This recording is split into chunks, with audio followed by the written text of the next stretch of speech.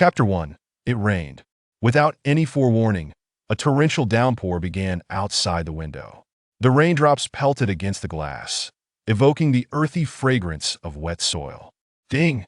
As the bell rang, the sound of hurried footsteps echoed through the corridor, with students streaming out from the entrance of the first-floor lobby.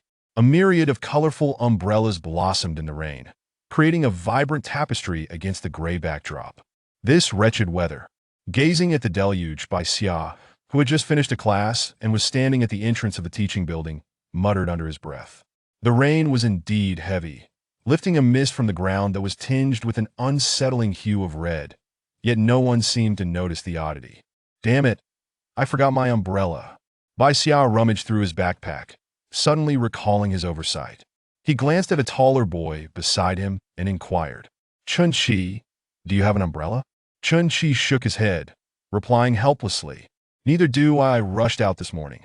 Well, I guess I'll just use my backpack as a shield. All right. One by one, the surrounding students unfurled their umbrellas and ventured into the rain. As the two boys prepared to brave the downpour with their backpacks held aloft, a piercing scream erupted from among the myriad of umbrellas, akin to the sound of thunder. Lu Sheng! Ah!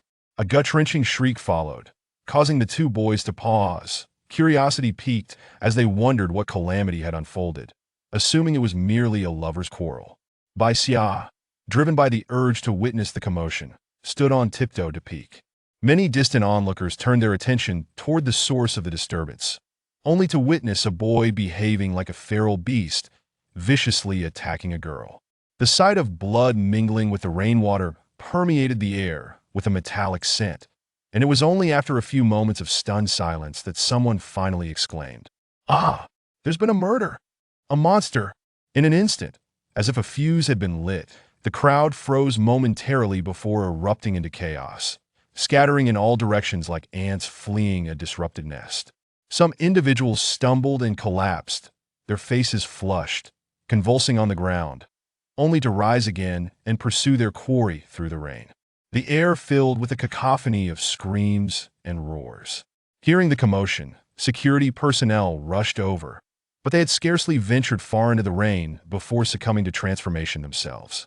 As for Bai Xia and Chun-Chi, they initially stood frozen in shock before instinctively running up the stairs, recognizing that the plaza in the rain was the epicenter of this horror. Perhaps due to the rain, Bai Xia felt an unusual chill within the building, causing the hairs on his body to stand on end. I need to put on more layers, he thought, attempting to soothe himself amidst the chaos. As they dashed past an office, the sound of chewing wafted from within, snapping Bai Xia back to reality. Just as they had hurried past, the brown-red door of the office was suddenly flung open with great force, and a blood-soaked middle-aged man burst forth, screaming. His appearance was anything but normal. His eyes bulged, his head swelled grotesquely, and his face was flushed red from ear to ear. His limbs twisted unnaturally, as if controlled by some unseen force, resembling a marionette. He opened his mouth, which was several times larger than that of an ordinary person, revealing sharp fangs, and lunged toward the two boys. The abrupt turn of events left Bai Xia momentarily dumbfounded, his mind blank and helpless. Yet his legs propelled him forward instinctively. Having lived a sheltered life, the students had never encountered such a scene. Their minds went blank in an instant. All they knew was to run. It's a zombie! Bai Xia's heart raced to his throat as he hastily categorized the creature in his mind, finding a term that resonated with his understanding. However, the realization that such an entity, which should not exist in reality, had materialized before him felt surreal. The thought that his life could be extinguished at any moment only fueled his determination to flee with all his might. The two boys dashed through the corridor of the teaching building, evading the gruesome fate that awaited them. Suddenly, the creature barreled into a nearby classroom still in session, drawn by the larger number of potential victims within, abandoning its pursuit of the two boys.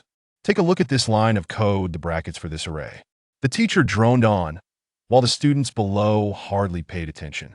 But when the monster crashed into the room, every gaze instantly turned toward the chaos. Moments later, a collective gasp arose.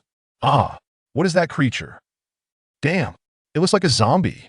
The sounds of tearing and screaming erupted from within the classroom, transforming it into a scene of carnage and terror. Seizing the opportunity as they noticed a moment of respite from their pursuers, the boys bolted into the staff lounge. Bai Xia gasped for breath, clutching the doorframe before slamming it shut behind them. They leaned against the door, panting heavily, their minds swirling in confusion, overwhelmed by the suddenness of it all. What on earth is happening? The teacher, Huang Tianhai, observed the two boys, who were panting heavily, and inquired. He had just taught them moments ago and had not yet departed, resting in the staff lounge. At that moment, the boys realized they were not alone. Their teacher was present. Yet Bai Xia remained silent, his focus solely on the bottle of mineral water on the table as he began to gulp it down. Huang Tianhai looked at the two, listening to the ruckus outside, his expression filled with bewilderment. Ignoring Huang Tianhai, Bai Xia handed the unfinished bottle of water to Qin Shi without a second thought. As calm began to settle over them, the memories of their frantic escape flooded back, that harrowing sense of survival rising to the surface. Unable to contain himself, Huang Tianhai pressed again. What exactly is going on? Old man, can't you hear? The noise outside is deafening. Bai Xia snapped back, frustration boiling over. As Huang Tianhai pondered whether a group of assailants had stormed the school, an unlikely scenario, screams suddenly erupted from above. The three turned in unison towards the window. In the next moment, a figure plummeted from the upper floor. With the window left ajar, the individual clung to the ledge, their bloodied hands gripping tightly. A swollen, crimson head slowly emerged. Motherfucker! Upon seeing the grotesque creature, Bai Xia felt an unexpected surge of courage, seizing a chair and hurling it at the monster, followed by a swift collision with the window. Instantly, the creature released its grip and fell, its head striking the ground and splitting open, blood and brain matter spilling forth, reminiscent of a watermelon bursting upon impact. Simultaneously, the sounds of relentless gnawing and frantic footsteps echoed from above and below. Chapter 2. Assessing the situation. Amidst the rain, anxiety and unease gripped the hearts of those outside. Right? What on earth has transpired? In the staff lounge, Bai Xia hastily opened his phone, seizing the moment of safety to ascertain the situation. Upon opening the browser, he was met with a jump to an unspeakable website, and upon recognizing the familiar URL, Bai Xia jolted in shock, quickly retreating to the homepage. Sighing in relief, he soon encountered a barrage of news articles. At 5 p.m. today in Yanjing, a typhoon sweeping in from the Pacific has incited chaos along the coast. Scientists assert that the rain may contain an unknown virus, with a 90 correlation to the unrest. Further investigations are underway. Residents in coastal cities are advised to stay indoors and await official guidance. The areas most severely affected were, of course, Yin Country, with neighboring nations such as Gaoli and Dongjian also feeling the repercussions. There were even those who, undeterred by the unfolding disaster, filmed videos both domestic and international. The internet was inundated with an array of footage, occupying the headlines and trending topics. Just hours prior, certain nations had already suffered, but it was only now that the news reached domestic audiences. Reports surfaced of individuals arming themselves and preparing to carve a bloody path through the chaos. Meanwhile, some voices began to stoke the flames, inciting unrest in Yin Country. Certain religious zealots emerged, proclaiming the rain to be a divine purge sent to cleanse humanity, while others echoed their sentiments, suggesting that people should willingly accept the baptism of this holy rain. Such inhumane rhetoric proliferated. After only a brief glance, Bai Xia swiftly exited the page, finding nothing of interest or utility. Moreover, considering that the typhoon had transported whatever it carried from the sea, Bai Xia realized that no one would be spared from its reach. As this thought crossed his mind, a wave of unease washed over him, prompting an expletive to escape his lips. Damn it! How could we in Changwon City, being inland, be affected so quickly? Even if there were issues at the coast, wouldn't it take time to reach us? Yet Bai Xia found himself unable to comprehend, nor did he see the need to dwell on it, as geography was not his strong suit. Suddenly, he remembered his family, berating himself for the oversight. How could I have forgotten them? Thus, Bai Xia swiftly sought out the accounts of his parents and younger sister, sending messages to inquire about their well-being. He had a sister named Baiyu, a student at the first high school of Changwon City, currently on the brink of her final year. Bai Xia is currently attending a local university, now in her freshman year. She became acquainted with Chun Chi during their second year of high school, and together they have navigated the challenges of university life.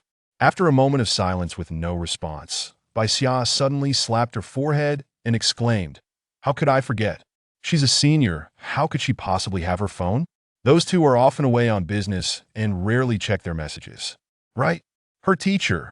Bai Xia then dialed the number of Baiyu's homeroom teacher, reasoning that as someone who frequently accompanied Baiyu, she should have the teacher's contact for convenience. However, after a while, only the sound of ringing filled the air, and no one answered. "Damn, what's going on? It seems I must go to the first high school to find her."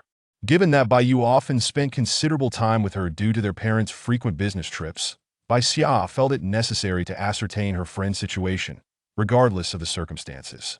After all, she had called Baiyu her brother for so many years, she owed it to her to check on her well-being. With her next course of action determined, Bai Xia chose to temporarily set aside her worries and focus on how to confront the impending situation. After all, she was merely a hapless university student without weapons or tools at her disposal otherwise. She would have rushed out immediately to confront the chaos at the first high school. However, obtaining such items was not feasible, so she resolved to prioritize her own safety first. She opened her browser and refreshed the page, discovering an unofficial report. Recent studies indicate that rain contains an unknown structure, with approximately a 97% probability of causing mutations in those exposed to it, effectively transforming them into creatures resembling zombies, albeit with a semblance of rationality and perception. Even in the absence of mutation, the ability of the substance to spread through air and water means that even unmutated individuals could still be contagious. It is akin to the differentiation between positive and negative, however. It appears that the majority are positive. Thus, it is advisable for individuals to maintain their distance from one another. At this point, Bai Xia suddenly recalled that she and Chun Chi had been standing beneath the eaves earlier, making it impossible for them to have avoided contact with the infectious agent. Realizing that both she and Chun Chi could be carriers, she felt a wave of relief wash over her thankfully. Neither had transformed into those monstrous beings. "Well, unfortunate I didn't mutate after all. The heavens have not forsaken me." Having thought through this, Bai Xia noticed Huang Tianhai inside the room, speaking on the phone with his family. "The number you have dialed is not reachable." The cold voice of the automated message caused Huang Tianhai to clench his teeth in frustration, and he hurled his phone to the ground, glaring in anger as he cursed, "Damn it." Bai Xia and Chun Chi were startled by Huang Tianhai's outburst but quickly stepped aside, not wanting to attract any misfortune. Acknowledging the reality of their dire situation, they began to discuss their next steps and how to respond. They contemplated their options while they could remain in their current location indefinitely. There was a scarcity of food, and they had just consumed the last of the water. Waiting for rescue seemed futile.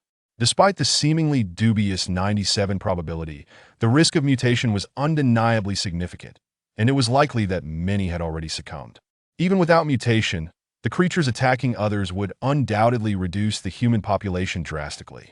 "Where should we go?" "We definitely can't stay in this building," Bai Xia inquired, and Chun Chi suggested, "The dormitory?" Bai Xia promptly dismissed the idea. "I don't have the key. Li Hongwen, who was skipping class, is likely dead. Besides, that place is filled with too many rooms. It's like a game of blind boxes, not safe at all." "The cafeteria?" "That's an option, but the kitchen is still there, and it's close to the teaching building, which would be quickly affected. It's not suitable." "The supermarket?" "All glass doors, inadequate protection. We could search for supplies and then flee." After much deliberation, Bai Xia resolved that if conditions permitted, they would venture to the supermarket and then to the laboratory building's computer room. That area was spacious, and apart from the computer science students, few would dare to venture there thus. There would be fewer wandering monsters. The teaching building alone would suffice as a feast for the monsters, so at least for this night, it would be a relatively safer option. However, the question remained of how to get there unless absolutely necessary. It was wiser to stay put and wait for the chaos to subside. Yet, would it truly be that simple? At that moment, a loud bang resonated from the back door, clearly the result of a zombie inadvertently colliding with it. Startled from her thoughts, Bai Xia instinctively cried out, "Ah!" Chun-Chi quickly covered her mouth, hissing, "Are you trying to get us killed?" The commotion outside excited the creatures further, causing them to batter the door with renewed vigor. This noise attracted more zombies. But curiously, after a brief period of banging, there was no anticipated coordinated assault instead. A cacophony of gnashing teeth and flesh tearing echoed, reminiscent of a pack of monsters devouring one of their own. Bai Xia furrowed her brow, glancing at Chun-Chi evidently. This deviated from her preconceived notion of zombies. Shouldn't they be united in their attack against humans? However, this could be seen as a silver lining. At least their focus was still on their kind, not solely on humans. After a time, the sounds of footsteps and growls faded, suggesting a retreat. At this juncture, Huang Tianhai approached cautiously, joining his two students. The three stood transfixed, eyes fixated on the door, as though anticipating the imminent intrusion of whatever lurked beyond. Chapter 3. Chaos. Huang Tianhai approached the window and gazed outside. From this vantage point, he could see a street beyond the school, where vehicles were clustered together, merging with blood and flesh, resembling a twisted steel beast devouring the frail bodies of humanity. The cacophony of honking horns filled the air, and car lights flickered like stars in disarray that a faintly crimson rain battered against the window, leaving imprints of Huang Tianhai's weathered face upon the glass. Below, the athletic field was already marred with sporadic stains of blood that a few individuals wielded sticks, fleeing while retaliating against their pursuers. "You two, will you remain inside the school or venture out?" Huang Tianhai suddenly inquired. "Of course, we must go out, that I need to find my sister." Huang Tianhai nodded, feeling a sense of reassurance as he observed Bai Xia. "And you, teacher?" Although Bai Xia was not particularly familiar with this instructor, she asked casually. Just as Huang Tianhai was about to respond, a sudden series of knocks reverberated against the window. Bang bang. The abrupt sound caused the three to turn sharply, their pupils constricting in alarm. For there a figure. No, it appeared not to be human, for its limbs were covered with enormous suction cups that a mutation, a zombie. A thought flashed through Bai Xia's mind. The mutated lizard-like creature clung to the window, forcefully pounding against the glass. With a resounding crash, the force of its assault shattered the window, sending shards of glass, glistening with droplets, flying like bullets. Yet, Huang Tianhai lunged forward, positioning himself protectively in front of the two, his broad frame shielding them from the deadly debris. In that instant, Bai Xia's pupils shrank to pinpricks. The unfolding scene was too sudden. Just as she stood in stunned silence, Chun-Chi reacted swiftly. Grabbing Bai Xia and bolting for the exit, they stepped out. Chun-Chi almost stumbled over his skeletal remains, gnawed to the point where only skin hung loosely from the bones. With quick reflexes, he slammed against the door and darted down the corridor. On the second floor, there was a small balcony. They were on the third. Chun-Chi leapt down, rain pouring heavily upon them. "Are you okay?" "No," Bai Xia stammered, still in shock from the recent events. "Snap out of it." Chun-Chi urged, "Do you want to die? At this rate, you'd have been dead countless times over." Bai Xia felt her head buzzing, as if something were about to burst through her mind. But soon, she regained her composure, scanning her surroundings. Fortunately, no monsters lurked nearby. "What do we do now? Where should we go?" "Let's head to the security office. There should be usable weapons there." The faintly crimson rain continued to pour, seemingly unwilling to relent anytime soon.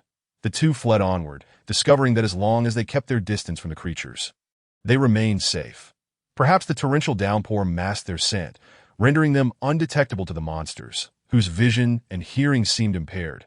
They dashed into the security office, grabbing whatever they could, gloves, riot shields, and whatever equipment they could find, regardless of fit. They donned it hastily. Suddenly, Chun-Chi spotted a fire axe discarded on the floor and swiftly picked it up. Instantly, a sense of reassurance washed over them both. The path to the supermarket led through an open square, where chaos reigned amidst the rain. Their objective was clear: to circumvent the madness. With the sound of rain mingling with their hurried footsteps, they moved with urgency, having confirmed that no zombies were wandering nearby. They quickened their pace toward the supermarket. However, as they approached, they spotted a figure within. Yet it was unmistakably not human, for no person stood in such a grotesque posture. Upon closer inspection, they realized it was a store clerk. Her eyes bulging and mouth agape, chewing on a piece of flesh, her limbs contorted at unnatural angles. "May you find peace in the afterlife," Chinchi remarked, observing the bizarre zombie. "Well, based on my years of watching films, it is safe to say their weakness lies in the brain. Damn it, that's just stating the obvious. Ultimately, it's the nervous system that controls them, right?" Bai Xia trembled as she listened to Chinchi's assertions. Yet, this was her first encounter with such horror. Despite her bravado, her body quaked with fear, her strength waning. "What else with the shivering? Are you scared?" Chinchi raised an eyebrow, noticing her visible trepidation. Bai Xia met his gaze, only to find him unervingly calm, a true embodiment of composure in crisis. "How can you be so collected?" At that moment, it seemed Chinchi was only just awakening to the gravity of the situation. The escape they had just made, and his current demeanor, appeared as if he had traversed this path many times before, as if it were ingrained in his very muscle memory. That I don't know. Chinchi felt a disconcerting familiarity, as if such occurrences were routine, his hands accustomed to the brutality of violence. Enough pondering. If you keep talking, you might as well be ready to be bitten. "Oh," Bai Xia responded, stealing glances at Chinchi. For reasons unknown, she felt a profound sense of calm emanating from him. As they approached the supermarket entrance, Bai Xia seized the steel fork and charged inside. The creature, alerted by the sound, turned just in time to meet the fork's point. Chinchi followed closely behind, swinging the axe down with force, caving in the creature's skull, not expecting to kill it with one blow. He continued to strike, aiming for the neck and spine, blood and gore splattering in chaotic disarray, much of it landing on his face, with only a fraction hitting Bai Xia. The overwhelming stench and gruesome sight nearly caused Bai Xia to falter. Yet she gritted her teeth and held firm against the monstrosity. After what felt like an eternity, Chinchi finally paused, panting heavily as he surveyed the mangled remains. Phew, it should be dead now. Bai Xia's numb hands released the fork, causing the creature's body to collapse, twitching and flailing in a futile attempt to rise again. Yet, due to the damage to its brain and spine, it had lost control over its movements. Suddenly, in a fit of desperation, the creature lunged at Bai Xia. She froze, her pupils reflecting the blurred figure of the monster. Chinchi's eyes widened as he swung the axe again, delivering a kick, then pressing down with his legs to restrain the creature. Channeling his inner strength, he raised the axe and struck at the creature's joints, ensuring it could no longer move. Finally, with one last blow, he shattered its already mangled body. Only then did they finally vanquish the monster. "Finally, it's done. Hurry before more zombies arrive. Grab what you can." Chinchi extended his hand, pulling the still dazed Bai Xia to her feet. Regaining her senses, Bai Xia looked at Chinchi, reflecting on the earlier chaos. She was struck by how composed and quick-thinking he was. Was he perhaps a hidden assassin? No. What am I thinking? Such things only exist in novels. Shaking off her wild thoughts, she realized that had she relied solely on her earlier performance, as Chinchi had said, she would have long since met her demise. That don't you feel nauseated? "Please, as a child, I nearly gouged someone's eyeballs out. Forget it. Let's not discuss it." Chinchi replied, clearly displeased. "Forget I said anything. Once we gather supplies from the supermarket, we'll leave." They both set about collecting the necessary provisions. Bai Xia's gaze fell upon the grotesque corpse on the ground, and she couldn't suppress her revulsion, internally questioning how Chinchi managed to remain so unfazed. Perhaps some people were simply born this way. Noticing Chinchi's seemingly accustomed demeanor, she frowned, pondering, if I were to become such a monster, would he hesitate for even a moment? "Bai Xia, what are you dawdling for? Hurry up." "Oh." Right as she gathered supplies, Bai Xia's movements were somewhat stiff, clearly affected by the bloody scene they had just witnessed. Chinchi noticed her unease and said, "I feel nothing towards these creatures. Besides, they're no longer human." Bai Xia was acutely aware that seeking out his sister at the first high school was, at present, an impractical endeavor, and he resolved to first secure his own well-being before concerning himself with others. Despite a lingering sense of anxiety, he understood that such worries were futile. It was far better to hold on to the hope that she was still alive and to establish a purpose for himself. Furthermore, recent events had made it clear to Bai Xia that his physical strength paled in comparison to Chinchi's, and his psychological resilience was even less formidable. Venturing out alone was tantamount to courting death. Thus, Bai Xia concluded that he must rely on Chen Qi for support, to AS for his parents. They were of secondary importance that he recalled that due to their frequent business trips, he and his sister had often been left to their own devices, leading to a certain emotional detachment from them.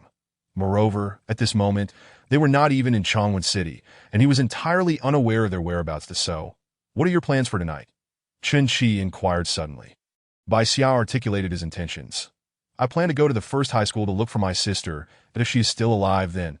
I'm not sure what comes next. Perhaps I'll search for our parents. What about you? Bai Xia found himself curious about Chen Qi's own plans. That I have no plans. There's no one worth searching for, Chen Qi replied dismissively. Bai Xia fell silent for a moment before asking, could you do me a favor? Upon hearing this, Chen Qi chuckled. Are we still at a point where please is necessary between us? Well, I would like you to accompany me to the first high school. Oh, I see. From your earlier demeanor, it appears you realize you cannot go alone. That's why you called for me, isn't it? Chen Qi surmised with a smirk. Exactly, Bai Xia conceded, adopting a nonchalant tone. Chen Qi chose not to pursue the matter further. The two lingered in the supermarket for a while, taking a moment to rest. Just then, a familiar, yet not particularly close acquaintance approached, bounding into the supermarket with a backpack, seemingly in search of food. Zhao Wenjie, Bai Xia strained to recall the name. Before the other could greet them, Bai Xia preemptively announced, it's you isn't it? Zhao Wenjie raised an eyebrow in surprise. Yes, that's me. And you too killed that zombie? He gestured towards the indistinct corpse on the floor, but his tone betrayed no shock. Yes, it was us, Bai Xia confirmed. So, Zhao, what brings you here? He asked, puzzled by the tall, robust young man, a veritable jack-of-all-trades who attracted countless admirers yet had opted for a local university. This choice was due to the institution's respectable status and proximity to home, coupled with the stroke of luck that led to his acceptance into the economics and statistics program. However, Bai Xia soon noticed the bloodstains on Zhao Wenjie's clothing, indicating a recent skirmish. Zhao Wenjie looked at Bai Xia as if he were foolish and replied, I'm here to scavenge for supplies. That be by the way. Where are you planning to spend the night? I'd like to join you. It's safer in numbers, isn't it? In the computer lab of the experimental building. That area is quite spacious. Indeed, it's a suitable choice. Let us go then. Zhao Wenjie pondered for a moment, then called for them to move. He turned, signaling for them to follow, while casually inquiring about their names. That it was normal for others to know Zhao Wenjie, but it was almost unimaginable for him to know them. As the trio walked towards the experimental building, Bai Xia and Chen Qi felt an uncomfortable tension, particularly towards Zhao Wenjie, who exuded an unsettling aura. Why does he always make me feel like I want to punch him? Is it because he is so exceptional, or do I harbor some grudge against him? The three maintained a silence, eventually arriving at the foot of the experimental building. They effortlessly avoided a group of ruffians along the way. ILL checked the experimental building floor by floor to be safe. You two be careful, Zhao Wenjie instructed before heading off alone, displaying a competitive spirit. Once Zhao Wenjie had entered the building, Bai Xia and Chen Qi followed suit, the chill within the structure seeming to stem from the rain outside. Aside from the sound of raindrops and occasional distant growls, only their footsteps echoed in the empty space. Upon finding an unlocked door, they began to rummage through the offices. The area was largely vacant, as teachers rarely occupied their desks. Bai Xia searched each desk for anything of value, but could only unearth a bag of expired biscuits that had been forgotten for months. He discarded it with a curse. Damn it, even dogs wouldn't eat this. There is a baton, some spray, and a flashlight. Well, something is better than nothing, and a small knife. Zhao Wenjie reappeared from the security office. Having found these items, he stowed them in his bag and returned to the experimental building. Strangely, even though Zhao Wenjie was in close proximity to the monsters, they showed no interest in him. Instead, retreating, do you think Zhao might be in trouble? Bai Xia suddenly asked. Chen Qi cast Bai Xia a bemused look. Have you forgotten how athletic he is? If he is acting foolishly, he is capable enough to hold his own. Then I suppose there is no need to worry. Wait, did you just equate me to a unit of measurement? Realizing this, Bai Xia attempted to strike Chen Qi, but his lack of strength allowed Chen Qi to easily grasp his slender wrist. Just look at you. You're as weak as a girl. I was the one who evaluated your fitness level. Bai Xia fell silent, resigning himself to the situation, while Chen Qi chuckled softly before releasing him. secretly thinking he has always been like a little girl. He might as well grow his hair long. Bai Xiao plopped down onto a nearby black chair, leaning back and stifling a yawn that I'm starting to feel sleepy. Yet he still opened his phone to continue gathering information. Through online sources, he learned that the government had dubbed the devastating rainstorm that caused this calamity Crimson Rain. The coastal areas of Yin country were largely engulfed, while the inland regions had, for the time being, escaped the worst effects. Nonetheless, preparations for evacuation and preventive measures were underway as troops were deployed for a forceful crackdown. One could not help but admire the efficiency of Yin country. However, the moisture continued its relentless advance inland, and it was expected that soon it would cover the entire nation. Other countries were hardly faring any better. Nations like American and Neon, which were perennially ravaged by typhoons, were almost entirely affected, and Bayon country was also feeling the impact of moisture migrating from the Arctic Ocean. Online cries of despair echoed, while those in unaffected areas seemed to revel in the chaos, eager to witness the spectacle. Then Bai Xia's attention was drawn to a peculiar video featuring a person amidst flying debris, hurling rocks at the zombies below. The footage appeared to be shot from an upper floor, capturing the street below. In a bid to pass the censorship, the video poster had conveniently blurred the splashes of red. What is this nonsense? Filming a movie? Mutant humans, don't try to fool me. I haven't read enough to buy into that, Bai Xia thought. The video lasted merely a few seconds, and after replaying it several times, he found no signs of special effects, or perhaps the effects were so advanced that he couldn't discern them. Hey Qin, come over and take a look at this, Bai Xia called, presenting the video to Qin Shi. What do you think this is? Looks like mutated zombies paired with superhumans, a decent fit for the genre. Have you watched too many sci-fi films? No, it's not that. Given the absurdity of the monsters outside, accepting this scenario isn't too far-fetched. Is it? The two delved into a discussion about it. Just then, Bai Xia received a text message from the Changwon city government, urging survivors to gather at the local 145th Army District for protection. The focus of their conversation swiftly shifted from the potential superhumans to the military base. Shall we head there afterward? Sure. After I accompany you to the first high school, we can make our way there. However, I recall that these two locations are in opposite directions. Suddenly, a series of knocks echoed at the door. Open up, it's me. Startled by the unexpected noise and Zhao Wenjia's voice, Bai Xia and Qin Shi exchanged glances before Bai Xia rose to answer the door. Upon entering, Zhao Wenjia began reporting his findings. I just scouted the third floor. The doors and windows are mostly locked. There is no immediate danger. And what about upstairs? Qin Shi inquired that I've barricaded the downstairs with tables, blocking the hallway completely. The fellows are unable to come up. The ones upstairs intend to call you all together. Surely, you do not mean to offload all this perilous work onto me, do you? I have already traversed 3 floors. That as Zhao Wenjia spoke, there was a hint of grievance and reluctance in his tone. So, does this mean we ought to exert ourselves as well? Then let us proceed. Bai Xia, with a forced smile, called out to Qin Shi, urging him to join. Zhao Wenjia deliberately took the lead, guiding the two up the stairs. How about this? Bai Xia over here, Qin Shi there, and I shall occupy this space. Zhao Wenjia stated while delineating the areas. Qin Shi interjected, saying, Bai Xia is a complete athletic failure. He is unfit to handle this alone and is prone to accidents. I faced with Qin Shi's blunt criticism. Bai Xia was at a loss for words. Yet the truth was undeniable. He indeed was an athletic failure. Have I not managed to survive until now? Am I merely to rely on the goodwill of others? Zhao Wenjia remarked without a shred of politeness, which naturally displeased Bai Xia. What do you mean by that? It's nothing. I am merely speaking the truth that in any case, I have allocated the areas as such. You may handle it as you see fit. With a wave of his hand, Zhao Wenjia turned and strode towards his designated area. This fellow. Qin Shi observed Zhao Wenjia's retreating figure, clenching his fists in irritation. His impression of Zhao Wenjia deteriorating further. Not lingering any longer, the two made their way toward the remaining area. Initially, everything seemed normal, but as they approached the restroom, suddenly, a zombie, with ears flushed crimson and a face resembling shattered glass, lunged out at them. Qin Shi reacted swiftly, seizing an axe and striking at its vital point. Yet it felt as though he had struck iron, causing his hand to tingle with numbness as the creature drew closer. Qin Shi lifted his leg to deliver a kick, only to feel as if he had kicked a steel plate. Ouch, my foot!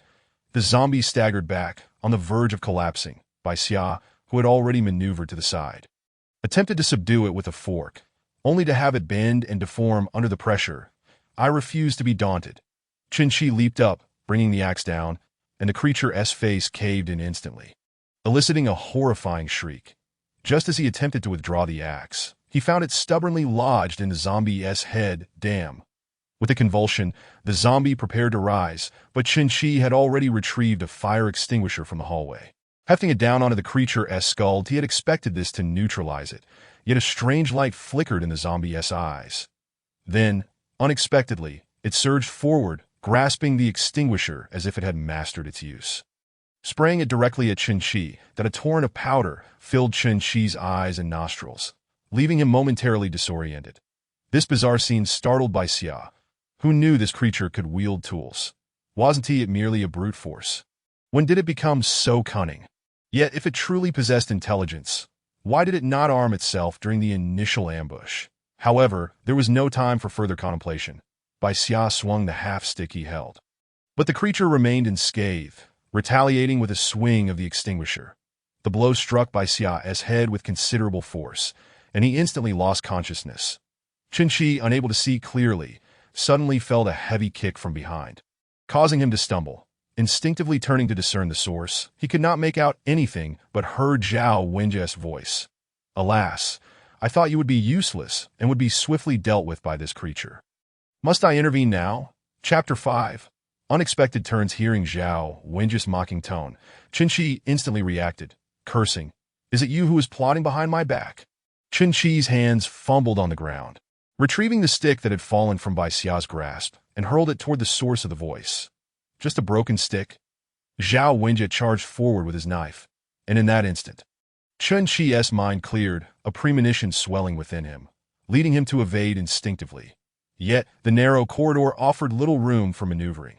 Zhao Wenjia adjusted his stance slightly, redirecting his force, and with a swift slash, a gash appeared on Qin's left arm. Qin felt warmth trickling down his arm. Meanwhile, the zombie seized the extinguisher and swung it. A whistling sound erupted from behind, prompting Qin to dodge. However, a few rounds of combat proved that Zhao Wenjia, with his weapon, had already inflicted several cuts on Qin.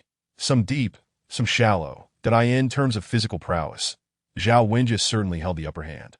As time passed, Zhao Wenjia grew increasingly impatient, exclaiming, "It seems I must resort to more drastic measures." Suddenly, Qin's reflexes plummeted, his movements becoming sluggish, as though someone had severed his nerves. Zhao Wenjia swiftly crouched and slashed at Qin's thigh. Qin winced in pain. The injury rendered his leg weak, causing him to lean sideways. Observing this, Zhao Wenjia pressed his foot onto Qin's hand wound, angrily demanding, "Why are you dodging?" Qin's injury worsened, tearing further and allowing more blood to flow, soaking his pant leg, rendering his hands nearly useless. Ha! How delightful! Zhao Wenjia produced a length of rope he had prepared earlier, binding Qin securely, and waved for the zombie to drag the unconscious Bai Xia along. The light in the zombie's eyes faded once more, yet it still gripped one of Bai Xia's legs, dragging him into a nearby empty classroom like a lifeless dog. The two were bound and thrown onto the ground, while Zhao Wenjia took a chair and sat before them. Qin was still conscious, his vision clearing, while Bai Xia remained in a stupor. Zhao Wenjia then placed his foot firmly on Bai Xia's head, twisting it slightly, leaving a black shoe print on his face. With a gleeful expression, Zhao Wenjia retrieved the knife, toying with it, and spoke with a mocking tone. "Qin, how do you feel?" He then erupted into a fit of maniacal laughter, as though he had transformed into a different person. Qin glared at him in fury, opening his mouth to curse. "Zhao Wenjia, you..." Before he could finish, Zhao Wenjia shoved his foot into Qin's mouth. "Such behavior is quite impolite. Did your parents never teach you manners, by the way? You seem to lack parents. Yes, you are nothing but a bastard. Ha ha ha." With that, Zhao Wenjia withdrew his foot and delivered a kick to Qin's face, a wave of joy washing over him. "I've longed to do this. Haha, what fun." Hearing this, Qin glared at Zhao Wenjia with even greater fury, his eyes wide as if he were about to devour him. "Do not look at me with such eyes. It may compel me to act, and I might just pluck your eyes out." Zhao Wenjie continued his maniacal laughter, then pulled the nearby zombie closer, that a glimmer of light flickered in the creature's eyes once more. Chun-Chi, consumed by rage, failed to notice this anomaly, yet the zombie began to speak. "Chun-Chi, you bastard!" Zhao Wenjie burst into laughter. "Haha, look, even this creature is calling you that." "Huh?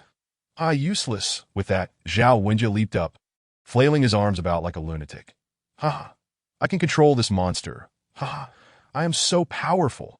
Zhao Wenjie danced about for a time, then suddenly froze, his eyes wide with shock, and incredulously asked, "Who did this?" Suddenly, Zhao Wenjie caught sight of a zombie beside him and instinctively assumed a combat stance. However, he soon realized that it bore no intention of attacking him.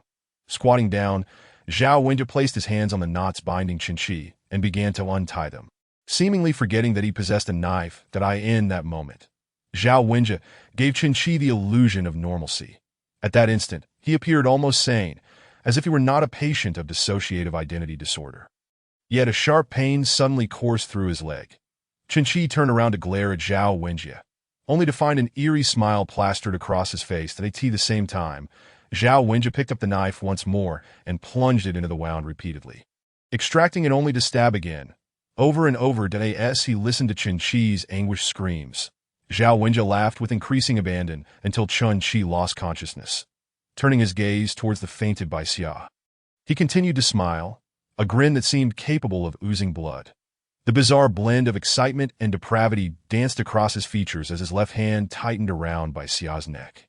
Bai Xia, caught in Zhao Wenjie's grip, struggled to breathe, desperate for air, yet unable to draw a single breath. Her complexion darkened, and tears streamed from the corners of her eyes, reflecting sheer terror and dread. As Zhao Wenjie observed Bai Xia's increasingly ashen face, his exhilaration grew, and his grip tightened further. Just as she was on the brink of suffocation, in the depths of darkness, Bai Xia thought she glimpsed a white figure, followed by a soft, delicate voice murmuring, "I don't want to die," but it vanished in an instant, leaving no trace behind. Feeling somewhat satiated, Zhao Wenjie finally released his hold, carelessly tossing Bai Xia aside. She hit the ground with a thud, followed by a fit of violent coughing. The excruciating pain jolted her awake, and she found herself staring at Zhao Wenjie, who wore that same sinister smile. Alongside the zombie, standing idly by, and the sight of herself and Chun-Chi, bound tightly. How? Upon realizing Bai Xia had regained consciousness, Zhao Wenjie transformed, confessing his actions, including his ability to control zombies. However, I've discovered it isn't true control. It is more akin to hypnosis, but it's close enough. Why would you do this? Zhao Wenjie reverted to his previous demeanor, as if he had heard the greatest joke. "Ha! Does a madman need a reason? Ha! They all say I'm insane, so I shall embrace it. Oh." Amidst laughter, Zhao Wenjie began to weep, sliding down to the ground, his hands covering his face as he sobbed. Yet within 10 seconds, he erupted into laughter once more, bouncing out of the empty classroom, disappearing into the unknown. "You lunatics! You relish watching me like this, don't you? Ha!" The zombie followed suit, racing out as well. The door stood ajar, and Zhao Wenjie's laughter echoed faintly in the distance. A drop of rain fell with a splat onto the leaves. The rain ceased, the sky darkened, the people grew weary, and the heart became tainted. Countless pairs of ravenous eyes lurked in the shadows, hunting for prey. Night had fallen. Chapter 6. Night dreams, and time as darkness enveloped the world. The low growls grew increasingly frequent with the passage of time. Bai Xia's strength gradually returned, yet there was still no sign of Zhao Wenjie. Reflecting on his recent actions, she concluded that he had likely succumbed to madness. Zhao Wenjie had not tied her up very securely. With a bit of effort, she could free herself, and once she managed to regain her strength, she would untie Chun-Chi.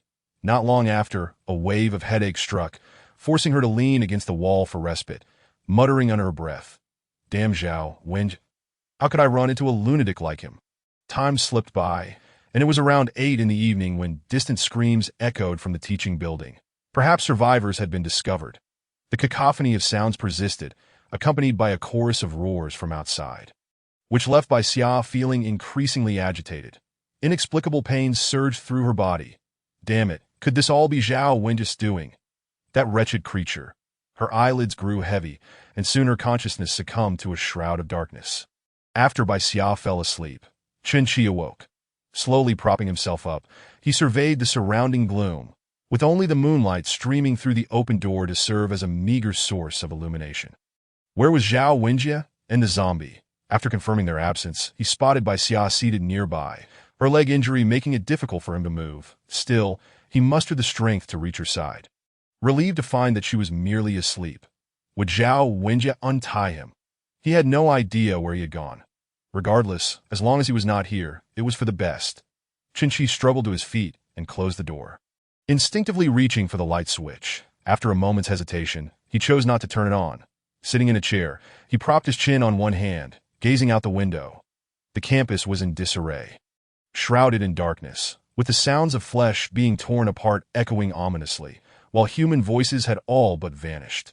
Sighing, he noted the clock on the blackboard ticking away, its second hand adding an air of eeriness to the darkness. In the stillness, Chen Qi felt his body relax, his thoughts becoming clearer, and the discomfort slowly dissipating. Simultaneously, a comforting and itchy sensation spread through him, as though the wound were healing itself at an accelerated rate. He recalled a similar experience from the moment Zhao Wenjie had betrayed him, but this time the sensation was richer. Was this what they referred to as a special ability? How utterly mundane it seemed. Akin to my OWN, IT paled in comparison to Zhao Wenjie's. Chen Qi chuckled bitterly, but accepted this newfound ordinary power with a sense of resignation. Suddenly, the glint in the zombie's eyes came to mind. Perhaps it was best to avoid such a fate. Zhao Wenjie's ability to control those monsters. Such a remarkable power bestowed upon such a person, resolving not to dwell on these thoughts. He turned his gaze back to the outside world, peering into the campus grounds that a few scattered lights flickered in the distance, and the moon cast a silvery glow, while the stars twinkled in the night sky. Creating a stark contrast to the current disarray of Longwen City, Bai Xia found herself enveloped in a void of darkness, where an expanse of black was punctuated by a striking white light. It seemed she had arrived at a certain place. With no other recourse, Bai Xia moved towards that white glow. As she drew closer, the figure became clearer. It was a small person, when she was approximately 5 meters away. The figure slowly turned around. Bai Xia finally beheld the face of the individual, a delicate visage adorned with striking azure eyes that embodied beauty, clad in a flowing garment of deep violet and black. Just as Bai Xia opened her mouth to inquire, the figure interrupted her, eyes filled with terror, murmuring, "I don't want to die. He cannot die." The fragmented whispers left Bai Xia bewildered. What was this nonsensical rambling? The figure seemed oblivious to her presence, continuing to chant, "Therefore, I need you to die. Please." Suddenly, the other party's hand brushed against the waist, producing a handgun, which was promptly cocked, the menacing black muzzle pressed against oneself. The obscured body of the firearm reflected a glint of white light from an indiscernible angle, causing Bai Xia's pupils to constrict in an instant, compelling her to raise her hands and surrender. "Sister, don't be agitated." Her heart raced, pounding so loudly that Bai Xia could almost hear it, terrified that the other might act impulsively. Yet, the individual hesitated, gun still aimed at her, seemingly caught in a moment of indecision. Bai Xia, naturally, dared not to make any sudden moves that a flicker of confusion crossed the assailant's eyes, and the raised hand lowered slightly, prompting Bai Xia to take a deep breath, feeling a measure of relief. "Let us talk." Before she could finish her thought, the gun was once again directed at her, causing Bai Xia to promptly seal her lips as she pondered her next course of action. A pale yellow bamboo pole slid into view from the side, precisely jabbing at the hand that wielded the gun, which fell to the ground with a thud. Almost immediately, the pole struck again, this time targeting the assailant's chest, sending them crashing several meters away. Coughing violently, the small figure on the ground clutched their chest, eyes fixed on the firearm in the darkness. Bai Xia turned to see who had come to her aid, but was met with an expanse of shadows. As if the bamboo pole had animated itself. The pole seemed to sense the assailant's intention to retrieve the gun, pivoting to knock it aside. Then a shadow, accompanied by the bamboo pole, approached the small figure, an invisible hand seemingly groping at its form. Suddenly, it found something, rising and walking toward Bai Xia. Bai Xia stood frozen, at a loss for what to do. She contemplated fleeing, But where could she escape in this endless darkness? As the shadow drew nearer, white specks of light began to appear around her, gradually enlarging until they coalesced into a luminous white flower, illuminating the surroundings. She found herself amidst a sea of blossoms. It became clear that the shadow was actually a figure draped in a black cloak and hood, slightly shorter than herself. The hood was pulled low, obscuring the face, and the entirety of the figure was cloaked in black, including the gloves adorning their hands. The figure approached, holding the bamboo pole in their right hand, halting before her, while their left hand gripped something tightly, then raised it to signify they possessed an object. Bai Xia stared, bewildered, while the cloaked figure remained still, maintaining the gesture as if awaiting her to retrieve the item. "What is this?" she tentatively inquired, but the figure remained silent, resembling a mere statue, waiting for her to engage. Hesitatingly, Bai Xia reached out, and the cloaked figure released their grip, allowing a golden pocket watch to fall into her palm. Its resplendent exterior signified its uniqueness, the copper gears exuding a classic aura. Yet, its singular flaw was that it was broken. All three hands were frozen at the 0 mark, utterly immobile, and shards of glass lay at its base, with the gears marred by cracks. "Why are you giving me a broken one?" The cloaked figure uttered not a word. As if having fulfilled their purpose, they circled around her and began to retreat. Bai Xia turned to look, realizing that a river had materialized within the floral expanse. Its endpoint a dark, ominous hill. The figure stepped into a solitary boat by the riverbank, plunging the bamboo pole into the inky waters and paddling away. That a term flickered in Bai Xia's mind. The ferryman. Just as she intended to pursue and inquire further, a sudden gunshot erupted behind her, reverberating in her ears like thunder. That a soft yet chilling voice called out from behind, "Return it to me." All right, please don't shoot." As she prepared to toss the watch back, a voice rang in her ear. "Bai Xia, wake up." Bai Xia jolted awake, finding Qinqi calling her name. Everything that had transpired was merely a dream. A sigh of relief escaped her. Yet a cold and hard sensation lingered in her hand, prompting Bai Xia to incredulously gaze at her palm. The broken golden pocket watch lay quietly in her grasp. While she was still in a daze, Qinqi spoke again, pulling her back to reality. "Let us go. Something is approaching." Bai Xia immediately regained her composure, rising to follow Qinqi downstairs. "What is going on?" "Remember the mutated gecko, man? It was climbing on the dormitory opposite the experimental building. Just now, I think I made eye contact with it, and then it headed downstairs, likely coming this way. Oh, damn. Why were you playing eye contact with it?" "How was I to know? It looked my way first. These mutated creatures are getting more bizarre. Zombies are one thing, but now even animals are joining in. Who knows, maybe plants will show up too? Never mind that, it's certain death to run around downstairs. We need to find a place to hide." Chapter 7. The silent night. In the open space below, a giant gecko, roughly the height of an adult, lay sprawled on the ground, its head adorned with prominent jaws and a thin layer of keratinous membrane covering its face. Its limbs were more developed than those of an ordinary human, featuring oversized suction cups on its fingers. These creatures adhered to the law of survival of the fittest, directly attacking the zombies weaker than themselves, while not daring to confront those stronger. Only a few, either fearless or dim-witted, stood still, leading the gecko to charge at them and tear them apart in mere moments. The area was left stained with blood and littered with dismembered flesh. After feasting, the mutated gecko swiftly scaled the wall, heading straight for the position where Qinqi had just been. It had indeed seen him. Meanwhile, Qinqi sprinted with Bai Xia in his arms, encountering a few stray zombies along the way. He dispatched them with a kick, sending them crashing to the ground before continuing to flee. The downed zombies staggered back to their feet, preparing to pursue Qinqi.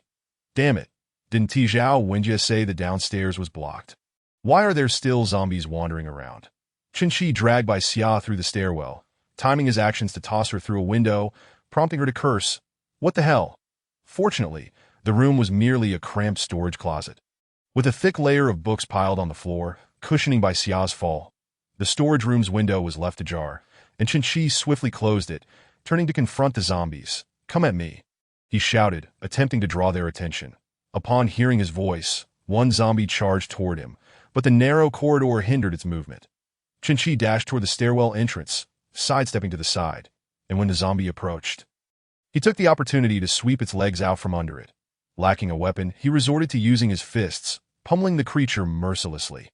After a while, when it lay still, Chen-Chi hoisted the corpse and tossed it from the fourth floor.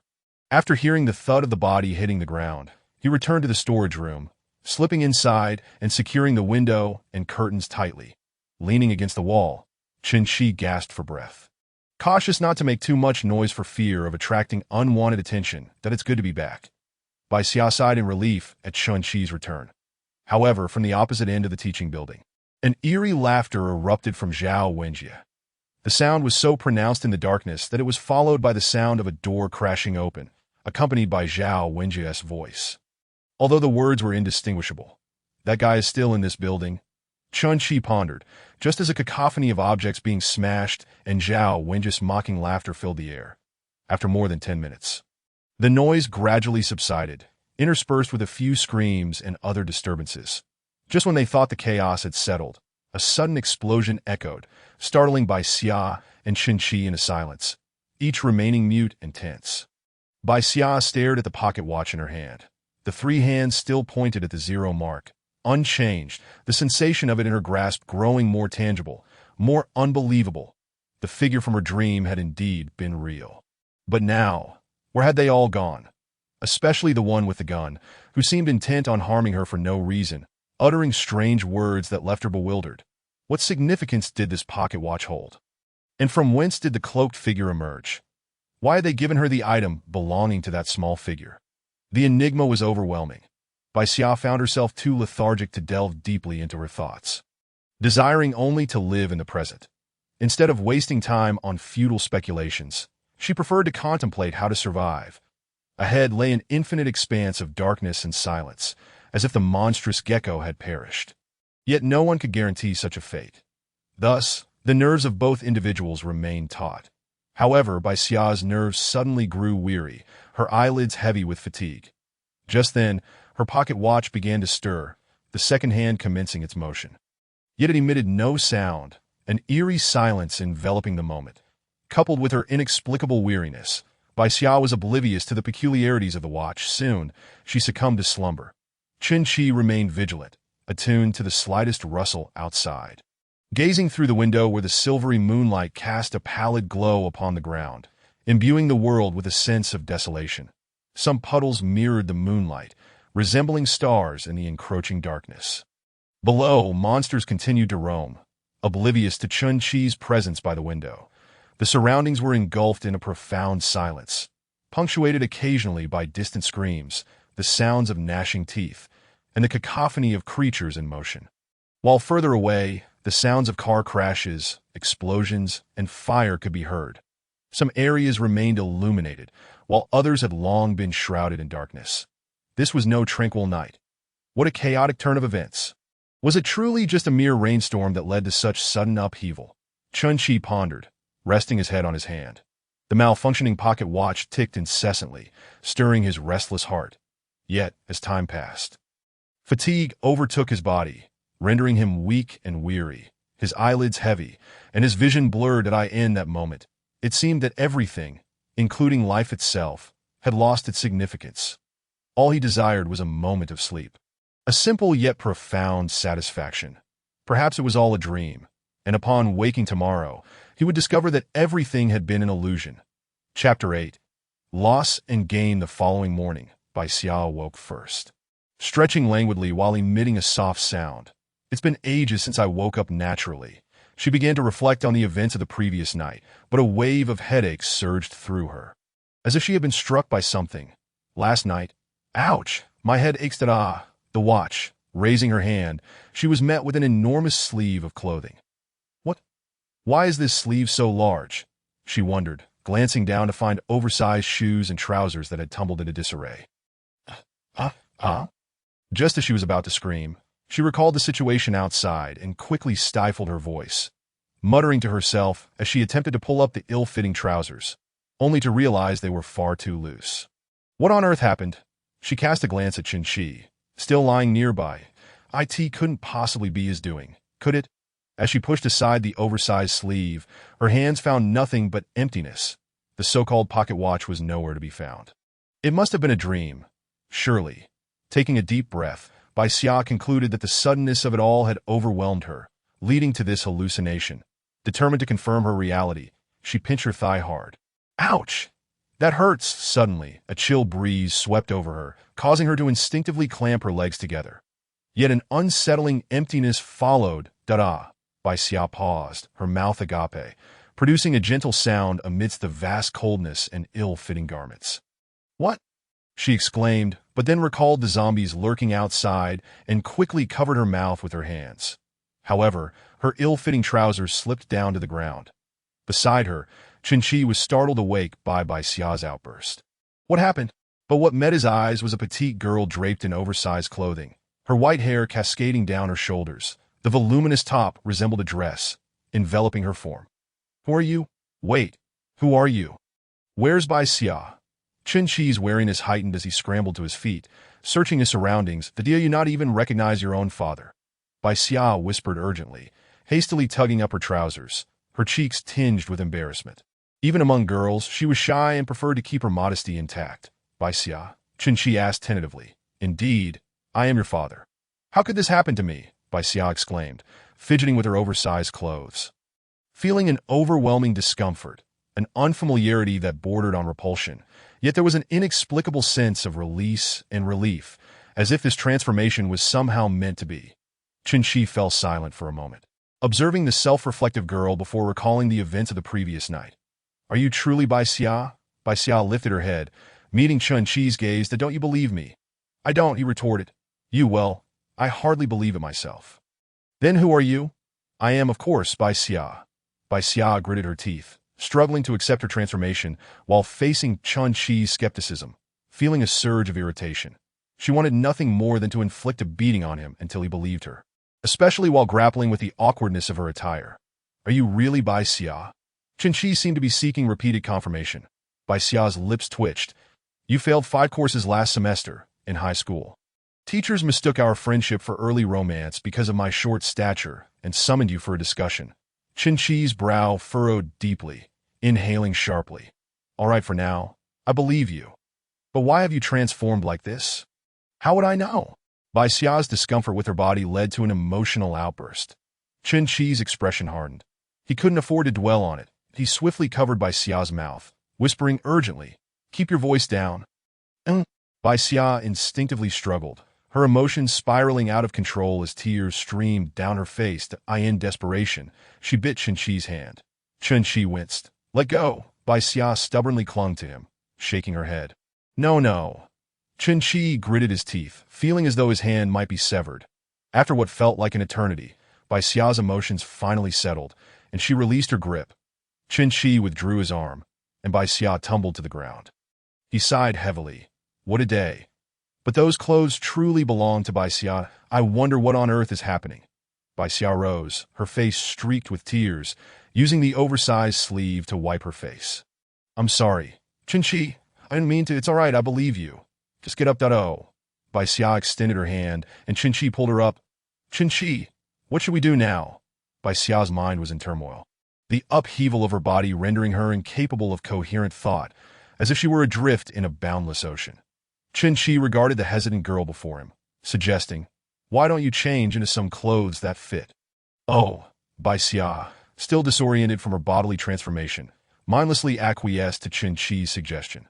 Qin led the way, and Bai Xia, clutching her oversized garments and wearing mismatched shoes, followed slowly behind. Qin glanced back, a flicker of concern rising within him that he surveyed the area, noting shards of glass and bloodstains scattered about. Looking down from the window, he saw many classrooms with shattered windows. Aside from that, it was relatively quiet. Save for the occasional low growl, the monster from the previous night seemed to have vanished. Without further deliberation, Qin guided Bai Xia to the girls' dormitory. You can find something fitting in there. Oh, Bai Xia, still in a daze from her transformation, wandered in without a second thought. Upon regaining her senses, she noticed a pile of clothes hanging by the bed and various items scattered around. Realizing she had entered the girls' dormitory, however, she felt indifferent and forgot to resent the person who brought her here. Opening the wardrobe, she surveyed the dresses and felt a slight aversion, ultimately opting for a pair of neutral pants to change into. Approaching the sink, she splashed water on her face. only to catch sight of her reflection in the mirror. Long, white hair cascading down, and striking blue eyes. Did I ask this really how I look now? Xia exhaled, seemingly resigned to her new reality. The hair suddenly whipped against the ground, followed by splashes of water that dampened not only the floor, but also the freshly changed clothes of Xia. The fabric was soaked in a large patch, and Xia felt a flicker of irritation. This hair is truly bothersome. Just as she contemplated uttering a curse, she restrained herself, tidied up, and opened the door. Xia then sat on a bed, gazing at the wash basin, and remarked, "Are you going to wash your face too?" We then proceeded to leave. Light streamed in from that direction, illuminating Xia's profile, momentarily causing Chun-Chi to be lost in thought, unsure of what to do. "What are you dawdling about? Go wash your face. Look at you. You look like a pig." Xia unconsciously resorted to scolding as a means to vent her dissatisfaction. "Oh." Chun-Chi finally snapped back to reality and hurried to wash his face. In the darkness, a broken golden pocket watch's 3 hands gradually approached the stroke of midnight. Chapter 9, Pseudo-System 1. 12.39.28 Sunlight filtered through the clouds, casting a golden sheen over the chaotic ground. Blood mingled with stagnant water, resembling a series of gory holes embedded in the earth. This group of monsters appeared somewhat light-sensitive, mostly huddling in the shadows. Most of the windows and doors of the teaching buildings on campus were severely damaged, but the experimental building remained relatively intact due to the lack of both people and zombies. In the darkness, the golden pocket watch's 3 hands came to a halt at the midnight mark, ceasing to move as if they had never moved at all. Simultaneously, in Xia's line of sight, a zombie was wandering nearby. 2023-6-10912. 31 offline client port 1.12.39.28. 9999 has been opened. A message quietly materialized. Suddenly, 2 lines of white text appeared in Xia's mind. Cheap Zombie 1AL. Level 1 infected. What is this? The previously somber Xia noticed the text before her and seemed to uncover something extraordinary, her mood shifting from gloom to curiosity. What is this? The legendary system? What? Chun-Chi inquired, puzzled by the sudden change in the little one beside him. Xia's thoughts began to scatter, and in a moment of clarity, she exclaimed, "System, quickly give me the newbie gift package." Chun-Chi fell silent, observing Xia, eager to discern her intentions. After a brief moment of tranquility, however, there was no response to an anticipated electronic sound, no dinging notification, nothing at all. Only those 2 lines of text slowly faded away, ultimately vanishing without a trace, leaving nothing in their wake. The atmosphere grew awkward, and Chun-Chi furrowed his brow, casting a bemused glance at Xia. "What the hell is this?" Xia instantly became agitated again. Chun-Chi regarded the white-haired girl, who fluctuated between elation and fury, assuming her erratic behavior stemmed from her physical transformation. Yet, due to their long-standing friendship, he still inquired, "What is the matter?"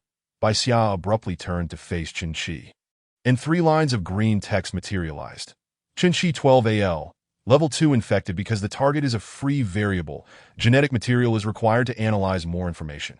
Xia began to comprehend that this was likely her newfound ability, akin to a rudimentary analysis. The second line likely indicated her level, with AL as the unit. The reasoning behind the AL designation remained unclear. However, the final line piqued her interest, more information, given that her bodily transformation had already occurred. Xia found it hard to believe that other occurrences would be far-fetched. She decided to embrace this increasingly bizarre world and adapt quickly to AS for the genetic material. She mused that simply peeling off a piece of skin sufficed. There was no need to make a deliberate incision or draw blood. Thus, Xia called out, "Chun-Chi, come here." Chun-Chi, bewildered by Xia's seemingly nonsensical behavior, was almost certain she had lost her mind due to the transformation. "What are you dawdling for?" Xia urged, noticing Chun-Chi's hesitation and suspicion. "Quit dragging your feet. Are you an old hag?" In a fit of determination, she grasped Chun-Chi's hand firmly. Chun-Chi was taken aback, wondering what she intended to do. Was it merely to hold hands? However, Xia's hand felt soft and small, causing Chun-Chi's heart to flutter, his ears turning slightly red as he pondered. Is this what a girl's hand feels like? So small and delicate, he quickly recalled the previous day, when she had been a boy much like himself, and he managed to quell his nervousness. To be honest, Qinshi found it challenging to associate the Bai Xia before him with the person she once was. Their appearances were too disparate, or rather, he had begun to perceive this current Bai Xia as a new individual, merely sharing the same name and memories as her former self. Why are your ears turning red? You big guy? Bai Xia noticed Qinshi's change and, realizing the reason behind it, felt her cheeks flush. She scolded him, virgin. Pathetic. Then, with a swift motion, Bai Xia pinched a small piece of skin on Qinshi's hand and yanked it sharply. A small piece of skin came away in her grasp. Ouch, what are you doing? Qinshi exclaimed, bewildered and more than a little angry, not only from the pain, but also due to the humiliation he felt from her words. Meanwhile, several lines of green text appeared slowly in Bai Xia's mind. Qinshi 12AL, Level 2 Infected Abilities, Quality Enhancement Weak, Threat Intimidation Weak, Insightful Eye Weak, Others Pending Analysis. This speed is quite slow. Perhaps the efficiency of this method is too low. This information is sparse. It only provides a name, Bai Xia muttered to herself. What is going on? Qinshi asked again, perplexed by Bai Xia's silence as she engaged in her own thoughts. Bai Xia felt she had sufficiently validated her capabilities and proceeded to explain her ability to gather enemy information. Qinshi's confusion began to clear as he grasped the gist of Bai Xia's actions. Then why were you shouting about a system, and what genetic material do you need? Just tell me. I thought you had lost your mind. Her sudden outburst about the system caught him off guard. As systems often appear out of nowhere in one's mind, providing various forms of assistance, Bai Xia, feeling a tinge of disappointment, looked down at herself, and the same green text emerged in her mind. Bai Xia 10AL. Level 2 Infected. Abilities. Data Read and Simple Analysis. Beta, a Level 1 common ability. Most users possess this basic skill that IT acquires and compares information based on a database constructed with insufficient permissions. Then computes similar information using neuron-related algorithms. Error rate. 0.3. Tai-E, severely damaged. Others pending analysis. Upon reading her own information, Bai Xia felt a wave of frustration. Just as she had hoped for a detailed description, she was met with an explanation of her analytical abilities. She was particularly curious about the Tai-E that appeared to be severely damaged. It sounded like a powerful ability, yet all that was provided was its name. With no further details, so, your ability is to analyze target information? Qinshi pondered for a moment before asking. Yes, but honestly, it's not very useful. The detailed introduction of my own analytical ability is the only thing I received. Everything else is just a name? What good is that? At least it's better than nothing. They're SNAL Level 2. At least we know we can't fight if we can't win. Now, tell me about the one on me. Bai Xia proceeded to summarize Qinshi's abilities.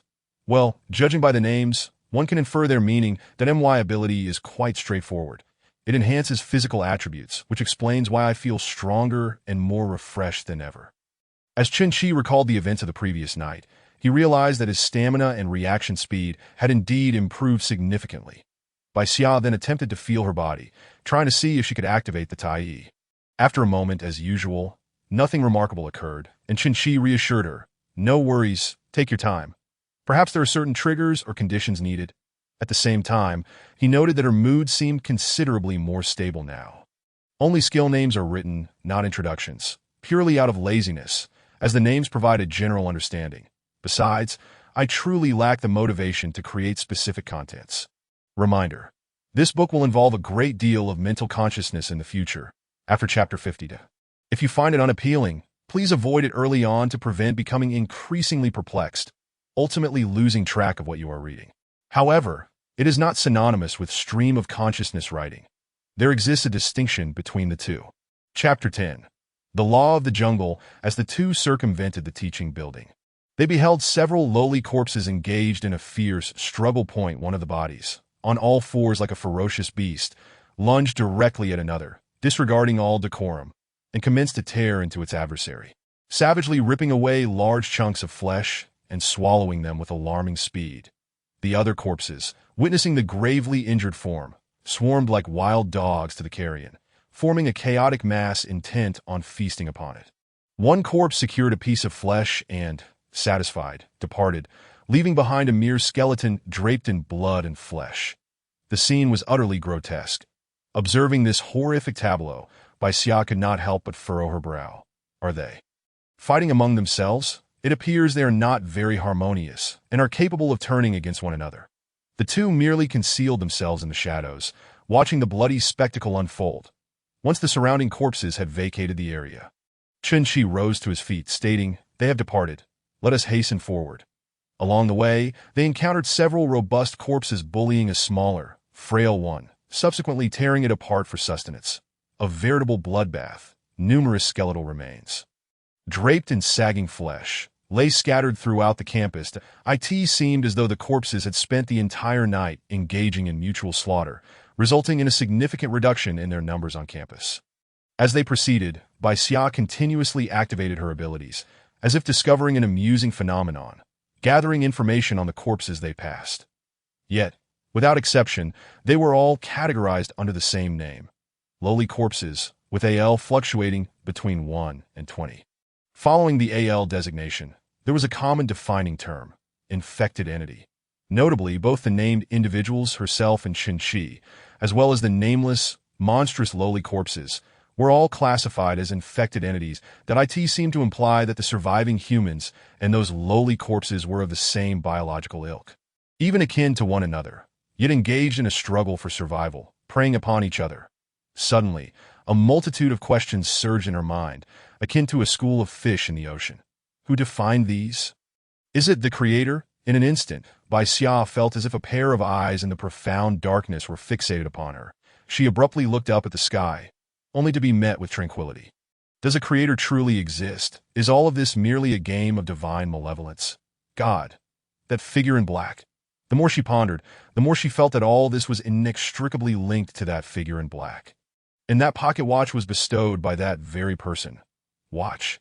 At that moment, Bai Xia seemed to comprehend the origin of Tai Yi's ability. It stemmed from that golden pocket watch. Watch. Yes, where is that watch? I recall holding it in my hand last night. Bai Xia. A sudden voice echoed in her ear, jolting her back to reality. What happened? Bai Xia clutched her head, her vision momentarily blurred before gradually clearing. What are you daydreaming about? You were walking fine, but tripped over your own foot and nearly fell. As 2 to 3 seconds passed, Bai Xia's surroundings came into sharp focus once more, and she turned to inquire. Never mind that. Chen-Chi, did you see a watch? What watch? Chen-Chi furrowed his brow. Gold. The one I was holding last night. That I in your hand? Chen-Chi contemplated, recalling a vague image from the previous night. Last night, you seemed to be holding something in your right hand, but it was too dark to see clearly. Bai Xia suddenly froze that if even Chen-Chi could see that watch, then it must be real, the figure in black from her dream. And her current appearance resembling that of a young girl must indeed be true. But where is that watch now? It's probably fallen into that storage room. Are you planning to go back for it? I don't know. Bai Xia hesitated, reluctant to waste time, yet feeling that the pocket watch concealed boundless secrets. Let us go back. Are you sure? Aren't you supposed to be looking for your sister at Yizhong? Bai Xia was momentarily taken aback, her mind swirling in confusion. Should she seek the pocket watch or proceed directly to Yizhong? Hesitation was not a virtue. In my opinion, let us just leave. It's just a watch, Chen-Chi suggested. Bai Xia considered it and found it reasonable. Why should she pay heed to this inexplicable, worthless watch? Let us go. Chen-Chi smiled and proceeded toward the school gate. Wait for me. Bai Xia felt a sudden panic as Chen-Chi walked away, leaving her behind, and hurried to catch up. As they approached the entrance, Chen-Chi remarked, Look, there is someone leaning against the wall. He pointed toward a direction, and Bai Xia followed his finger to see a figure by the wall, seemingly not a corpse. That area was rife with cover. Without a keen eye, one could easily overlook it. Coincidentally, as they walked that way, Chen-Chi approached the figure, revealing a familiar face to Li Hongwen. What is he doing here? I remember he stayed in the dormitory during class. That IT appeared he was quite fortunate, sleeping soundly and not discovered by the horde of monsters. Old Li, wake up. Are you dead? Bai Xia approached and swiftly slapped Li Hongwen. Smack. Li Hongwen slowly opened his eyes, mumbling, Is this paradise? I think I saw an angel. With white hair, damn it. Bai Xia kicked him squarely in the face, leaving a gray shoe print on his visage. Li Hongwen 18AL. Level 2 infected entity. A series of green text suddenly materialized in Bai Xia's mind. The kick jolted Li Hongwen awake. Upon seeing the diminutive figure before him, he exclaimed, Holy crap, an angel! And exquisite feet. However, he quickly noticed Chun-Chi beside him and gasped, "You're Chun-Chi. You're still alive?" Chun-Chi replied curtly, "Do you wish for my demise?" "No, by the way, Chun-Chi. Where did you find this one?" Li Hongwen glanced at the white-haired girl. "What do you mean, where did I find her?" "She asked your daughter," Bai Xia retorted, incensed at being referred to as a girl by Li Hongwen. "Bai Xia?" Li Hongwen was taken aback, his gaze scanning Bai Xia as if in disbelief. "Indeed, it's me." Bai Xia puffed her chest. Though there was nothing to showcase, Li Hongwen's brain short-circuited for a few seconds. Then he looked at Chun-Chi in disbelief, who merely nodded in affirmation. "Wait, let me process this." After a moment, Li Hongwen took a deep breath and confirmed, "Is it true? You are really Bai Xia?" Bai Xia, now irritated, stomped her foot. "I don't want to explain. I have no idea what is going on. I never wish to become like this." Chapter 11. The skipper Li Hongwen had been skipping class, hiding in the dormitory. However, after waiting a considerable time for takeout that never arrived, he decided to head to the cafeteria to quell his hunger. Just as he finished his meal, a torrential downpour began outside. Without a second thought, he resolved to dash back to the dormitory. Yet, he barely reached the entrance when a mutated Loli corpse charged at him from the rain. Startled, Li Hongwen quickly turned and ran, initially intending to seek refuge in the cafeteria, but he encountered several infected entities along the way, leading to a frantic chase that he altered his course and dashed into the teaching building, where his powers began to awaken. Having just reached the first-floor hallway and shaken off his pursuers, he had no time to rest when several infected entities burst from a classroom, their hunger evident as they lunged for him. Li Hongwen, feeling a surge of adrenaline, evaded their grasp.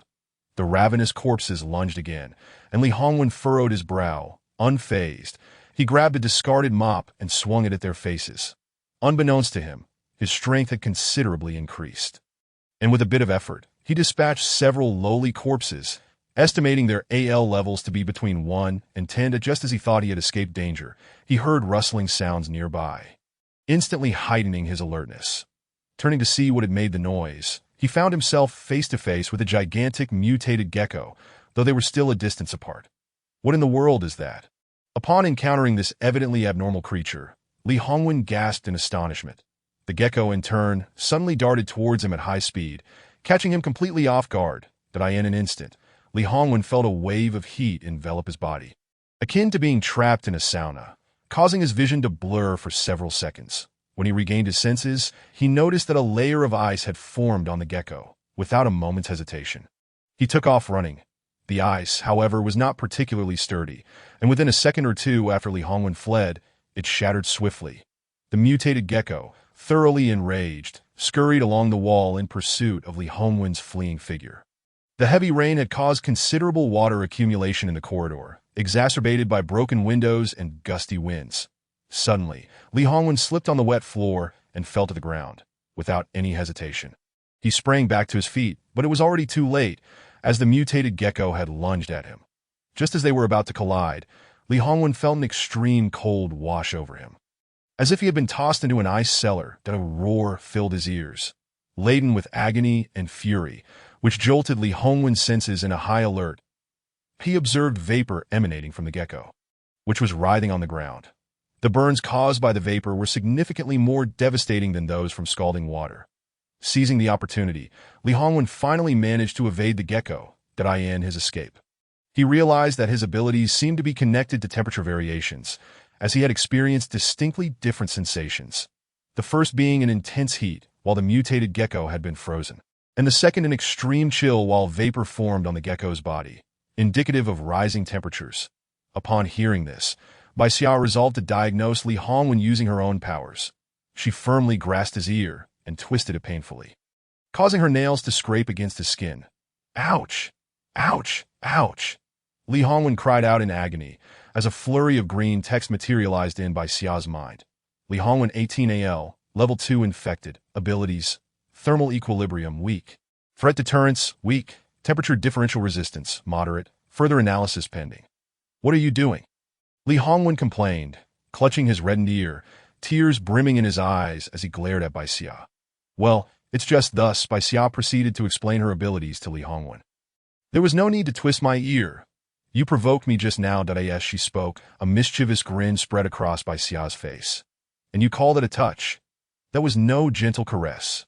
Li Hongwen was reminded of those rowdy relatives who visited during the new year, and he felt an urge to teach her a lesson. But he merely said, "Qinqi, keep her in check. I'm not her guardian." Qinqi appeared indifferent, prompting Li Hongwen to sigh. "At least don't let her truly become like her outward appearance. She acts like a child. Look at what she's done to me." "Please continue with the story," Li Hongwen urged. "Is it really acceptable for us to chat while walking?" Initially, we indeed had to navigate around them. However, it has become clear that they are far weaker than they seem, and being scratched does not lead to infection. "Wait a moment," Li Hongwen interjected. "Why do you say there won't be an infection? In movies, getting scratched always leads to mutation. You mentioned it yourself. That's just a film. Furthermore, those creatures mutated only after being drenched in the rain, right?" "I see," Li Hongwen said, suddenly enlightened, completing Qinqi's thought. "If the rain carries the virus, and we have all been soaked, then we all harbor the virus within us. Thus, even if scratched, infection would not occur. That's about the gist of it. The so-called abilities likely stem from this very principle. Those who endure become ability wielders, while others transform into these monsters." Chapter 12. A narrow escape after evading the pursuit of the mutated gecko. Li Hongwen made a beeline for the laboratory building. However, he entered through a different entrance, inadvertently missing Bai Xia and Qinqi's position. "Who piled up these tables?" Li Hongwen exclaimed, glaring at the obstruction before him.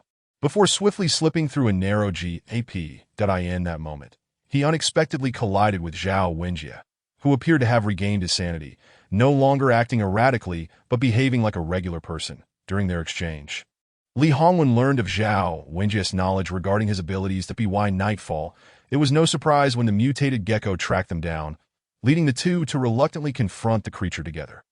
Zhao Wenjie activated his abilities to dull the gecko's reflexes, but refused to engage directly to Li Hongwen.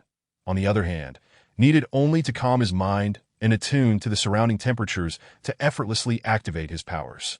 Yet, the room lacked sufficient water to freeze the mutated gecko. Thus, Li Hongwen decided to take an unconventional approach, channeling all his strength to absorb heat, plunging the temperature to a chilling low. Under these frigid conditions, the mutated gecko lost much of its bodily control, its movements growing rigid, and Zhao Wenjie was similarly affected. Unbeknownst to Zhao Wenjie, his desperation led him to forcefully enhance his cognitive abilities to regain control over his body. Before leaping out of the window, that he realized that remaining in the room would mean freezing to death at Li Hongwen's hands.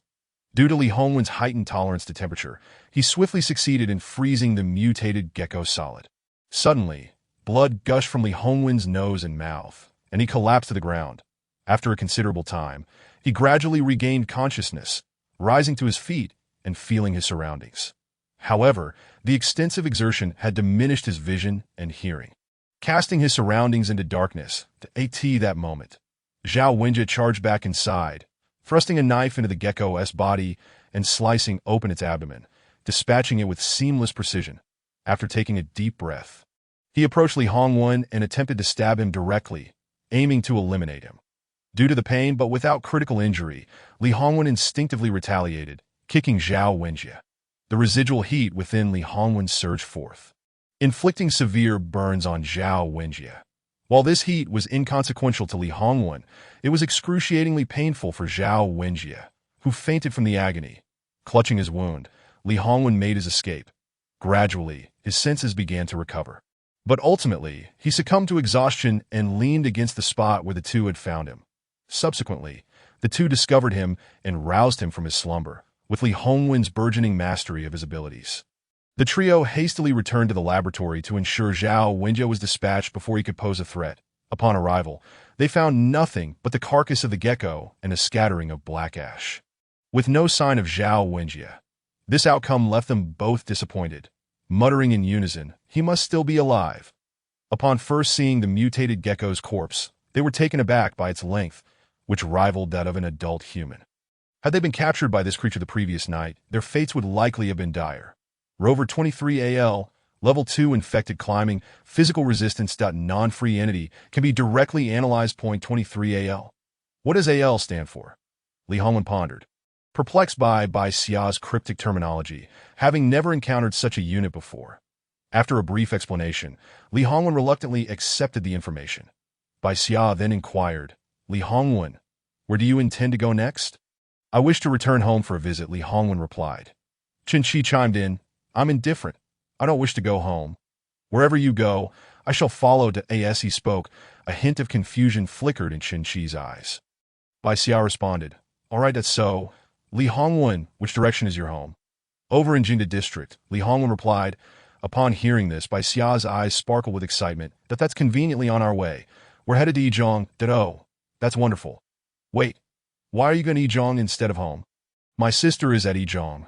Besides, what is the point of going home? My parents are away on business trips, and I have no idea where they are. Honestly, I can't be bothered to care. Chapter 13. The fat man. Upon emerging from the school's retractable gate, the trio at last beheld the scene beyond, which bore little distinction from the turmoil within the campus. The damp ground was marred by pools of water, beneath which lay a layer of blood. The expected splatters of crimson had been washed away by the relentless rain. A mangled vehicle lay adjacent to another, clearly the aftermath of a series of catastrophic collisions. Through the shattered glass, grotesquely contorted bodies could be discerned, with entrails smeared against the windows, rendering the entire scene profoundly nauseating. Help! Save me! Just as the three stepped beyond the school threshold, a piercing scream shattered the air, slicing through the silence like a razor-sharp blade piercing the clouds, akin to a boulder crashing into a tranquil lake, sending ripples cascading outward. The rapid sound of footsteps echoed like a tempest, followed by another resounding noise that reverberated like thunder. Thud, thud, thud. The sound resembled that of a colossal beast trampling forward, each step shaking the earth as if it intended to shatter the ground beneath. The trio swiftly turned to see a disheveled female student, her clothing tattered and her body smeared with blood, racing toward them as if fleeing for her life. Yet, trailing closely behind her was a towering figure, a grotesque amalgamation of flesh. Its body swollen and malformed, with limbs protruding awkwardly and three heads grotesquely sprouting from its chest, the central head bearing a hideous visage, swollen to several times the size of an ordinary human. Simultaneously, it oozed a foul pus, which dripped insidiously to the ground below. Help! The female student cried out in terror. Chen Qi's expression twisted in alarm. What the hell are you doing bringing that monster towards us? Without hesitation, the trio bolted, hastily seeking refuge in a nearby alley, with the frantic student hot on their heels as if determined to stay with them. The grotesque figure collided with the entrance of the alley, its rotund form bursting some of the festering sores on its body, sending a torrent of pus splattering into the air. With a sudden movement, the behemoth lifted a deformed car from the ground and hurled it at the alley's mouth, causing its internal components to scatter. The creature then seized one of the parts and flung it toward the trio. Bam! The last of the female students was pierced through the chest by a metallic fragment, collapsing lifelessly to the ground. Li Hongwen's expression contorted. Quick! Turn! That thing will throw more! Chen Qi, gripping Bai Xia tightly, noticed she was struggling to keep pace, nearly stumbling at every step. With a firm tug, he pulled her into a side alley. Gasping for breath, the trio ran a considerable distance before leaning against a wall to catch their breath. I'm exhausted. I can't take this anymore, Bai Xia exclaimed, her hands pressed against the wall for support. You forget it, I don't even want to talk about you. That girl saw us and just came charging over, damn it. Chen Qi cursed, while Li Hongwen remarked that the girl was already dead. Good riddance. I don't want to be pursued by a nuisance. Drip. A drop of blood suddenly fell from above. Chen Qi's pupils constricted as he looked up, revealing the grotesque figure perched atop a building, its swollen hands gripping the corpse of the female student. Blood dripped from her lifeless form, her head misshapen, eyes bulging as if gripped by an invisible hand. Crack! The creature seized the corpse and, in one swift motion, stuffed its head into its gaping mouth, tearing it off and swallowing it whole, causing blood to erupt forth like a rain of crimson from the narrow sky above. Li Hongwen was taken aback by the horrifying sight. Shut the hell up. Move quickly if you don't want to die, Chen Qi ordered, scanning the ground frantically until he spotted a crowbar, swiftly picking it up before scrambling up the wall. What is he doing? Li Hongwen gaped at Chen Qi's sudden maneuver, momentarily stunned. But he quickly regained his composure and began to concentrate, attempting to siphon the heat from the creature's body. Thinking to himself, with that bulk, it must require a significant amount of energy. Chen Qi charged forward, Aided by Li Hongwen's temperature reduction, the creature's reaction was sluggish. Qinshi swung the crowbar, striking the creature's bloated abdomen with a resounding thud that a torrent of green, repulsive liquid spewed forth, releasing a noxious stench. The creature howled in pain, retreating to the rooftop of an adjacent building, while Qinshi wielded the crowbar like a hammer, relentlessly striking its grotesque body. In that instant, various fluids erupted forth. The creature, in its desperation, regained some clarity and flung a severed corpse at Qinshi. He froze for a moment, then swiftly dodged the projectile. The half-corpse slammed into the wall nearby. Through his gaze, Qinshi discerned that the female student's body had been reduced to a mere mass of blood. It was terrifying to imagine what fate would have befallen him had he not evaded in time. The creature rose, and suddenly, a fireball erupted from its torso.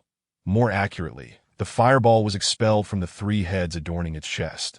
In that moment, Qinshi realized that these heads belonged to local delinquents, and the fireball was likely their ability, now amalgamated into the creature's own powers. Qinshi swiftly sought cover as the fireball detonated upon impact, engulfing the area in flames. "Qinshi!" Li Hongwen shouted, sensing the imminent danger, while Bai Xia cowered in a corner, trembling, acutely aware that she could contribute nothing in such a situation. Above, Qinshi exhaled deeply, feeling a twinge of soreness in his body, noting his skin had darkened slightly. With a cold snort, he muttered, "Looks like you can't burn me yet." Gripping the crowbar tightly, he charged forward. The grotesque figure, weakened by Li Hongwen's heat absorption and the recent fireball, was sluggish in its movements. Just as it began to rise, Qinshi's crowbar descended in a flurry, striking the creature's head repeatedly. In the end, the creature was reduced to a mass of putrid flesh, and Qinshi stood at the edge of the building, exhaling a sigh of relief. "Qinshi!" Bai Xia exclaimed upon seeing him alive, her face lighting up with joy. Bam! Qinshi plummeted from the rooftop, crashing heavily to the ground. Chapter 14. Difficult to accept, and the abnormality of the street's eye. "I'm not dead, I'm fine." "You just fell from a building, and you say you're fine."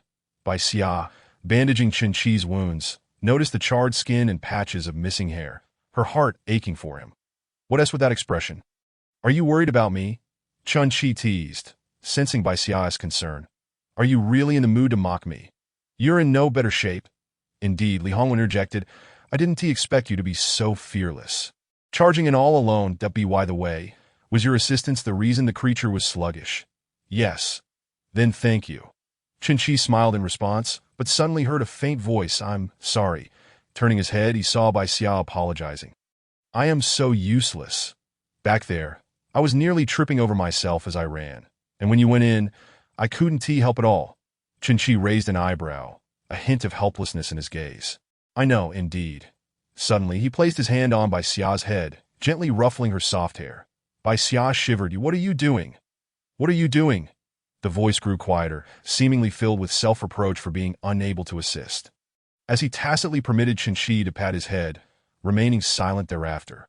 Although Bai Xia found this behavior quite peculiar, after all, they had once been good brothers, she now felt as if she were being treated like a kitten. Being patted on the head, perhaps Qinshi's physical capabilities had undergone an extraordinary enhancement. Even after falling from the upper floor, he was back on his feet, lively and energetic within half an hour.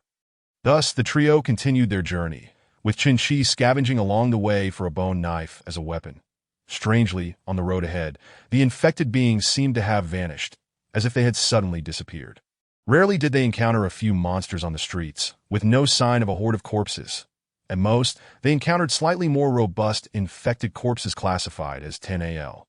However, they posed little threat. Even if they charged, Qinshi was more than capable of handling them. Now, the surroundings were teeming with what were deemed the breeding grounds of the virus. Naturally, plants had become inedible as they absorbed rainwater laden with the virus, rendering nearly all forms of life in a host for the contagion. Simply breathing or drinking carried a high risk of infection. Thus, it was almost impossible to find genuinely uninfected humans or other creatures. Only mutated monsters and unmutated ability users remained. Fortunately, no plant-based infected beings had appeared, perhaps due to their lack of a nervous system. The vegetation by the roadside appeared remarkably normal, though its future remained uncertain. Time swiftly passed until midday, With the scorching sun high above, and the three arrived at a large shopping mall, they decided to search for food and water within. Qin and Li Hongwen, leveraging their ability to instill fear, approached the shops near the entrance, causing the lower-level infected beings to hesitate in seeking trouble. However, the trio dared not venture deeper should a powerful infected being appear. It would spell doom for them all. Thus, they planned to quickly grab some bread and mineral water before departing. Water, for now, was the only clean option available, although the two could drink rainwater without adverse effects. The ingrained belief that it was unclean lingered, especially since the stagnant water was tainted with a layer of blood. Grab more, grab more. Bai Xia clutched a pile of her favorite bread, stuffing it eagerly into her bag. Ugh, the inflated packaging of the bread takes up so much space, Qin remarked, removing a considerable amount of star-shaped bread that occupied valuable room. Honestly, you could have arranged things better. Look, the items you picked could have left space for many others. Is that even tasty? Bai Xia gazed longingly at the bread discarded on the ground. Her favorite flavor. I think you're the one who finds it delicious, Qin quipped, but his light-hearted jest was misinterpreted by Bai Xia. Qin, you pervert. What are you thinking? Qin, oblivious to her reaction, continued to focus on his tasks. Unbeknownst to them, deep within the mall, a pair of blue glowing eyes fixated on the trio. Simultaneously, an overwhelming wave of energy surged forth. Piercing into their minds, a sharp pain ensued. Bai Xia was the first to react, clutching her head, her face contorted in agony. What's wrong? Qin hastily abandoned his task, rushing to check on Bai Xia. However, before he could reach her, he too was struck by a splitting headache, as if a heavy stone were pressing down on his skull. Li Hongwen suffered similarly. Let us go. There is something wrong here, Qin shouted, and the three could only endure the pain as they hurriedly exited the bewildering place. After running a few hundred meters, the throbbing in their heads finally subsided, returning to normal. What just happened? There is definitely something in that mall, Li Hongwen speculated. That is obvious. Too many bizarre occurrences, Qin replied. With no choice but to leave swiftly, they understood that it was best to distance themselves from such phenomena. Fortunately, they encountered no further issues on their path, and the group made significant progress. However, the route was fraught with serious car accidents and various obstacles that hampered their speed, leaving quite a distance still to cover to reach Li Hongwen's neighborhood. After all, they had traversed nearly half the city. As evening fell, the two hastily dashed into a supermarket, only to find a 3-meter-tall humanoid monster dragging its arms along the ground, upon hearing their footsteps. The creature, known as the Long Armor, lifted its soft arms to latch onto them, its limbs as flexible as rubber bands. The two immediately split apart, with Qin rushing towards the side stocked with mineral water. Swinging his knife to slice open a bottle, the explosion of the water bottle drenched him, quickly flooding the floor. Qin then sprinted to the side, seizing a drinking fountain to hurl at the Long Armor. Li Hongwen, aware of the plan, retreated while freezing the water on the ground to restrict the Long Armor's movements. In no time, the duo successfully dispatched the creature, with Qin severing its head and discarding it, effectively neutralizing the threat. Hastily, Qin urged them to ascend. Through the back door of the supermarket, they swiftly made their way to the second floor. Upon opening a door, they found a low-level child-sized infected being cowering in the corner. Trembling, upon seeing living humans enter, it edged forward as if to attack, but its small stature rendered it frozen in place. Recognizing the creature had already been infected and mutated, Qin brandished his knife, ready to strike, only to be halted by Bai Xia's plea. I can't bear to see it. Qin's body did not falter. He merely retorted, then turn your head away, and it will be fine. A heart-wrenching scream erupted from Qin. Bai Xia's heart lurched, her pulse skipping a beat. Then she beheld Qin, bloodied and holding a sphere wrapped in a blood-stained bedsheet. Just get used to it. Bai Xia felt a sudden unfamiliarity towards Qin, as if, in that fleeting moment, he was no longer an ordinary student, but rather a cold-blooded killer, akin to someone who had survived in the apocalypse for years. At Bai Xia, with a hint of reproach in her tone, mused, Are you like Zhao Wenjie, suffering from schizophrenia and experiencing hallucinations? Qin, feeling helpless, propped his head on his hand and chuckled bitterly. Why do you say that? First, you cannot recall what transpired. Second, My ability to perceive two colors undoubtedly indicates the existence of two versions of you. What? Bai Xia interjected, one green and one purple. The green one is certainly you. Why does that sound so strange? What do you mean? The green one is me. She shot him a glance and continued, I have reason to believe you possess a second personality. Your tone back then was not like your own. Your earlier words reeked of disdain for me. Qin Shi found it difficult to deny her assertion, as he could hardly remember what he had been like moments prior. Eventually, he returned to a semblance of normalcy. And Bai Xia, along with Li Hongwen, chose not to dwell on the matter, deeming it insignificant. Yet, Qin Shi remained preoccupied with the mystery at hand. That as night deepened, the darkness enveloped the world, and after a prolonged period of contemplation, Qin Shi succumbed to fatigue and drifted into slumber. Just before his eyes closed, he was startled to see another version of himself standing at the bedside. That Qin Shi suddenly spoke, so, should I replace you? Qin Shi's body stiffened, his mouth opening to respond, yet no words emerged, as if he were frozen in place. The other Qin Shi spoke again. Never mind, in an instant, Qin Shi's vision darkened, and he fainted.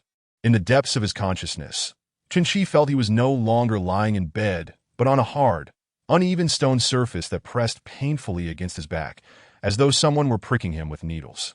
Ultimately, unable to endure the discomfort, he reluctantly opened his eyes, only to be greeted by the sight of unfamiliar mountains and valleys. That am I dreaming? He wondered. Nestled amidst the mountains, a sea of clouds surrounded him. Peering down through the mist, he spotted a black river flowing at the foot of the mountain, resembling a ribbon of dark glass shimmering in the light. Further afield, on the pitch-black soil, a field of pure white flowers sparkled with glimmers of light, akin to stars in the night sky against the dark earth. Suddenly, a moving dot on the river caught Qin Shi's attention, one that had previously gone unnoticed. Upon closer inspection, he discerned that it was a boatman wielding a golden bamboo pole, deftly navigating the waters. However, the distance was too great, and being on the mountainside, he chose to disregard the boatman and continued walking along the mountain path, hoping to discover something of interest. The ground appeared recently drenched by rain, the path strewn with puddles of mud, making each step a precarious endeavor, lest he tread into the muck and soil his shoes and trousers. Qin Shi wandered aimlessly through the mountains until a stone pathway emerged before him. Composed of flat stones, curiosity piqued, he stepped onto the path, which led him into a bamboo grove. The dappled shadows cast by the bamboo leaves, combined with their refreshing fragrance, invigorated his spirit. Within the grove stood a pavilion, and driven by curiosity, Qin Shi approached and he noticed a plaque above the entrance inscribed with the gilded characters Chui Exin Pavilion. Inside the pavilion, a stone table occupied the center, atop which lay a go board accompanied by a container filled with black and white pieces. Flanking the table were two stone benches, which, though cool to the touch, provided a surprisingly comfortable respite. Feeling weary, Qin Shi sank down onto one of the benches to rest. Time seemed to flow swiftly. And soon the sun dipped below the horizon. In the distance, a figure approached the pavilion. Rather than feeling compelled to leave, Qin Shi remained seated, almost as if he were meant to be there. As the figure drew closer, he discerned a young man of average appearance, wearing glasses and casual attire, who appeared only slightly younger than himself, exuding an air of intellectual refinement. Upon reaching Qin Shi, the young man swiftly produced a miao knife, apologizing, "I'm sorry for being late." Qin Shi regarded him with suspicion, yet upon seeing the knife, he felt an inexplicable sense of familiarity rather than fear. "My name is Luo Gan. You can simply call me by my name," he said, placing the knife on the stone table beside Qin Shi. The blade, with its unadorned and straightforward design, emanated a peculiar warmth, as if it had accompanied him for a long time. Although the sheath was missing, it did not detract from its significance. "What are you talking about? I don't understand," Qin Shi thought, filled with confusion. Pondering the nonsensical nature of dreams, that he sensed he was indeed dreaming. Yet logically, such clarity in a dream should allow for a swift awakening.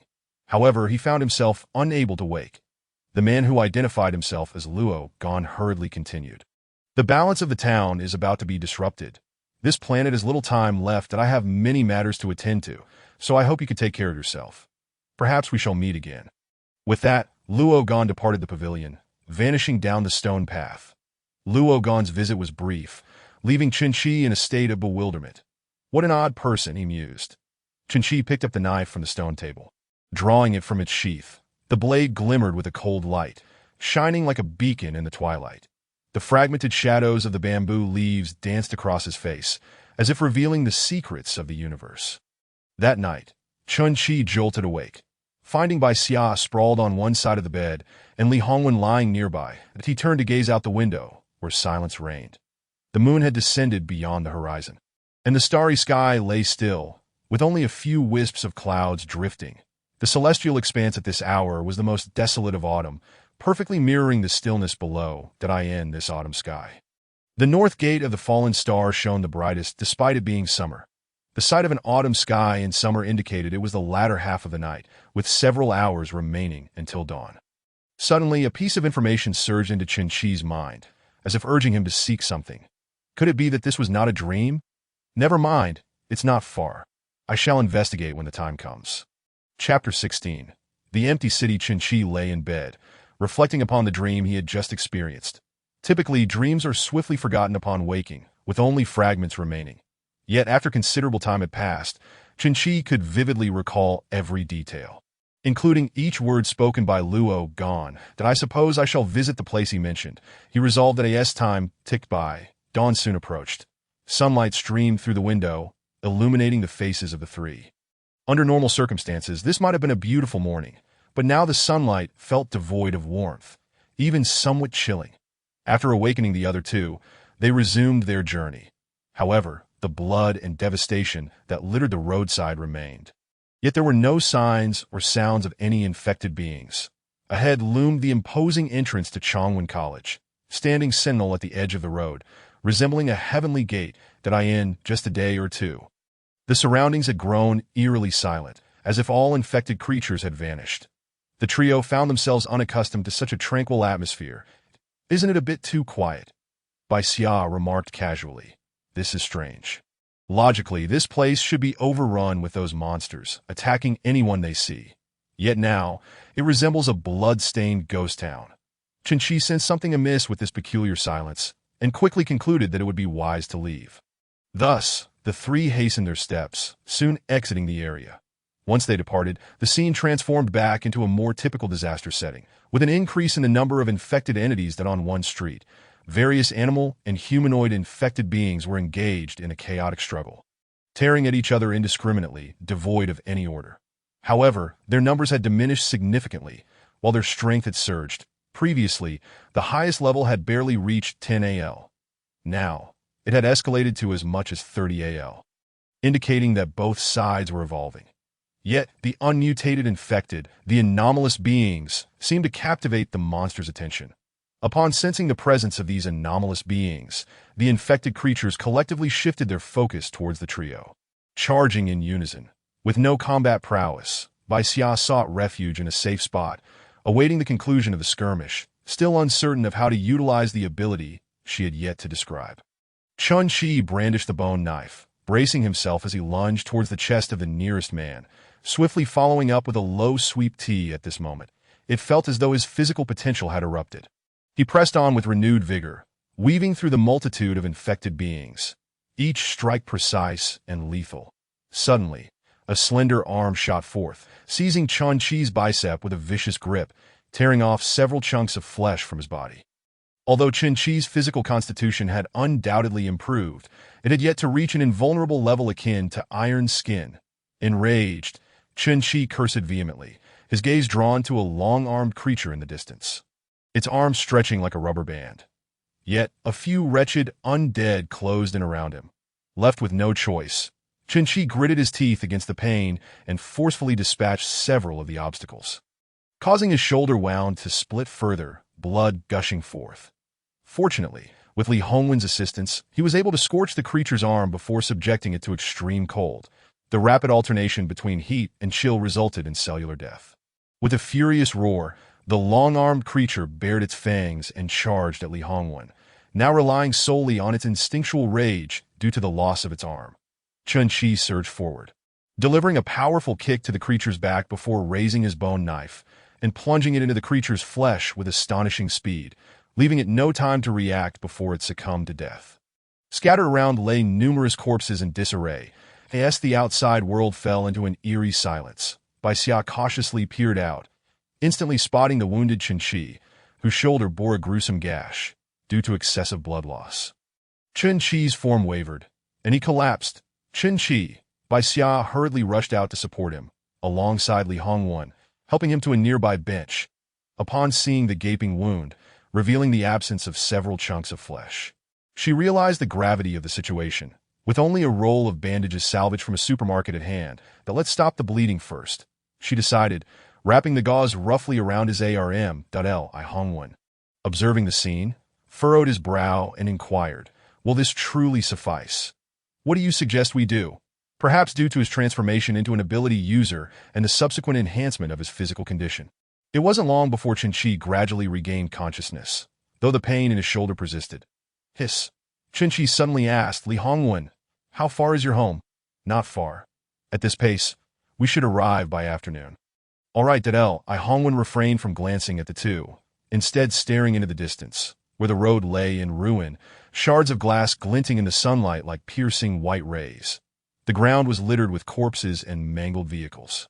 And the cacophony of chaos here only served to underscore the horrors of Wenli Academy, stirring a sense of dread within Li Hongwan. Let's go. Why are you dawdling? Chen-Chi interrupted, having tended to his wound. Oh, right, let's move. Half a corpse dangled from a car window, nearly reduced to bones, with merely remnants of flesh hanging limply in the air. The blood had long coagulated, ceasing to drip, while the walls bore splatters of crimson, faded somewhat by the rain's relentless wash.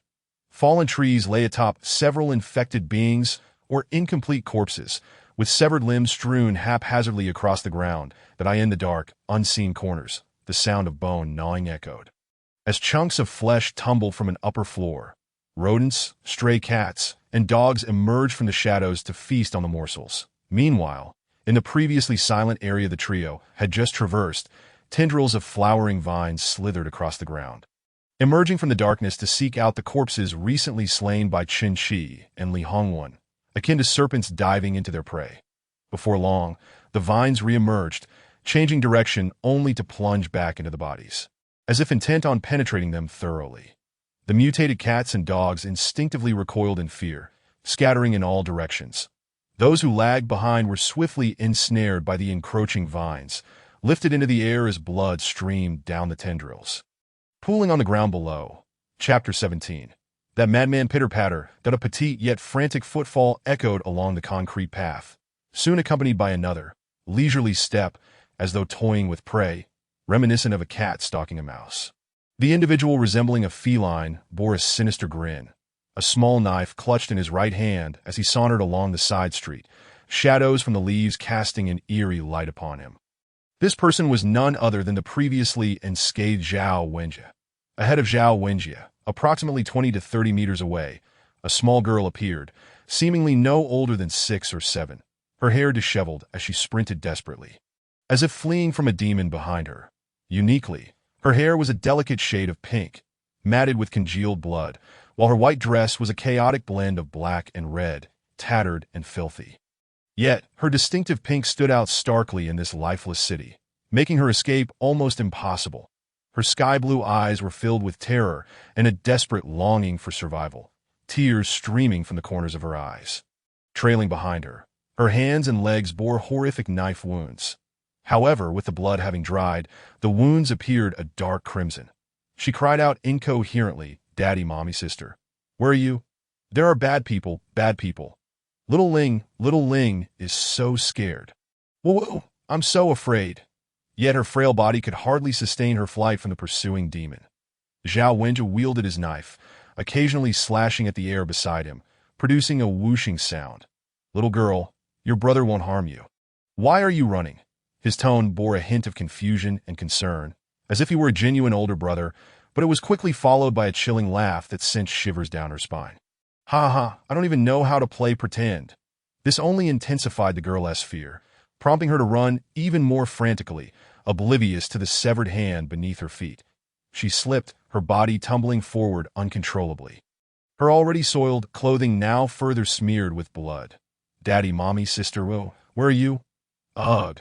Her blood-stained hands recklessly wiped away her tears, but the filth stung her eyes, clouding her vision.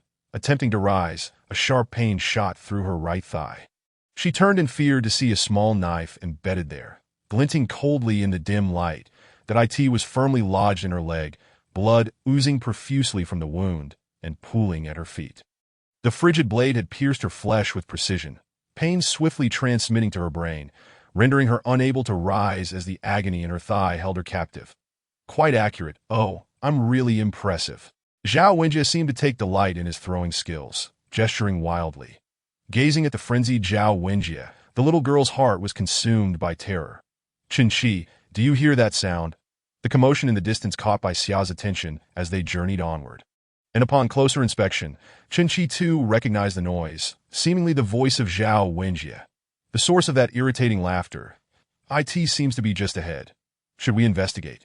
That madman. Bai Xia recalled Zhao Wenjie's past misdeeds, anger flaring within her. Yet before she could seek him out, he appeared in their line of sight. From a distance, they spotted Zhao Wenjie cradling a small girl. Something felt amiss that Hongwen observed the approaching figure with growing unease. What's wrong? Wait, he's holding. He wouldn't be. The trio had already crouched in a corner, cautiously peeking out at Zhao Wenjie. As he drew closer, they discerned the girl nestled in his arms, appearing as though she were peacefully asleep. Her delicate features seemingly revealing Zhao Wenjie's unsettling preferences. However, as they looked closer, blood dripped from Zhao Wenjie's right hand, pooling on the ground beneath him. That a line of blood droplets trailed behind him, giving the impression that Zhao Wenjie had rescued the injured girl. Bai Xia activated her ability, probing Zhao Wenjie's essence, only to be taken aback by the revelation displayed in vibrant green text. Zhao Wenjie is 569 AL 569. 569 AL. This figure was exponentially higher than any of the three present. Concurrently, another line of green text appeared. Luo Ling 458 AL. What? Stunned, Bai Xia shouted. What are you waiting for? Run. She bolted away, seizing the moment while Zhao Wenjie remained at a distance. After all, those who recognize the times are the true heroes. The remaining two quickly followed suit, but Zhao Wenjie seemed unfazed by their presence, showing no interest in pursuing them. Instead, he simply jostled the girl in his arms. A cruel grin plastered across his face, remarking, "Look, a few little mice have scurried away." In his eyes, the little girl in his arms was awake, quietly gazing in that direction. The mouse held no significance. Nor did the people. Just home. Zhao Wenjie's expression suddenly darkened, but the change was swift, and he soon wore a cheerful demeanor. Home. Yes, going home. After Zhao Wenjie's figure had vanished from sight, the others finally halted their steps, panting as if they had just completed a 1,000-meter dash. What is going on? Qinqi was the first to inquire. I don't know. It just displayed over 500, while the three of us combined barely add up to a few dozen. Should we confront him? Could it be a mistake? Li Hongwen still seemed skeptical, questioning. Bai Xia replied, It definitely isn't a mistake. You two are both registering normal scores in the teens. Wait, I recall something peculiar. I've noticed that while your name's displaying normally, Zhao Wenjie's name has an unusual character following it. It's quite strange. After finishing her statement in one breath, Bai Xia resumed her heavy breathing. Li Hongwen, Qinqi, who knows what his deal is? It's not like we can just run over and ask him. Then, Li Hongwen remembered that Zhao Wenjie was holding a little girl. Her light pink hair made her quite conspicuous. That little girl. Qinqi retorted, What? Do you want to save her? Li Hongwen sighed, deciding against it. It's not our concern. Our primary objective isn't him anyway. Especially with such a vast disparity. That moment, Bai Xia suddenly recalled another piece of information aside from Zhao Wenjie. She had been so focused on him that she hadn't paid much attention to the little girl. The child Zhao Wenjie was carrying was extraordinary as well, with over 400, and no wonder he would take a little girl. I thought he genuinely, if it were back in high school, the entire grade would have been in an uproar. Qinqi shot him a glance, ignoring him. Hongwen then remarked, Didn't we just say we needed revenge? You all just fled upon seeing someone. A gentleman's revenge is best served after a decade. Qinqi, tired of Li Hongwen's banter, said bluntly, Stop talking. We need to leave. Zhao Wenjie traversed several streets, arriving at the entrance of a residential complex, his body swaying, resembling nothing more than a drunken man. He ascended the stairs and ultimately halted before a doorframe. The security door having long since disappeared, he knocked on the air. paused for a moment, and then entered the empty living room. He set the little girl down and shouted, "Dad. Mom, I'm back, and I brought my sister." He then proceeded into the study, where two infected corpses sat rigidly at the table, their hands and feet firmly pinned down by steel nails, while their palms were pierced with one pin after another. Chapter 18. The moon departs from the end of the world in the dead of night. A white beak, long hidden, suddenly shot out from the abnormal maw where the three had previously lingered. Effortlessly biting into a 648 AL long snake-infected entity, IT swiftly dragged it into the darkness, followed by the sound of cracking bones, as if it were being gnawed upon. Moments later, a green silhouette burst forth from the shadows, crashing through the ceiling of the mall and soaring into the sky, finally perching atop the tallest television tower in Chongwon City, where it let out a resounding bird call towards the moon. All infected beings, whether corpses or humans, turned their gaze towards the source of the sound. "What is that noise? Disturbing our sleep?" The sleeping by Xia rolled over, muttering complaints as if faced with a roommate suddenly going berserk in the middle of the night. After all, traveling at night was perilous, so the three sought a place to rest temporarily. Li Hongwen, however, found sleep elusive. He rose to investigate the source of the noise, only to be startled and hurried to awaken the others. "Get up, come see what that is." Facing the direction of the creature, a groggy Bai Xia sat up and, upon realizing the situation, was equally startled, kicking Qinshi. "Stop sleeping." Simultaneously, Bai Xia stared into the distance, where atop the tower stood a creature, entirely dark green, adorned with crimson patterns, its white beak resembling that of a crane, standing on one leg. Bai Xia gazed intently at it, intending to use his abilities to gather information. But as something began to surface in his mind, a sudden wave of static-like interference appeared before his eyes, accompanied by an intense headache, causing him to faint. "What wrong? What happening?" The other two rushed to catch the suddenly collapsing Bai Xia, attempting to rouse him. "What going on?" "How would I know? It's just like last time with old Shun. You also fainted like this. You two really are a pair. What are you blabbering about?" Upon regaining consciousness, Bai Xia found himself enveloped in darkness, so he extended his hands to feel around, discovering nothing but emptiness. Suddenly, a man's voice caught his attention. Turning his head, he saw a figure clad in a white coat, speaking fluent foreign language while on the phone. Soon, twinkling white lights appeared, gradually forming the flower field he had dreamed of earlier. "Where's that little one? I must clarify what is happening to me right now," Bai Xia thought, leaping past the man in search of the identical little figure from before, hoping to understand why he had transformed in this manner. After searching in vain, he found nothing but the man. Reluctantly, he opted to listen to the man's conversation. Bai Xia tried to decipher the man's words, but they were intermittent. "Prepare. We must celebrate properly tomorrow." "What?" 01612561 has emerged. "You're asking me what to do." "Oh, my friend, that SA Type C, deploy Type C, and everything will be fine. All right, let's discuss tomorrow as matters instead. Those leave to the lower ranks, you always meddle in their affairs. Haha, remember to bring more." Ah. After hanging up, the man's form gradually became transparent, eventually dissolving into specks of light that fell into the white flowers. "What is this?" Bai Xia then turned his gaze towards the river within the flower sea. Since he couldn't find the little one, perhaps seeking the ferryman would suffice. Fortunately, a small boat appeared in the center of the river, with a lantern at its bow, reminiscent of a vessel destined for the underworld. "I must clarify what is happening." Bai Xia was about to rush over to the ferryman when he heard Qinshi calling out to him. "Wake up, that," Bai Xia's body, as if surfacing from the depths of the sea, suddenly jolted awake, his eyes flying open, startling Qinshi. "You scared me." As Bai Xia sat up, he glanced outside and playfully slapped Qinshi, though not with much force. Qinshi, however, was left bewildered by the unexpected hit. "What on earth is wrong with you?"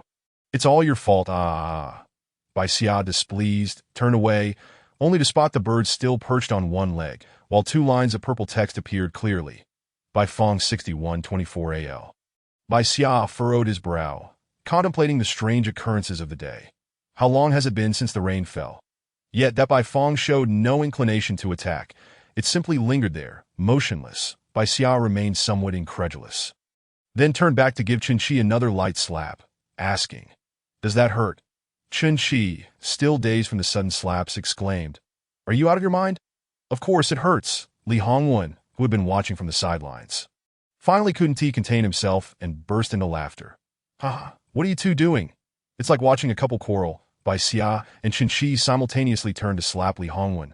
Slap, slap, Chen Qi, exerting more force, seemed to vent his frustration on Li Hongwen, who covered his face, appearing quite aggrieved. "I'm just a spare light bulb here. The deal you want another. Not interested." Chen Qi then stood up, towering over Bai Xia, and inquired, "Can you explain what is going on?"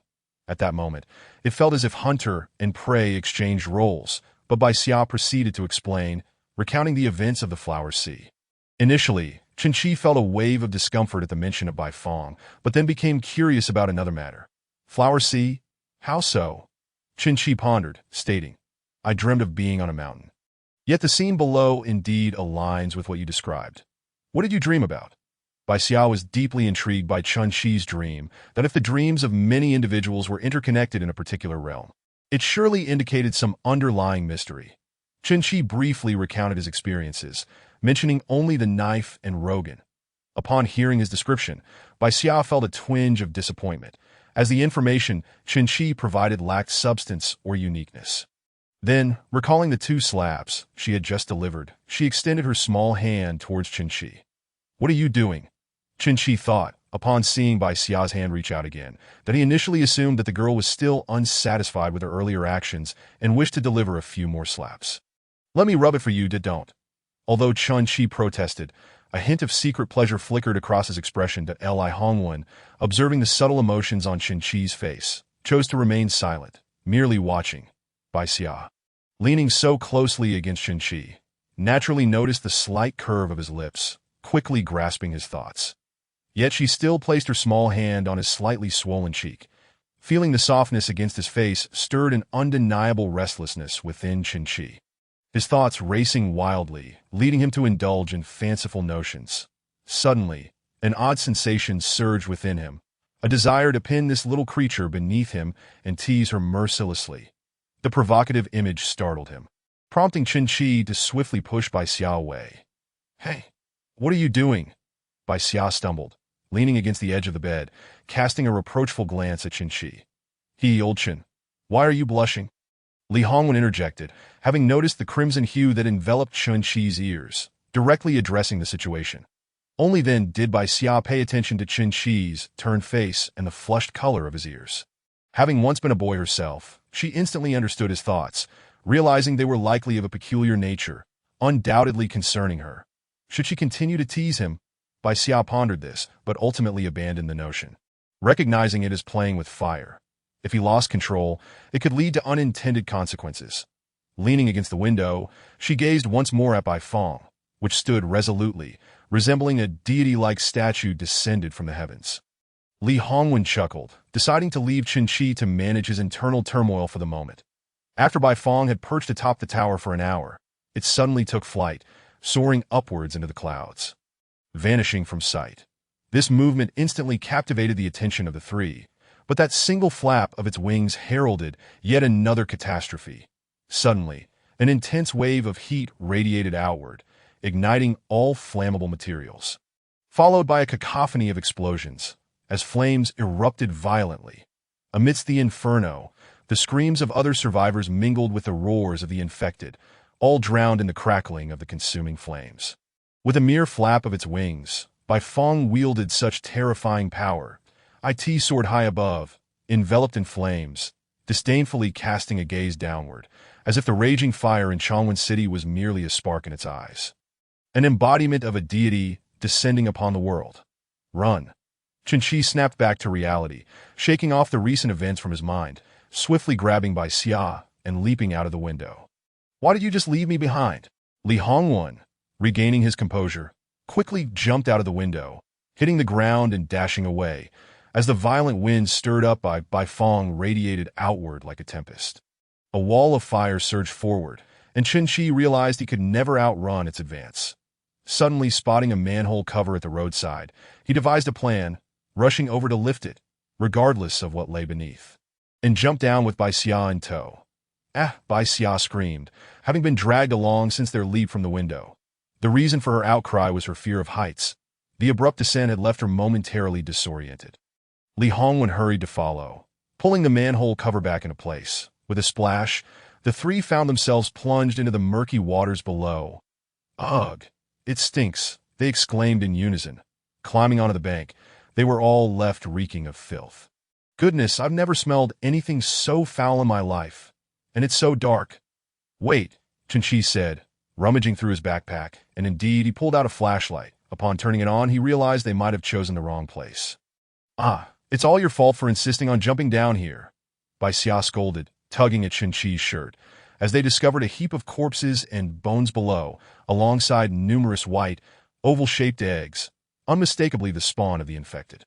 The area was chaotic and filthy, strewn with spider webs, hardly a suitable place to linger. Fortunately, the manhole they had jumped through had a ladder, allowing them the means to climb back up. Yet at that moment, by sheer misfortune, the white eggs began to crack and tremble. Chenchi, you go ahead, Bai Xia instructed, immediately retreating behind him. Chenchi chuckled at her timidness. You have quite the small heart. Those must be some kind of bugs. Aren't you afraid? I'm terrified of those multi-legged creatures. Chenchi took a whiff of the underground air, his brow relaxing. Methane, in this environment, shouldn't it be rife with methane? He chuckled lightly, turning to Li Hongwen. Old Li, this is your moment to shine. Just don't get blown up, don't worry. I'll just try a little L. Hongwen raised an eyebrow, gathering energy, but the air revealed no anomalies after several attempts.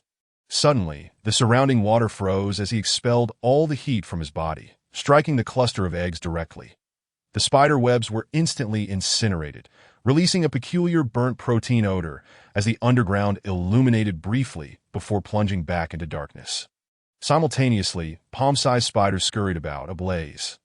Bai Xia, startled by the appearance of such large spiders, leaped onto Chenchi, clinging tightly to his thigh, desperately avoiding any chance of her feet encountering the creatures, continuously exclaiming, "What kind of spider grows that big? Look at you, scared out of your wits." Chenchi began to tease the frightened girl, when suddenly the ground trembled, causing him to furrow his brow. Looks like the parents have arrived from the other side. A massive black spider, nearly the height of a person, advanced rapidly towards them. I don't think we can take on that giant, Chenchi remarked.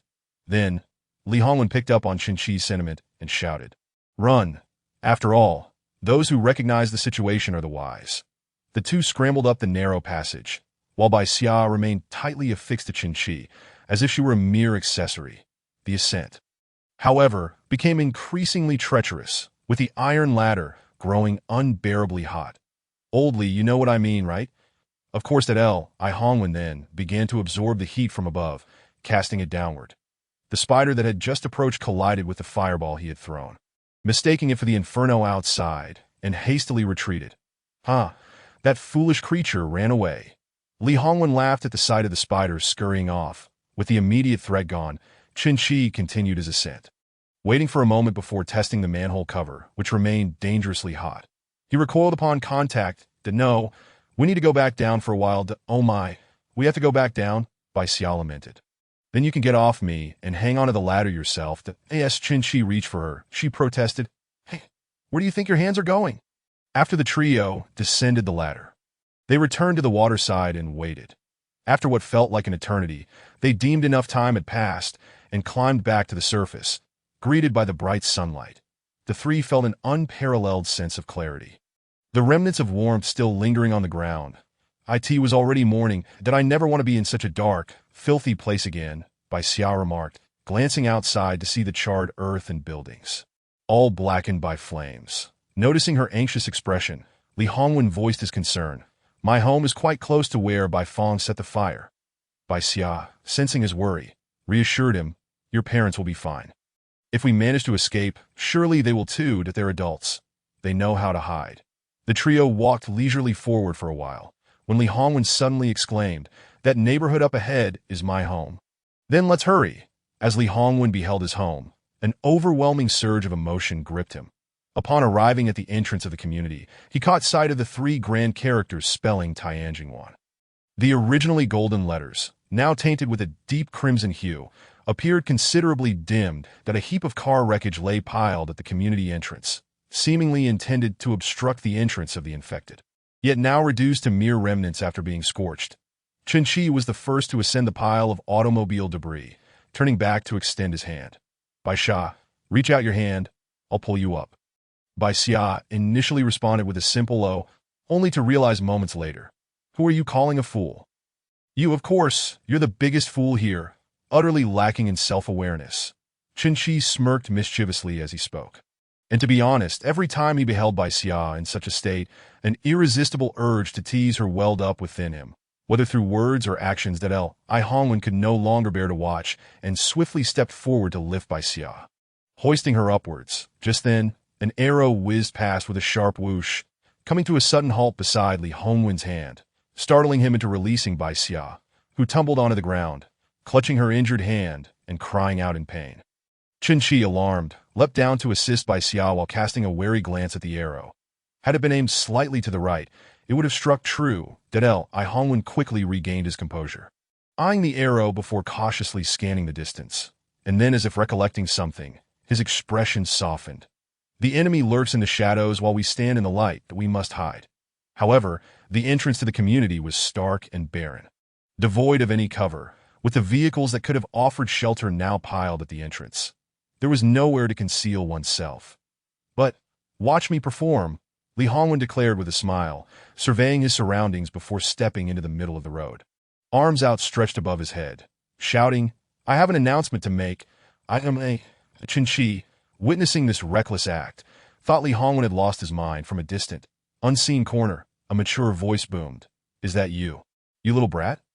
Wait, you're still alive? Li Hongwen brushed his hair back, a grin spreading across his face. Dad, I knew it was you. You're the only one in the entire community who enjoys archery. And really, can't you bear to see your son? Out stepped a middle-aged man with a scruffy beard, accompanied by a towering figure, nearly 2 meters tall, muscular, and imposing. Li Hongwen, momentarily perplexed by the identity of the man beside his father, was met with a firm hand on his head from Li Wu. I didn't recognize you. I thought you were some thug trying to infiltrate the community. After all, there have been a few of those around lately. Do you realize you almost shot your good son just now? That was my mistake. I instinctively mistook you for a thug. By the way, who are these two beside you? After a brief exchange, they learned that Li Hongwen's father was named Li Wu, and the other man was Zhang Yu. As they strolled along the gravel path of the community, Bai Xia noticed a cluster of shadowy figures in the nearby square. Li Wu, sensing her confusion, explained, all the monsters in the community have been dealt with by me and Lao Zhang. We searched every house, and while some were like me, most had transformed into those creatures. After we dealt with them, we piled them up over there and set them ablaze. Initially, they wouldn't burn due to the dampness, but Lao Zhang managed to salvage some gasoline from those cars and ignited it all. Oh, I see, Bai Xia thought, impressed by their efficiency. They were not the typical hapless victims. Suddenly, Li Hongwen remembered something and interjected, by the way, Dad, how's Mom? His father glanced at him, replying, she's doing well. The group then engaged in casual conversation, discussing how they had managed the previous night's chaos. They recounted how there were over 6,000 of those monstrous birds, far outnumbering them. Who would have guessed that wretched creature would set fire to everything? Thankfully, there was a person who somehow managed to extinguish the flames, which is why our building was spared. Bai Xia looked around, noting that, as Li Wu had mentioned, only one building retained its normal color. The others bore marks of scorching. And there are others with abilities like mine? She pondered, recalling Li Wu's other remark about people being able to perceive the information of Bai Fong, her brows furrowing in intrigue. She was not alone in her uniqueness. Chapter 20. What is this? Bai Xia hurriedly inquired. Uncle Li, what exactly happened last night? Could you elaborate? Li Wu turned to the source of the voice, his face lighting up with a warm smile. Are you very interested, little girl? Bai Xia felt a twitch at being called little girl, still finding it hard to accept, yet she responded, Li Wu then began recounting the events, and Bai Xia gleaned some details. Some individuals fainted upon seeing Bai Fong, just as she had, and they had even overheard a man making a phone call. There were 30 people in total, and those with abilities like hers made up more than half. As she listened, her expression grew increasingly rigid. Her unique ability was not singular, but rather appeared to be widespread. The bird seemed to have transmitted a signal to all who possessed this ability, implying that the dreamlike sea of flowers was a shared domain. Before long, they arrived at a nondescript building, with Li Wu leading the others upstairs. The bloodstains that marred the white walls had long since dried to a deep crimson. That Li Wu produced a key, unlocked the door, and stepped inside a tidy room. That a woman emerged, smiling warmly at Bai Xia and Li Hongwen before turning to ask Li Wu, "Who are these two?" "Oh, these are the classmates of this little rascal. Please make them feel at home." Zhang Min enthusiastically presented some freshly washed fruits on the coffee table and inquired about their names. The two introduced themselves, and Zhang Min smiled, saying, "Qinqi Bai Xia. Make yourselves at home." They were too weary to inquire about trivial matters, but Zhang Min seemed to recall something and asked, "Did you walk all the way here? That's quite impressive, given how dangerous it is outside." After some light conversation and getting acquainted, Zhang Min asked, "Having traveled so far, you both look a bit dirty. Would you like to wash up first?" The community has been receiving assistance from various residents, so things are relatively stable here. Qinqi questioned, "Is there still water?" "Of course. The water supply hasn't been cut off yet." "Thank you. Any that no trouble at all. That do you have any spare clothes?" "Those are beyond wearing." Qinqi's clothes were riddled with holes from earlier events, making them utterly unwearable. Is Hongwen's clothing acceptable? Why would I ever complain? Great. By the way, Annie, do you have any clothes for girls? Qinqi glanced at Bai Xia. Let me think. I believe there are some. I'll have a look. Thank you, Annie. Not a bother. The sound of water splashing filled the air, warm streams cascading down Bai Xia's frail form like silk. She stared in bewilderment at this unfamiliar, delicate body, momentarily incredulous, instinctively reaching out to gently pinch herself, as if to confirm that this was not a mere figment of her imagination. The sensation of pain reassured her. Have I truly become like this? Bai Xia murmured to herself, her voice tinged with an indescribable complexity of emotions. She lifted her arm, observing her slender fingers, then glanced at her dramatically transformed physique, her heart roiling with tumultuous waves. Taking a deep breath, she splashed warm water onto her cheeks, feeling as though the entire world had turned upside down, staring at her lovely visage in the mirror, her eyes glistening with tears. She offered a faint smile as if in self-inquisition. I must admit, I do look rather pleasing, don't I? Li Hongwen dashed out of his bedroom and plopped onto the sofa, inquiring, where's old Bai? She's in the shower. What? Want to take a peek? Li Hongwen leaned in closer, intending to joke, but Qinqi quickly dodged away, exclaiming, You're filthy, you stink. Go wash up first, all right? Suddenly, the bathroom door swung open, releasing a cloud of steam. Bai Xia emerged, clad in a white short-sleeved top and black shorts. Yet her expression bore a hint of melancholy, her hair damp and disheveled, droplets clinging to her strands. Qinqi's eyes sparkled momentarily, fixating on the girl. But he soon noticed that Bai Xia seemed somewhat off, thinking to himself, could it be that her emotions have spiraled out of control again due to her body? You didn't even dry your hair. What if you catch a cold? Zhang Min picked up the hairdryer and approached, saying, That rascal Hongwen has a wardrobe filled with girls' clothes, alas. Upon hearing this, Li Hongwen's face instantly turned a shade of green. Qinqi, still immersed in his thoughts of Bai Xia, had not paid any attention to Zhang Min's words. Chapter 21. Leaving the community, turns out you have such a peculiar habit, Qinqi remarked, casting a curious glance at Li Hongwen. Oh no, it's just that my cousin left some clothes here when she visited during the summer vacation. That my mother stuffed them into my wardrobe, Li Hongwen replied, offering a rather clumsy excuse. Qinqi nodded, taking a sip from the glass of water on the table. Li Hongwen decided to be frank, as the other classmates had long since perished. Forget it. As long as you know. After all, there aren't too many of us left now. Such words you speak. Is your shoulder all right? Li Hongwen suddenly changed the subject. Qinqi promptly pulled back the corner of his shirt, revealing a shoulder adorned with conspicuous red marks. It seems to be healing well. The speed of recovery for this wound is a medical miracle, Qinqi thought, diverting his gaze to Bai Xia, who had just emerged from the water, appearing as delicate as a lotus flower, worthy only of distant admiration. Qinqi, what are you staring at? Bai Xia suddenly inquired, sensing his gaze. Nothing, he replied hastily. Qinqi, you were just staring at someone, Li Hongwen interjected, that I know you two had a good relationship back at school, but think about it. What do you say, Qinqi? Li Hongwen placed his glass down, as if he could see through Qinqi's thoughts. Get lost.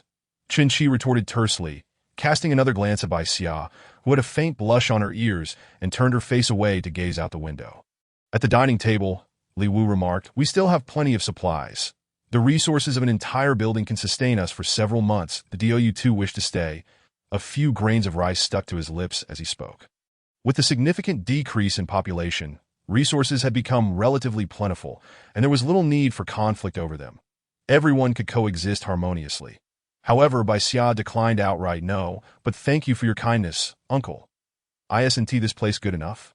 Chun Shi interjected. She wants to go home and check on things. After all, Li Hongwen is going back. Li Hongwen, who had been quietly eating, suddenly remembered something.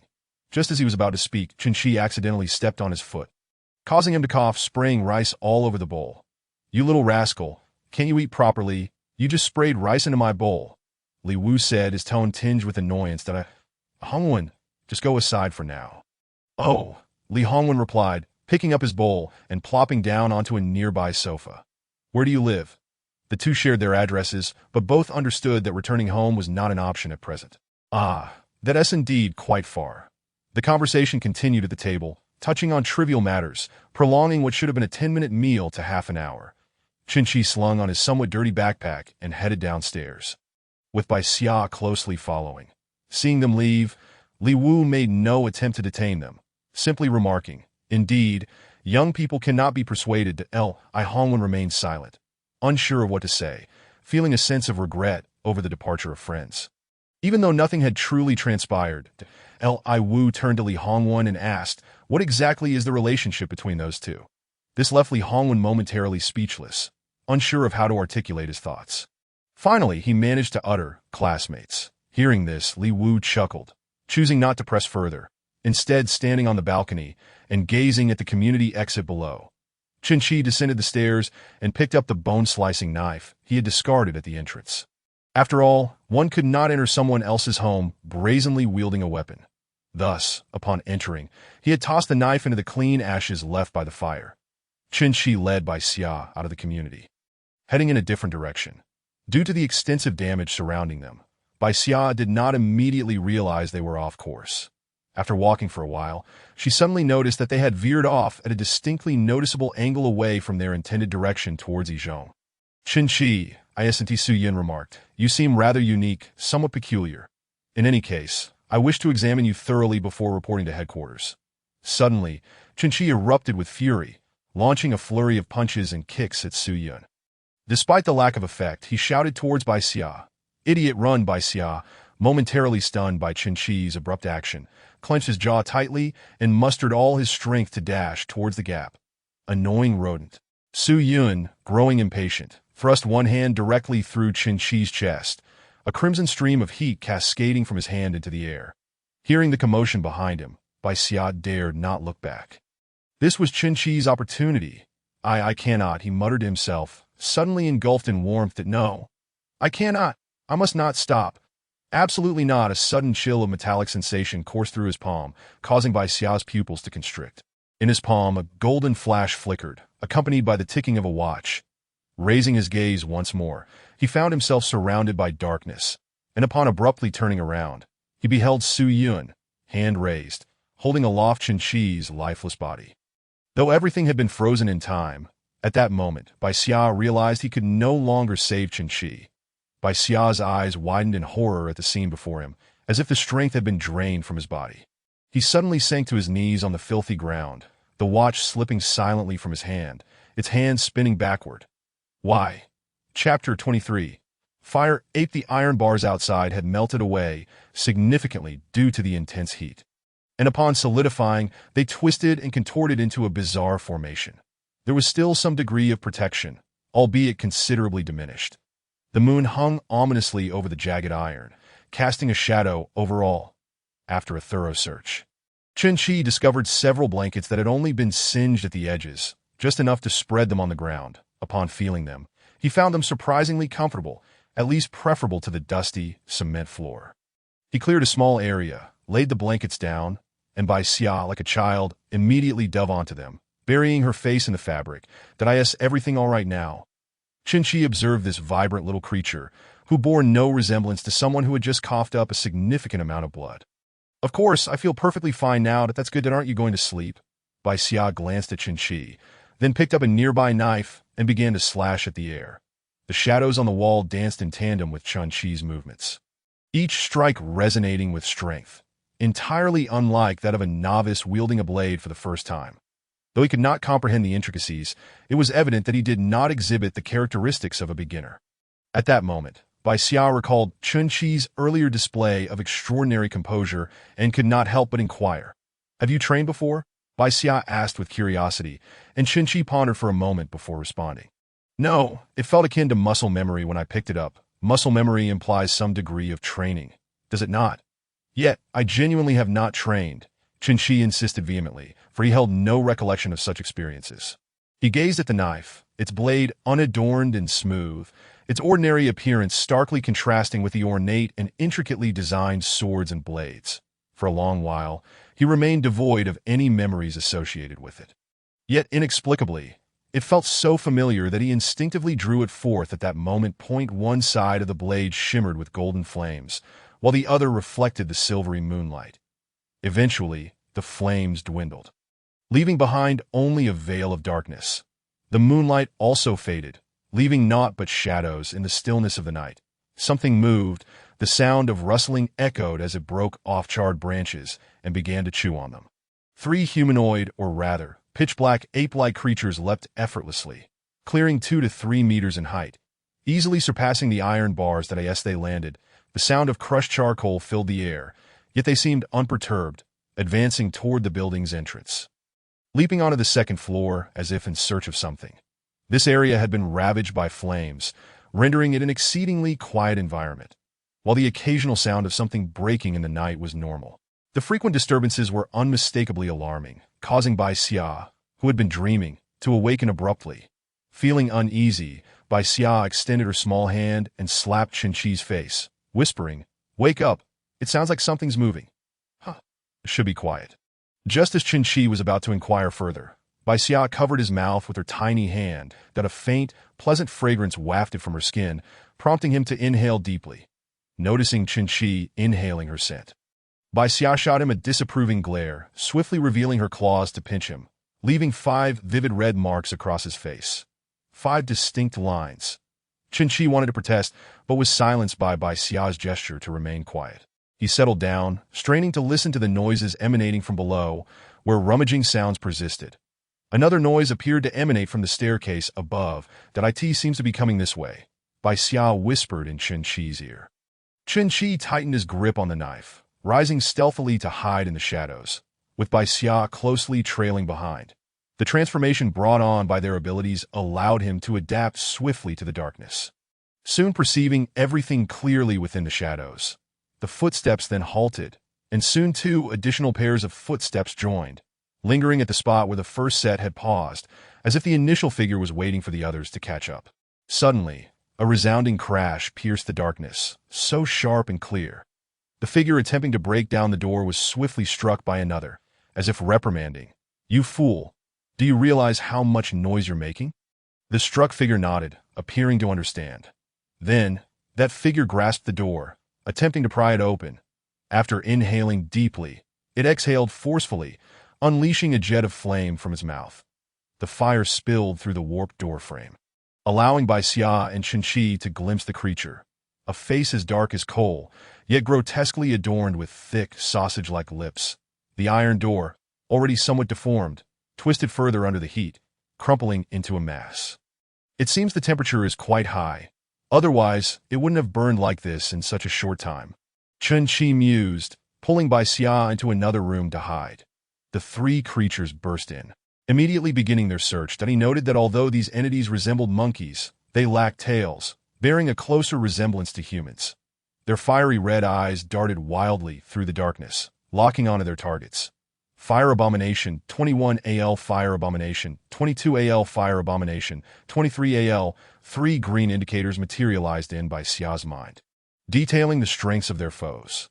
Just then, one of the fire abominations approached the room where Chun-Chi and Bai Xia were hiding. In the instant it entered, Chun-Chi's knife struck down, severing the creature's head from its body, blood spraying forth.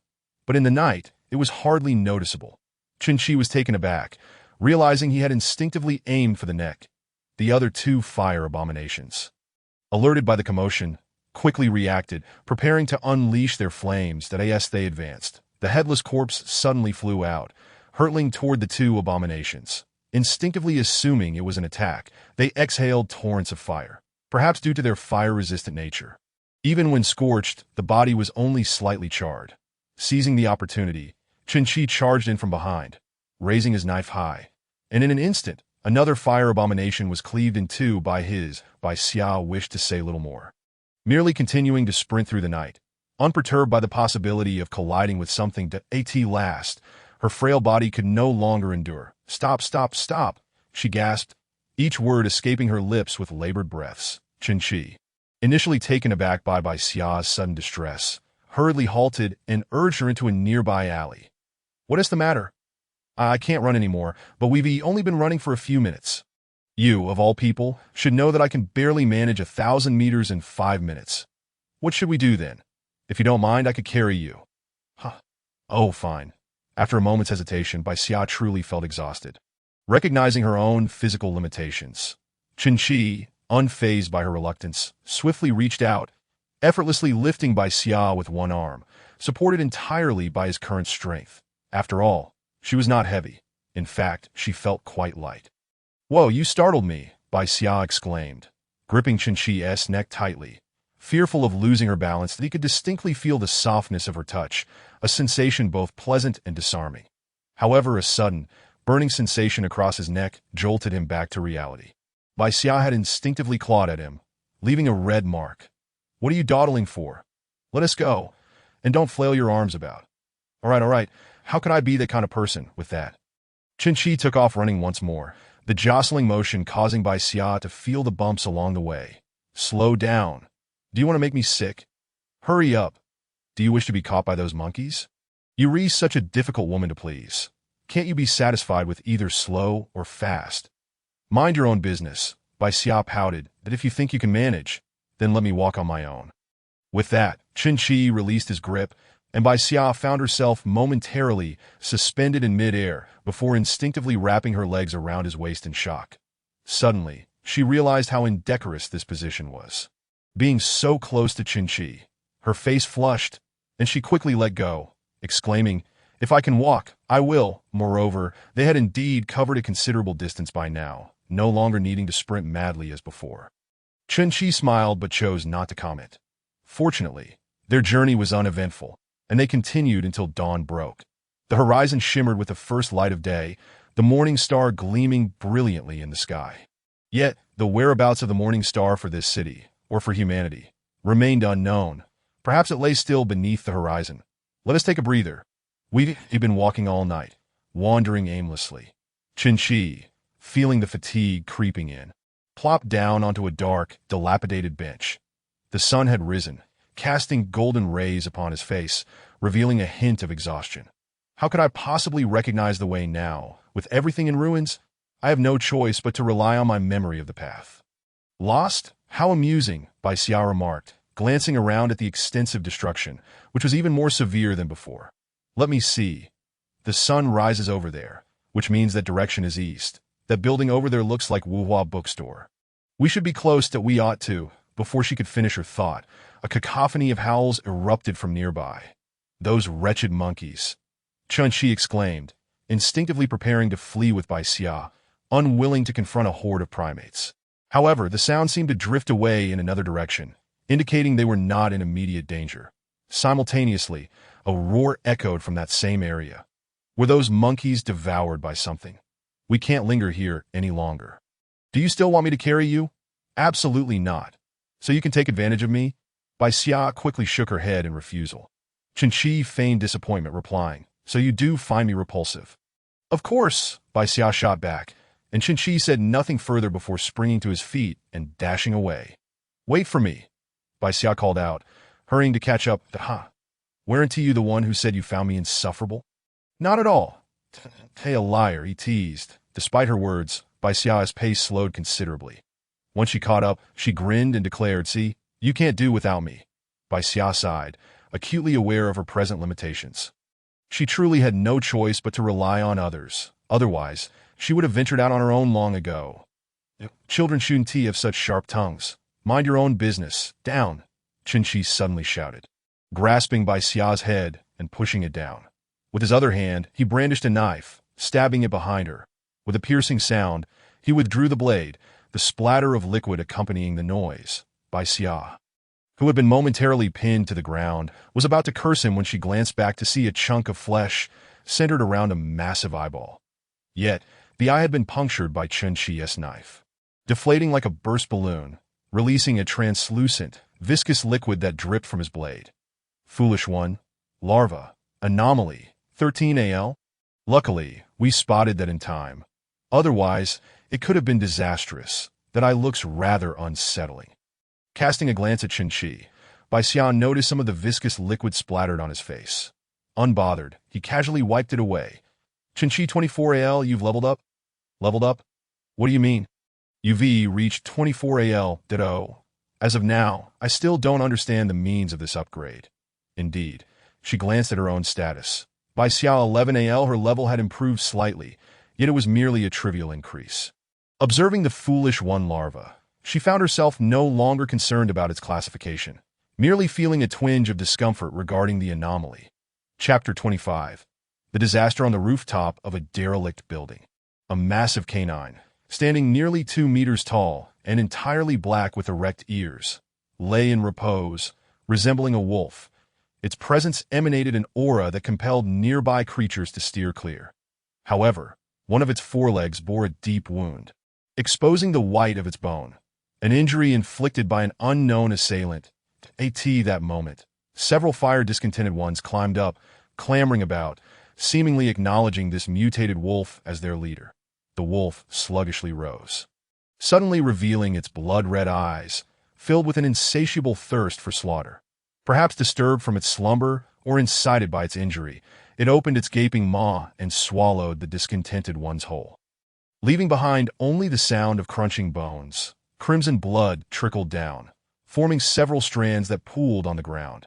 With a mighty roar, it leaped from the rooftop of the 7-story building onto a lower rooftop before bounding onto the asphalt road, beginning its sprint in a specific direction.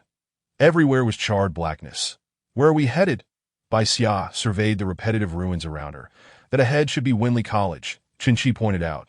Bai Xia stared at the rubble, scrutinizing it for a moment before responding, I can't believe you can still recognize it. They say if you don't work hard, you'll end up at the neighboring Winley College. With my grades, Winley College wouldn't want me. Now, there is no Winley College left, just a heap of ruins, Bai Xia continued. Now that it's come to this, I wonder what is happening outside. Who knows? Without a phone, and even less power. Qinshi stretched lazily as they walked away from Winley College. Qinshi, do you think if the outside world returns to a state of normalcy and order, we might find ourselves in a better situation too? That would indeed be nice, for who wishes to live a life on the edge every day?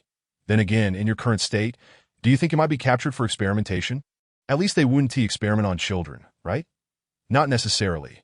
Remember that Su Yun? Bai Xia had been about to retort, but paused upon hearing Su Yun's name. Qinshi continued, he once mentioned something about handing you over to headquarters. The meaning was quite clear. Bai Xia's face fell, staring at Qinshi with a bitter expression. Wait, how do you know that? That conversation should have been reset. IT told me, Qinshi replied, lifting the knife in his hand. Just as she pondered this, the sound of a beast's approach echoed closer.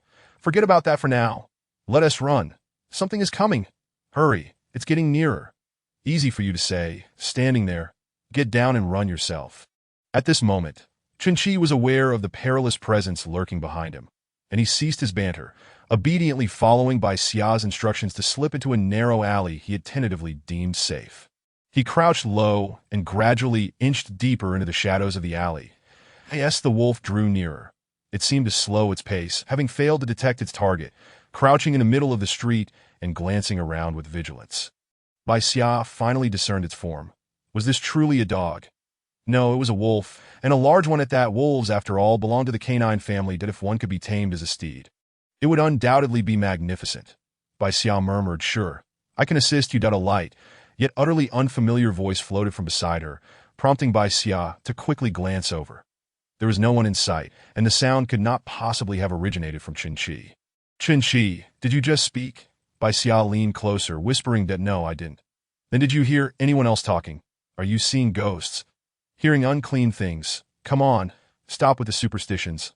I am a materialist. Yet there is indeed a voice. Regardless of that, that beast has been fixated on this spot for quite some time. Bai Xia turned back to see the wolf intensely staring into the alley. It appeared that their voices had alerted the creature. Huodo 39 AL Huodo crouched for a moment before swiftly locking on a Chun Chi's location in the alley. It charged forward, but the alley was somewhat narrow, allowing it to squeeze in only with difficulty, causing it to crash into some walls. However, it was not foolish enough to remain where it might be easily subdued, and with an injury to its leg, it quickly retreated. The sunlight reflected off the blade in Qin Chi's hand, causing it to tremble slightly, but it soon regained its composure, its eyes betraying a surge of anger. Instead, it withdrew and began to climb onto the upper floors, launching a frenzied assault on the rooftop above the alley, which was already damaged and exceedingly vulnerable. Run! Qin Chi realized the creature's intentions and grabbed Bai Xia, urging her to flee. Behind them, debris tumbled down, stirring up clouds of dust. Huodo, unwilling to relent, leapt wildly on the rooftop, attempting to bury the pair below. They could not continue fleeing through the narrow alley. It was only a matter of time before something disastrous occurred. Qin Chi pulled Bai Xia to the side, seeking refuge elsewhere. Huodo was relentless, bounding between nearby rooftops. This is bad, Qin Chi exclaimed, dragging Bai Xia toward an open area. They would not escape by running. He resolved to confront the creature. What AL is that dog? 339. Very well, let us take our chances. Earlier, it seemed startled by this knife. Its leg is injured. It must have been wounded by it before. That if we don't eliminate it, it will surely not let us off the hook. Once the thread is removed, we will be safe. With determination in his eyes, Qin Chi grasped the knife firmly. However, he needed to find a good hiding spot for Bai Xia to ensure he could unleash his full potential. In a particularly narrow alley, he spotted a door secured with a lock. Without a moment's hesitation, he raised his knife and severed the lock, which proved less sturdy than expected. Perhaps the knife was merely too sharp. He flung open the door to reveal a storage room, marked by charred remnants. Bai Xia confirmed that there were no other living beings inside, except for a pile of roasted human remains in the corner. Likely remnants of the previous occupants, dismembered and left behind. Why did they end up like this? Compared to their current predicament, the sight of the charred remains was less shocking. With no time to ponder further, Qin Chi hastily placed Bai Xia inside and shut the door behind him. Yet Bai Xia called out, "Hey, don't you dare die on me." "Okay." Qin Chi replied hurriedly before dashing outside. Bai Xia surveyed the dim surroundings, the sight of a corpse sending chills down her spine. "That is, oh, you just left me here. Men are all the same, aren't they? Who is there?" That voice again. This time, it was unmistakably that of a young girl. "Don't be so fierce. Girls should speak nicely. What kind of nonsense is this? Show yourself." A chill crept down her spine, her body slick with sweat. "But I'm afraid that if I come out, I might frighten you." Unbeknownst to her, Bai Xia felt her eyelids growing heavier. Perhaps I should just take a nap. With that delicate, ethereal voice, her consciousness sank into darkness. How strange. There was a lingering presence of others who had been here before. Thankfully, it was not that Ethan fellow. Whatever. The voice chimed joyfully. "Let us take a look at this prey caught in a trap. It's a pity that the bait, a juvenile, has perished." Chapter 26. Slaying the wolf. Once Qin Chi burst forth, he moved with the grace of a swallow, unencumbered by any burdens, casting aside his pack for Bai Xia to carry. Even if he were to perish, the provisions would sustain her for a time. The knife in his hand shimmered slightly, as though responding to his resolve that he did not comprehend the reasons. But this was not the moment for contemplation. With the knife measuring over 1 meter in length, it was perfectly suited for both stabbing and slashing. Dead on the street, a number of infernal fire beings had already gathered. "Summoning your minions, are we?" Qin Chi's knife fell, either dodging low or leaping to deliver swift strikes, effortlessly dispatching the hapless throng, their strength and speed inadequate to match his own. However, carelessness led to a slight burn from the flames they spat. Just then, Huodo lunged from the side, hurtling towards him. Qin Chi quickly sidestepped, rotating the knife's handle to evade. Using its forelegs as leverage, Huodo pivoted and kicked out with its powerful hind legs, sending Qin Chi staggering. He quickly regained his balance, fixing his gaze on Huodo, which glared back with unrestrained fury. That it began to watch him with a wary eye, as if realizing that the knife wielder was not the same person it had encountered before, and lowered its guard slightly. Suddenly, it let out a thunderous howl. More infernal fire beings emerged from the nearby buildings, leaping down and charging towards Chun-Chi's direction. Damn it! Is this truly the Flower Fruit Mountain? Chun-Chi cursed. Yet his knife did not waver. Huodo remained crouched, observing Chun-Chi, before abruptly pouncing. Damn! Chun-Chi swung his knife, dispatching the few obstacles in his path, and veered aside.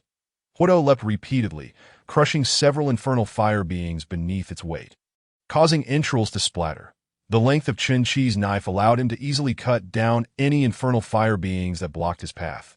Seizing a slain body, he charged directly at Huodo. Seeing that the worthless monkeys could not impede Chun-Chi, Huodo let out a furious roar, opening its massive jaws to swallow several infernal fire beings whole. Blood seeped from its injured foreleg, black and viscous. Holding dual knives, Chun-Chi pressed forward, fortunate that his weapon's length allowed him to inflict several new wounds upon Huodo. Huodo raised its injured paw to strike at Chun-Chi. Though Chun-Chi's mind processed this, his body required time to react. Instinctively, he leaned back, lifting his feet off the ground, but he was ultimately a moment too late. His right leg was raked open by Huodo's claws, blood flowing freely. Yet Chun-Chi felt no pain, as if he had not been injured at all. Rising once more, he inadvertently splattered drops of his blood upon the blade, which swiftly spread across the surface, forming peculiar patterns that enveloped the knife. That a thin, inconspicuous film of blood pulsated upon the blade, as if it were alive. Though his leg was grievously wounded, Chun-Chi pressed forward, slashing at Huodo, which was taken aback by his audacity. This human has lost his mind. He feels no pain? How peculiar! Huodo instinctively dodged, leaping high and crouching upon a ledge. His mouth began to glow, as if he were about to unleash a torrent of fire. But it extinguished abruptly, leaving him with several fresh wounds. Recognizing his defeat, he let out a roar towards the heavens, summoning forth more of the Yanhua people, intent on fleeing, perhaps due to his injuries. His legs suddenly lost strength, causing him to plummet downwards. More of the Yanhua emerged, launching an attack from behind Chun-Chi. Noticing the encroaching shadows, Chun-Chi hastily distanced himself. With a resounding crash, Huodo crashed to the ground, creating a crimson crater, crushing numerous Yanhua beneath him. Yet he remained capable of movement. Chun-Chi swiftly dispatched several obstructing Yanhua and rushed to Huodo's side. Seeking to comprehend the situation, blood trickled down from his forehead, lending him a somewhat ferocious appearance. Huodo's eyes snapped open, and he kicked off with his hind legs, but his speed was insufficient. Chun-Chi drove his weapon fiercely into Huodo's abdomen, originally aiming for the heart. Blood gushed forth, cascading down the blade and onto his hand. Huodo quickly rose, distancing himself from Chun-Chi. Observing this creature, Chun-Chi felt a surge of confidence. Huodo, aware of the wound in his abdomen and the injury to his foreleg, knew his time was short. In a frenzy, he charged forth. Intent on dragging Chun-Chi down with him, that he opened his bloodied maw and surged forward, spewing forth a serpent of flame. The surrounding temperature began to rise. Huodo seemed to disregard his own life, unleashing an impossible burst of strength and speed, a feat achieved at the cost of irreversible damage to his body. Chun-Chi evaded with great effort, but ultimately faltered. His left hand was torn open, exposing stark white bone. "You resemble a beast now." With his left hand severely injured, Chun-Chi was left wielding his knife with only the right, struggling to unleash its full potential. Suddenly, he felt a rush of warmth in his nostrils, blood erupting from his nose. Chun-Chi sensed his body nearing its limits, yet felt no sensation. All he could do was evade, unwilling to confront head-on, awaiting the last moment that if he could not evade, he would brace with his knife. The incessant harassment from the Yin forced Chun-Chi to divert his thoughts to countering them, but he dodged while striving to edge towards the alley. Knowing that within its confines he could better defend himself, at least reducing the Yanhua's onslaught. Huodo had completely lost his sanity, charging and biting with reckless abandon, blood splattering everywhere. Fortunately, in a crucial moment, Chun-Chi executed a roll into the alley. Huodo collided violently, causing a shower of debris. The high-speed fragments grazed Chun-Chi's cheek, blood trickling from the narrow wounds. Huodo continued to crash against the alley entrance. seemingly devoid of reason. Gradually, his speed and force diminished until he finally collapsed, weakened and motionless, though his body still exhibited faint movements, indicating he was not yet dead. Finish him off. Without hesitation, Qin plunged his knife into Huido's forehead. But it halted upon striking the skull. So hard. How naive of me! He redirected his blade towards Huido's eyes, blinding one before driving it deep into the other, piercing towards the brain. Huido's body struggled momentarily, then fell still, as if sensing the demise of its leader. The yin was scattered in all directions, and Qin lacked the energy to pursue them. The weight on his heart finally lifted. He slumped against the wall, allowing his knife to rest upon Huido's head. After a long while, the memory of Bai Xia left alone in that room stirred Qin to rise once more. Nearly losing his balance, he extracted his knife, dragging it along the ground, the blade clanging against the debris, producing a sharp sound. As the sun set, the blade gleamed a deep crimson that in the distance, the cries of monkeys echoed, reverberating around Huido. Qin leaned weakly against the wall, stumbling back, extending his hand to seek guidance. Blood trailed down his hand and along the knife surface, forming a twisted crimson pattern that spread deep into the shadows. Chapter 27. Old text by Xia groggily awakened, yet the surroundings remained shrouded in darkness. After a moment, she gradually rose, her limbs feeling as though they had been hastily assembled. The door stood ajar. A cold wind swept through, creaking eerily like a ghost wail in the night. Bai Xia forced her weakened body to step out of the room and into the alley, only to be jolted by the sight before her. Qin's body leaned against the wall, lifeless as a corpse. His head hung low, a drop of blood perched on the tip of his nose, and the wound on his arm was grotesque. Especially the stark white bone, glinting unervingly in the moonlight. The blood had congealed, turning dark and viscous, and the blade lay discarded nearby. Qin, what has happened to you now? Please do not frighten me. Bai Xia rushed forward, placing her fingers at his nostrils, then feeling his chest, only to discover it was hollow, a dark void in place of life. That as her hand ventured within, her heart plummeted into despair. Terrified, Bai Xia recoiled, collapsing backward, her hands stained with blackened blood. The filth on her hands appeared ghastly under the moonlight. No, it cannot be. Panic surged through Bai Xia as she confirmed the chilling reality. The cold body undeniably conveyed the grim truth. No, I refuse to believe it. Wake up. She grasped Qin's collar, shaking him vigorously, as if trying to rouse him from a slumber. Wake up. Did we not agree that you would protect me? What is this? Abandoning me? Leaving first? Why? Why? Wake up. Come back to me. Yet, Qin's body remained utterly unresponsive. Bai Xia, still clutching his collar, let her head droop in defeat, resting against his, feeling only the endless chill. Liar, liar. Qin, you deceiver. You promised to accompany me. Yet now you trick me, leaving me all alone. How could you? How could you be so heartless? Her words grew increasingly indistinct, dissolving into tears that cascaded down her cheeks, pooling upon Qin's cold body. Sobbing, she also hurled curses into the night. Why? Why deceive me? Her fists pounded against her chest, kneeling before Qin, her hands slipping from his collar as she crumpled weakly to the ground. Beneath the night sky, two elongated figures suddenly emerged at the alley's entrance, towering 2 meters high, casting shadows that obscured the moonlight. Bai Xia's vision blurred. Even through her peripheral sight, the two ghostly figures elicited no urge to flee. These figures possessed long limbs and legs, striding purposefully into the alley. One seized Bai Xia by the hair, dragging her outward, while the other swiftly reached for Qin's lifeless form. Bai Xia's body reacted instinctively, thrashing violently.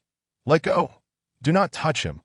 However, she was held fast, unable to move, forced to watch helplessly as the other figure grasped one of Qin's legs and began to haul him away. Release me! Let me go, please! The two ghostly figures paid her no heed. Suddenly, a familiar voice chimed in, light and airy. Oh dear, were you not clamoring to see my appearance? Well, now you have. Bai Xia's heart raced. Before her, the charred remains of a building were cloaked in a massive flesh-like membrane. The green and purple neural veins pulsated visibly, and at its center rested a gigantic eye, surrounded by numerous tendrils. allowing its enormous form to adhere to the structure. Oh my. Do not look so bewildered. Have I frightened you? The pupil of the eye contracted suddenly, and the towering figures dissolved into a cloud of crimson mist, vanishing into thin air. Feel free to use your abilities to observe me. As by Xia lifted her gaze, an intense pain struck her head. The agony compelled her to clutch her head as an unbearable cacophony assaulted her ears, threatening to rupture her eardrums. What is this? The subsequent information plunged by Xia deeper into despair. 0.0161561, right? I21474836 No, this cannot be. Seeing that colossal value, by Xia's heart lurched violently. How could this be? Did you kill Qinqi? Ha ha ha. Her mind descended into chaos, despair encroaching upon her. Oh dear. Losing your sanity won't do. Suddenly, numerous tendrils emerged from the flesh-like membrane, penetrating through Qinqi's hollow chest, ensnaring his lifeless form. No, within the depths of the eye, a deliberate, thunderous crunching sound erupted, seemingly aimed at driving by Xia to the brink of madness. Oh, you are quite fond of this man, aren't you? The voice continued. By the way, I once had a little fellow who was stabbed to death by this very individual. Consider that a form of vengeance. Wouldn't you agree? Tentacles extended once more, ensnaring by Xia and drawing him closer to the eye. Bai Xia's visage had turned ashen, resembling that of a corpse. Oh no, this simply cannot do. That I wish to witness your expression. Heh. The look of human fear is my absolute favorite. Suddenly the eye faded, the flesh membrane contorting, its hue shifting from a fleshy pink to that of skin, revealing a face, an exceedingly familiar face. Qinqi's face. Aya, Aya. The frantic cries echoed across the desolate wasteland. Yes, just like that. I revel in this. The tentacles constricted, swiftly pulling by Xia into Qinqi's mouth. Darkness enveloped him, utterly black and chilling. Child, why are you all alone here? Where are your parents? I don't know. Then come with Grandma. All right. Gazing at the kind-eyed elder, the young boy lowered his guard and followed her. With a sudden crash, the porcelain bowl slipped from his hands, shattering into countless pieces. The youth stood in disbelief, staring at the elderly woman on the bed. Terror saturating his eyes, fragments of disjointed memories flashed through by Xia's mind, yet they evidently did not belong to him. Chapter 28. Fragments. By Xia groggily opened his eyes, only to be met with an overwhelming sensation of suffocation. An oppressive force surrounded him, rendering movement nearly impossible, and breathing a Herculean task. Despair engulfed him. His mind spiraled into a dark abyss, devoid of any desire to escape, feeling utterly worthless without Qinqi's protection, merely a lamb awaiting slaughter. Curled up in a translucent liquid, he felt a searing burn on his face, hands and legs. Gradually, his fingers lost sensation, followed by his toes, as his skin began to numb. Suddenly, a faint voice echoed from all directions. Bai Xia. The voice, though soft, was hauntingly familiar. Curled up, Bai Xia struggled to lift his head, sensing a glimmer of hope, yet all he beheld was an impenetrable darkness. Unable to vocalize, his limbs felt as though they were dissolving, and any attempt to move brought excruciating pain. Qinqi. A flicker of hope ignited within him as he clung to that seemingly impossible voice, desperately attempting to respond. I knew you. Couldn't be. No reply came. No reply. It was as if the eye had sensed Bai Xia's shifting psyche, completely muting any external sounds that, oh, you don't still believe that fellow is alive, do you? You witnessed it with your own eyes. After all, Qinqi, he has perished, a worthless being. Without him, you are incapable of even self-preservation.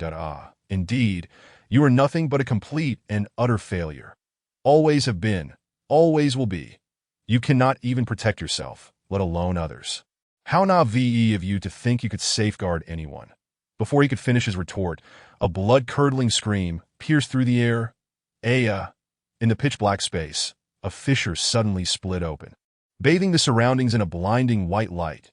I will kill you, Qinqi shouted, wielding a knife, carving a gaping wound across his own visage, then leaping down. A grotesque injury marred Qinqi's face. Half-translucent liquid oozing from the gash. I will kill you. Surrounding him, black tendrils erupted, plunging into the ground, causing numerous fissures as shadowy figures rose from the depths. Multiple silhouettes surged forward, yet Qin remained silent. Wielding his knife with fluid grace, dispatching the figures with each stroke, without a word, he unleashed several tendrils, aiming directly at himself, dodging swiftly as he scaled the wall, once more to do not bear my face. The tendrils recoiled, lunging towards Qin, explosions resonating with each strike, clouds of dust billowing forth. The force was so great that the towering structure could not withstand it, collapsing sideways. Qin had no choice but to slide down the building as it crumbled. Blood and flesh splattering around him, the damaged tissue rapidly disintegrating into a pool of blood. Qin's visage transformed back into that of the eye, with black tendrils reaching out into the air. As if seeking something to grasp, soon, the eye floated effortlessly above. "How dare you?" Qin suddenly exclaimed. "Oh dear, are you beginning to care for that girl? I merely borrowed a piece of her mind. It's just a bit of permanent mental damage that is an infection that feeds on the mind." Qin murmured, charging forward once more. The eye then adopted a mocking tone. "Brother Qi, I'm so scared." "Begone!" Qin propelled himself upwards towards the floating eye, as if stepping onto invisible stairs. "Oh dear, it's quite ungentlemanly to strike a lady. What makes you worthy?" Strangely, the eye did not counterattack. Qin lunged at it with his knife, producing a sound akin to tearing through paper.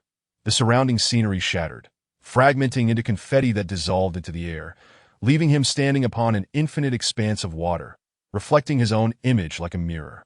While above, the starry sky twinkled, the Milky Way cutting through the cosmos. Just as confusion settled in, he spotted a familiar white silhouette standing nearby. Driven by a mix of trepidation and curiosity, Qin approached. The sounds of sobbing and self-reproach growing clearer. "I am such a failure. If it weren't for me, it wouldn't he have..." Woo! Crouched and cradling his head, Bai Xia's choked sobs resonated. Qin's brow furrowed, halting his advance as he listened intently. "That if it weren't for me, Qin wouldn't he? Woo, without him, I could do nothing.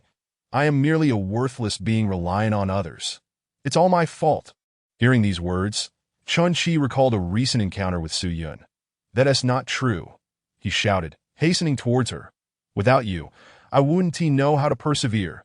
Since that incident in high school, you helped me find my way back. So I need you. I would never forsake you, really." "Is that true?" Qin stepped closer, and in an instant, Bai Xia leaped into his embrace, her tear-streaked face resembling that of a weeping kitten, her voice trembling as she asked, "Qin, are your words sincere?" "Of course, really?" A playful tone crept into Bai Xia's voice. Suddenly, Qin sensed something amiss and pushed her away.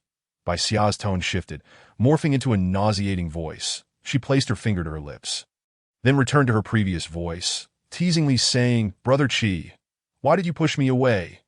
Is my body not soft enough? What do you think of my acting, on a scale of 1 to 10? How would you rate it?" Qin, consumed by rage, could hardly contain himself. This loathsome creature dared to deceive him in such a manner. The false Bai Xia feigned a pitiful demeanor. "Brother Qi, what troubles you? Did I not meet your expectations?" With an exaggerated gesture, she drew back her collar, deliberately revealing a patch of pristine skin. Continuing her mockery, "Why do you stare so? Do you wish for me to repay you with my body? How distasteful! How dare you?"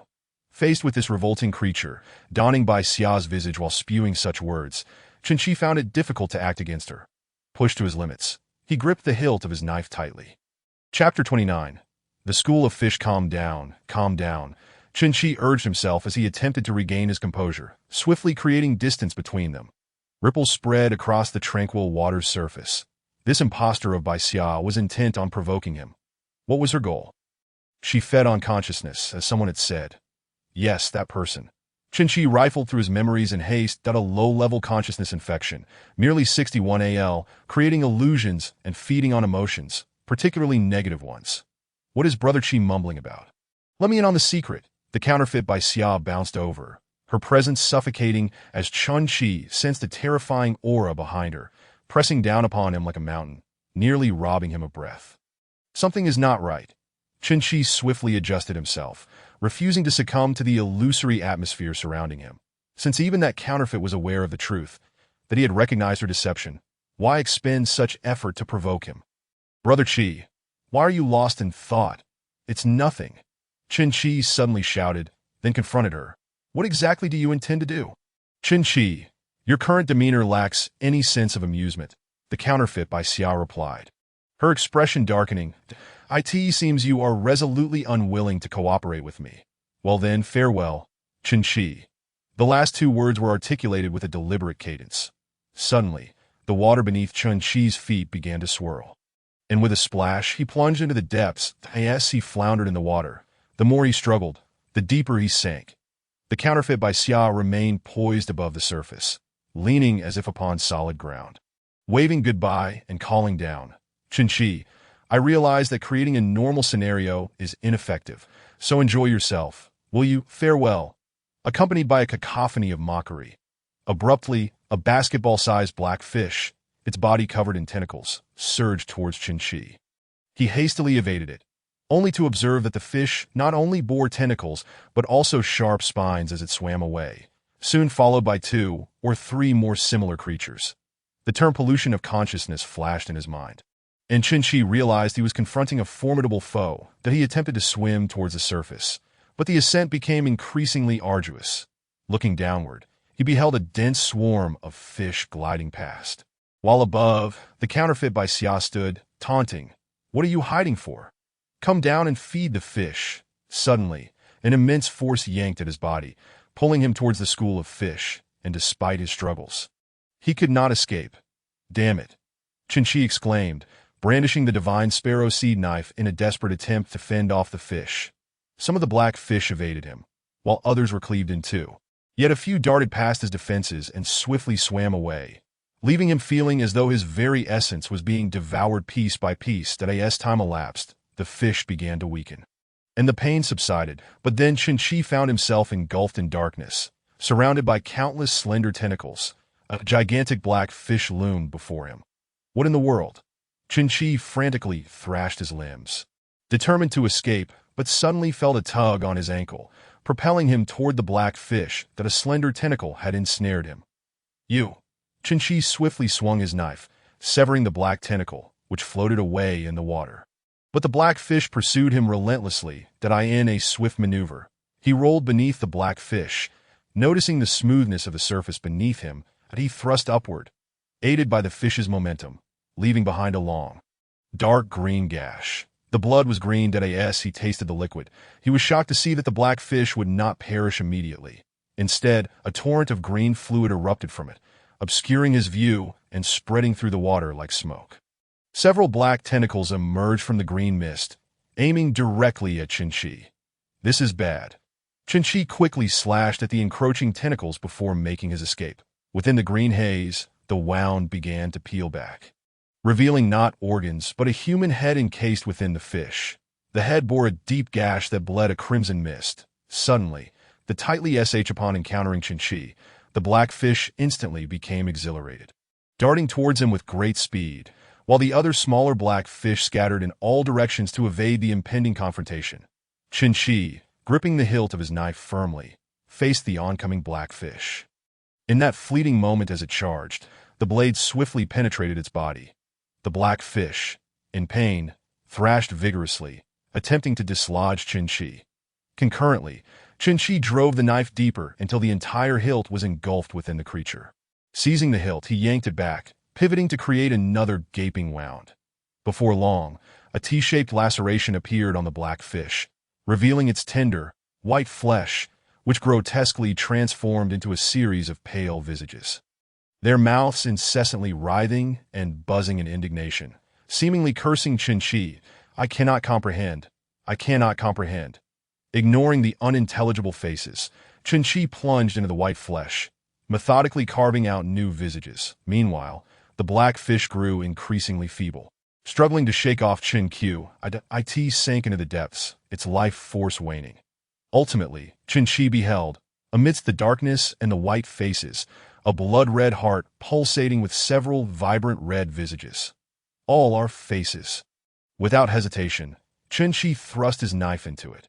With a resounding explosion, the black fish burst apart, and the white faces surged forth, gradually contorting and dissolving into the water, vanishing from sight, while the smaller black fish rushed into tear at a visage. The skin of the large black fish, akin to a deflating balloon, wilted and succumbed to the grasp of the black tendrils, torn into shreds. The force of the explosion propelled Qin away. And after an indeterminate time, he opened his eyes to find no traces of the black fish. He swiftly swam towards the surface. With a splashing sound, Qin's head broke through the water. And he hurriedly climbed up, finding himself once again upon the surface. That moment. In the distance, a figure resembling Bai Xia emerged, bouncing toward him. Her eyes filled with confusion and astonishment upon seeing Qin. "How are you unscathed?" Then she closed her eyes, her expression morphing into bewilderment. "Where is my fish? Where is that massive fish?" However, the instant Qin laid eyes on her, he charged forward with his knife raised. Startled, Bai Xia stumbled back, her feet giving way, and she fell into the water. Qin's strike missed its mark, and he looked down to see Bai Xia swimming beneath the surface, grinning at him in an eerie manner before diving into the depths. Disappearing from view, Qin, driven by the urge to plunge into the water and pursue her, found the water unyielding, as if frozen in place, that no matter how he tread, only ripples emanated outward. Had I known, I would not have surfaced. Qin sat upon the water's surface, gazing up to see only an endless expanse of white, devoid of sunlight, with an unknown source of illumination, grasping his disheveled hair in frustration. He felt ensnared in a predicament once again. Alas, how vexing! Unsure of what to do, he decided to wait and observe.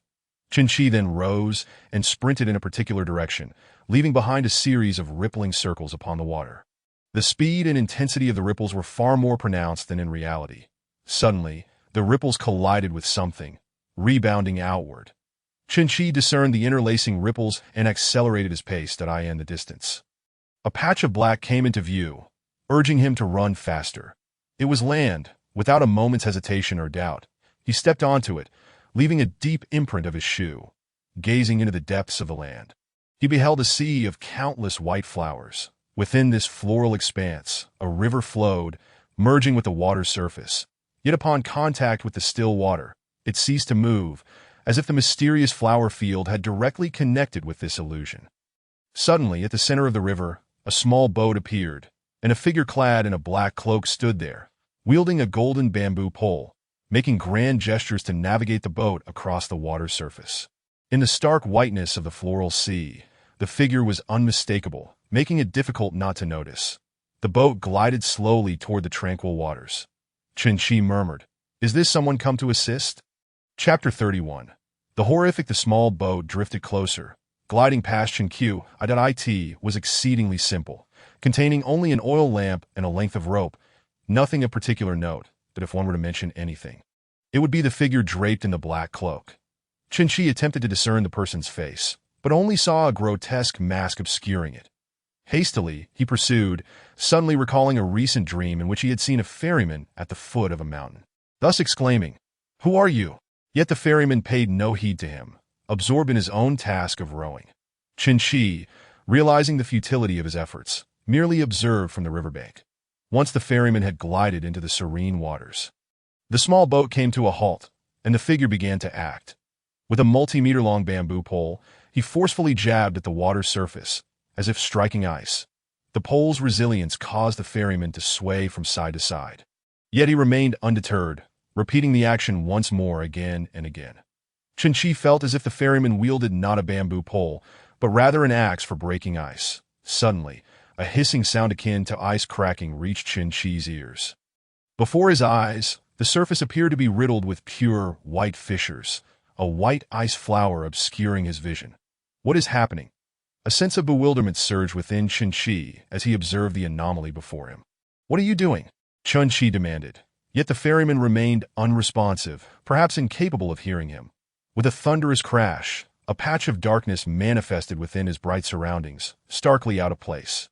Qin instinctively reached for the darkness, but grasped nothing, nearly losing his balance. With a clatter, the brightness faded completely, and the darkness expanded uncontrollably, engulfing him entirely.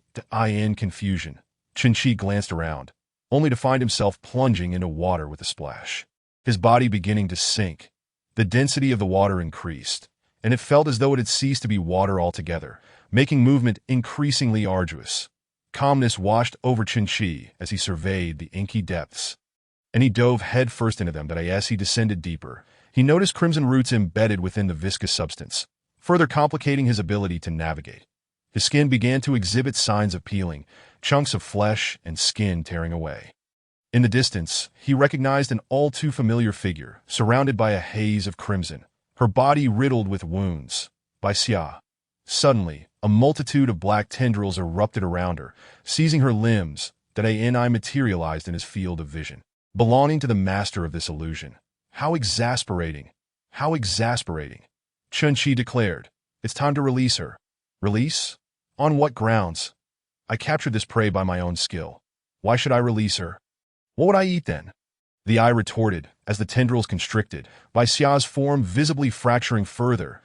I could easily crush her consciousness and devour her bit by bit, regardless of how I consume her. It will be consumption. Bai Xia experienced intense pain, her eyes snapping open to behold Qin. An exhilaration surged within her, momentarily overshadowing her agony. Chun, before she could finish, the tendrils tightened again. Our protagonist has awakened. Do not fear. I shall eliminate this scoundrel and free you. I'm so frightened. Do come. The eye taunted mockingly. Thus, they remained in a stalemate, the eye hesitant to make a move, and Qin equally reluctant.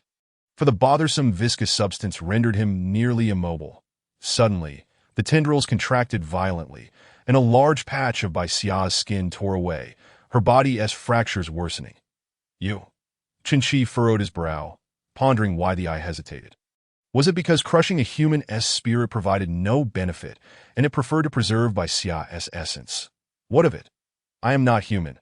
I was captured by your kind to begin with. So I loathe you. Qin seemed unable to grasp the gravity of the situation and inquired, Can consciousness also be captured? The eye erupted in fury, shouting, Do not mock me with such trivialities. Let us make a deal, shall we?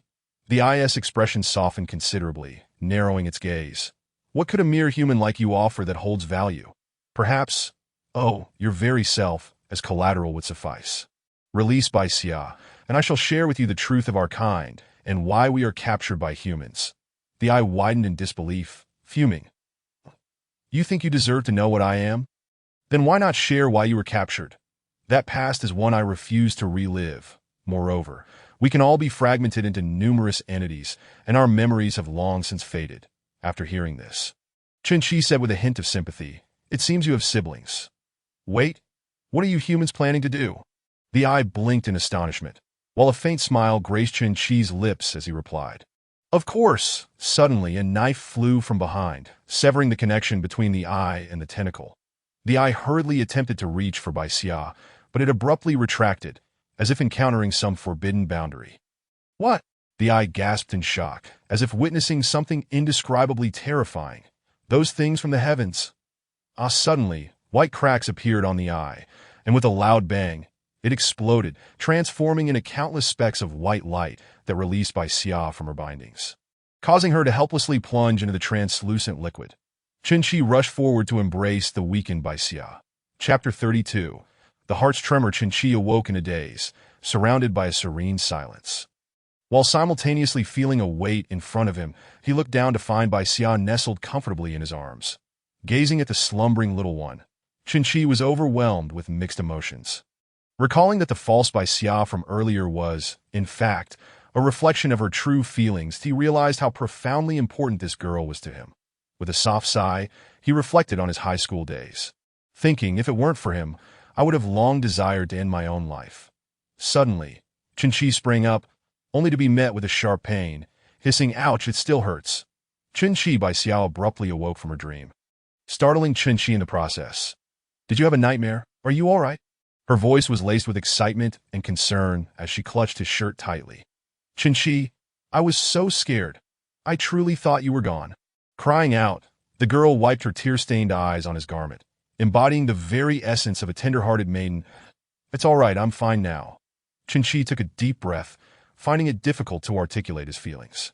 He sensed that the Bai Xia he once knew had seemingly vanished, causing a pang in his heart. That as Qin attempted to rise, he was abruptly halted by a jolt of pain, causing him to collapse back to the ground. You're injured. Don't move.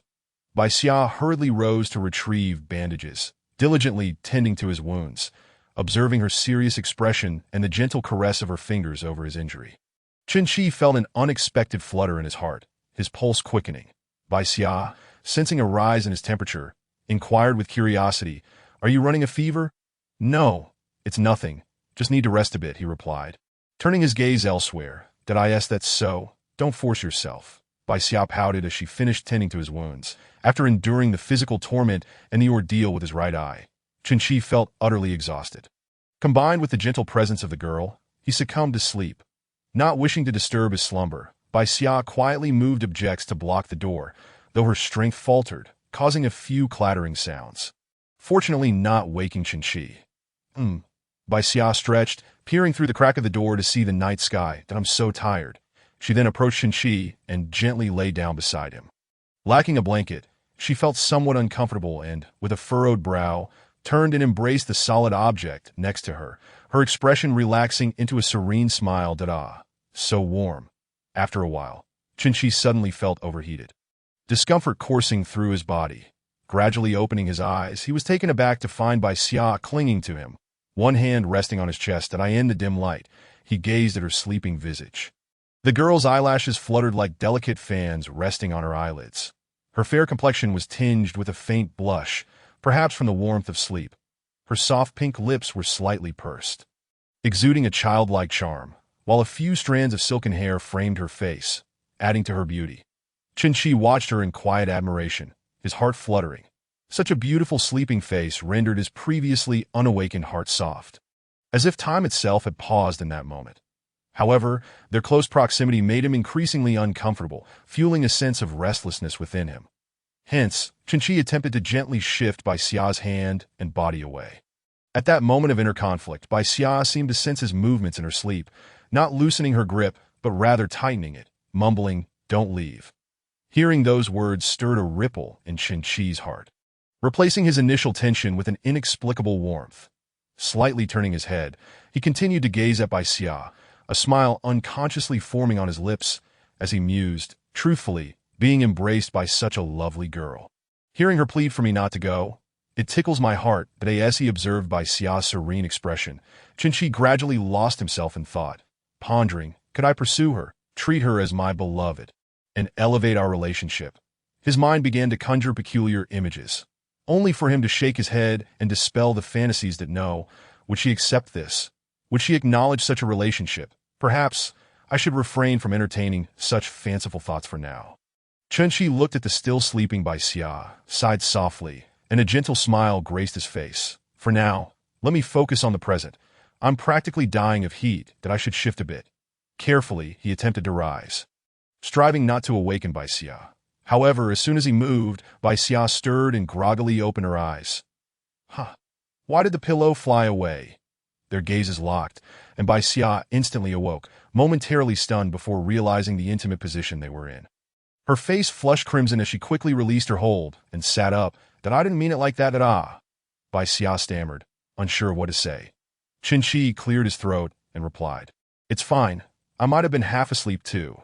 The atmosphere in the room instantly turned awkward. Meanwhile, a man named Luo Gan stood atop a mountain, gazing down at the charred black city that had been scorched by flames.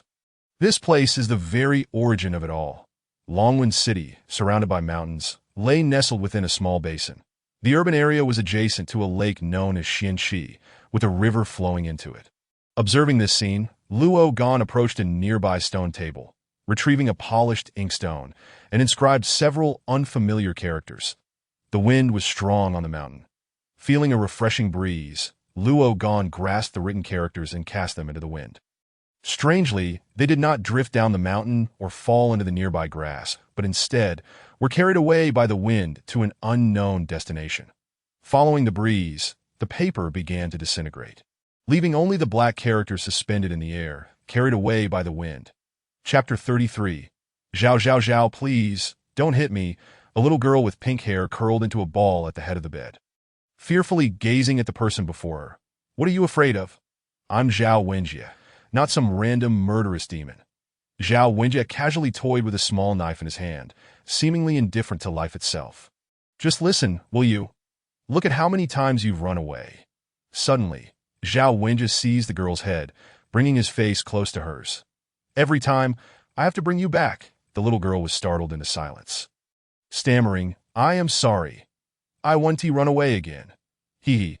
Being obedient makes you a good child, Zhao Wenjie said with a smile, reaching out to pat her head, that he then produced a piece of fruit candy from his pocket and offered it to her.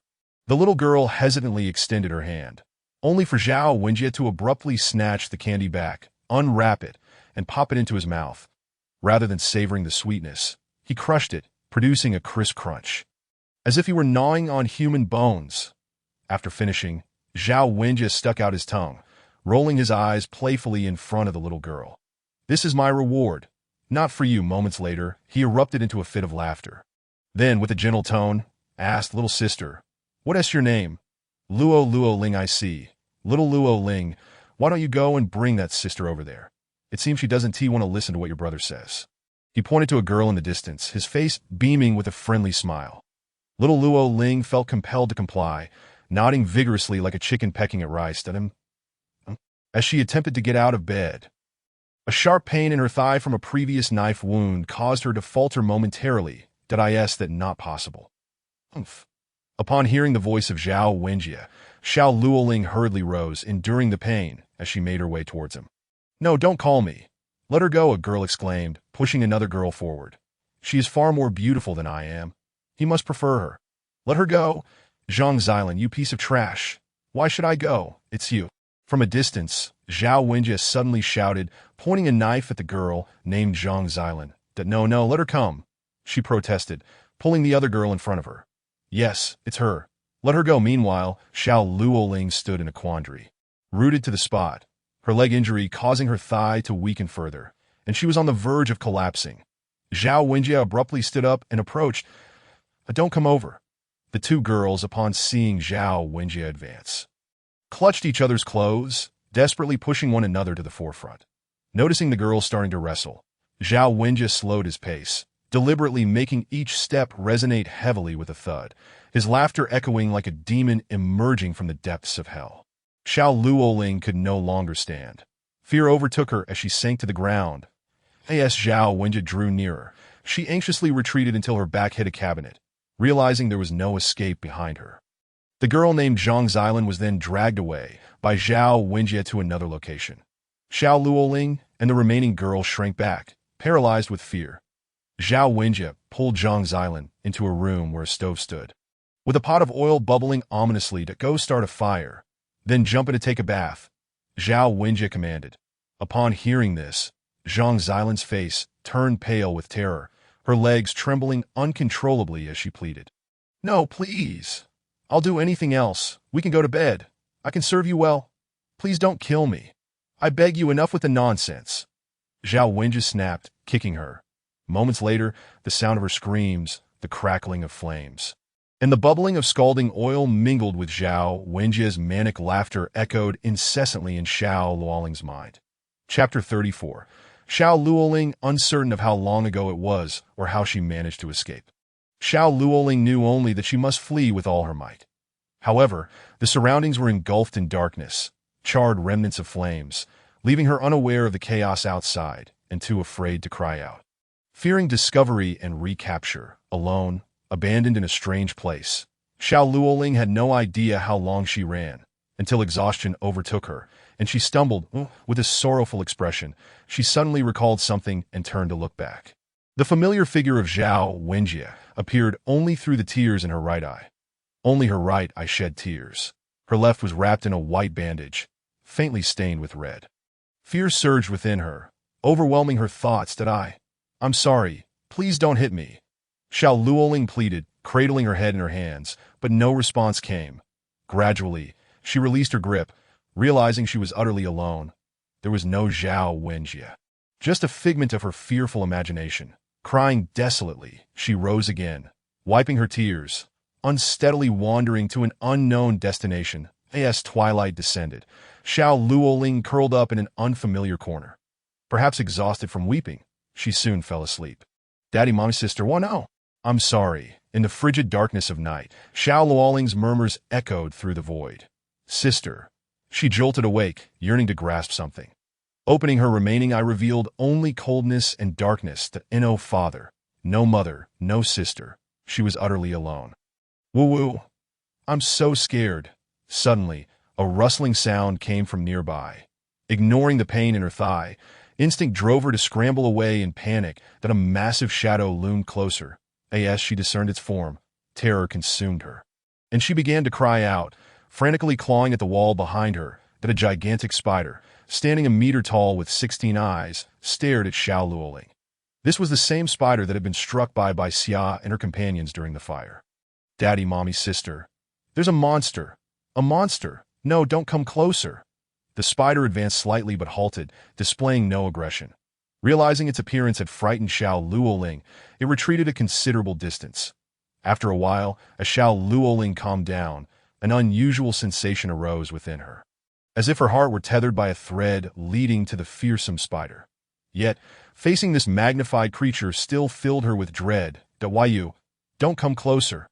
Go away, the spider seemed to understand. Obediently retreating from her vicinity, as the spider moved away, Xiao Luoling felt an urge to cry again, whispering so terrifying. A white line stretched across the sky, growing brighter, signaling the dawn's approach. Xiao Luoling rose, supporting her injured leg, uncertain of her destination. Chapter 35. He Luo Qinqi, you truly are a fool. After walking for so long, you realize you've completely lost your way. Bai Xia scolded, gripping Qinqi's ear tightly. You can't blame me entirely. The closer we got to the city center, the more devastation there was, and I lost all sense of direction, he replied helplessly. After some discussion, they chose to walk along the edge of the lake. As they traversed the pitch-black path, the landscape was littered with twisted, blackened debris, as if the world itself were lamenting. Bai Xia gazed at the scene before her, lamenting, it used to be so beautiful here. Now it's just a desolate wasteland. Suddenly, a white figure darted swiftly through the water, quickly diving beneath the surface. There is something in the water, Bai Xia exclaimed, pointing, and Qinqi turned to look, only to see the ripples expanding outward. His brow furrowed. Hurry! The unidentified creature in the water, sensing nearby movement after a long period of hunger, swiftly approached the shore, sending waves crashing on the surface. It's coming! Upon its arrival, Bai Xia realized the creature's size was extraordinary. Suddenly, it leapt from the water, soaring into the air, its massive jaws aimed directly at them, casting a shadow over the two. In that critical moment, Qinqi yanked Bai Xia aside, narrowly avoiding the colossal beast as green text flashed in his mind. He Luo, 51 AL. Alarm surged within Qinqi as he glanced toward the source of the sound, only to see a gigantic serpent tail crashing down from He Luo, accompanied by a fierce gust of wind. Qinqi's expression shifted. Without a moment to spare, he pulled Bai Xia aside just as the serpent's tail slammed into the ground, creating a resounding thud and sending dust flying. Moments later, another serpent tail lashed out from He Luo, aiming for them. Qinqi had no choice but to continue evading, inwardly cursing, what the hell? A flicker of anger flashed in his eyes. But he had no opportunity to retaliate, only the necessity to dodge as time passed. He Luo's serpent tails multiplied, their attacks growing increasingly frantic and relentless.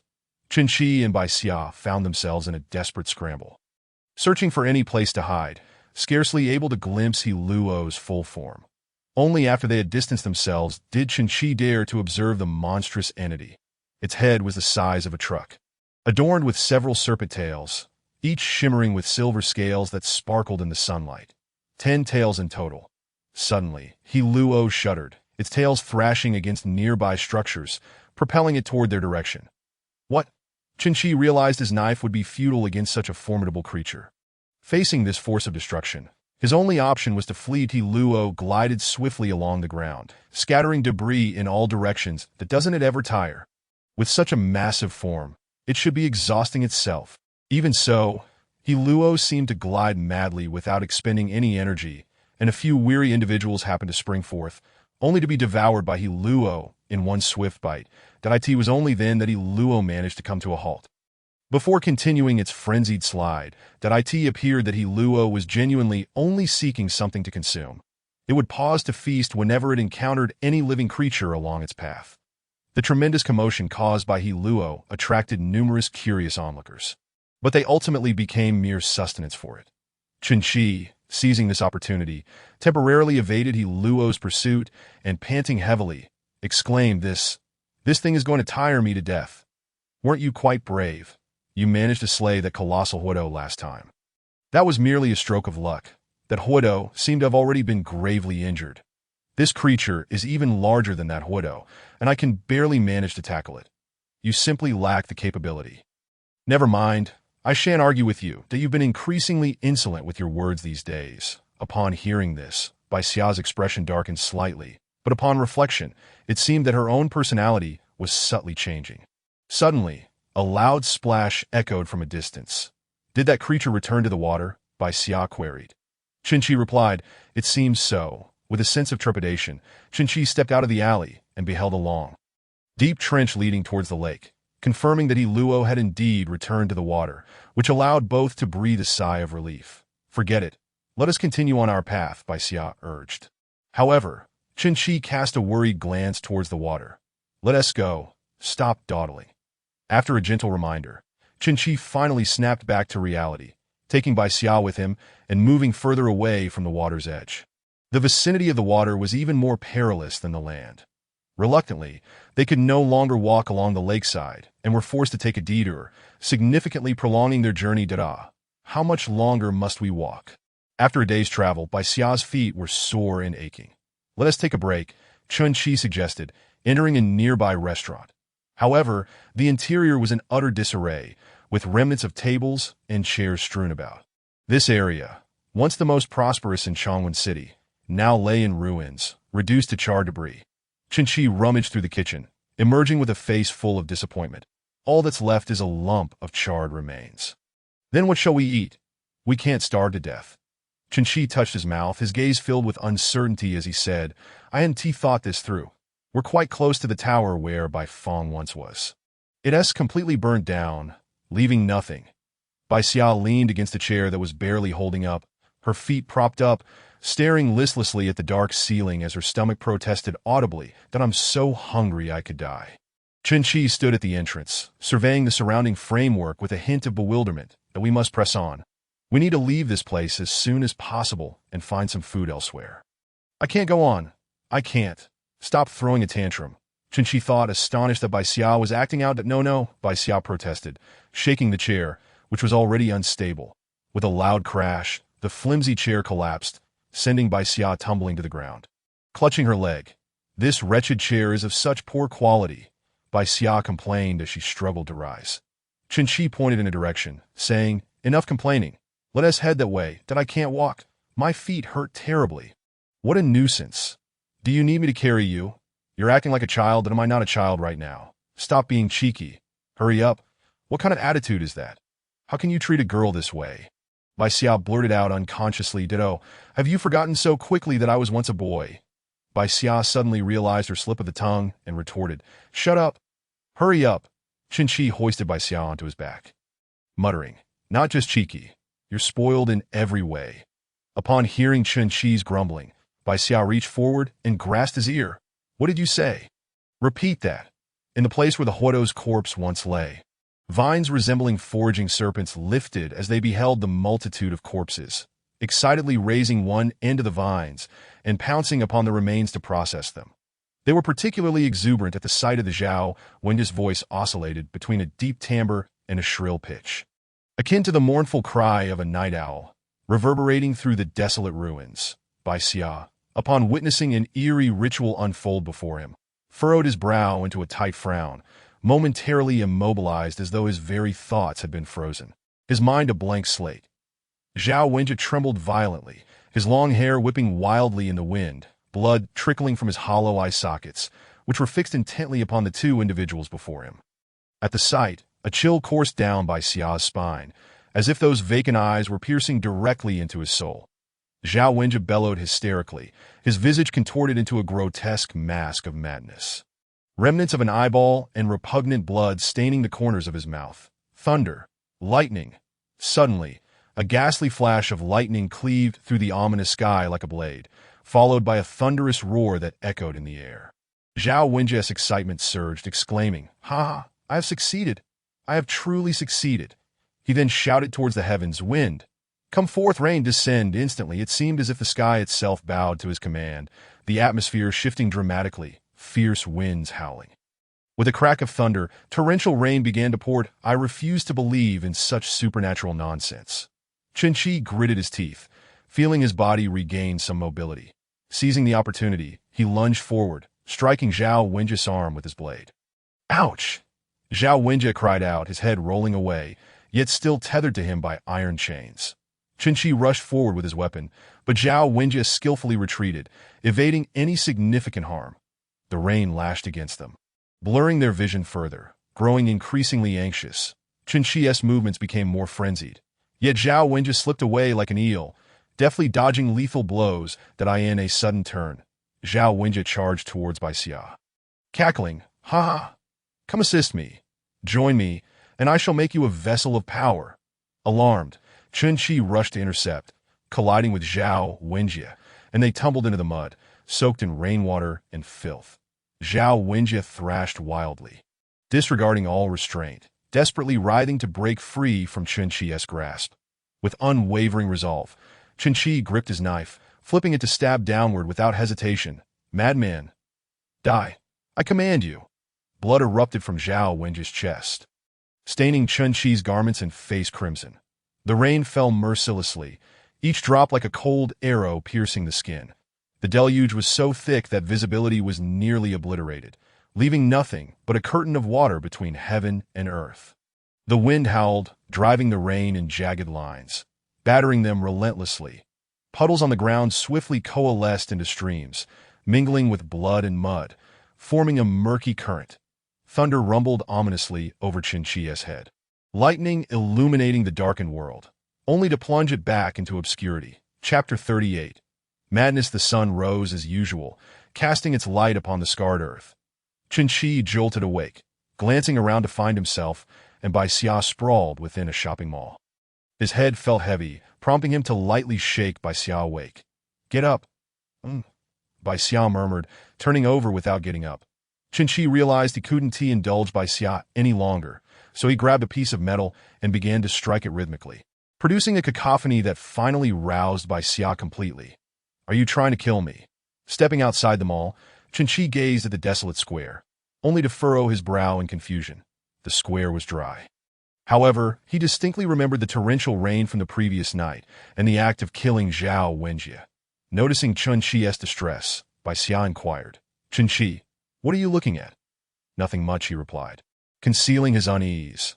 They made their way towards the location where he recalled Zhao Wenjie's body to be, only to find it utterly vacant, devoid of any trace. Bai Xia pressed further, "Qinchi, what is wrong?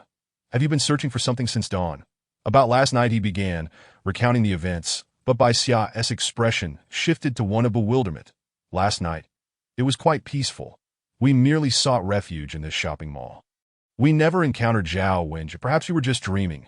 Suddenly, Bai Xia seemed to recall something, her eyes darting around.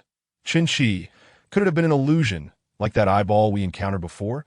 At this, Qinchi's brow knitted tightly as he scanned the surroundings, yet found nothing amiss. "Forget it, we must continue our journey." "Yeah, sure." As they proceeded, Qinchi kept a watchful eye on Bai Xia, suspecting she might be a mere facade, just as before. However, everything appeared normal, and he found no cause for concern. "Qinchi, are you suspicious of me?" "Why not ask me some questions?" Bai Xia retorted, noticing his scrutinizing gaze. With a sigh, Qinchi replied, "I suppose everything is fine." As noon approached, they finally reached their destination. "Hey, students, over here!" They turned at the sound of a voice calling out from nearby, and Qinchi instinctively tightened his grip on the knife. The speaker approached, revealing himself as a youthful man wearing black-rimmed glasses, exuding an aura of scholarly charm. "You must be students, right?" he noted, then caught sight of Qinchi's blade. Bai Xia was the first to pose a question. "Are you a teacher from the first high school?" "Yes, indeed. My name is Lin Chungyu, and I teach chemistry at this school. What brings you here?" Qinchi's nerves were on high alert, and he responded curtly, "We're obviously here to find someone.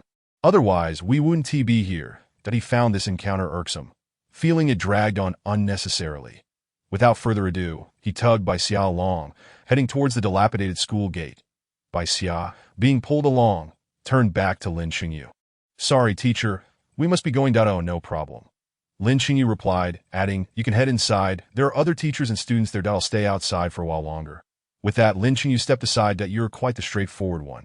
Why create enmity so readily?" Bai Xia chided, glancing at Qinqi, who appeared unfazed, replying, "Let us go inside. Aren't you eager?" Chapter 39.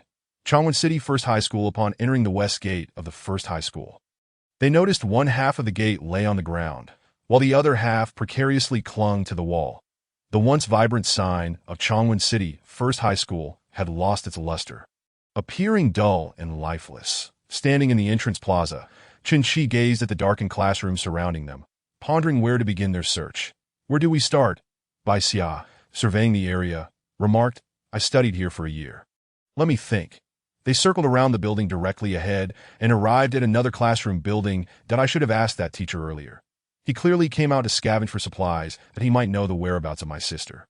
"Are you blaming me?" "Just a feeling," Bai Xia replied, pouting as she looked towards the distant classroom building. Qinqi countered, "Stop dilly-dallying. Having to engage in pleasantries is infuriating than a straightforward person."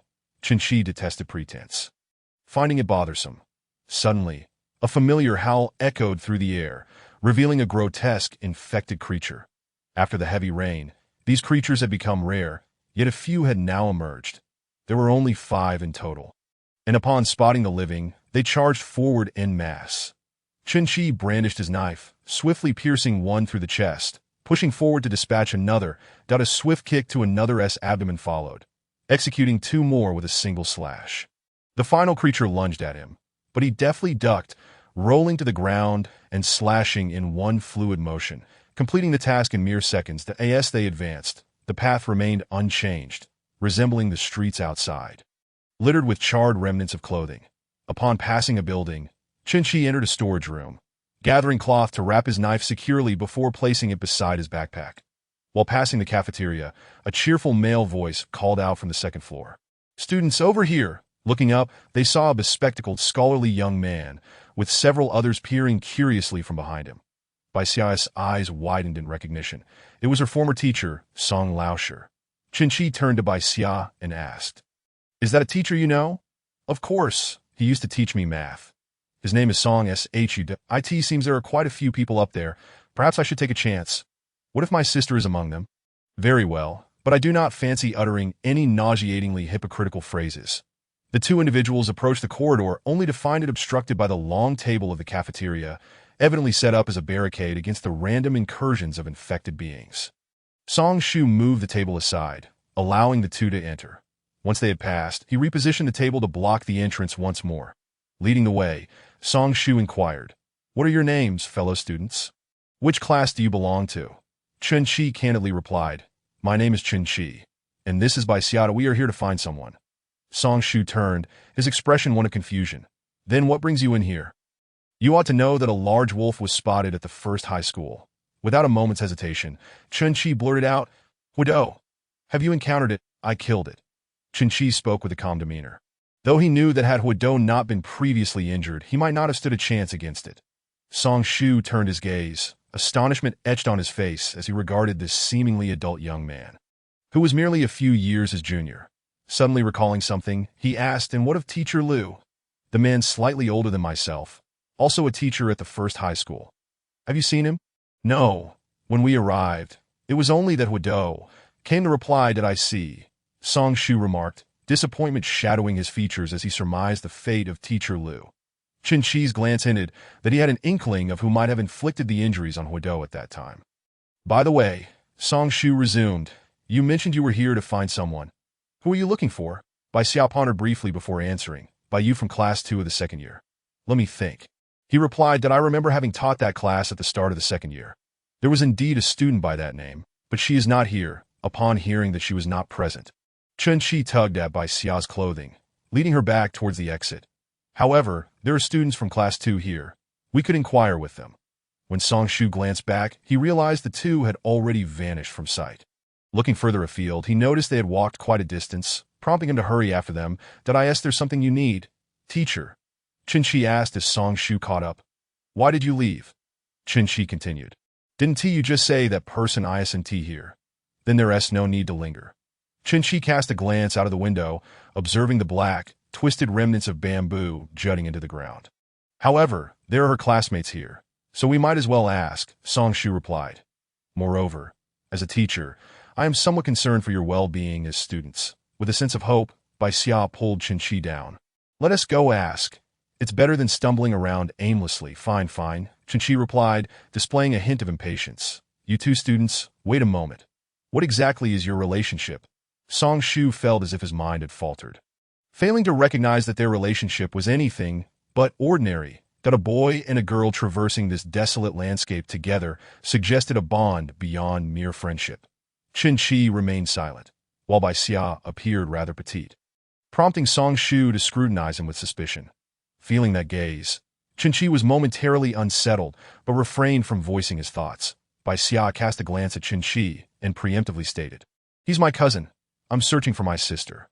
Bai Xia was aware that her current appearance resembled that of a first-year student, although there were indeed many short girls claiming that Bai Yu.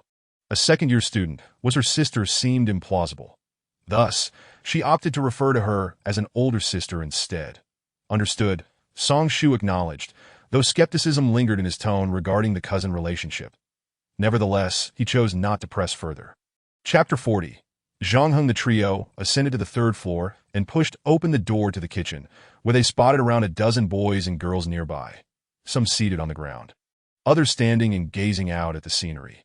The newcomers piqued the curiosity of the group, who, after casting a few glances their way, returned to their own activities. However, some boys were particularly fixated on by Xia's delicate appearance, which irked Qin immensely. With a dismissive glance, Qin shot them a glare, prompting the boys to turn their heads away and engage in discussions about what to eat for lunch. The faint scent of blood lingered in the air, which Bai Xia had grown accustomed to over the past few days. Teacher, who are these individuals? One boy asked upon noticing Songshu accompanied by unfamiliar faces. Zhang Heng, these two are from outside. I was just about to call for you, Songshu responded. Zhang Heng, behind his black-framed glasses, possessed keen eyes that were now fixed on Bai Xia. Qin frowned, casting a disapproving look at Zhang Heng, who merely glanced at him before disregarding his presence entirely. Qin then tugged at Bai Xia, glaring at Zhang Heng. Songshu continued, Zhang Heng, you're in class 2 of the second year. They're looking for someone from your class. Looking for someone? Why would they come to me? Zhang Heng replied, his tone laced with reluctance. Songshu elaborated, the person they seek is from your class. Fine, Zhang Heng said with a sigh, turning his attention to Qin with an icy demeanor. Who are you looking for? Songshu stepped aside, opting to listen to their exchange in silence. Qin held Bai Xia close, preparing to speak on her behalf, only to be preempted by her. Bai Yu, my sister. Bai Yu? The one from our class? Zhang Heng furrowed his brow, scrutinizing Bai Xia's eyes. Yes, Bai Xia replied. Let me think. Zhang Heng pondered for a moment, pushing up his glasses before looking up. That we do have someone by that name, but I'm not familiar with her, and she is not here. Qin felt a surge of frustration that of course she is not here. Otherwise, why would we be asking you? Bai Xia genuinely wished to silence Qin, for his attitude was hardly conducive to their inquiry.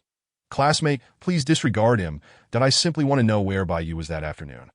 That day, I recall she took a leave for the afternoon and returned to her dorm. After that, she was never seen again. Understood. Thank you. That it's no trouble, but it would be best if you could teach your relative some manners, Zhang Heng remarked. Bai Xia shoved Qin, eager to leave the conversation behind. That I believe you could use some as well. Qin retorted with a smile, clearly displeased. Having gathered the necessary information, they had no reason to linger. Bai Xia took a moment to glance at Songshu and Zhang Heng's information. Songshu 34AL Zhang Heng access denied. Songshu's status displayed in a normal green, while Zhang Heng's appeared in stark black. What could that signify? The thought crossed her mind. Why was access denied? It wasn't anything illicit. Just as they were about to depart, a boy approached, a self-assured smile plastered across his face, with an overtly polite yet insincere tone. He addressed Bai Xia, hello there, beautiful. That I've noticed you for quite some time. Might I have the pleasure of knowing your name? I'm Luo Kuan, by the way. Well, my name isn't important. That I just wanted to ask something. Never mind. Bai Xia regarded the man before her with evident disdain and turned to leave. Luo Kuan was not so easily deterred. He swiftly stepped in front of her, his eyes brimming with frivolity. "Don't be so cold, beautiful, a captivating girl like you. I do regret missing the chance to know you for a lifetime." He raised his eyebrows, attempting to showcase his charm. Bai Xia glared at him with contempt, unflinchingly asserting, "Step aside. Who would want to befriend someone like you?" Luo Kuan, undeterred by Bai Xia's attitude, continued with a grin, "Don't be so heartless. Maybe after spending some time with me, you'll discover my merits. Besides, it's quite dangerous out there. Staying with me ensures your safety." Bai Xia had no desire to engage with Luo Kuan any further. Meanwhile, Qin Shi's irritation had already reached a boiling point, exacerbated by Zhang Heng's earlier gaze towards Bai Xia. Now, another brazen individual was attempting to engage her in conversation. Luo Kuan ignored Qin Shi's presence entirely and proceeded to showcase his ability. With a swift motion, his arm split open, revealing a blood-bone blade. Bai Xia gasped. This Luo Kuan's ability was to wield flesh and blood as weaponry. Qin Shi promptly unsheathed his knife, severing Luo Kuan's blood-bone blade in one swift stroke. "Have you had your fill? Do you really think you?" Qin Shi's gaze sharpened as he swiftly struck with his knife. Luo Kuan recoiled sharply, and the blade swept past, severing one of Luo Kuan's fingers, which flew away. Yet there was no sign of panic on Luo Kuan's face. He bent down to retrieve his finger and spoke with a tone of earnest admonition, reminiscent of a wise elder. "Do not engage in conflict with others indiscriminately, for you may provoke forces beyond your capacity to handle." He then walked away, absorbed in his own thoughts. Meanwhile, Song Shu remarked, "Luo Kuan is rather unpleasant. That's just how he is, though." Qin Shi discerned that Luo Kuan evidently had issues with others. Just as Song Shu was about to speak, Qin Shi interrupted, "I am not interested in hearing about your interpersonal conflicts." With a sigh, Song Shu shifted the conversation. "Are you two really planning to go? What, do you look down upon me, the one who can slay the harbinger of calamity?" "Not at all," Kimna replied. "Yes, teacher, I can't help but feel a bit uneasy. Therefore, I must remind you of the situation regarding the dormitory area. During our search and rescue efforts, we encountered a particularly troublesome entity there. Since the description pertained to that area, Qin Shi resolved to listen intently. It was always prudent to prepare in advance.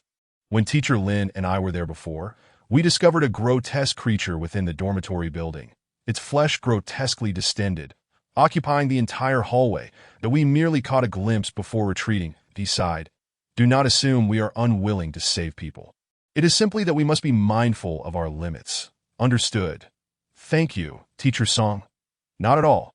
Luo Kuan leaned against the window, contemplating something as he watched the two depart. Seizing the moment when Song Shu was distracted, he stealthily descended the stairs. Zhang Heng merely observed his retreating figure and muttered, "A useless fool thinks he can stir up trouble," that he then walked to the opposite side of the cafeteria. Facing the entrance of the high school teaching building, his gaze sweeping rapidly across the visible classrooms. Several classrooms had charred curtains, reduced to mere stubs, fluttering in the gentle breeze. Song Shu approached and patted Zhang Heng on the shoulder. "Any discoveries?" "None whatsoever." With that, he moved aside and retrieved a book on data structures and algorithm analysis from his backpack. Noticing this, Song Shu chuckled. "Are you aspiring to study computer science?" "Of course. However, in the days to come, merely surviving may be a challenge, let alone pursuing computer studies. It may well be of no use. Nonetheless, these books serve as a pleasant diversion." Zhang Heng gazed at the desolate landscape outside, a sense of melancholy washing over him. Sigh. Suddenly, a familiar voice echoed from the hallway. "Old Song, it's me, Lin Qingyu." Song Shu smiled and turned to Zhang Heng. "Teacher Lin has returned." Chapter 41.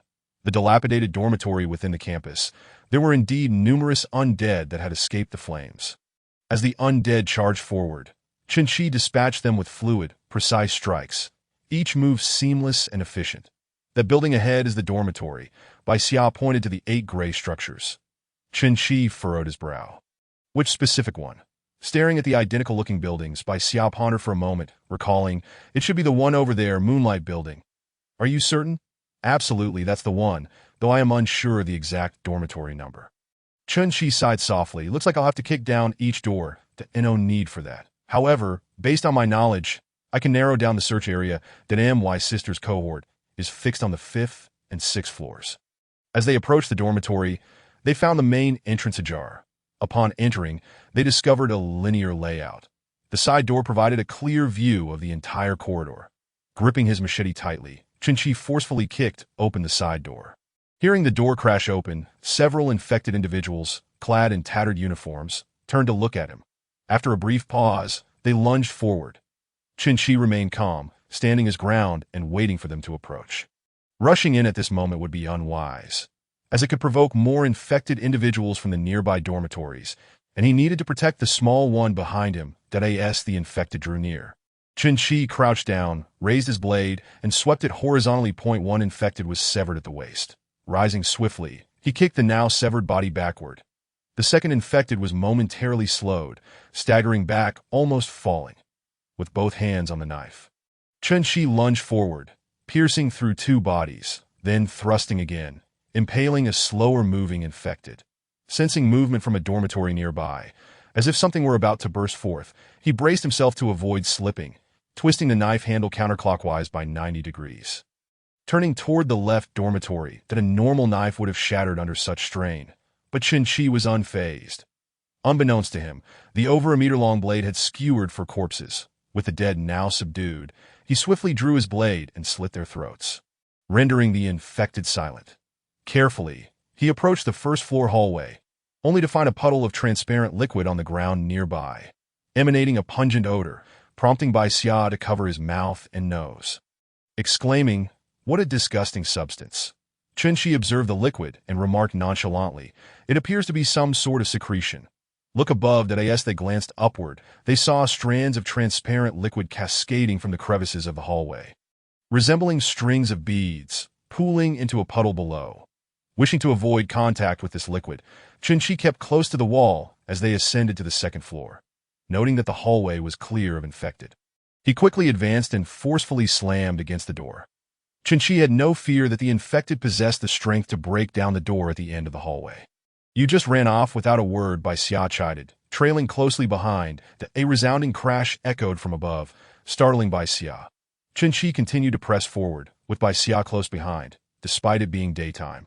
The hallway was chillingly cold, sending shivers down their spines. As they approached the third floor, the translucent liquid on the ground increased in volume, overtaking the entire stairwell. They had no choice but to tread upon it. Observing the liquid covering the floor, Chin-Chi pulled Bai Xia back slightly. "What? Check what's above that creature and provide a basic description. It would be prudent to know. Let me take a look." The inscription read, "Meat Mountain 52 AL 52. You are 49. There shouldn't be any issue with size comparison. Forget it. Let's rely on the actual situation." This was no game. Chin-Chi did not trust a mere numerical comparison.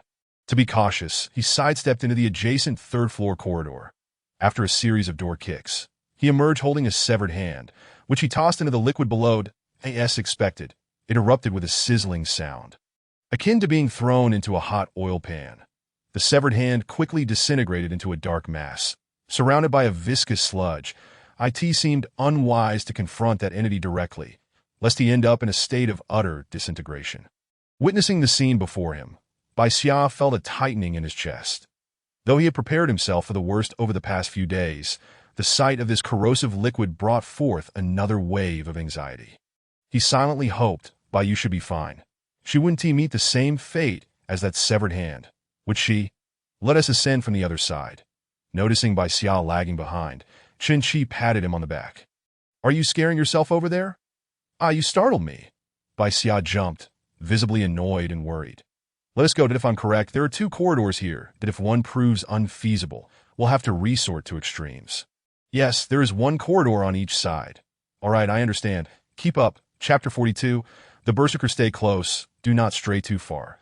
Chin-Chi swiftly navigated the third-floor corridor. The crisis had erupted during class time, and per regulations, most dormitory doors were tightly shut. Though a few doors remained ajar, Chin-Chi would forcefully slam them open. Regardless of their contents, the IT was a precautionary measure, ensuring a safe retreat in case of a sudden ambush. His own safety was not his primary concern. The small one trailing behind him took precedence. Upon reaching the opposite side of the third floor, he noted that this corridor was free of the strange, transparent liquid, allowing safe passage. Climbing to the fourth floor, He gazed through the open door to find the ground covered with a viscous liquid, interspersed with diluted strands of black blood. At the end of the hallway lay a massive mass of flesh, intermingled with shreds of school uniforms and several unidentifiable bones. The grotesque mass bore multiple mouths, secreting corrosive liquid, while chewing on a darkened object riddled with gaping wounds. Blackened hair mingled with blood, and the transparent liquid pooled around it. From a distance, the creature's eyes blinked as they fixated on Qin. Then it began to swiftly slither toward him along the ground. How on earth do you have such sharp vision? Upon encountering the gelatinous mass, it swiftly crawled towards Qin, who couldn't help but curse. The mouth atop it suddenly snapped shut, swelling as if preparing to expel something. Qin recalled the transparent liquid he had previously observed. It might be that he then yanked open the stairwell door, forcefully slamming it shut. Run. Bai Xia had no choice but to follow Qin up the stairs that in this corridor. The air was thick with a pungent, acrid stench, clearly the result of that substance evaporating. Meanwhile, the mouth on the gelatinous mass gathered energy for merely a second or two before spewing forth a blob of transparent liquid that struck the door, instantly releasing a cloud of white vapor. However, the mass, resembling a fish with a fleeting memory, halted abruptly as it could not see its target, resuming its aimless wandering. After ascending to the 5th floor, Qin began his search. The 5th floor was markedly different from the 4th, with no traces of liquid on the ground. This suggested that the mass had developed on the 4th floor and had lingered there without descending. Naturally, Qin wished to avoid a direct encounter with that entity. The corrosive liquid was far from ordinary water, and without any form of protection, he was reluctant to take risks. Standing in the corridor, he gazed ahead, where a dozen dormitory doors lined either side. Next, the search commenced. Though the dormitory doors were iron, they were old and slightly warped, with peeling paint that as long as they weren't high-security doors. Qin was confident he could kick them open. Approaching the door to room 501, he decided against kicking it, as the noise might attract the creature lurking below. Hey, Bai Xia, is there a more direct method? This slow search is taking too long. Sighing, Bai Xia replied, it's been over a year. Wait, there might be a way. The dormitory roll call book. Usually it's kept in the duty room. Right, every floor has a duty room. We just need to find the one for this floor. IT should be the one next to room 511. Mimicking the method used on the 3rd floor, they pounded on the door of room 511. Just as they reached the door, a figure over 2 meters tall, a grotesque humanoid creature entirely white, burst forth from the deformed door, catching both of them off guard due to the eerie silence. Ravager, Qin muttered, recognizing the threat. 41 AL, Bai Xia shouted before fleeing. Qin instantly understood the gravity of the situation and prepared to confront the creature. The corridor was exceedingly narrow, providing little room for the beast to maneuver. Sensing the presence of living beings, the Ravager lunged toward them, nearly filling the corridor, leaving no space to evade. Qin, seizing an opportunity, kicked open a door beside him that he hadn't yet crashed into. Inside, amidst the chaos and bloodstains, he grabbed an iron railing by the bedside, using it to leap onto the bed. For Qin, this was a trivial feat. The Ravager, true to its name, crashed through the door, distorting the frame and leaving cracks in the adjacent wall. Yet it couldn't be halted. It barreled onto the balcony that as the creature charged in. Qin leaped from the bed, aiming a strike at the Ravager's back. Wounded, the Ravager seethed with rage, twisting its head 180 degrees and reaching backward with its hands, its body arching in a bizarre manner as it crawled along the ground. Damn you! Qin retreated to the doorway. Pressy, the sound was barely audible, so faint that it was almost imperceptible, yet it managed to be captured by Bai Xia. It's me, I've arrived. The lifeless glimmer in Bai Yu's eyes gradually faded, replaced by a familiar sensation that glided through her mind as a recognizable figure approached her. Initially indistinct, the figure became clearer as the sound drew nearer, until she could finally see him. Brother? Feeling the familiarity, Bai Yu instinctively inquired. Hearing Bai Yu's voice grow more distinct, Bai Xia choked on her words, uttering, I'm here, I'm here. The dimness in her eyes vanished completely, replaced by a bright clarity. Brother, I've found you, with her consciousness fully awakened. Bai Yu gazed at the unfamiliar girl who was tightly embracing her, a flicker of uncertainty crossing her mind. Yet, despite her hesitance, she clung to the other girl, her eyes clouded with confusion. Brother, is it really you? Of course it is. Bai was taken aback, yet she could sense the truth in her words. She released one hand to attempt to wipe away Bai Xia's tears. The tightly drawn curtains had long been pulled aside by Qin Shi, allowing the light to illuminate the room, revealing a face that was almost identical to her own. However, Bai appeared more like an elder sister. Bai was momentarily astonished, yet the essence of the other person reassured her that her instincts were correct. "Brother, how did you change like this?" "Well, I'm not quite sure myself." Through her peripheral vision, Bai quickly noticed the corpse on the floor. Unpleasant memories flickered in her mind, and she suddenly tightened her grip on Bai Xia. Her voice trembling, "Brother, I'm so scared. I think I killed someone." Bai Xia glanced at the corpse on the ground, quickly piecing together the situation, and stroked Bai's long hair. "It's all right, a few deaths are normal now." Bai's sobs intensified, eventually transforming into soft cries, that it's okay. "It's okay." Bai Xia continuously comforted her, as though soothing a child who had erred. While Bai Xia was busy confirming Bai's identity, Qin Shi had already opened the curtains and stepped out of the dormitory, granting the two sisters some solitude. Listening to their exchange, Qin Shi couldn't help but reminisce about the past. With his hand covering his face, a glimmer of moisture appeared in the corners of his eyes. But he quickly wiped it away, glancing around as he murmured, "Family, huh?" However, he quickly distanced himself from that line of thought, sighing, "Now is not the time for such reflections."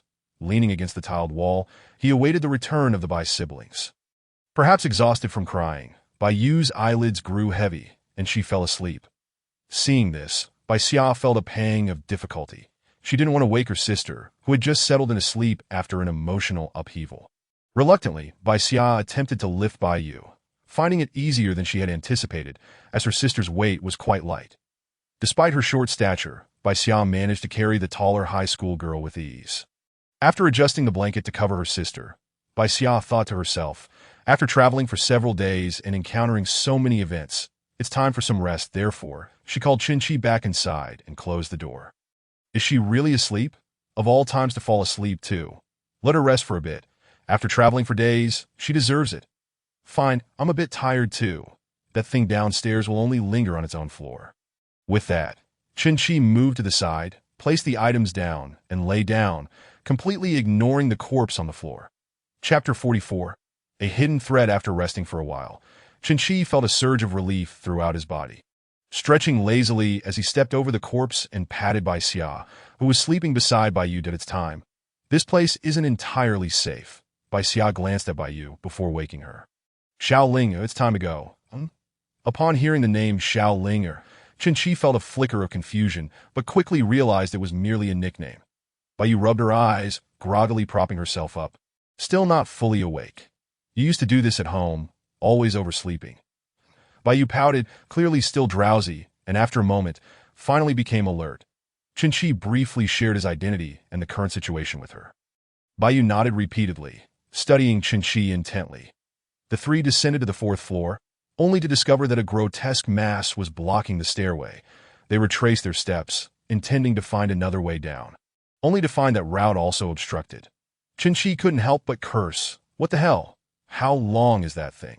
Not wanting to confront the creature directly, given its corrosive properties that posed a significant threat, Qin Shi suggested, "Let's go out through the window." That he kicked open the doors of several nearby dorm rooms, slicing down bed sheets and curtains, and gathered them in one room to tie them into a sturdy knot. "Come on, help out instead of just watching." Noticing Bai Xia's hesitance, Qin Shi urged her, and Bai promptly joined in to assist. The trio worked swiftly, and before long, they secured the makeshift rope to the bed frame to ensure it wouldn't loosen before throwing it out the window. However, they discovered a lock mechanism, which Qin Shi promptly destroyed with his knife, then kicked the window open. "Who goes first? You or me?" "I'll go." Bai Xia, feeling a bit acrophobic, hesitated at the window for a while before quickly sliding down the knot, with Bai following closely behind. Finally, it was Qin Shi's turn, but as he descended to the third floor, an unexpected incident occurred. With a whoosh, a blood-red arrow whizzed past his face, embedding itself into the wall beside him. Moments later, several more arrows shot through the air. Sensing the impending danger, Qin Shi hastened his descent, but a series of blood arrows struck, severing the curtain rope. Not good. Qin Shi released his grip and jumped down, landing on the grass with a thud before quickly maneuvering to the back of the dormitory. What was that just now? Bai Xia had seen the red arrows, but hadn't he the chance to react before Qin Shi yanked her away. Unbeknownst to her, Qin Shi's reflexes and cognitive speed had significantly improved as he cursed which damn thing shot those arrows. However, he had a strong suspicion it was Luo Kuan. Qin Shi had no intention of confronting Luo Kuan directly.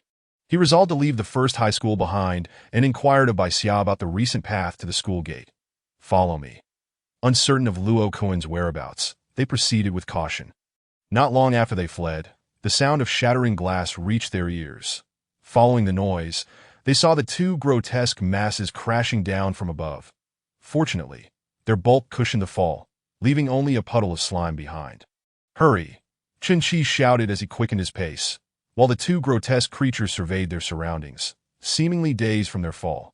After a moment, they locked onto their targets and began to pursue Qin Shi and the others.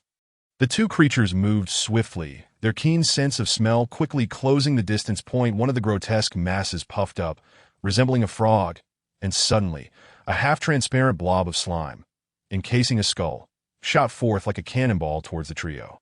Qin Shi's heightened sensitivity warned him of the incoming danger, and he kicked Bai Xia aside, shouting, "Find somewhere to hide." He then agilely dodged the incoming slime. The noxious fumes filled the air, clouding Qin Shi's mind. He quickly scanned his surroundings for cover and spotted a piece of warped metal. Without hesitation, he seized it and hurled it at the creature. Predictably, his aim was off. Damn it! Qin Shi cursed, then shifted his trajectory and charged forward, noticing that the creatures needed time to charge their attacks. Suddenly, the other grotesque mass completed its charge and launched a slime ball into the air, glinting like a pearl under the sun. Damn it! Qin Shi leaped aside, changing direction. Just then, a blood arrow whizzed past, leaving a crimson trail in the air. Who the hell is shooting arrows? Qin Shi roared, his fury igniting as he faced both the corrosive monsters and the unseen attacker. He channeled all his rage into his blade, executing a graceful arc that sent a torrent of transparent liquid spraying forth. Instantly, he dodged away and charged towards the other grotesque mass. Suddenly, another blood arrow flew through the air. But this time, Qin Shi had no time to evade. The arrow struck his thigh, and a wave of numbness spread from the wound, as though he had lost control of his leg. Poison? Damn it! Qin Shi gripped the arrow and yanked it free, tearing away a small piece of flesh in the process. Blood gushed forth in an instant, and suddenly, consciousness wavered for a moment, taking advantage of this fleeting lapse. The mass of flesh erupted once more, spewing forth a jet of liquid. Qin Shi regained his senses just as the liquid hurtled towards him. This is infuriating. He hastily tore off his backpack, which had already contained little, and held it in front of him as a makeshift shield. Miraculously, he narrowly avoided the worst as the liquid detonated beside him. Instantly, he raised the backpack to protect his vital areas. The liquid splattered, scorching his skin somewhat, but the backpack had already suffered several significant punctures, causing its contents to spill out in disarray. Once again, a flurry of blood arrows whistled through the air. Qin Shi reacted swiftly, dodging with a face full of indignation, cursing vehemently, "Damn it! Is this never ending?" His awareness flickered once more, and he grasped his head, his expression contorted as he remarked, "I cannot afford to waste any more time." Vigilantly watching for the blood arrows lurking in the shadows, he rushed forward, determined to eliminate the remaining mass of flesh with utmost speed. The glint of the blade sliced through, leaving only a pile of flesh behind. Suddenly, the scene before him flickered, as if it were alive, but it quickly returned to normal. That it appeared he had succumbed to poison. Qin Shi hurriedly ran towards the direction of Bai Xia, all the while dodging the blood arrows that sought to claim his life. His awareness pulsating faster and faster. The wound. Black veins began to spread like a spider's web. Ultimately, Qin Shi leaned against a wall, and seeing his increasing frailty, Bai Xia rushed to inquire, "What's wrong?" I've been poisoned," Qin Shi managed to utter with great difficulty, the situation evidently dire. Bai Xia suddenly panicked, exclaiming, "What should we do? I don't know how to cure poison." "Wait, what about Teacher Song and the others?" "They must. Don't speak, that I know what you're trying to say, that we can only take a chance," he replied. Then, catching sight of a water pipe extending from the darkened lawn, he instructed, "First, wash away the poison, that we can only take a chance now." Bai Yu lent a hand. Bai Yu, listening intently, quickly assisted in raising him. Then, Bai Xia pulled out a mobile data cable from her crossbody bag, tightly binding it around Chun Chi's thigh to slow the blood flow. She dashed to fetch the water pipe, relieved to find water available. Luo Kun crouched at a distance, eyeing the scene, ready to release a blood-and-flesh-congealed crossbow bolt before hoisting it again. Chapter 45. Xiaozhan. Luo Kun aimed the crossbow bolt directly at Chun Chi. Just as he was about to trigger the deadly mechanism, the flesh bore a layer resembling a frozen shell, revealing its internal structure clearly. Suddenly, an immense force gripped his shoulder, as if it would shatter it. Before Luo Kun could utter a word, a dangerously menacing voice rang from behind. "Isn't the hole you made big enough?" With that, Luo Kun was violently shoved forward, losing control of his body and crashing against the wall. His face instantly bruised. Hung Ge. Through his peripheral vision, Luo Kun caught sight of Zhang Heng. Though Zhang Heng appeared timid and frail, his strength was unexpectedly formidable, that if you weren't of some value, I'd have chopped you up by now. At that moment, Zhang Heng's expression betrayed no emotion. After speaking, he yanked Luo Kun by the collar, dragging him in another direction. Realizing something, Luo Kun shouted, "Heng Ge! Don't kill me! Heng Ge!" Zhang Heng, hearing his pleas, wore a look of disdain. "Killing you would dirty my hands. That is a relief. That is a relief." Upon hearing this, Luo Kun felt a weight lift from his heart. Just after cleaning the wound, the trio was drenched due to the chaos. White strands of hair clung to their faces as large droplets cascaded down. This one do, right? What about Teacher Song and the others? There were no other options left, yet someone had to assist. The only familiar face was his teacher. Bai Ling, lend a hand. Bai Yu supported Bai Xia, and together, the two women helped the large man towards the cafeteria. Upon ascending the stairs, they found that the table blocking the door had been removed, as if they were already aware of the unfolding events. Soon, they spotted two individuals, Lin Qingyu and Song Shu. Teacher Song, Lin Qingyu and Song Shu exchanged glances and hurried over to assist Chun Chi, helping him to a nearby mat. Seeing Chun Chi in such a state, Song Shu deduced the situation. It appears the poison has already spread. Call for Xiaozhan to help slow the blood flow. He shouted to a nearby student, "Get Xiaozhan over here. Also, fetch some clean water." Before long, a thin young man approached, a bewildered expression on his face. Tinged with a hint of joy, Chun Chi's thigh had begun to swell, and suddenly he opened his eyes, babbling incoherently, "Yeah, haha, sister likes, ISFA Bay still beating sister." "Don't scare me," startled Bai Xia grasped Chun Chi's hand, her face brimming with anxiety. "You need to let me through, all right." Xiaozhan gently patted Bai Xia's shoulder, clearly at a loss and slightly bashful. Bai Xia quickly stepped aside to create space. Lin Qingyu suddenly recalled something and called out, "Get Zhang Heng over here. He has a solution." Urgently shouting, others joined in, but to no avail. "Where did Zhang Heng go?" "He went downstairs a while ago." A girl whispered, "Sigh, why isn't he here at a time like this?" Yet they continued to assist, retending Chun Chi's wound just in case. The spiderweb-like black lines slowed their growth under Xiaozhan's influence. The boy named Xiaozhan, drenched in sweat, soon distanced himself, squatting alone in an unoccupied area. Song Shu and several sturdy boys went to search for Zhang Heng, as he was the only one who could remedy the situation. The remaining individuals remained calm, refraining from any rash actions, but you could only watch from the sidelines, uncertain of how to help. After Xiaozhan left, Chun Chi had already succumbed to unconsciousness. Bai Yu stepped forward. "Brother, don't worry. He will be fine. That boy over there has been a great help. Shouldn't we thank him?" Yes. Bai Xia covered her face with her hands, composed herself, and approached Xiaozhan to ask something the matter. Xiaozhan did not lift his head, fixating on Bai Xia's shoes as he inquired. Bai Xia took a deep breath and uttered two words. "Thank you, nothing. I didn't even know I was of any use." Nothing, just disregard my ramblings." Xiaozhan turned his head away, seemingly awkward in conversation. "You really are terrible at chatting. What is your name?" "Is that so? I'm called Xiaozhan C. You've been keeping your head down the whole time. How can you have a proper conversation?" As she spoke, Bai Xia sat down and gestured for Bai Yu to join her. The sudden presence of two girls beside him made Xiaozhan feel somewhat flustered, causing him to unconsciously shift his position. "What are you afraid of?" "I get it. You've never talked to a girl before, have you? No. Seeing his flustered demeanor, Bai Xia chuckled softly, narrowing her eyes. Which class are you in? Class 1, Year 2 at the top class, right? Shouldn't you have girls pursuing you? I think you're quite handsome, that I know. That is impossible. Noticing his bashful reaction to her compliment, Bai Xia nearly laughed out loud, clearing her throat. So, how have things been these past few days? I just got lucky and was hiding in the storage room, saved by Teacher Song and the others that I owe it all to Zhang Heng. Seeing his demeanor, which seemed to be filled with rehearsed dialogue, and recalling the previous oddities surrounding Zhang Heng, she inquired, How is Zhang Heng? Xie appeared to hold Zhang Heng in high regard.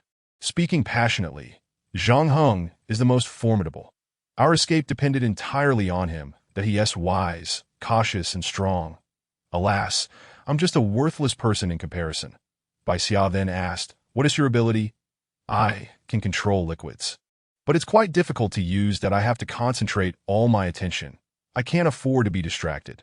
Just running into those monsters makes my legs go weak. How can I use my ability properly? If I don't faint from fear, I consider myself lucky. Well, you seem a bit timid. Boys shouldn't be cowardly, or how can you protect the ones you care about? With that, Bai Xia's tone took on a playful note. Me? Xie began to stammer, while Bai Xia appeared to enjoy this, encouraging him, Keep it up. She then stood and walked away, taking Bai Yu to check on Qinshi. Xie sat in place. Momentarily dazed, his mind a whirlwind, Tio clear his head, he stood by the window, letting the cool breeze brush against his face to Tio his surprise. The black lines on Qinshi's body had receded slightly. For a brief moment, Bai Xia's spirits lifted considerably, and upon raising her head, she caught sight of Bai Yu. By the way, how did you come to look like this? Bai Yu gazed at Bai Xia, seemingly needing to lower her head despite the curiosity etched on her face, but a myriad of emotions flickered across Bai Xia's countenance as she replied, let us talk over there. Noticing that the crowd had yet to return, she pulled Bai Yu aside and recounted her recent experiences that Bai Xia narrated. Bai Yu listened attentively, exhibiting a commendable demeanor. There was nothing to conceal, so Bai Xia divulged everything, growing increasingly animated and embellishing the tale as she went along. Bai Yu observed Bai Xia's earnest expression, becoming somewhat entranced. With a newfound moment of leisure, she took a closer look and suddenly asked, Brother, may I hug you? Bai Xia regarded Bai Yu, her eyes sparkling with anticipation, which took him somewhat by surprise, though not excessively so. After all, girls often have a nurturing instinct towards younger ones that in his childhood, he had frequently been playfully embraced by the older sisters from the neighboring house. Now, in his current state, it was only natural that it might evoke similar sentiments in Bai Yu. Oh, my dear sister, in our childhood, it was I who held you. Now the roles have reversed. Just one hug. Please, that I have often wished for a little brother or sister. Bai Yu's eyes shimmered with a hint of pleading. Bai Xia pouted slightly, his cheeks tinged with a blush, and conceded, all right, that he opened his arms wide and looked up at Bai Yu, resembling a child asking an older sister for a hug. In an NGH, with her arms wrapped around his waist, she clasped him tightly against her back, burying her face in his silvery white hair, unable to resist inhaling its scent. Don't hold me so tightly. I can't breathe, my apologies. Bai Yu quickly released her grip, clearly lacking restraint. Cough, cough. Hey, are you laughing? It seems you are plotting to suffocate your dear brother. They exchanged glances and burst into laughter, their gazes drifting apart. The tension that had gripped them for several days finally melted away, and they began to jest with one another. Xie stood at a distance, catching sight of the two before hurriedly retreating to lean against the window. Suddenly, he spotted their cornerstone, Zhang Heng, who was currently walking ahead of Song Shu and several students, with Luo Kun trailing behind like a mouse at their back. A flicker of joy flashed in his eyes, but it quickly dimmed again. Zhang Heng approached first, locating Qinshi, crouching down to produce a syringe, and without a word, he plunged it into Qinshi. The liquid from the syringe flowed into Qinshi's body, and his complexion gradually improved as the dark spider-like markings receded and color returned to his face. Thank you. Bai Xia's voice resonated behind Zhang Heng. However, Zhang Heng remained beside Qinshi for a moment longer before standing up and casually remarking, It's nothing, as he walked away, flipping open the book he had set down to continue reading.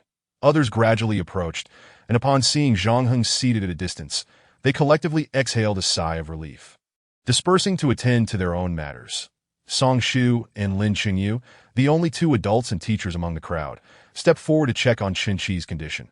Upon noticing that Chen Qi's complexion had returned to near normal, their worries were alleviated. Thank goodness, Lin Qingyu remarked before moving along to tend to his own affairs, leaving Song Shu behind. Thank you, Teacher Song. Song Shu paused momentarily before responding. The one you should thank is Zhang Heng.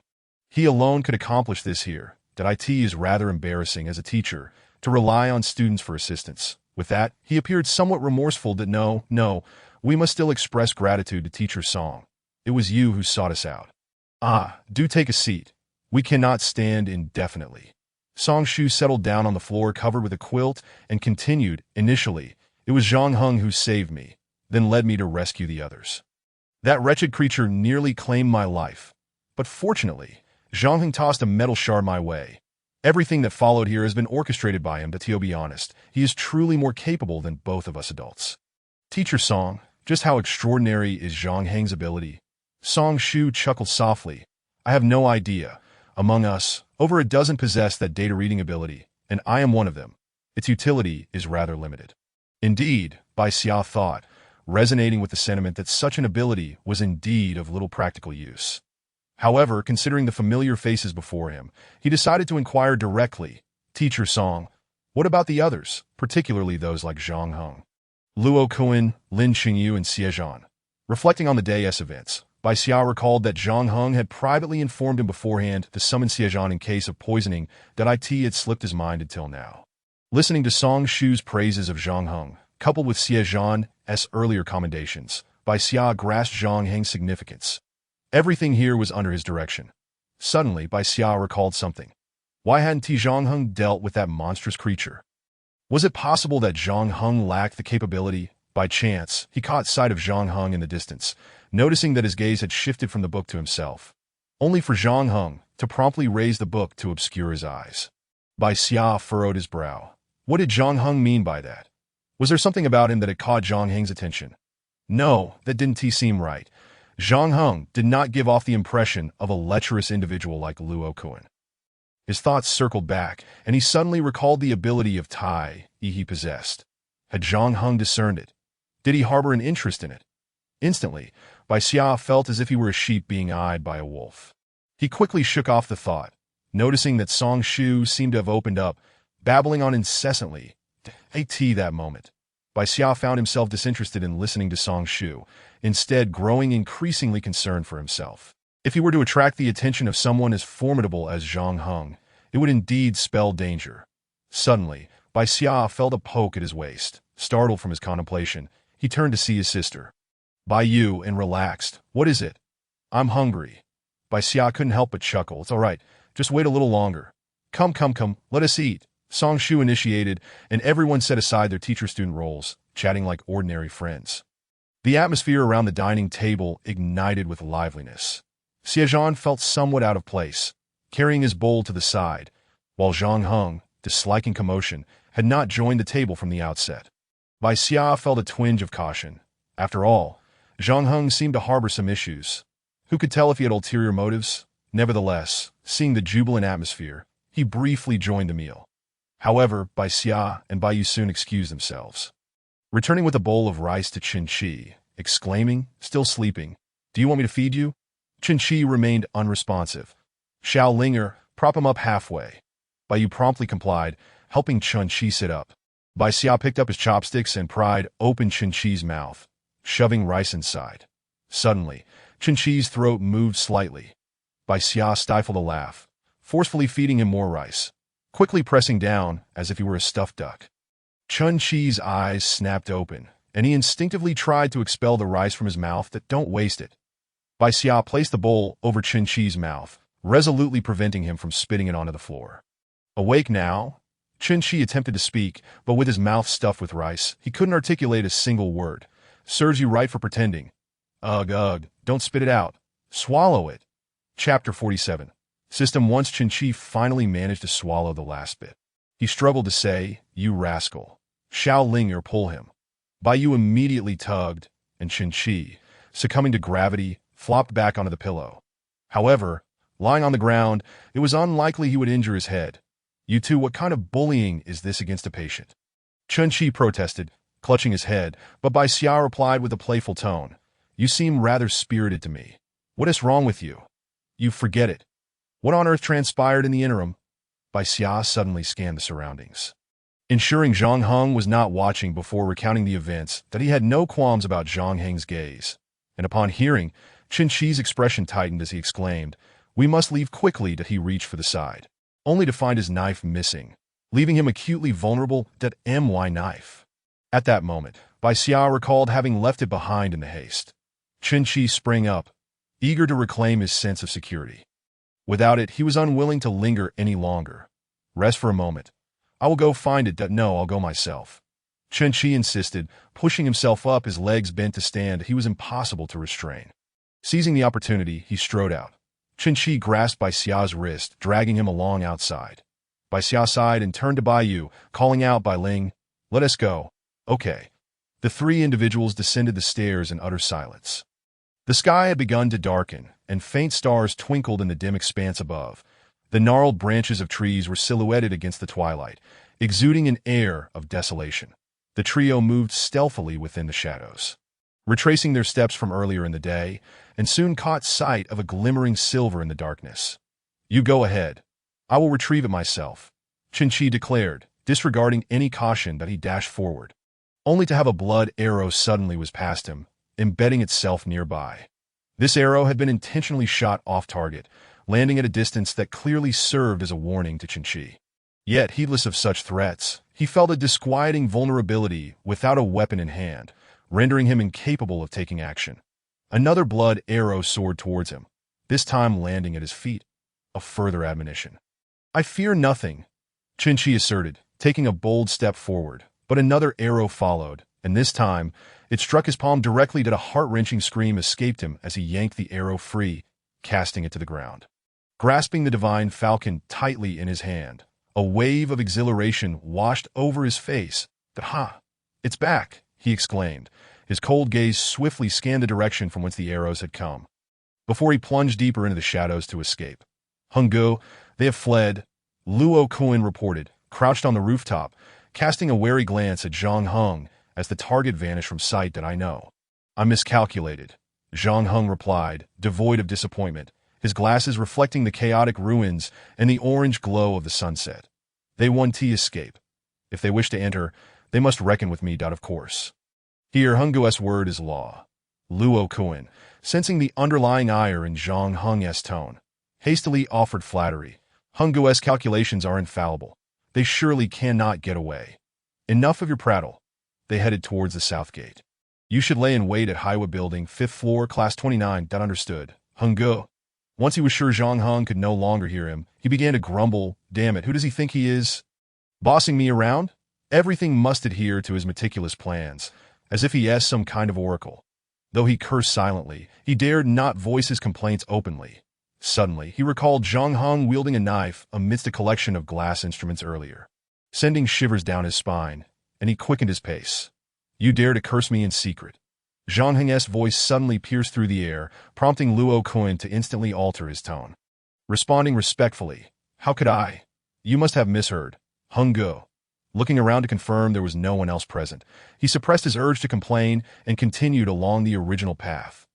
Where did I miscalculate? Zhang Heng pondered atop the rooftop, mentally retracing his calculations. Dense symbols and equations that belonged to no known language flickered through his mind. Suddenly, he halted, realization dawning upon him, and a rare excitement illuminated his face. Ah, I see. I was missing a few parameters. However, his smile quickly faded, replaced by a reluctant expression as he remarked, this calculation is rendered useless. He then descended from the rooftop, colliding fortuitously with Lin Xingyu. Zhang Heng, what troubles you? Lin Xingyu inquired, noting the unusual shift in Zhang Heng's demeanor. Almost immediately, Zhang Heng's expression brightened again, albeit subtly, as he pulled Lin Xingyu aside. That I need to brief you on a few matters. Tomorrow at 11:13 a.m., go to 96 Hongyan Street and find a student's corpse, then bury it to be by the way, retrieve an eyeball wrapped in resin from him, and dispose of it anywhere. Zhang Heng meticulously outlined the time, place, and steps, embedding them firmly in Lin Qingyo's mind, who dared not question, knowing that Zhang Heng's actions were always for their collective benefit. Make haste. If you miss the effective window, it will be futile. Zhang Heng reiterated as he returned to the rooftop, gazing at the twinkling stars above, murmuring to himself, the butterfly effect. Among Zhang Heng's abilities was the power to deliberately instigate a degree of the butterfly effect. Another was etching, allowing him to firmly implant information in a target's mind, ensuring it would not be forgotten. Exhaling a sigh of frustration, Zhang Heng gradually closed his eyes. The blue-white, glowing symbols, formulas, equations, and matrices were defined, transformed, and erased one by one, that the wildly swirling, unknown characters danced before him. And in that moment, Zhang Heng entered a realm of incomprehensible symbols known only to him. The flow of time within and outside this realm diverged significantly. Soon, Zhang Heng reopened his eyes that ocean of thought he had calculated for 3 days. In reality, only 3 minutes had passed that a gust of wind brushed against Zhang Heng's face, tousling his hair, that breeze. He felt a fleeting sense of comfort that a translucent white screen floated directly before him, prompting Zhang Heng to swiftly input commands. Include IStream, include Windows, Ancient main, char flag 1000, system, pause, std, cin. Get line flag 1000, system flag, return 0. Then a large black window materialized, a white cursor blinking expectantly for input.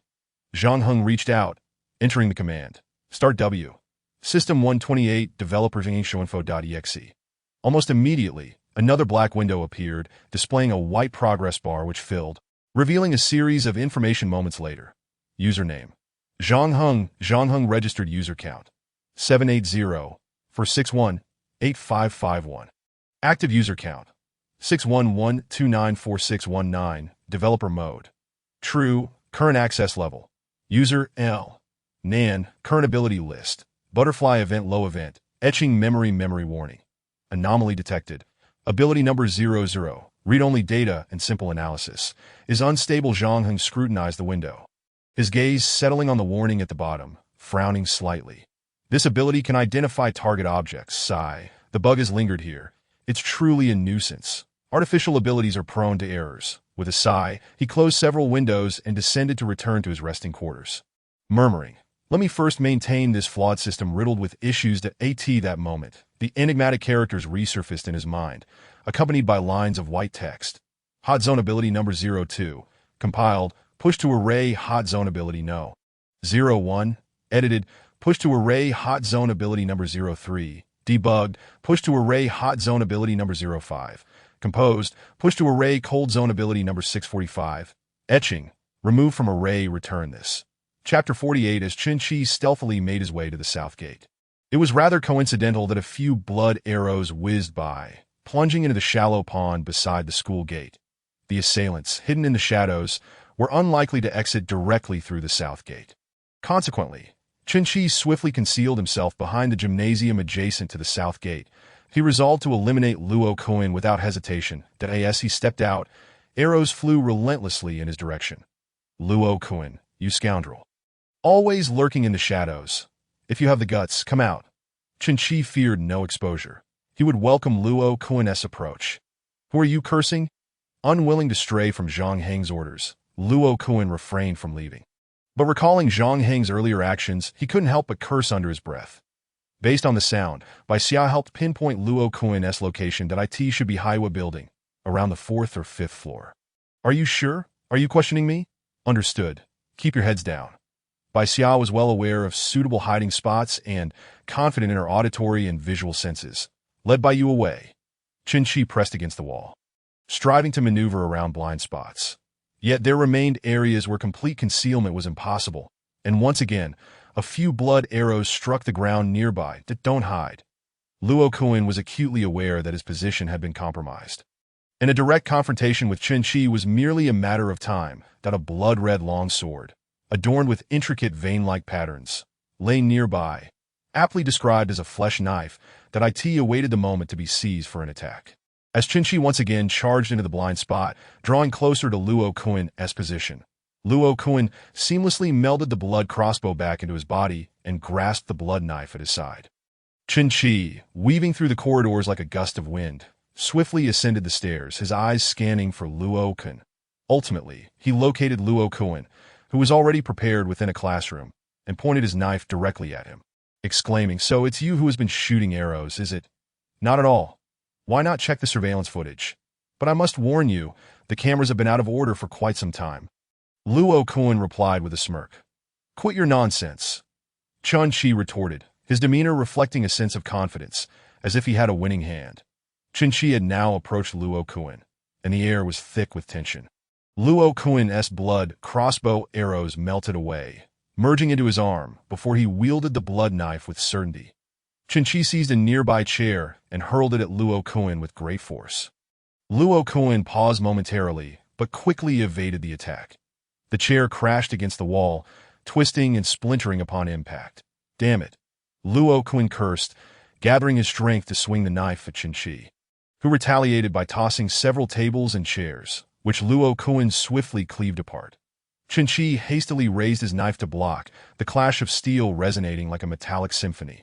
Yet, to his astonishment, Luo Kun's flesh knife began to dissolve, creeping along the blade of Qin-Shi's weapon.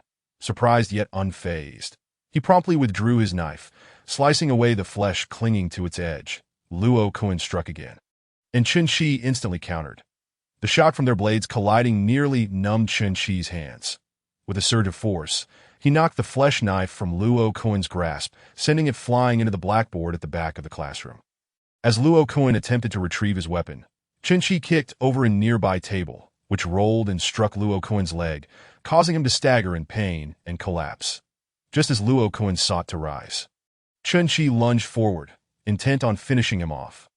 Luo Kun, sensing the lethal intent behind him, swiftly rolled away. What transpired next left Qin-Shi momentarily stunned. Luo Kun's left hand split open, revealing a gaping wound from which he extracted a brand-new blood knife. The two knives collided with a resounding impact, sending shockwaves through their hands. Luo Kun's injuries worsened, tearing further, the sharp pain racing to his brain. Qin-Shi thrust his knife forward, aiming straight for Luo Kun's chest. With a sickening sound, Luo Kun was pierced, blood gushing forth. "That all you've got," he taunted, but Qin-Shi immediately retreated, grabbing chairs to hurl at him. Luo Kun stood his ground, unable to evade the onslaught, and shards flew through the air. Yet in an uncanny fashion, the scattered flesh began to reassemble, though not into Luo Kun's former shape, instead forming a chaotic mass of meat. The sight reminded Qin-Shi of the grotesque masses he had encountered in the dormitory. As Luo Kun continued to coalesce, he emitted a strange noise. "I never expected I would have to resort to this ability."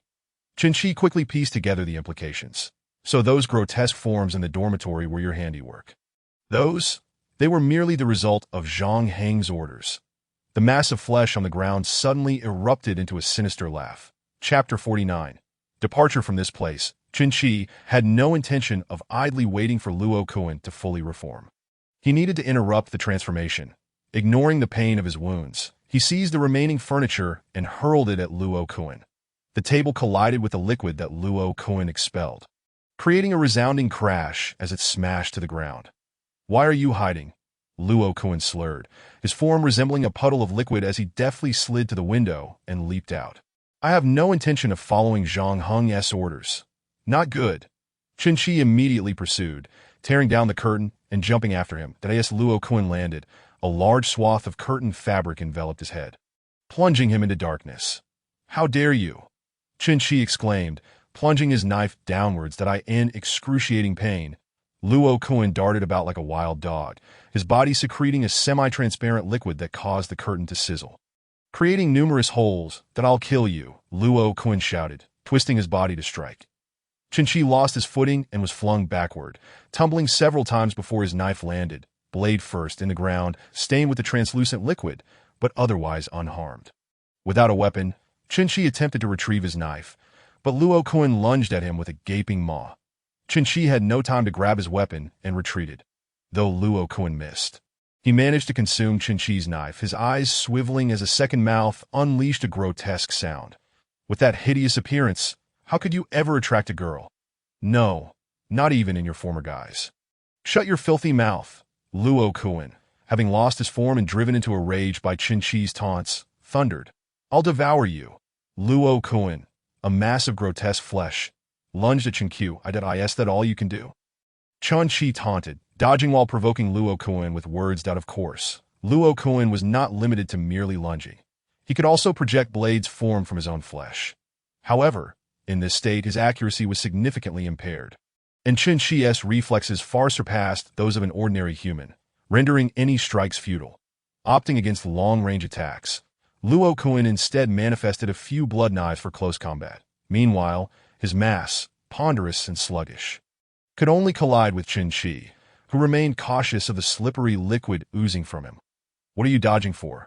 You should take a shower with all that liquid on you," Qin-Shi quipped, flipping backward to evade another attack, and continued to mock, "If I didn't know better, I'd think you were sullied by a homosexual encounter." "Shut your mouth." With each violent movement, the cohesion of Luo Kuan's flesh wavered. Gradually, signs of disintegration emerged, and Luo Kuan, increasingly frantic and losing rationality, collided with the walls multiple times, exacerbating his physical breakdown. Some of the transparent liquid splattered onto Qin-Shi, igniting a searing pain that shot through his nerves. Damn it. Qin-Shi couldn't afford to find clean water to wash off the burning liquid, hastily wiping it away with his clothing. "Come over here, you fool," Qin-Shi shouted at Luo Kuan, who was advancing towards a nearly empty pool as Luo Kuan charged. Qin-Shi rolled aside just in time. With a loud splash, the grotesque mass fell into the shallow water, producing a tumultuous sound before falling silent.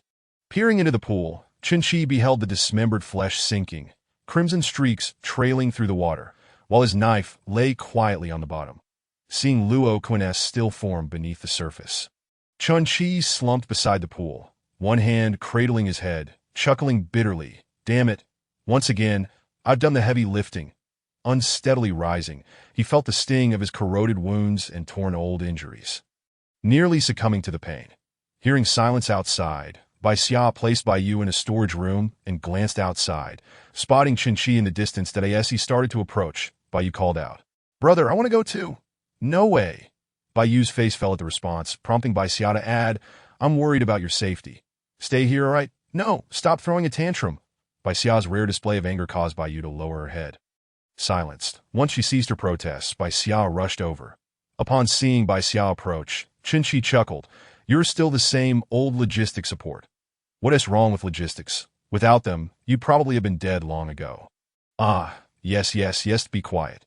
Noticing the blackened patches on Qin-Shi's skin, Bai Xia understood the situation and pulled him to the nearest restroom to rinse his wounds. Just as they entered, a grotesque creature came barreling out. Bai Xia kicked it aside. Although her strength paled in comparison to Qin-Shi's, it still sent the low-level infected creature tumbling backward, its head striking a sharp corner, killing it instantly. Qin-Shi smiled, remarking, "Looks like you're not entirely inept, that I am aware of my own weaknesses, yet I believe I am not at a level where anyone can easily take advantage of me." Upon hearing this, Qin-Shi could not help but flick Bai Xia's forehead playfully, teasingly remarking, "What are you pretending for? Go wash your face." Bai Xia, provoked by this, was about to clench her fists in anger, but to Qin-Shi, it was merely a tickle.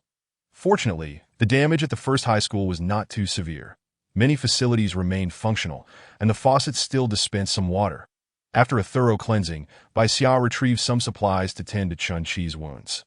Once finished, she stepped outside again. By the way, that knife is of excellent quality.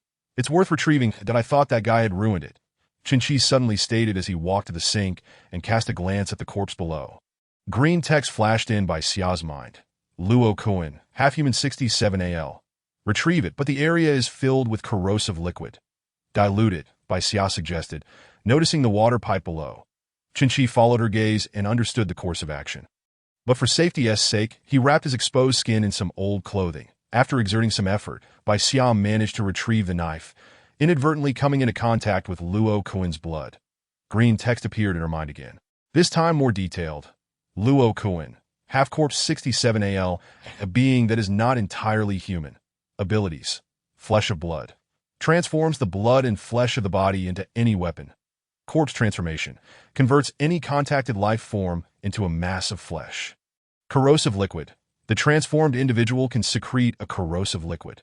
After organizing the information, Bai also joined them, her expression a bit melancholic, but she quickly regained her composure. The three of them decided to leave the first high school together. But as they exited through the south gate, an odd sensation crawled up by Xia's spine and surged into her mind.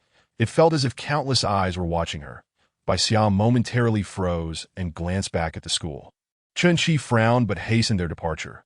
Chapter 50. Old Matters in New Beijing. This is a place that does not belong to the present. In a modest room, there was a small table, a little sofa, a bed, and a cabinet. The sparse furnishings exuded an air of simplicity. That a young man in his early 20s sat on the sofa, staring blankly ahead, his left sleeve hanging limply, clearly missing an arm. Suddenly, the sound of a phone ringing shattered the solitude of the room. Upon seeing the caller ID labeled Xing Dai, the young man hesitated for a moment before answering the call. "Hello, Uncle Xing. What's the matter?" His tone was devoid of emotion, almost mechanical. "Xiao Zhou, I need your help with something." The young man remained silent, listening intently. There's an infected entity outside the north gate, over 10 kilometers away. Suspected to be a precursor to a corpse disaster. You need to take care of it. What about the others? The young man sounded reluctant. They've all perished. Don't mention it at all. I see that, do you need anyone else to assist you? No, I prefer to work alone. All right, I understand. When you say you don't want help, you mean it. Let us leave it at that. Go to Wang Chung to register. The young man stood up, having forgotten his keys, and left the door ajar as he descended the stairs that on the bustling streets. Many people were engaged in their own activities.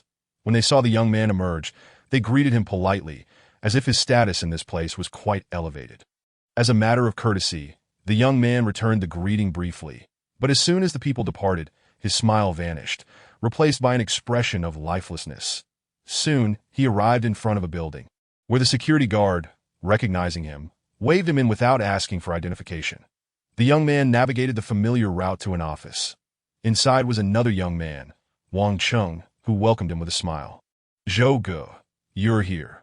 The young man replied nonchalantly.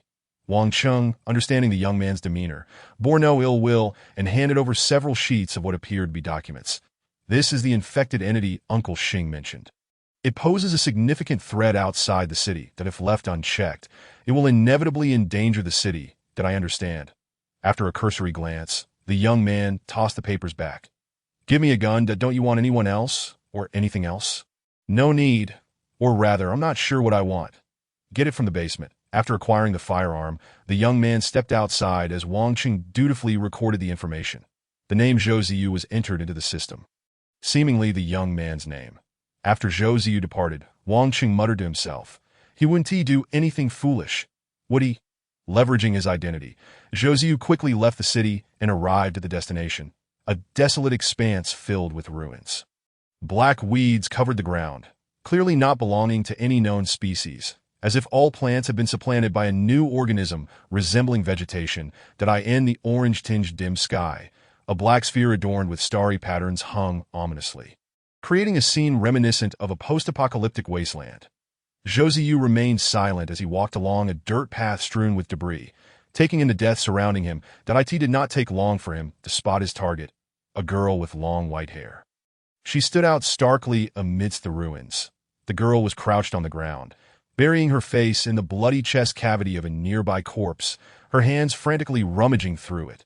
Surrounding her were several bodies in identical uniforms, along with other corpses, all in states of dismemberment.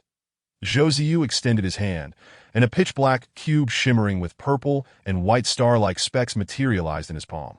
The cube swiftly morphed into a Tang Dao, moving with a speed imperceptible to the naked eye, racing toward the white-haired infected entity at the center of the plaza. However, as he drew closer, his speed began to diminish, and the blade in his hand started to warp. Zhou Ziyu struggled to maintain control, but the weapon resisted his commands to no. Realizing something was amiss, Zhou Ziyu quickly retreated. Upon distancing himself, his speed resumed, and the knife returned to its normal form, as if the girl were an anomalous source. Proximity brought about loss of control and deceleration. Zhou Ziyu instantaneously sudden, tearing sound echoed, yet Zhou Ziyu found herself devoid of any capacity to resist. Nor did she wish to. Instead, she could only watch helplessly as fragments of her own body were bitten off. A visage of a girl surfaced in her mind, and she murmured intermittently, "Yes, I'm sorry." The silver-haired maiden, with her mouth clenched, bore a gash that stretched from her lips to the base of her ears. Her teeth significantly diminished. With each bite, blood erupted forth. This was the final scene before her consciousness faded away. Chapter 51. The beginning. Upon reopening her eyes, darkness engulfed her. She instinctively moved her body, and with a thud, half sat on the ground, as if a corpse had been revived, with black soil cascading off her form. Blinding sunlight flooded her eyes, compelling her to shield them. Once her eyes adjusted, she slowly rose, surveying her surroundings with bewilderment. Where is this? Out of the corner of her eye, she noticed a watch on her left wrist. More importantly, it was her left hand. Her hand has returned. No, this must be a dream. Zhou Ziyu remained incredulous as she gazed at the year and date on the watch. Yet soon after, she chuckled bitterly while clutching her head. Rebirth? It's not entirely unacceptable, do they not wish for my demise? The face that had bitten her to death lingered vividly in her memory. Nonetheless, Zhou Ziyu swiftly came to terms with the reality, as if she had grown accustomed to this peculiar world. For some matters were far more absurd than mere rebirth. She glanced around again, confirming the time that this Chongwen city in the 7th month. I never expected to return to high school, but I recall being at Xihua University 5 years ago at this time. Even with rebirth, how could I end up here? The time and location do not align. That IT felt surreal. Yet Zhou Ziyu found little that she could not accept. After all, she had long witnessed her fair share of absurdities. However, if she were to be reborn in the same place, she knew what would transpire and what action she ought to take. Here, she was fundamentally unaware of the situation. This was due to the fact that in her memories, 1 month after the torrential rains in Chongwen City, a mysterious explosion had occurred, rendering the area a forbidden zone for life. Zhou Ziyu exhaled deeply, murmuring, "In any case, I must leave this place within a month." She planned to gather some supplies and then drive back to the familiar Xihua city. The reason was simple. It had become the new capital. However, before doing so, Zhou Ziyu needed to ascertain her abilities. Following the familiar sensation in her mind, a black cube materialized in her hand, which she manipulated, shaping it as she wished. Instantly, a wave of relief washed over her. Casting her gaze around, she began to calculate her next moves. On a mountain, amidst a bamboo grove, in a pavilion atop a stone table, a game of chess unfolded. The crisp sound of a chess piece being placed resonated from the board. This you're doing? Luo Gan remarked while picking up a white ghost stone. A hint of jest in his tone, that a black stone was dropped in response, the ferrying figure across from him remaining silent. All right, I understand what he aims to achieve. We are all aware of it. The more variables, the greater the potential for a turning point. Besides, this variable is not an insurmountable infinity. Luo Gan leaned back, placing a white stone, then capturing several of his opponent's black pieces. No more gas? Ha. The ferryman remained mute, shaking his head. Luo Gan dropped another stone, continuing to speak to himself. This too is a variable. That kid Su Yun, he actually died. Just lying there, his head burst open. He still owes me 3,000 yuan. After a while, Luo Gan placed another piece, stating, "The materials have all been fed in. Now we await their fermentation." The ferryman's black gloves were speckled with fragments of diamonds, reflecting a kaleidoscope of colors under the sunlight. From a nearby chest box, he pinched a black stone between 2 fingers, merging it with his black glove. With a crisp sound, he placed the stone. And several moves later, the game took a remarkable turn. Good move. It has suddenly come to life. Luo Gan gazed at the chessboard, falling into contemplation. After a brief pause, he made another move and remarked, "Aren't you hot wearing such heavy attire? It is summer, after all." The ferryman shook his head, reaching into his cloak to rummage for something. "What are you searching for?" After a moment, a golden pocket watch clattered onto the table. "Oh, this thing." Luo Gan's expression shifted to one of surprise as he continued, "This is broken. Can it still be returned?" The ferryman nodded and rose to leave. Hey, the game isn't finished yet?" Luo Gan stood and called after him. The ferryman turned, tilted his head slightly, and then walked straight out of the pavilion, down the stone path leading to the mountain's base. Not finishing sigh. Shaking his head, Luo Gan returned to the stone table, examining the golden pocket watch for a moment before smiling and saying, "A fine item, albeit broken, that I'll send it to him. He tucked it into his chest pocket and placed the remaining black and white pieces into the chest box, exiting the pavilion. However, the moment he stepped outside, the surrounding scenery began to fracture, twist, and melt away. The stone path transformed into a charred road. The verdant bamboo grove decayed into crumbling buildings. The environment ultimately morphed into the black ruins of Changwon City. Navigating through several streets, he arrived at a corner, brushing his hand against a charred wall. Suddenly, the ground beneath him began to sink, and he fell into the earth. With a thud, the pitch-black underground brightened.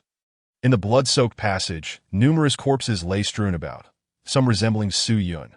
Faces covered in slick, slimy tentacles, yet all bore gaping wounds. Tay, serves you right. Inadvertently releasing by Fong and that corpse, wandering through the sea of corpses. He traversed a lengthy passage, taking 10 minutes to reach its end. Pressing the elevator button yielded no response. Luo Gan furrowed his brow, but quickly relaxed. Broken. Huh. He turned, finding a hidden compartment that he slipped into. Before long, he arrived in another area. That IT was spacious, with a circular corridor, and suspended in mid-air was a transparent container, though it had a large gaping hole, with only a portion of an unknown orange liquid remaining. The dilapidated machinery sparked intermittently, emitting a crackling sound. Shaking his head, he turned to another passage, encountering another elevator, and he pressed a finger against it and then picked up an eyeball, aligning its pupil with the camera. Naturally, both the finger and the eyeball had been taken from Su Yun's corpse. That a cold, mechanical voice resonated. 86-9W, Level 3 Researcher, Su Yun, Life Status. None, Suspected Outsider. The statement had barely concluded when it shifted. Welcome, Level 3 Researcher, Luo Gan. Luo Gan placed a card against the recess next to the door. With a clang, the iron door swung open automatically, revealing a black cube at the center, with various restrictions subsequently lifted. Indeed, they wish to use Su Yun's biological information to unlock this door. They cannot rely solely on my card. Approaching the cube, he discovered a red button that he gently tapped it. With a chime, crimson numbers began to flicker on the black screen. 20 days, 23 hours, 59 minutes, 59 seconds, 20 days, 23 hours, 59 minutes, 58 seconds, 20 days, 23 hours, 59 minutes, 57 seconds. There were too many matters at hand. It would be preferable to destroy it. Rising, he made his way back to the surface. Sunlight bathed him, as if cloaking him in a golden sheen. Soon, he stepped into the shadows, awaiting the outcomes of the various variables. Murmuring, the necessary conditions have been fulfilled. It is time to exit the experiment for record-keeping and observation. That I hope this time it will be successful. Chapter 52. Misaligned Encounters. The 7th Middle School is situated on the outskirts of Changwon City. Largely unaffected by the flames of the bittern bird, scattered corpses, mangled flesh, and bloodstains lay around. But it is daytime, and the wretched corpses generally do not venture into the sunlight. Recalling ancient memories, Zhou Ziyu intended to first procure some food. He soon arrived at a supermarket, only to discover a 3-meter-tall, pitch-black humanoid infected being gnawing on a severed corpse. Zhou Ziyu paid it no mind, carelessly strolling into the supermarket. The towering, infected creature, infuriated, was accustomed to survivors from the school screaming and fleeing upon encountering it. However, Zhou Ziyu treated it as if it were merely an inconsequential presence, which further incensed the creature, in a display of defiance. It crushed the corpse in its hands, blood splattering at Zhou Ziyu's feet, attempting to attract his attention and instill fear. Having seen countless horrors over the past 5 years, Zhou Ziyu deemed this creature unworthy of his time. Choosing to disregard its antics altogether, he then picked up a backpack abandoned by some unfortunate soul and discovered it contained bread, biscuits, and water. He claimed the provisions for himself, stuffing the remaining items from the shelves into the bag as much as possible.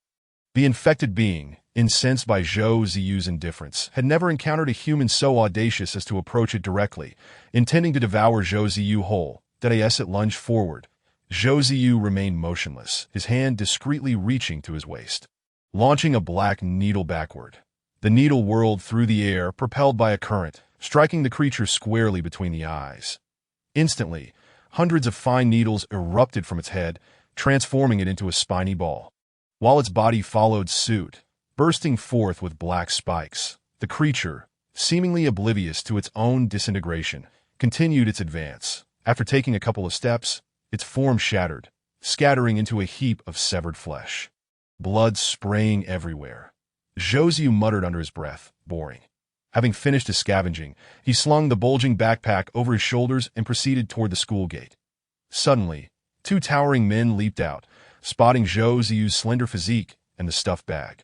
Their intentions turning nefarious. "Hey, you dropped the bag. Is robbery this straightforward? Cut the chatter. Unless you wish to suffer, come and take it," Zhou replied, barely sparing them a glance. "Who gave you the audacity? Such theatrics are tiresome." The moment Zhou raised his gaze to meet theirs, both men felt a chill run down their spines, sensing the murderous intent in his eyes, as if they were gazing upon lifeless corpses. "Make your move." The two men, believing Zhou's fierce gaze held no real power, charged at him.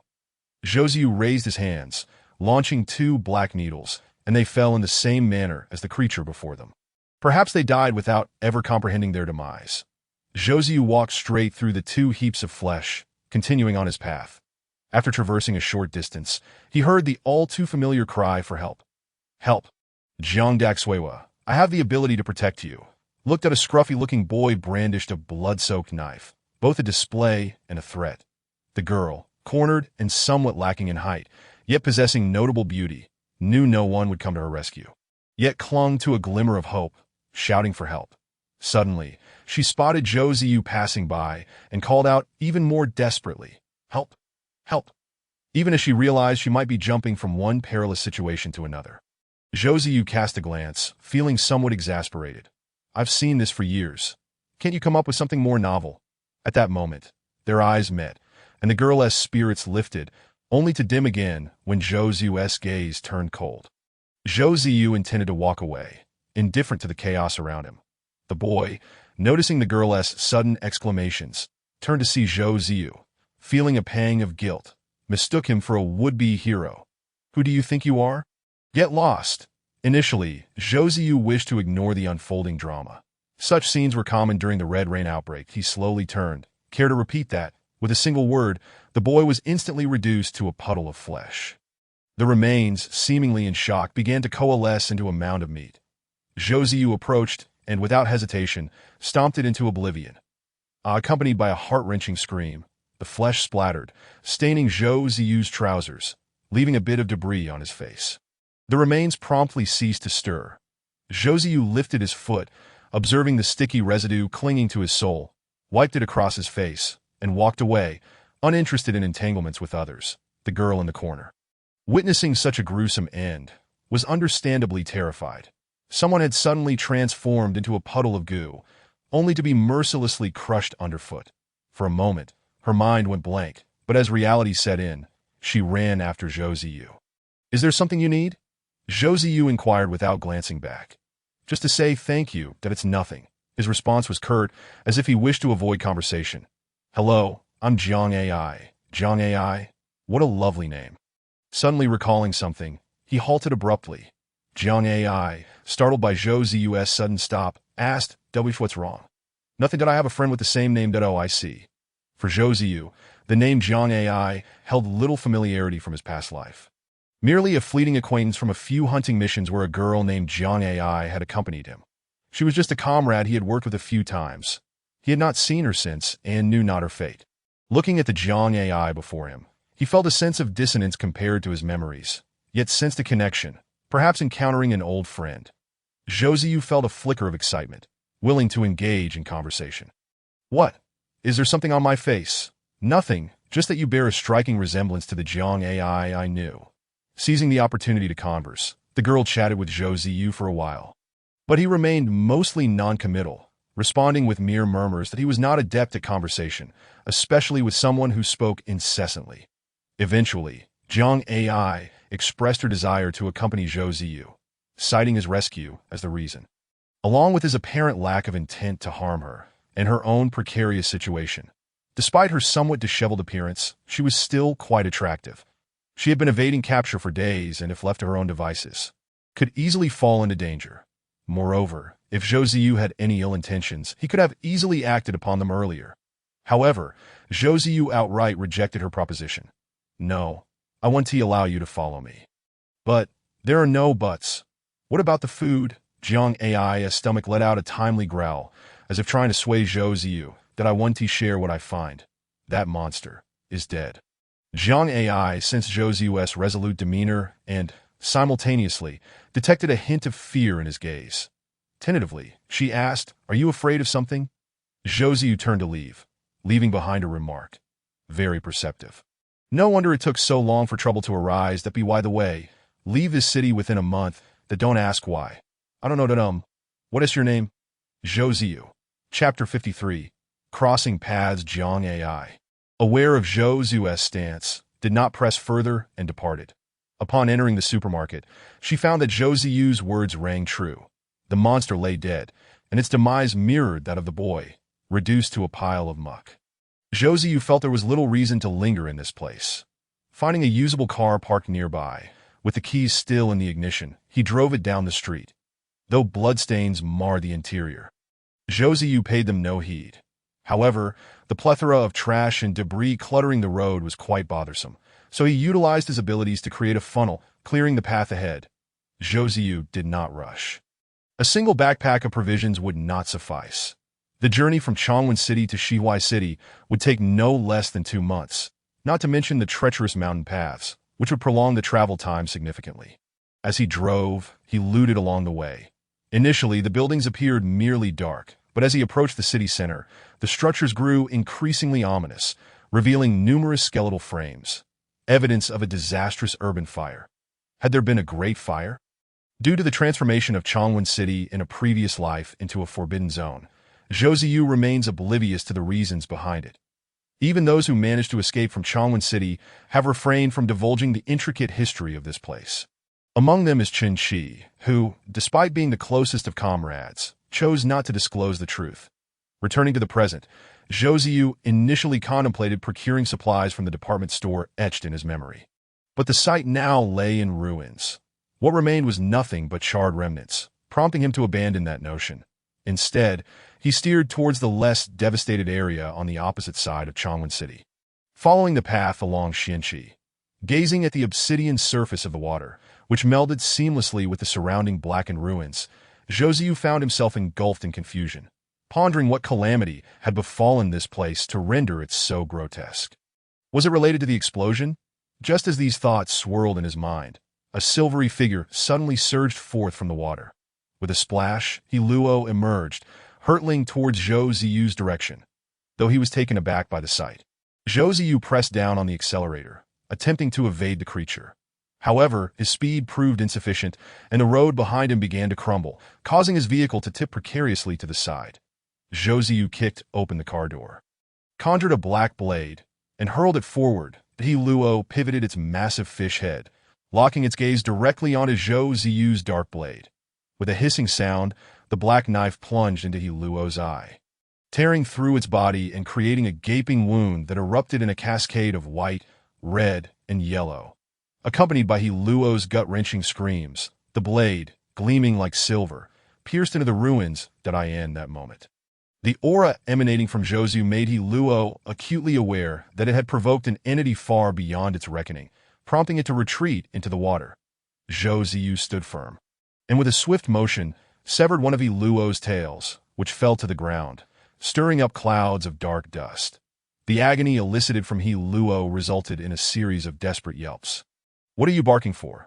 Zhou Ziyu stepped forward, pressing his foot down on He Luo's head, creating a massive dent in the ground. That He Luo emitted a whimper, its colossal head toppling over, and throughout the encounter, it scarcely resisted before succumbing to death. Zhou Ziyu then manifested a long black knife, slicing open He Luo's abdomen to reveal its pristine white flesh. That he gave it a pat and remarked, "The meat is decent, but alas, it cannot be taken with me." With that, he turned to leave, only to spot a small pink creature rummaging through his car from a distance. Its filthy appearance instantly reminded Zhou Ziyu of a band of thieves, and he dashed over, forcibly seizing the creature's wrist and yanking it out. The sudden and rough handling caused the creature considerable pain. "Do you feel pain now?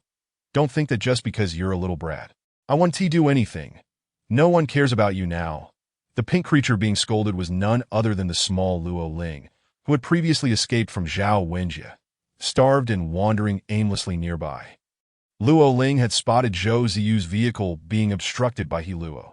Seeing a living person was a rare occurrence, and driven by hunger, she had rushed over, believing Zhou Ziyu would take some time to deal with He Luo, not anticipating the battle's swift conclusion. Just as she had begun to snatch something to eat, she was abruptly yanked out by Zhou Ziyu at such a young age. You already know how to steal? Even if you are a child, my attitude remains unchanged. Perhaps 5 years of experience has rendered me indifferent to all. Zhou Ziyu's grip on Luo Ling's delicate wrist was firm, lifting her before him.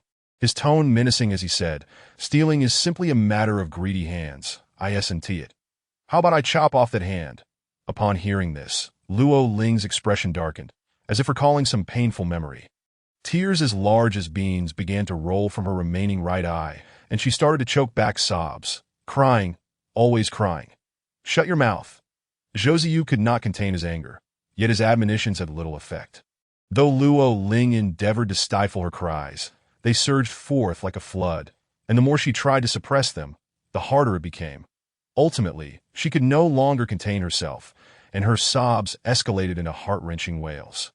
Observing Luo Ling's single eye, Zhou Ziyu was reminded of his own loss in a previous life, when he too had lost a hand. Unable to bear the sound of her weeping, he unceremoniously tossed Luo Ling aside on the roadside and drove away. As he drove, Zhou Ziyu felt a pang of discomfort in his heart, the image of his lost hand vivid in his mind. His eyelid twitched, and he muttered, "Damn this sympathy." He slammed on the brakes, leaving behind long skid marks on the road. Leaning against the steering wheel, he stared ahead, seemingly lost in thought, before exhaling a resigned, "Children are nothing but trouble." Restarting the engine, he sharply turned the steering wheel, retracing his route only to find the small creature still huddled there. Either dazed from hunger or something else, he scooped her up and tossed her into the back seat, pouring water down her throat with a rough hand. Unfortunately, his brusque method caused Luo Ling to choke on the liquid, spluttering out a substantial amount. Choke on it, then. Yet it was this choking that roused Luo Ling from her stupor, upon witnessing her gradual awakening. Zhou Ziyu returned to the front seat to drive, leaving half a bottle of water in the back. Through the rearview mirror, he caught sight of the small creature, huddled in the corner of the back seat. Clearly fearful of the rough treatment she had just received, reminiscent of Zhao Wenjie. "What is your name?"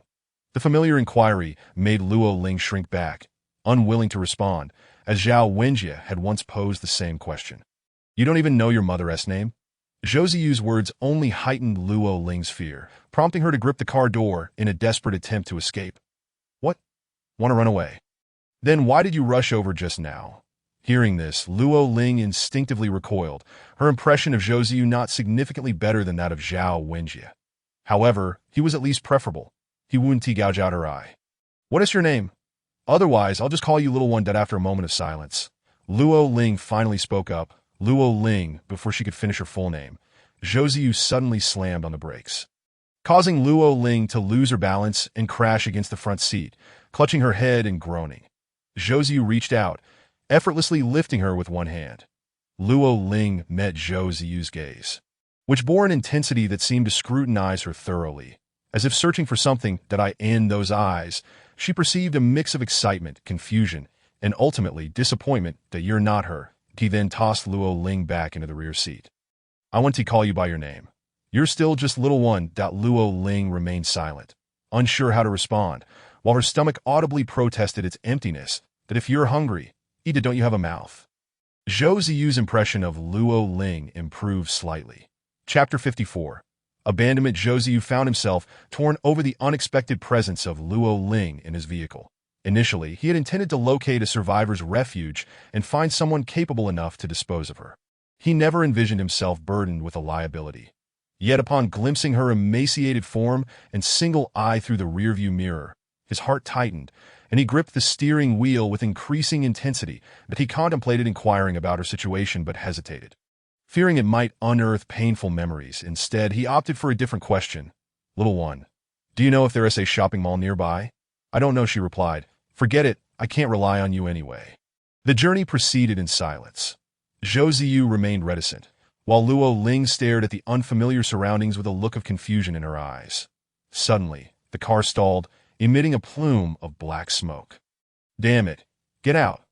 Zhou Ziyu was no mechanic, and during the recent chaos, He had been merely an ordinary university student, utterly unprepared for car troubles. Faced with such a predicament, he slung his bag over his shoulder, slammed the door, and stepped out. Seeing Zhou Ziyu leave in haste, Luo Ling was gripped by panic and scrambled to open the door, but it wouldn't budge as Zhou Ziyu ventured further away.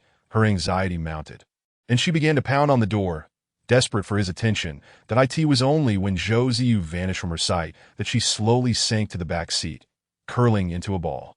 Feeling abandoned, she buried her head and began to weep silently, the sound of her sobs echoing within the vehicle. Knock, knock. The sound of repeated banging on the car door jolted Luo Ling from her sorrow.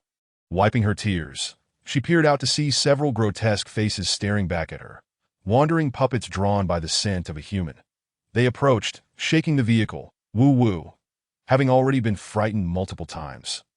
Luo Ling was fearful, yet less terrified than before. However, instinct compelled her to retreat to the opposite side of the seat, for these creatures were nothing compared to the madness of Zhao Wenjie. Poof! Swish!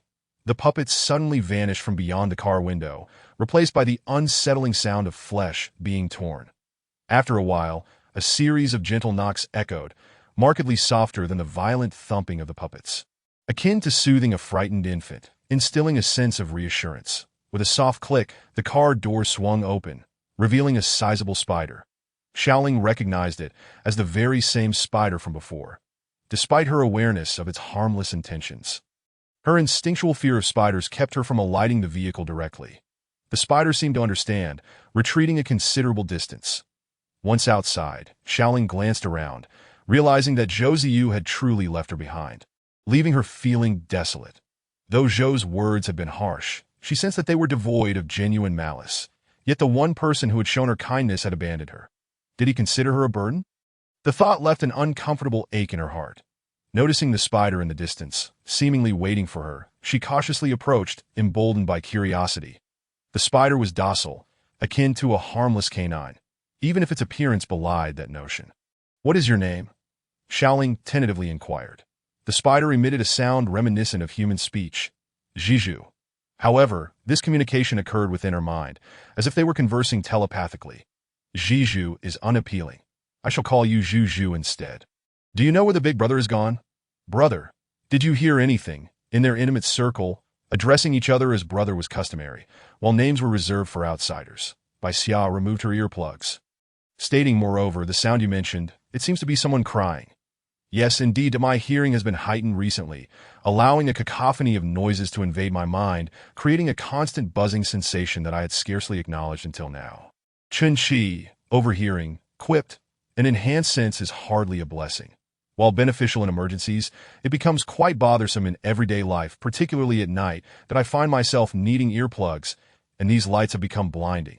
Perhaps I ought to don sunglasses. As he spoke, Bai Xia's eyes had already squinted shut. Returning to the matter at hand, the sound seems to be quite distant, likely emanating from the lake. Chen Qi recalled the recent loud noises, including the barking of what he guessed to be the hello, suspecting that something had transpired there. Never mind. It's not as if we are unaware of the dangers there. Let us refrain from getting involved. Bai Ling, let us depart. It's best not to meddle in affairs that do not concern us. Are we truly not going? Perhaps we should first address the immediate concerns that as they spoke, several wandering puppets spotted the living beings and charged towards them. Chen Qi brandished his sword, swiftly targeting them like a gust of wind, executing precise strikes to decapitate or bisect. The severed corpses fell to the ground, while the creeping floral tendrils intertwined, clumsily reattaching and binding the remains together. Cursed creatures! In the distance, the floral vines began to spread. Let us go.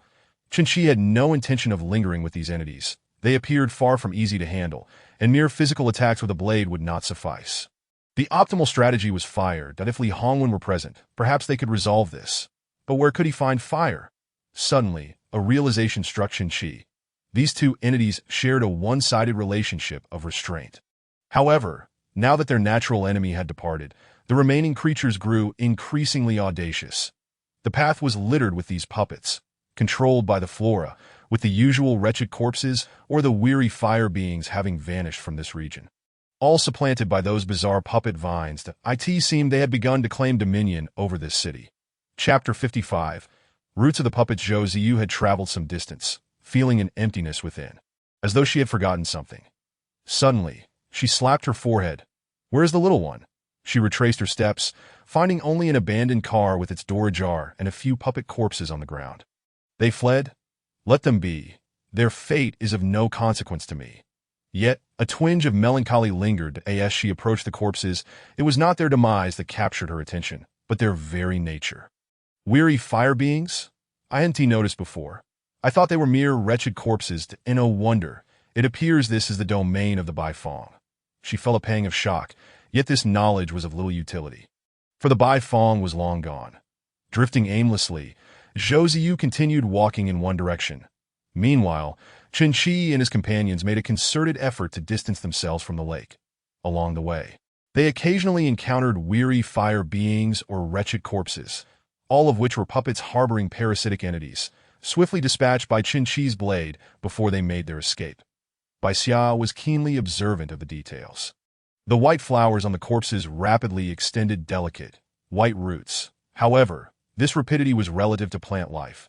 To Bai Xia, it seemed rather sluggish. She also noted the peculiar consistency among these entities, with the vines uniformly adorned with fragmented white flowers and tiny leaves. As if sprouting directly from their bodies as they fled, they noticed a transformation in the floral tendrils, with the fragmented flowers morphing into large, white blossoms and the small leaves evolving into oval-shaped larger ones.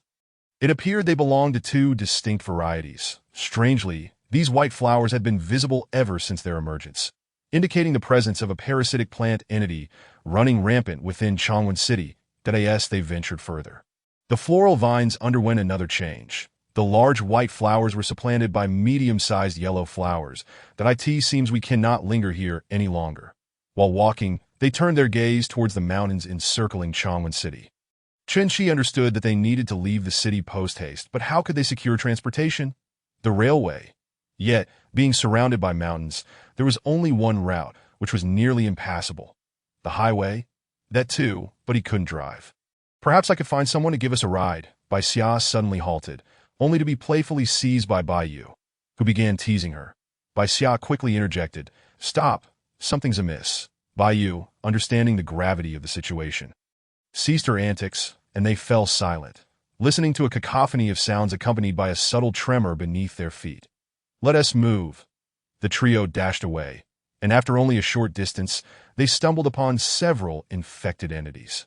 Once again, they were effortlessly dispatched by Chen Qi's blade, rendering them incapable of further movement.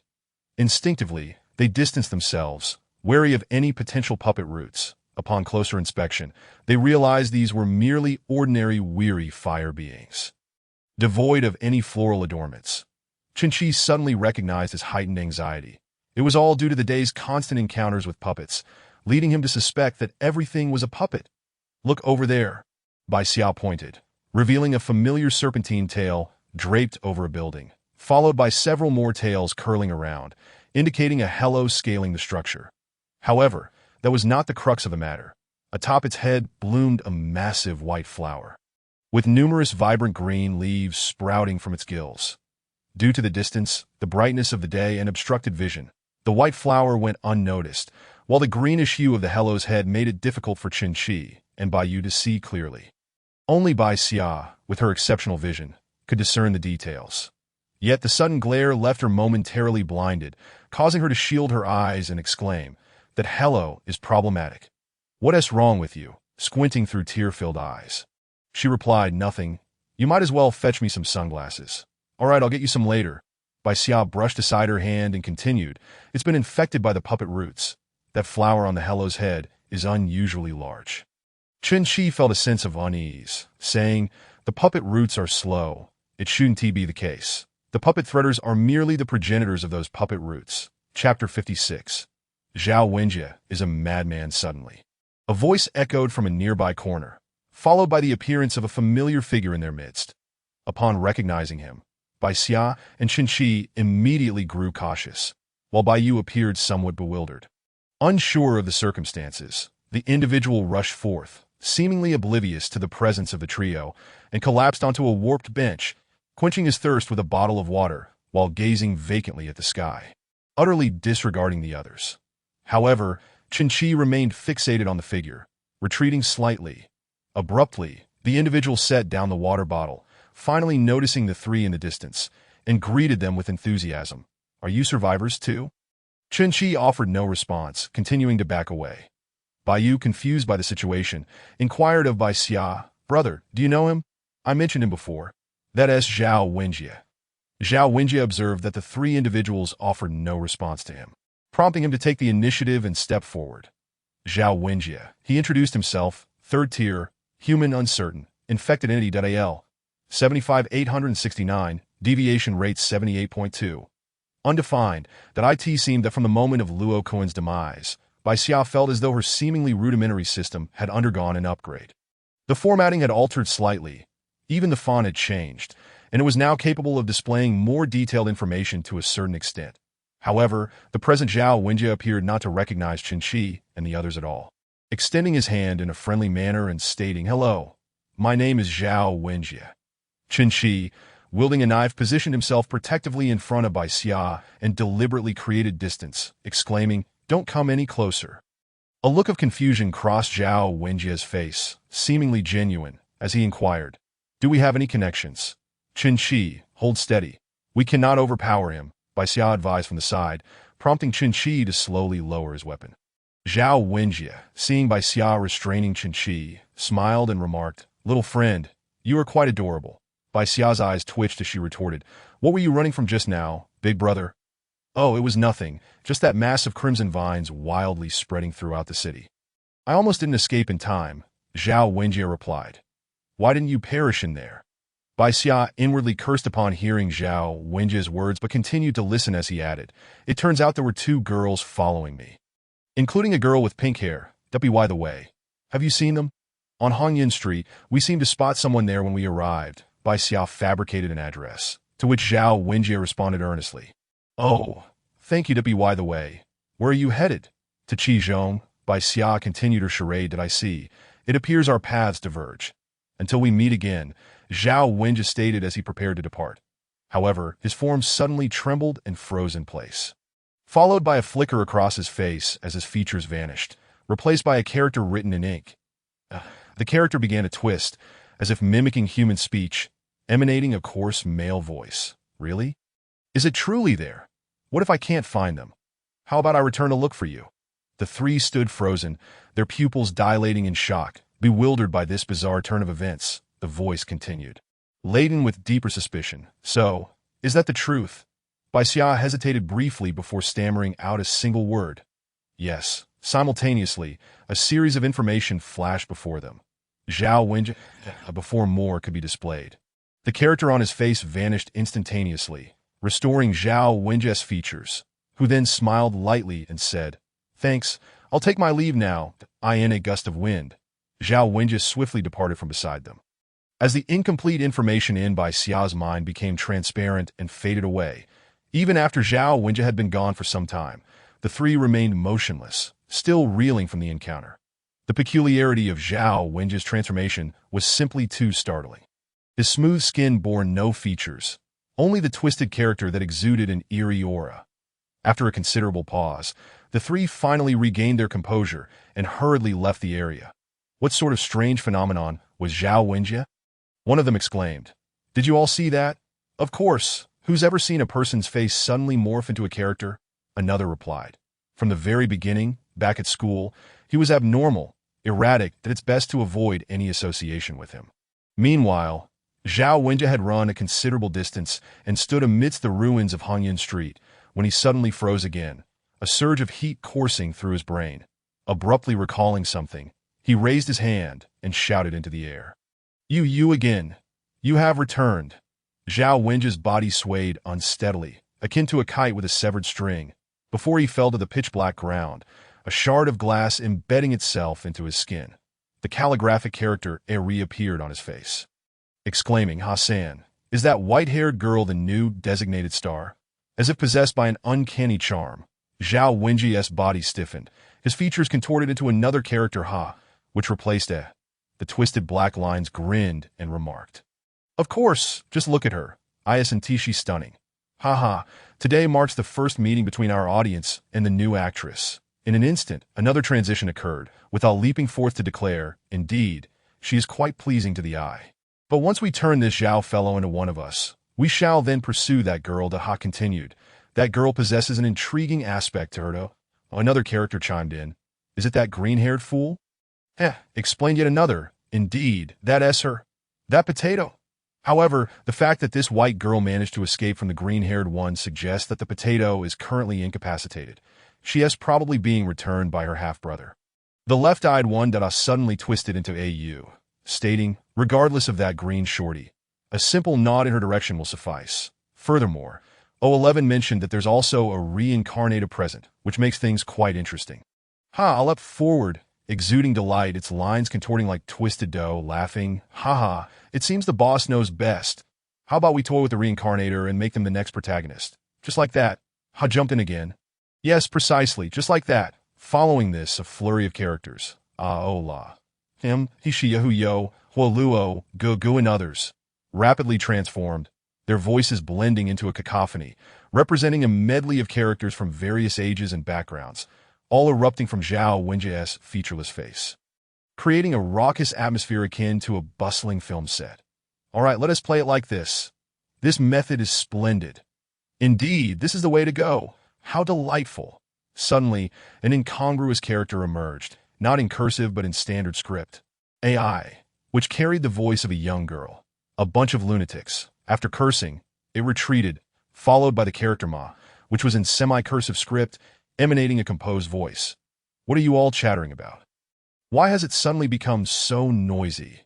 Ha immediately leaped forth, disregarding Ma, shouting, not entertaining at all. There is not a single audience member here. This place is about to blow up, and the actors are going to die. And Ha echoed his sentiment. Seemingly there solely to create a ruckus, that AI grew impatient and jumped out again, exclaiming, what on earth are you all causing such a scene for? It's been like this for days. I am nearly driven mad by you all. I responded, AI, we haven't figured out how to entertain ourselves yet. Then why make such a fuss? Just create a spectacle. Haha, lunatics. After uttering those two words, AI retreated again. At this moment, she suddenly sprang forth, declaring, every day, this kid is under control, playing a role. We've thoroughly enjoyed the show. Haha. As for assimilating this kid, we'll leave that to the little one for a few days. Shall we? No problem, no problem, I casually replied, followed by Shifer words suddenly flickered in Zhao Wenjia's mind, and in an instant, his gaze dimmed and turned bewildered, as if he had forgotten something once more. Chapter 57, Arrival on the Rooftop of the Building. The He Luo puppet had managed to crawl to the summit, where it then fell silent. The puppet master, composed of floral leaves, sought to absorb He Luo's remains for its own growth. Several days passed in steady tranquility. The three had nearly reached the outskirts of the city, and the less charred buildings provided them with guidance in direction and path. The yellow perimeter walls, adorned with barbed wire, gradually came into view. Finally, they had arrived. Chen-Chi gazed at the walls, feeling a significant sense of relief within. This signified, at the very least, the possibility of a semblance of a peaceful life. The sentry at the entrance, upon seeing two students accompanied by a child, recognized them as survivors and hurried to welcome them. Greetings. You are here for refuge, correct? My name is Lu Yu.as Lu Yu spoke. He noticed the knife that Chen-Chi possessed. Although it had been wrapped in something, its shape made its nature quite apparent. That knife is far too long to conceal. Understood. Please cooperate. We must conduct a search before you enter. Very well. Fortunately, apart from the knife, their belongings consisted solely of provisions. The knife, deemed a hazardous item, was inevitably confiscated. Hazardous items will be stored collectively. We hope for your understanding that I comprehend. Chen-Chi was indifferent. Losing a knife was trivial, especially when the military's firearms provided a far greater sense of security. The entrance sentry post, Lu Yu was not alone. Several others accompanied him. Lu Yu handed Chen-Chi's contraband to one of them, then returned to lead the three inside. Come, I shall take you to the political department to register as survivors. ISNT registration only for military personnel. Where do civilians register? By you, possessing some knowledge. Couldn't he help but inquire? Lu Yu fell silent, offering no reply, instead stating, you may find it somewhat unfamiliar. I hope you will adapt swiftly. This is for the sake of management, that as they walked along the path. They observed that most people outside were engaged in labor, repairing the perimeter walls, evidently damaged by some force. Among the crowd, Baixia noted that most hair colors were predominantly black, white, or gray, with other hues being a rarity. This was somewhat reassuring. At least her white hair would not stand out as the only instance, thus appearing less conspicuous.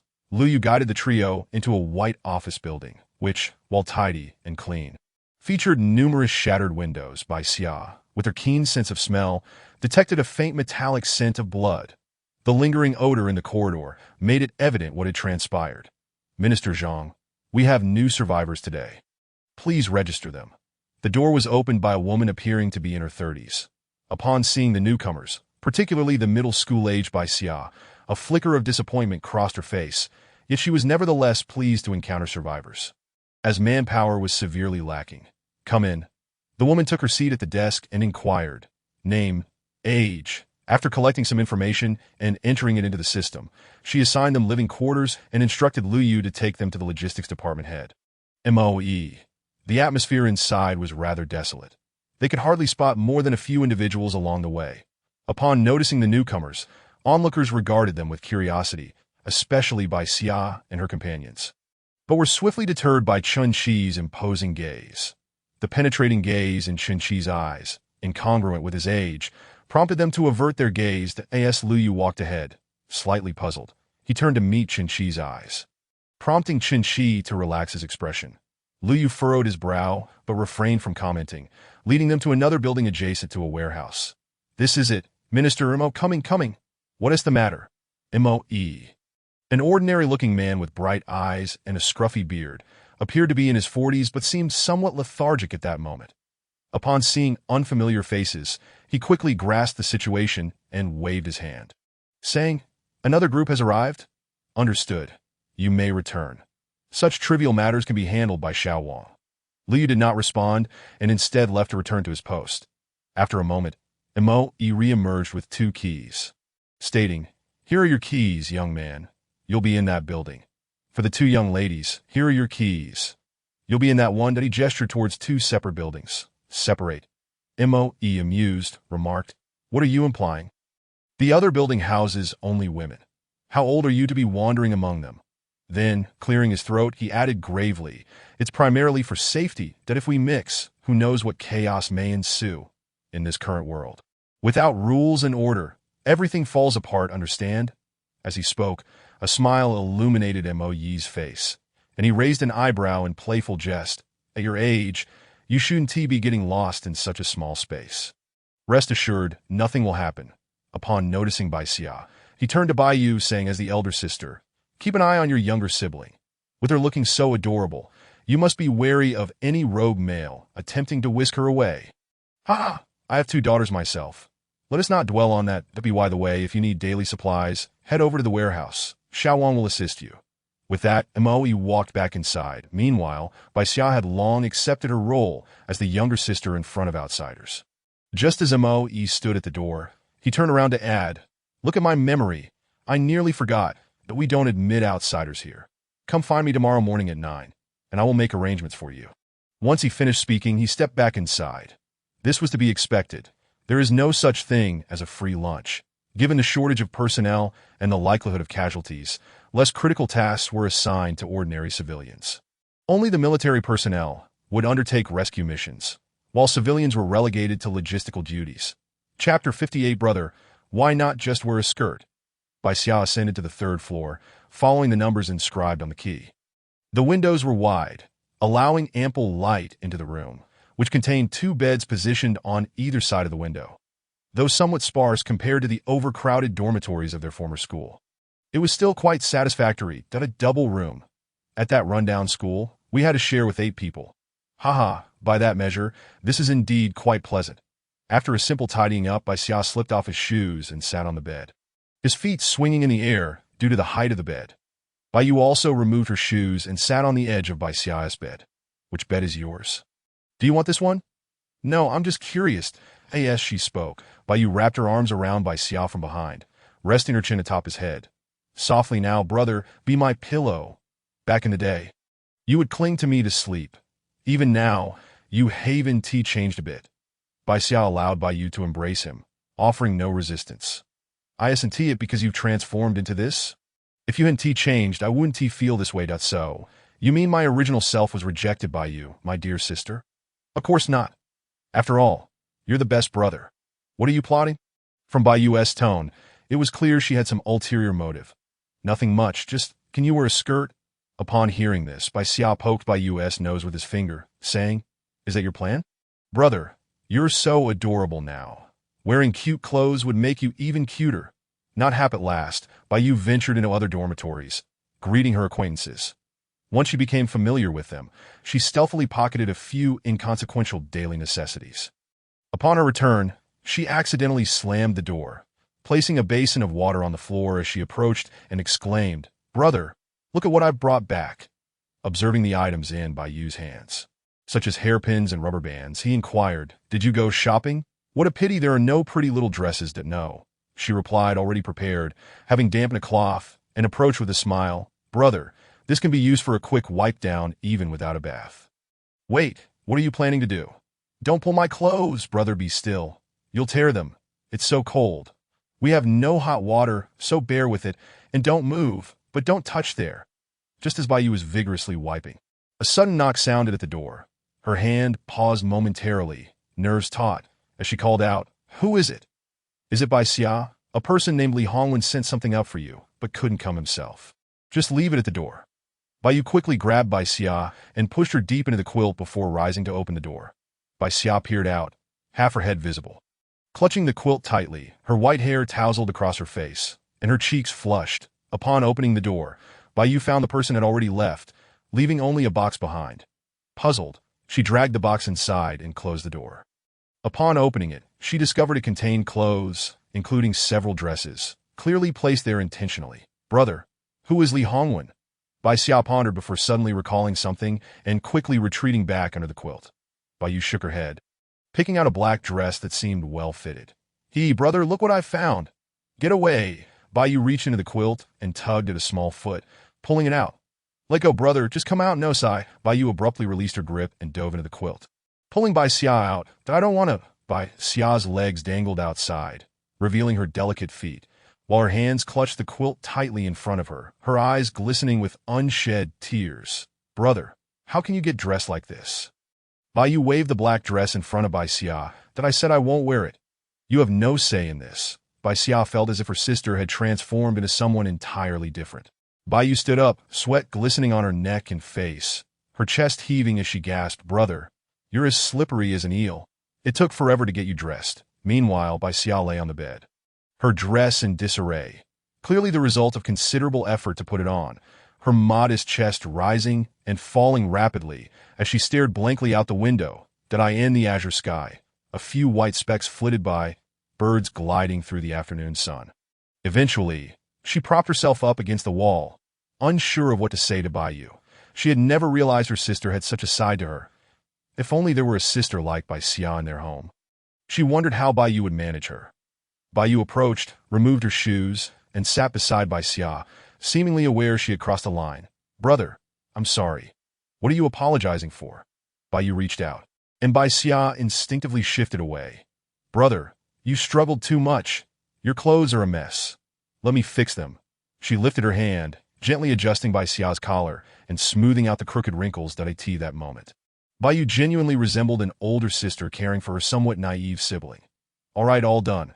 She picked up a comb and began to brush through Bai Xia's hair, meticulously untangling it. Brother, it must be troublesome to keep your hair loose like this. Of course, but I've gotten used to it. Brother, do you prefer a single ponytail, twin ponytails, or a side ponytail? High or low? Double, please. Got it. Bai Xia had already grown too weary to resist, allowing her sister to groom her. Finally, Bai Yu styled a high double ponytail, secured with 2 black rubber bands adorned with a few glossy beads, beneath which flowed a ruffled black lace. Her long hair cascaded down to her waist. Tada! A wild and adorable brother has appeared, she exclaimed, wrapping her arms around Bai Xia. Stop, stop, what about you? Aren't you looking like a madwoman? Bai Xia pointed out, noticing that Bai Yu's hair was equally disheveled from their earlier tussle. I know, Bai Yu replied, rising from the bed to begin unbuttoning her own attire. Bai Xia flopped onto the bed, pulling the quilt over her, turning her back to Bai Yu. Brother, if you keep that up, your hair will end up looking like a bird's nest. Well, you can help me fix it later. Bai Yu chuckled softly, tossing her outer garment onto the bed. Chapter 59. A brief encounter an hour earlier. Chen Qi had just inserted the key and was about to turn it when a voice emanated from within. Who is it? Chen Qi's brows furrowed as he felt an unsettling familiarity with the voice. Adopting a cautious tone, he replied, just a new roommate who arrived today. Came the response from inside, followed by the sound of footsteps, and then the door swung open. Upon seeing the person inside, Chen Qi's expression froze. For it was a face he had encountered not long ago. Zhang Heng. What are you doing here? Zhang Heng replied nonchalantly. Is there a problem? Chen Qi could hardly believe it. His roommate turned out to be this very individual, the one who had previously orchestrated an attack against him. The two were utterly incompatible. In an instant, Chen Qi lunged to grab Zhang Heng by the throat, only to have his wrist caught by Zhang Heng, who coldly remarked, I saved you before. Don't repay kindness with malice. As Zhang Heng's grip was not particularly strong, Chen Qi easily broke free, pointing an accusing finger at him. You? What was the point of sending Luo Kun to attack us? That was a miscalculation. And besides, it was him who attacked you, not me, right? Plus, you've already killed him. And remember, I saved you before. Even if you despise me, that clears the slate. What nonsense logic is that? Chen Qi cursed, charging at Zhang Heng. Ready to strike, to go ahead, but do you really think you can handle me? Zhang Heng dodged, swiftly delivering a chop to Chen Qi's waist, all part of his calculated plan. Quickly, as if he had anticipated it all along. Chen Qi found himself at a disadvantage. All right, call it even. Besides, I haven't done anything to her yet. Zhang Heng stated flatly, returning to his bed and resuming his reading of data structures and algorithm analysis. Chen Qi took a deep breath, reflecting on Zhang Heng's earlier tactics, feeling utterly powerless, like a kite with its string cut, that he bolted out of the door, heading towards the administrative building, while Zhang Heng didn't spare him a glance. Engrossed in his book, murmuring, I calculated the trajectory of the attack, but the timing is uncertain. This unpredictability after a while, Zhang Heng rose and left the door ajar, muttering to himself, I'll return by 21:30. But the location is still uncertain. Just as Chen Qi reached the ground floor, a familiar voice called out from behind. Hey, Lao Chun, you're finally here. Chen Qi did not turn immediately. From the voice, he deduced it was Li Hongwen, which was no surprise, as it was only natural for him to come this way. Assuming Chen Qi heard, Li Hongwen hurried to catch up, calling out again, Chen Qi, I'm not deaf. I can't hear you. Who provoked you? Come on, let's go beat him up.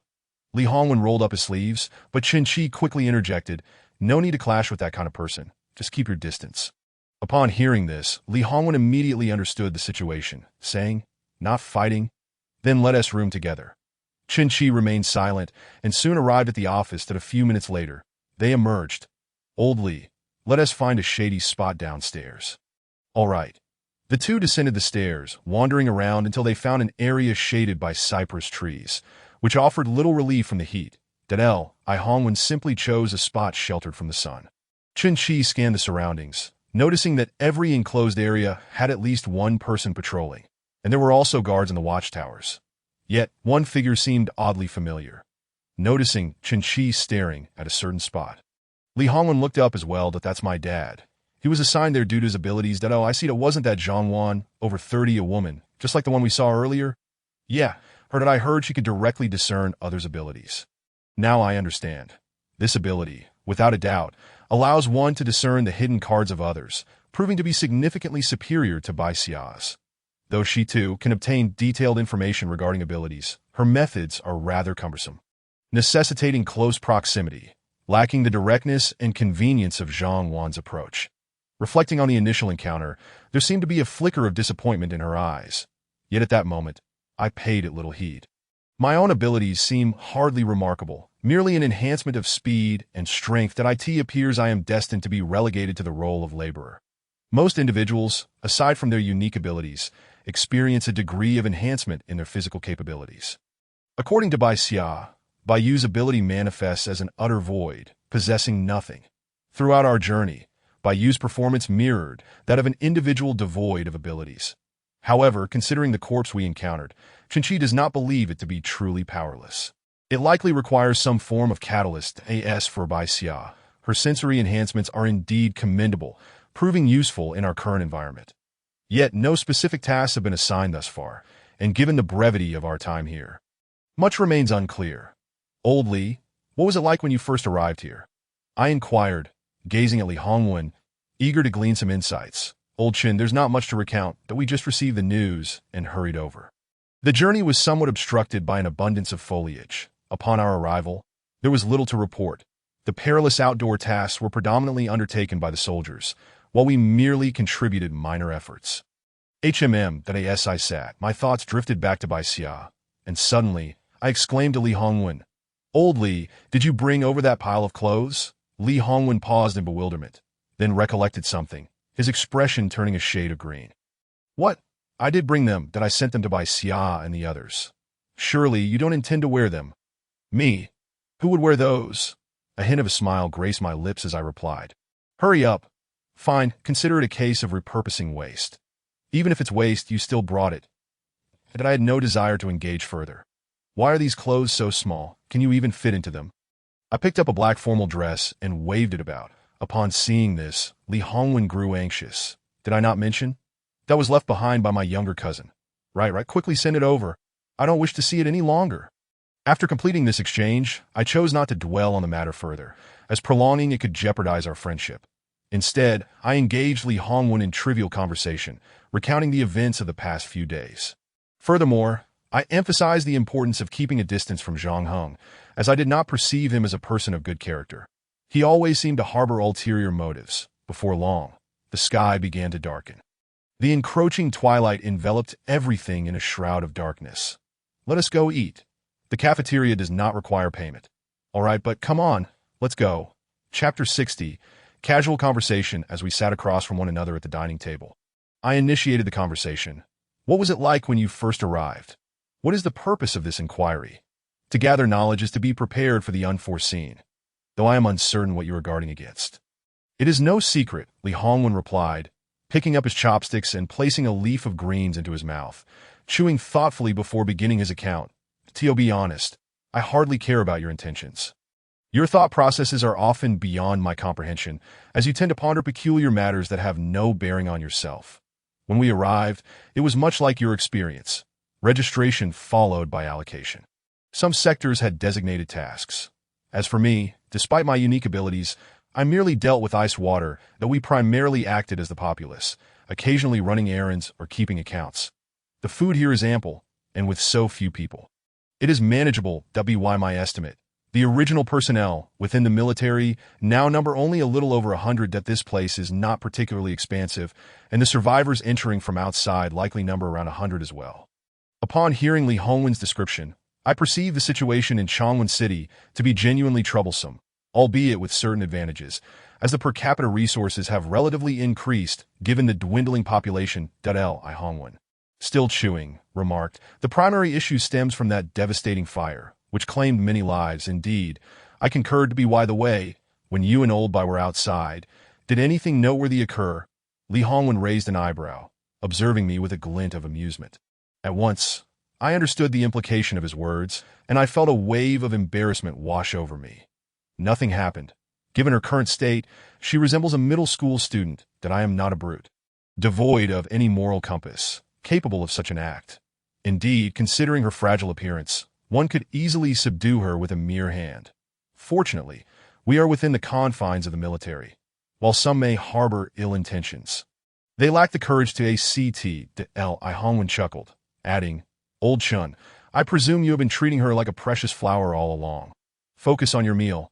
No amount of rice can silence your tongue. Li Hongwen pushed aside a piece of meat, suggesting, shall we explore a bit after we finish eating? Very well. Quickly finishing our meal, we stepped outside, greeted by a refreshing evening breeze. The orange sunlight cast fragmented shadows upon the scorched earth. What are they doing over there? Repairing the wall? Upon reaching the other side of the military compound, I observed individuals engaged in some labor. I Hongwen followed my gaze, explaining, yesterday a humanoid creature, towering 2 to 3 meters, referred to as a berserker, attacked from that direction that it was subsequently neutralized by the soldiers with gunfire. Witnesses described it as quite peculiar, adorned with an array of flora, which raised immediate concerns, prompting them to incinerate it.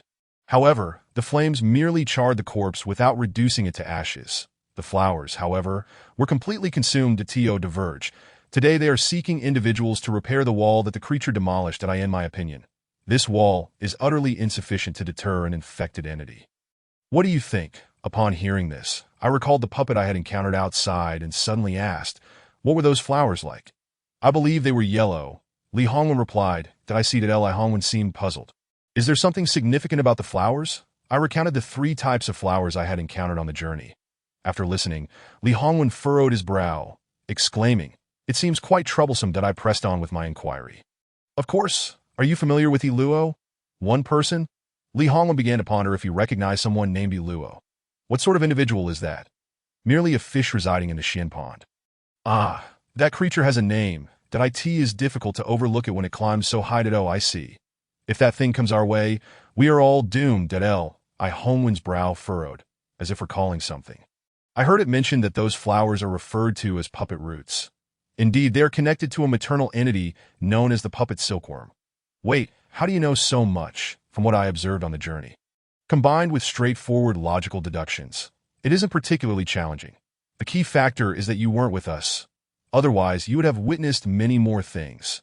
What about that puppet silkworm? Did it engage in a confrontation with Iluo, resulting in the loss of 2 flowers? And then Iluo fled just a few nights ago. Indeed, I recall a particularly noisy night not long ago. Beyond that, I am uncertain what transpired. It appears Iluo was ultimately defeated, now bearing a white flower atop its head, evidently parasitized. This implies that the greatest threat within the city is now that creature, present. It seems so. Who knows if there are other entities lurking? Listening to Qin Shi's account, Li Hongwen felt a sense of foreboding creeping in. Let us hope there aren't any. He replied that if your descriptions hold true, does that not suggest that the entire outside world is teeming with its puppets? If it is not the largest, then what is? But returning to the point, are you certain there are no entities larger than it? One must always prepare for the worst. This is truly your style. You never envision outcomes in the most favorable light, but rather expect the worst, always contemplating the subsequent troubles that may arise once this issue is resolved. You have always been this way. Time flew by, and night descended. Following Li Hongwen, I changed dormitories, arriving with nothing but my bare hands. The clock on Li Hongwen's bedside indicated it was precisely 9:30. As the door creaked open, the second hand rested squarely at 12. Zhang Heng glanced at the clock, a satisfied smile breaking across his face. He closed the door with a thud, reclined on his bed, set aside one book, and picked up another, flipping through its pages. After perusing a few pages, finding it rather tedious, he pressed the switch and extinguished the light. Within the confines of the room, darkness enveloped him, merging with the obscurity outside, as enigmatic characters began to roll once more. Zhang Heng has commenced once more, maintaining the capabilities he has developed for himself. Chapter 61. Contemplation. Upon returning to the new dormitory, Qin Shi and Li Hongwen exchanged a few brief words before promptly extinguishing the lights. Exhausted from the past few days spent navigating the ruins, while also having to remain alert, they finally had a moment to truly unwind. Qin Shi reclined on his bed, gazing at the dark blue ceiling, yet found himself lacking any purposeful engagement. In moments of boredom, his thoughts began to meander, leading him to ponder the origins of the disaster. However, based on the scene that Xia and many others had witnessed, there was no doubt that it pointed directly to Enmai Kin. Much like the plots of numerous films, it hinted at a secret experiment followed by the release of an unknown virus. Rainwater reaching the ground. Why was that? If it truly was an unknown virus leak, it should have emerged from a point along the coastline, subsequently triggering rapid responses in other regions rather than the current global outbreak that seemed to have erupted all at once. Despite the notion that the infection began by the seaside, Qin Shi suddenly recognized a point of contention. The issues arising from coastal areas were indisputable. The spread should logically have been gradual towards the inland regions. Even if the vapor was laced with an infectious, unknown virus, its dispersal rate would be limited, allowing ample time for people to react. Yet, Changwon City, being an inland city, posed a problem, while the circumstances in other inland cities remained uncertain. The crisis in Changwon City erupted almost simultaneously with that of coastal regions. It was evident that there was an anomaly in the vapor above Changwon City, even if it originated elsewhere. Its passage through urban areas would have inevitably resulted in noticeable issues. It was implausible for the problem to manifest only upon reaching Changwon City, specifically targeting it. Another possibility arose. What if the vapor originated from Xianqi? Yet, this too seemed improbable. Regardless of whether Xianqi could generate such a volume of vapor clouds in a short span, any issues with its water should have been detected earlier. The more he pondered, the more it suggested that the crimson rain appeared as if it had materialized out of thin air. His thoughts spiraled further into chaos. The lack of information left Qianqi feeling mentally muddled. Suddenly, a figure surfaced in his mind. Someone wearing glasses, exuding an aura of vitality. Luo Gong. The enigmatic figure who had once assisted him, revealing vital information about Desawina, thereby rescuing by Xia.in, recalling Luo Gong. It dawned on him that the man must possess a wealth of knowledge. Regrettably, he had not thought to inquire further at the time. Luo Gong had departed hastily, leaving many questions unanswered, but he resolved to seek clarity upon their next encounter. This line of thought led him to consider another possibility. Perhaps the source resided within Changwon City itself. Yet, this seemed unlikely, given the city's modest size. However, its mountainous surroundings might indeed render it a suitable site for research. The peculiar puppeteer vines resembled experimental products, further corroborated by previous mentions of a headquarters by Su Yun. With this revelation, many matters began to align. Yet, this information seemed of little practical use.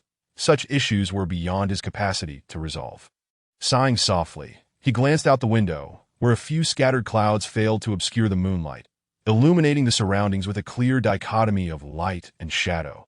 His thoughts then shifted to Zhao Wenjie and the sudden appearance of a character on his face, an expression of surprise, which inherently carried a tone of skepticism. Was that transformation indicative of his abilities? Had he experienced amnesia? Could it be a side effect of his powers? A flurry of questions ensued, leaving Qianqi in a state of disarray. How chaotic it all was, an utter jumble devoid of coherence, that if only he could wield a knife and slice through the tangle of thoughts with ease. As he mused, his vision suddenly sharpened. Illuminating the darkness, he decided against further contemplation, opting instead to take each step as it came. Turning over, he gazed out at the bright night sky, where the stars of summer twinkled against the darkness. Particularly the summer triangle. Entranced by the shimmering stars, Qianqi gradually succumbed to slumber. A night passed. The cause of his awakening was the resounding sound of a door slamming shut. He was late, terribly late. The familiar sound almost led him to believe his roommates had departed for class, leaving him behind in a fog of sleep. Sitting up in bed, he turned to look out the window, where the sun shone brightly. Suddenly, he caught sight of an alarm clock perched on Li Hongwen's bedside table, deliberately facing him, displaying the time as 11:30. Oh dear, he had indeed overslept. Taking his time, Qianqi got out of bed and slipped on his shoes. Did this fellow have a clock? How had he missed it the previous night? After tidying himself up, Qianqi made his way to the cafeteria for a combined breakfast and lunch. Abruptly, a thought struck him. Damn. How could he have forgotten? Yesterday, he had asked them to arrive by 9 this morning, and now it was already 11:30, 2.5 hours late. Since he was already tardy. The duration of his delay was inconsequential. Qianqi decided it best to first satisfy his hunger. As he walked, he spotted a petite figure in white not far ahead, adorned with high twin ponytails. Without needing to think, he recognized it as Bai Xia. However, she was unexpectedly clad in a black formal dress, her white hair complementing the lace-trimmed gown and revealing her fair legs, a perfect harmony of light and dark tones. Though her hair appeared slightly tousled, with a few strands sticking out, it did not detract from her charm. A smile graced her lips as Qianqi hurried forward and gently tapped her shoulder. Without turning, Bai Xia instinctively recognized him, saying, "Qianqi, what is up?" "Nothing much, just happened to run into you. You seem to be waking up just now, right?" "Yes, just got up. Where's Bai Yu? And why are you wearing a dress?" At that moment, Bai Xia realized that Qianqi had spotted her in women's attire. She had completely forgotten about it upon exiting. Instantly, a wave of embarrassment washed over her as she felt stripped of her former self. Exposed to the one person she knew so well, the heat surged to her cheeks, and in a fluster, she half turned and kicked at him. though she knew she wouldn't hit him. Get lost. I'll gouge your eyes out if you keep staring. Her reaction had not been as intense in the earlier days. Qinqi swiftly grasped her small foot, causing Bai Xia to lose her balance. No. With quick reflexes and sharp thinking, Qinqi saw her head lurch toward the hard ground and instinctively reached out to grasp her left hand, pulling her into his embrace. However, the action resulted in a loud creak. Bai Xia's head collided directly with Qinqi's abdomen. Ouch! As he instinctively clutched his chest, he was met with a sharp slap from Bai Xia, who gritted her teeth in pain. You pulled my left hand. She then sat on the ground, holding her left hand, her eyes shimmering with tears, and her breaths came out in sharp hisses. Qinqi suddenly realized that his hurried actions had been too forceful. And given Bai Xia's delicate frame, she might be injured with just a bit of pressure. Forgetting the pain in his abdomen, he hurriedly crouched to apologize. I'm so sorry. It was my fault. Bai Xia let out a small laugh, on the verge of tears as she responded, Why don't you let me slap you a few times instead? Qinqi immediately leaned in, presenting his face, nearly touching hers, but Bai Xia swiftly pushed him away. Are you really asking for it? At that moment, Li Hongwen, standing a short distance away, cleared his throat, drawing their attention. You two are quite the spectacle. Chapter 62. Misstep Qinqi, don't play too rough. Bai Xia's frame can't handle it. Li Hongwen remarked, instinctively taking a few steps back and gesturing in a certain direction. The infirmary is over there. If anything happens, you should check it out. Is there a problem? Oh, right. I almost forgot about you two, since the three of you didn't show up this morning, and I know you. I was asked to relay a message. Qinqi, you might need to head to the warehouse to move some things. Bai Xia, since you're younger, just have your sister handle the accounts review. I'm off now. Li Hongwen then stepped back a bit and circumvented the two. Heading toward the cafeteria. It hurts. Take me to the infirmary. All right.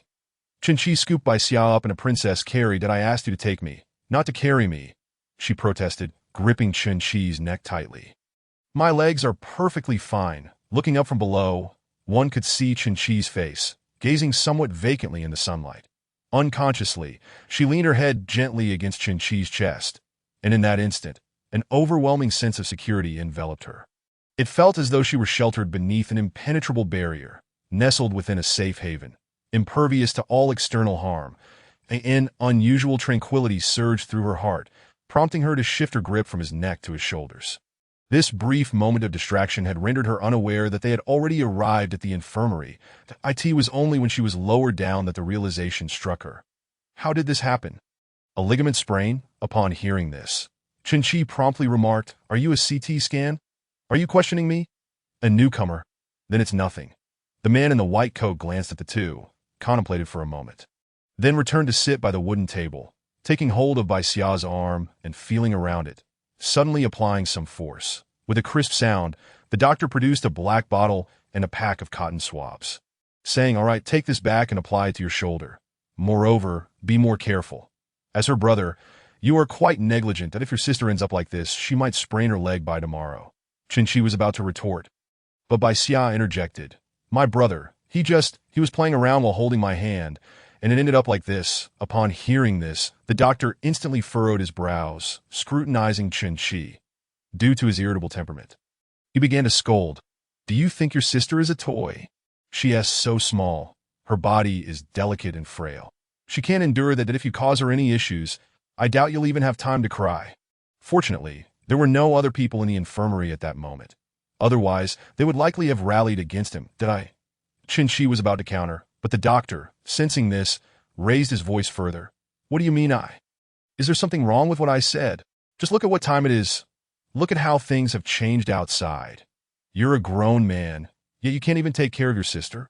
As the scolding continued, Qinqi caught a glimpse of Bai Xia, who was looking at him with a mischievous smile, sticking out her tongue and rolling her eyes, reflecting on how he had inadvertently hurt her. He took a deep breath and refrained from saying anything further. Seeing Qinqi's demeanor, the doctor felt he had come to terms with his mistakes and quickly ceased his tirade. After explaining the usage of the topical medication, he addressed Bai Xia, saying, If your brother performs such antics again, feel free to come find me.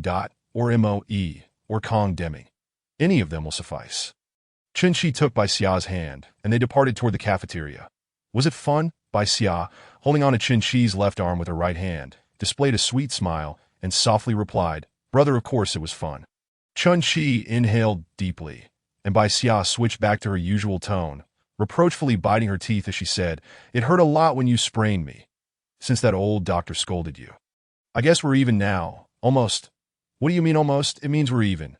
Bai Xia then emitted that soft voice again. "All right." Brother Chun-Chi suddenly frowned, recalling some unpleasant memories, back when he was in the illusion of no.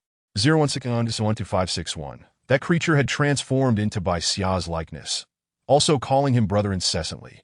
The two exchanged playful banter until they arrived at the cafeteria. After resolving their lunch, they parted ways to return to their respective dorms. After all, Bai Yu was still lying in the dormitory, and wouldn't he want to starve her sister? "Xiaolinger, are you up? Brother, what time is it?" Bai Yu turned over in bed, appearing exceedingly languid. "Still sleeping? It's already noon, ditto." Then her eyelids grew heavy again, and she dozed off. Seeing this, he twitched at the corner of his eye and tugged on Bai Yu's ear. "At least get up to eat first." "Don't pull my ear." She had no choice but to wake up, and after finishing her meal, she returned to bed. "Tessa, you're like a pig. Get up. Moe called us to do something yesterday. Have you forgotten?" All right. Bai Yu struggled to rise, shaking her hair, which resembled a bird's nest, and rummaged for a mirror, yawning as she combed her hair, one stroke at a time. Bai Xia shook her head, waiting patiently. After a while, the two of them stepped outside, joining Chun-Chi on the way. Bai Yu suddenly jumped up and tapped Chun-Chi's shoulder. "What's up?" Chun-Chi turned to see Bai Yu softly inquiring. "How is my sister?" Chun-Chi frowned, unsure of Bai Yu's intent, but he blurted out, "Adorable." Suddenly, he felt a light tap on his waist, but it wasn't hard. Chun-Chi glanced over, smiling as he said, "Are you unhappy with the compliment?" Bai Xia's face flushed slightly, and she pouted, saying, "It's fine for others, just not you fine." Bai Yu suddenly contemplated pressing Chun-Chi's head down to the ground to wake him up. "What's this? Your mouth is on your face, so give me a proper compliment." Bai Xia promptly turned her head, casting a slightly warning glance at Bai Yu, slowly uttering, "Bai Yu." Chapter 63. Daily Life. "Are you here? Did you oversleep this morning?" Yeah." Standing at the entrance of the warehouse, the three shook their heads and nodded. Moe, not inclined to say much, waved his hand under the blazing sun. "Get to work." And then he left. Entering the warehouse, some people were already hard at work. Chun-Chi, right? A young man, holding a notebook, pointed at the paper and asked. This young man was the Xiao Wang that Moe had previously mentioned. Named Wang Chung, data area B3, moving items. Bai Yu, right? Okay, B3 area for bookkeeping. Wang Chung then turned to Bai Xia, squatted down, and kindly said, "Little sister, just play beside your sister." Bai Xia obediently nodded. This adorable demeanor made Wang Chung unable to resist reaching out to pat Bai Xia's head, saying, "So good. If I had a sister like you, that would be wonderful." Bai Xia occasionally swayed, softly calling out to Bai Yu, "Sister, keep it up. Sister, don't slack off. Sister, this one is counted wrong. Sister, this one is counted incorrectly. Sister, this one is counted as a mistake." Hearing the little one beside her occasionally calling out, Bai Yu suddenly put down her pen, turned to Bai Xia, and her expression turned slightly unfriendly. "Sister, you can't slack off." Bai Yu reached out, placing her hand on Bai Xia's head, applying a slight pressure, her lips twitching as she said, "Sister knows, so tonight, will my little sister help me relax?" Bai Xia pouted, remaining silent. Come, sugar water." On such a hot day that a sudden voice drew everyone's attention. Following the sound, they saw Li Hongwen, carrying a tray filled with more than 10 cups of water. "You've finally arrived." "Haha, on such a hot day. We should have some ice water. If only we had ice watermelon that don't crowd. It'll spill." Li Hongwen hurriedly placed the tray on a nearby table, grabbed 2 cups, one for Chun-Chi and one for Bai Yu. "What about mine?" Bai Xia suddenly stood up, looking expectantly at Li Hongwen. Only then did Li Hongwen notice her, previously hidden behind the table, and seeing her outfit, he remarked, "This outfit suits you quite well. Chun-Chi has an eye for talent." "What about my water? I only have 2 hands, and I didn't see you before." "Then go get it for me." Li Hongwen chuckled and walked away. "What does that mean?" Suddenly, a chill brushed against her face, startling Bai Xia, who flailed her arms and shook her head. Not drinking, Bai Xia focused her gaze and found it was Chun-Chi, holding a cup of water. It turned out that Chun-Chi had just pressed the cup against her face. Never had it.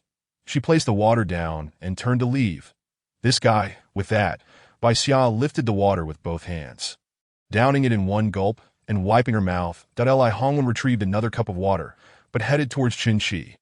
Old Chun, I knew you would do this. Qin ignored Li Hongwen, gulped down the water, and continued with his tasks. As the sun descended, birds took flight, and the interplay of red and dark hues marked the swift passage of the day. Old Chun, let us go eat. He set down the bag he was holding and headed toward the cafeteria with the other three.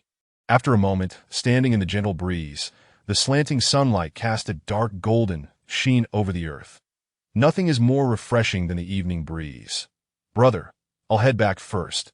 Bai uttered a remark and promptly dashed off to her dormitory.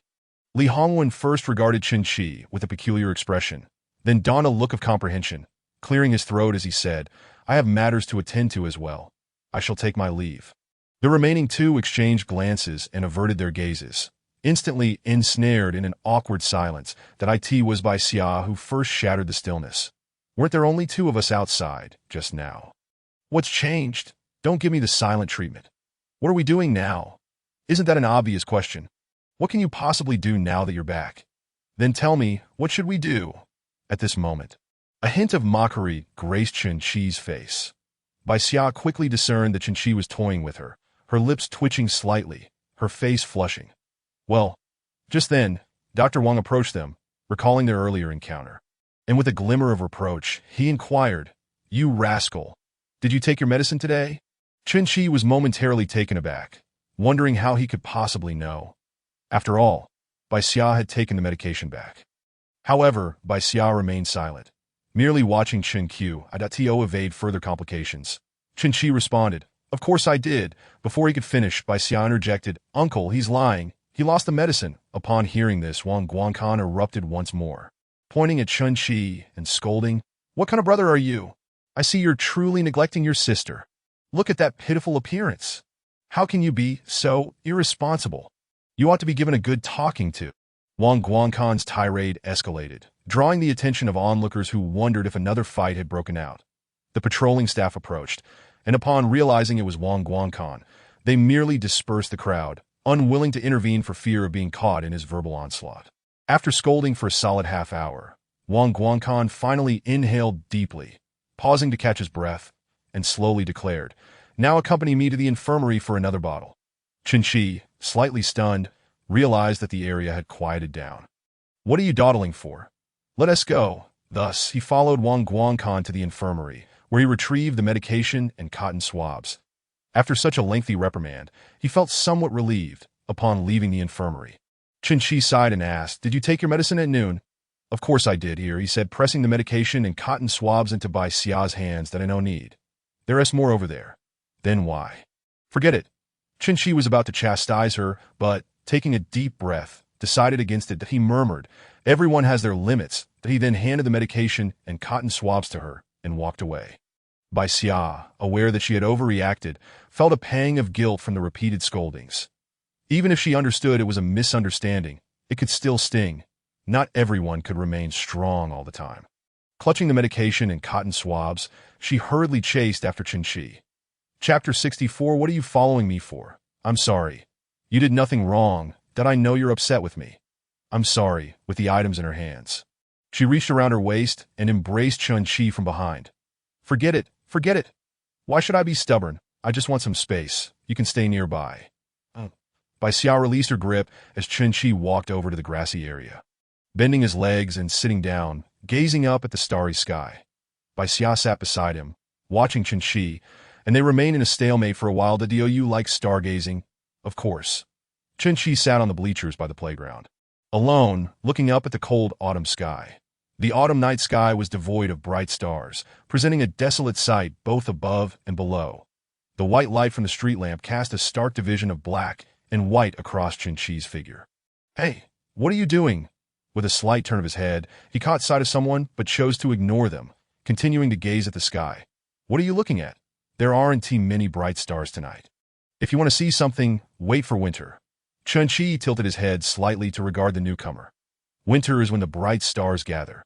It's not far off, just a few months away. Or you could wake up in the early hours to see them. Qin remained silent. Besides, with this light pollution, what can you even see? Just a glimpse of the northern dipper would suffice.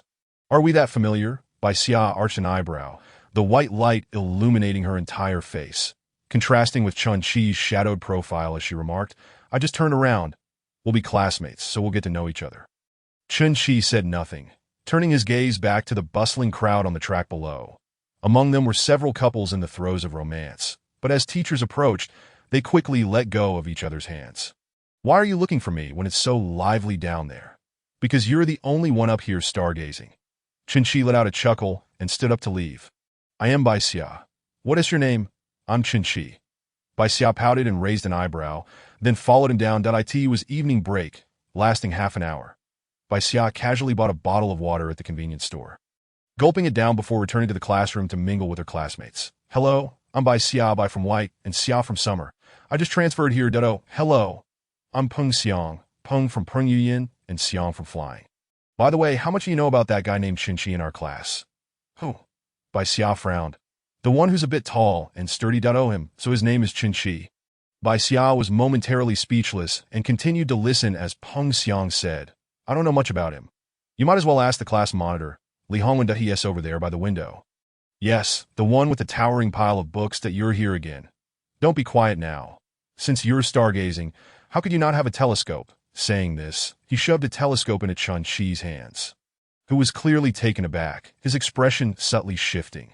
Yet, in the interplay of light and shadow, it was not conspicuous. Chun-Chi was about to return the telescope, but was pushed back by Bai Xia. "Can you find the second dormitory?"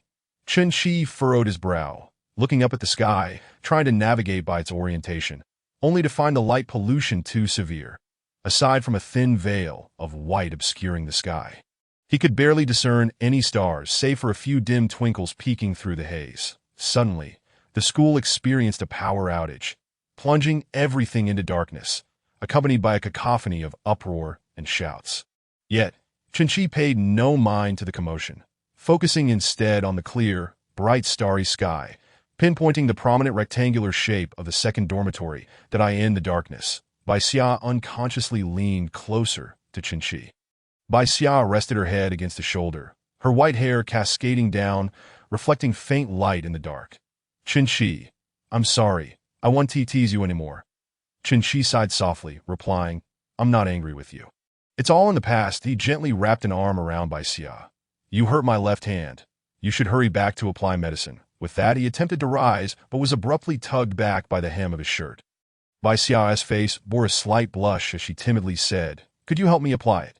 Chun-Chi bent down again, playfully flicking her nose with his finger as he teased. "Let your sister help you. Why should a guy do this?" Bai Xia pouted, retorting, "You want to even take advantage of the situation. You really are a blockhead." "Then I'm not a blockhead.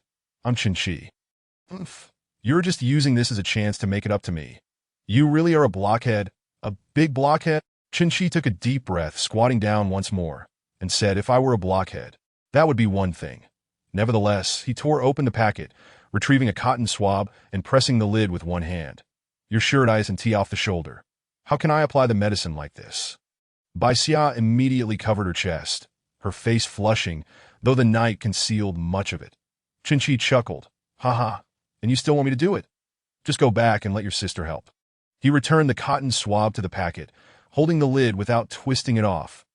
"Wait, it's ready." With her hands behind her back, she unzipped part of her jacket, using her right hand to pull aside a corner while still covering herself protectively, showcasing her shyness and concession. "Don't do that. Dress properly. Be careful not to catch a chill at night." I want tea. Hurry up." "Ouch you." Chun-Chi glanced around, noting that only a few patrollers were far off, none of whom were looking their way. "Stop messing around. Dress properly." As she spoke, she tugged at the corner of her garment, adjusting it with a gentle grace. "All right, is that acceptable?" A soft murmur followed. She then pulled up the zipper at her back and smoothed out the collar of Bai Xia's attire. Suddenly, Bai Xia leaped into Chun-Chi's embrace, her arms tightly wrapping around his waist. "Let go, I'm going back." I refuse," she choked, her voice tinged with a hint of tears. "What would make you release me then?" "In truth, Chun-Chi gently brushed aside Bai Xia's delicate hands, wiping away the tears glistening at the corners of her eyes. After all, with Bai Xia's strength, how could she possibly cling on so desperately? "I know what you wish to express, and I feel the same way. Otherwise, given your previous actions, who knows what I might have done by now, and no need to say more. It's understood." Suddenly, Bai Xia's demeanor shifted, an odd expression crossing her face as a smile broke free at the corners of her lips. With one hand pointing at Qin Shi Huai, she leaned back and laughed heartily. This time, my performance is nothing short of perfect. Right? Chigaga, the last three syllables were deliberately elongated, her finger resting playfully at her mouth, squinting her eyes in a teasing manner as she gazed at Qin Shi Huai. Instantly, his eyes widened in shock. Filled with disbelief that he stared intently at Bai Xia, his teeth grinding together, veins bulging on his forehead, fists clenched, revealing the blue lines of his muscles. Dare you deceive me? That encounter with the fake Bai Xia. Chapter 65. The opening scene. Bai Xia, momentarily breathless from laughter, jumped back and exclaimed, "This time, I've got you." "Huh? You're killing me." Qin Shi Huai's eyes turned crimson as he glared fiercely at the impostor before him, ready to charge at her with murderous intent. "When did this happen? Weren't you?" But Qin Shi Huai felt as if lead had been poured into his heart, halting him inexplicably. Bai Xia tilted her head back, her once white hair fading to a pale green. Her sky-blue eyes replaced by a bewitching gold. Then, bending forward, nearly pressing her face against his, she pouted playfully. "It seems, Qin Shi Huai, that you prefer me over that so-called Bai Xia. Isn't she just a worthless burden, incapable of anything and always dragging behind? And what is more, she dragged you to seek out her sister, and you actually went, didn't you? Are you her loyal dog? So obedient. Ha ha." She clapped her hands together and continued. "And you did so much for her, didn't you? You must have gotten hurt quite a bit, right? Scratched by Huido, corroded by the slime of the flesh mountain, and even suffered some damage to your consciousness while fighting with me. What do you gain from it? Her body. But you never even touched her. And besides," Bai Xia pointed at herself with a playful glint in her eyes, "look at me, I'm older than her. Aren't I?" With a sharp, crisp sound, like a gale force slap, a resounding blow struck her face, followed by a powerful roar. "How dare you speak of her?" The force of the hit caused her to lose balance and tumble to the ground. But she quickly rose again, clutching her reddened cheek, yet maintaining her playful demeanor. Suddenly, as if time had paused, she darted to Qin Shi Huai's side, wrapping her arms around his arm. "That don't be so harsh. I can cry too. You know that." As she spoke, she forced out a few tears. Qin Shi Huai pushed her away, raising his foot to deliver a fierce kick to her abdomen. She stumbled backward, but managed to brace herself to get back up, only to be met with a flurry of punches to her face, body, and limbs. Qin Shi Huai pinned her down, his hand gripping her slender neck tightly. Her hands grasped his wrists, yet she remained unmoving. A defiant smile plastered across her face. Qin Shi Huai's teeth ground against each other, veins protruding from his hands, practically ready to explode. "Did I want you dead? Go to hell?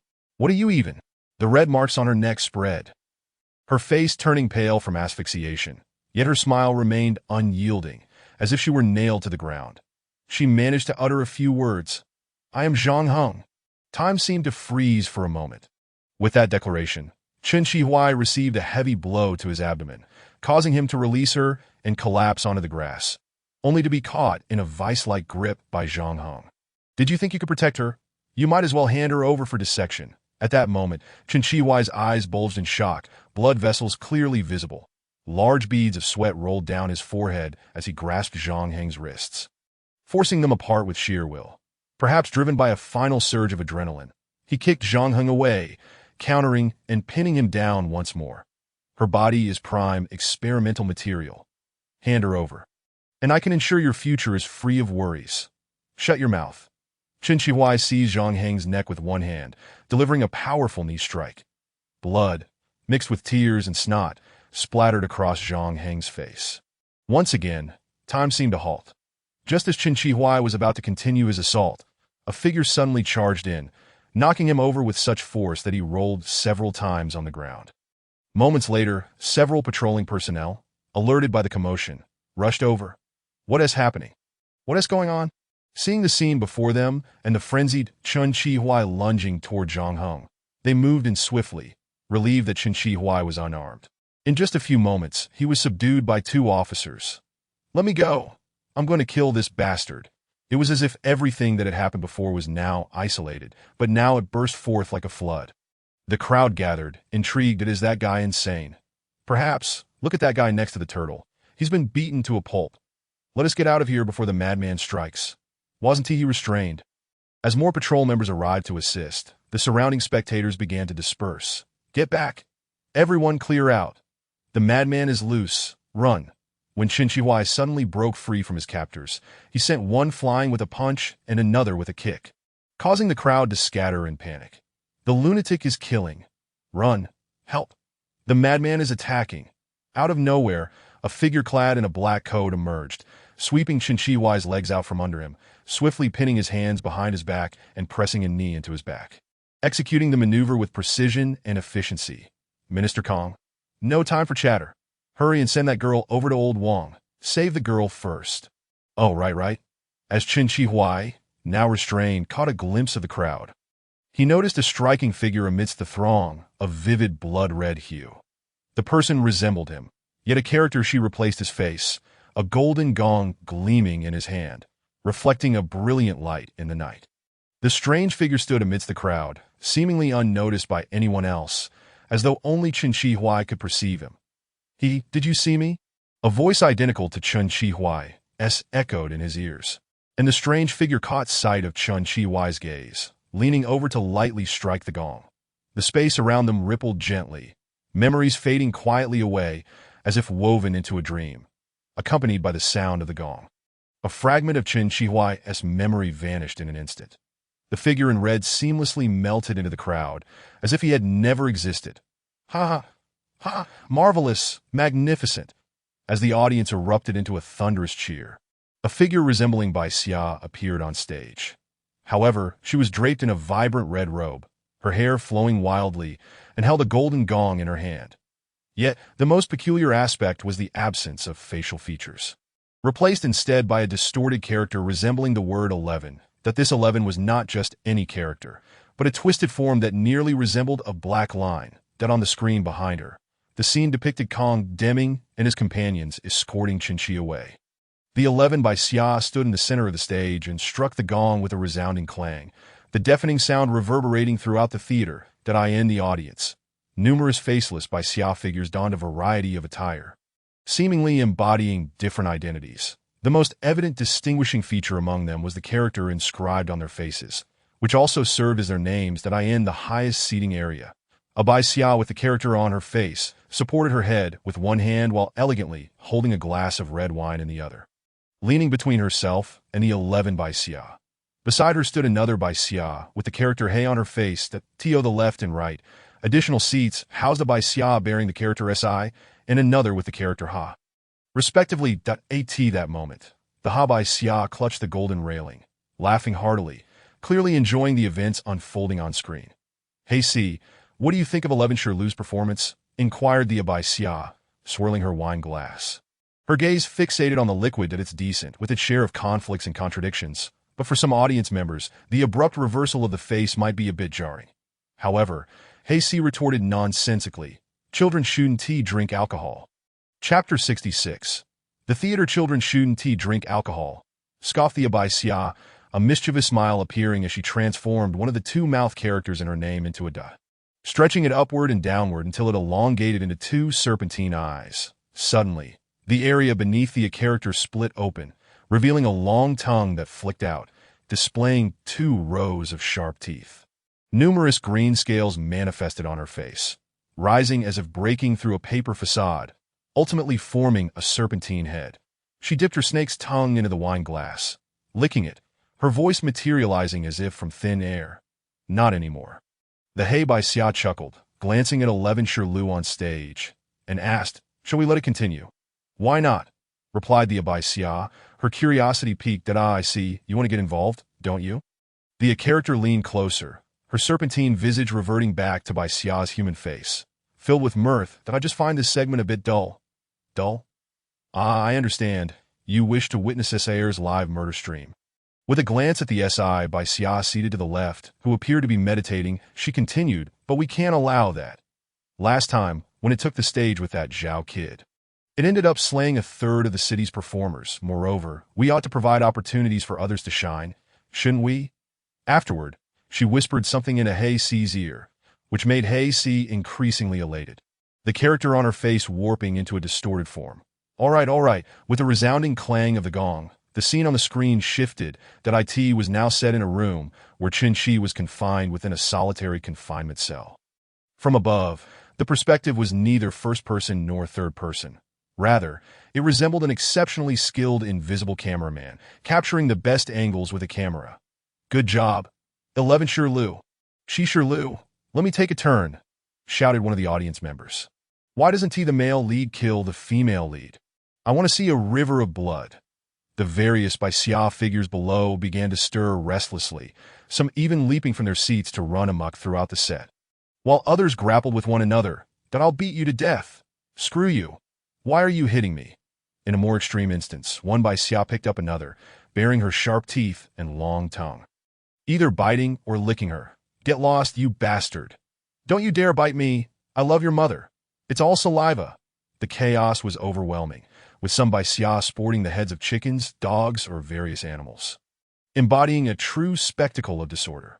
With another strike of the gong, the Xia below returned to normalcy, quietly resuming their seats. The Xia, witnessing the pandemonium, felt a surge of annoyance and smashed her wine glass to the ground. In the now silent audience, the shattering sound echoed, causing the Wu Xia beside her to burst into tears, only to be kicked over by the Lu Xia, who pointed and scolded, Wu Lu. You fool! Always crying like a baby. In an instant, all the Xia adorned with characters turned their gazes toward the Lu Xia, seemingly awaiting something. The Lu Xia hurriedly helped the Wu Xia to her feet. All the Xia then synchronously raised their hands into the air and brought them down in unison, followed by a thunderous roar of laughter. Ha ha ha ha woo hoo hoo hoo hoo hee hee hee 666 gaga gaga gaga. The cacophony of laughter intertwined. And soon, the Lu Xia joined in, pointing at the Wu Xia. Ha ha ha. You crybaby. You should just crawl back into your mother's womb to develop a bit more before coming out. The 11 Xia, adorned in a grand red robe, approached, taking the Wu Xia's hand and dragging her to a side door, lifting the curtain and tossing her outside. Hey, crying little brat. Look who has been thrown out. 2 Xia, one with Pu on her face and the other with Qi, stood to the left and right of the glass door, mocking the Wu Lu sprawled on the ground. Pu Sanqi raised her hands, shaking her body and laughing. Oh, look who got tossed out. Qi Sanba performed a somersault in the air, joining in the mockery. Suddenly, Pu Sanqi squatted down, adopting a serious tone. Wu and Iz, do you want revenge? Wu Lu regarded them with indifference, choosing to walk away. Strolling through the lively streets, the only figures present were those resembling Xia, each bearing distinct characters on their faces. Pu and Qi exchanged glances, and Pu Sanqi slapped her companion. What are you staring at? Qi Sanba swung a punch sideways, but Pu Sanqi ducked and landed a blow to her stomach. Wu Zixixi, catch me if you can. The two engaged in playful combat, dashing into the theater. What is going on? Asked Kong Deming, clad in a black coat, while Dr. Wang Guangkan sighed heavily. The injuries are severe, some compound fractures. The right eye is practically ruined, and there are foreign substances like blood in the respiratory tract. Moreover, given the child's age, their constitution is quite fragile. Alas, Kong Deming fell silent for a moment, and then Wang Guangkan erupted in anger in the hallway. Cursing, what are you all doing? How could such an incident occur right under our noses? And so many people witnessed it. In this post-apocalyptic world, once such a thing happens, who knows how it will affect people's hearts? Furthermore, who was the bastard responsible? How could they lay hands on such a small child? Are we now in a position to kill people openly? The perpetrator is a college student, approximately 1.8 to 1. 9 meters tall. Wait, does he have somewhat white hair? Kong Deming furrowed his brow, remaining silent as he listened to Wang Guangkan's tirade. Its that scoundrel again. I'm going to deal with him. Kong Deming quickly intervened, trying to calm him down. Don't get worked up. Don't get worked up. Lao Wang, TS in custody now. We'll know more after the interrogation. Damn it. That scum deserves no interrogation. Just take him out. At that moment, Baiyu rushed over, her eyes filled with concern. Upon seeing Dr. Wang Guangkan in his white coat, she grasped his hand and asked, Doctor, how is my brother? Wait, your brother. Dr. Wang Guangkan's mind immediately conjured Qin's image, prompting him to frown and point at Baiyu, scolding, What kind of person is your brother? And what kind of sister are you? You can't even look after your own sister. What else can you do? Are we to expect that even children can be stabbed 2 times? Kong Deming struggled to contain him. Lao Wang, calm down, that you're scaring the poor girl. Chapter 67. Surrounded on all sides by you stood there, taken aback by the sudden outburst. Then, she abruptly realized that in her panic, she had inadvertently called out brother. Earlier, she had rushed down after hearing commotion upstairs, only to learn that a white-haired girl had encountered trouble. The only one fitting the description was Bai Xia, which is why she had hurried over. Doctor, how is my sister? Wang Guangkan let out a cold snort, clearly still seething with anger. Bai Yu chose to remain silent. Wang Guangkan's demeanor and his earlier words had spoken volumes. Suddenly, a jolt ran through her heart, and her eyelid twitched. Clang, clang. A prolonged sound of a gong reverberated through the air. Startled, Bai Yu immediately turned her gaze toward the source of the sound. Feeling as if it was calling out to her in some inexplicable way, compelled by an unseen force, she found herself taking a step toward it. Clang, clang, clang. 2 brief gongs followed by a sustained note echoed. Rhythmic and deliberate, as if conveying some vital message. Taking a few more steps forward, she felt a peculiar lightness in her demeanor. Have you been possessed? You brat. Kong Deming observed Bai Yu's sudden and unusual behavior, his brow furrowing. Even if she had been insulted, it would typically leave her momentarily stunned rather than causing her movements to become so stiff and unnatural. Approaching her, he called out, only to notice her vacant expression, causing an uneasy feeling to settle in his stomach. Lao Wang, come quickly and see what's wrong with this girl. Isn't it just that she's feeling upset from being scolded? Wang Guangkan approached indifferently, but upon seeing the dazed look in Bai Yu's eyes, he too frowned. Clang, clang, clang. The gong sounded once more, and Bai Yu attempted to step forward, but was abruptly pulled back by Kong Deming. Girl, if something is troubling you, speak your mind, don't take others' words to heart so deeply. With a swift motion, she brushed aside Kong Deming's hand and continued forward that a brief, crisp clang resonated, its tone lighter and more delicate. Suddenly, Bai Yu regained her senses. As if awakening from a dream, and looked around in confusion, meeting the concerned gazes of Kong Deming and Wang Guangkan. Is the girl? I sit down quickly, did I it over? Then I shall speak. Lao Wang. You should go inside and check the situation first. Kong Deming quickly patted Wang Guangkan, who turned to look at Bai Yu before being nudged back toward the infirmary. Kong Deming sat beside Bai Yu and began to speak. Lao Wang is just like that. Don't take everything to heart. P.S. this way, because he lost his daughter a few days ago. Bai Yu rested her chin on her hands, white strands of hair cascading down as she gazed at the pristine white door of the infirmary. Murmuring, it's nothing. Suddenly, a series of rhythmic gongs erupted with a thunderous sound. Dong, dong, dong. This time, it wasn't just Bai Yu who could hear it. Kong Deming and everyone else could as well. What the hell is that noise? Who's going insane in the middle of the night? I swear. An uproar of curses ensued. What is going on? Kong Deming was acutely aware that there were no gongs in the vicinity, and among those who had entered, no one was found carrying one. He quickly pressed the intercom on his chest. What is the source of the gong sound? Report. The sound is coming from the east. Report.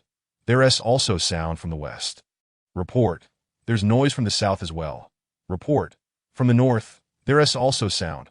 Report from above. There's report. From below. Ji Haoran, what is happening? Report. It seems the sound is coming from all directions. Clarify. Report. The sound is coming from every direction, but there is only one voice, and there is no echo. Kong Deming's brow furrowed instantly. This was clearly illogical. Girl, stay put and don't wander about.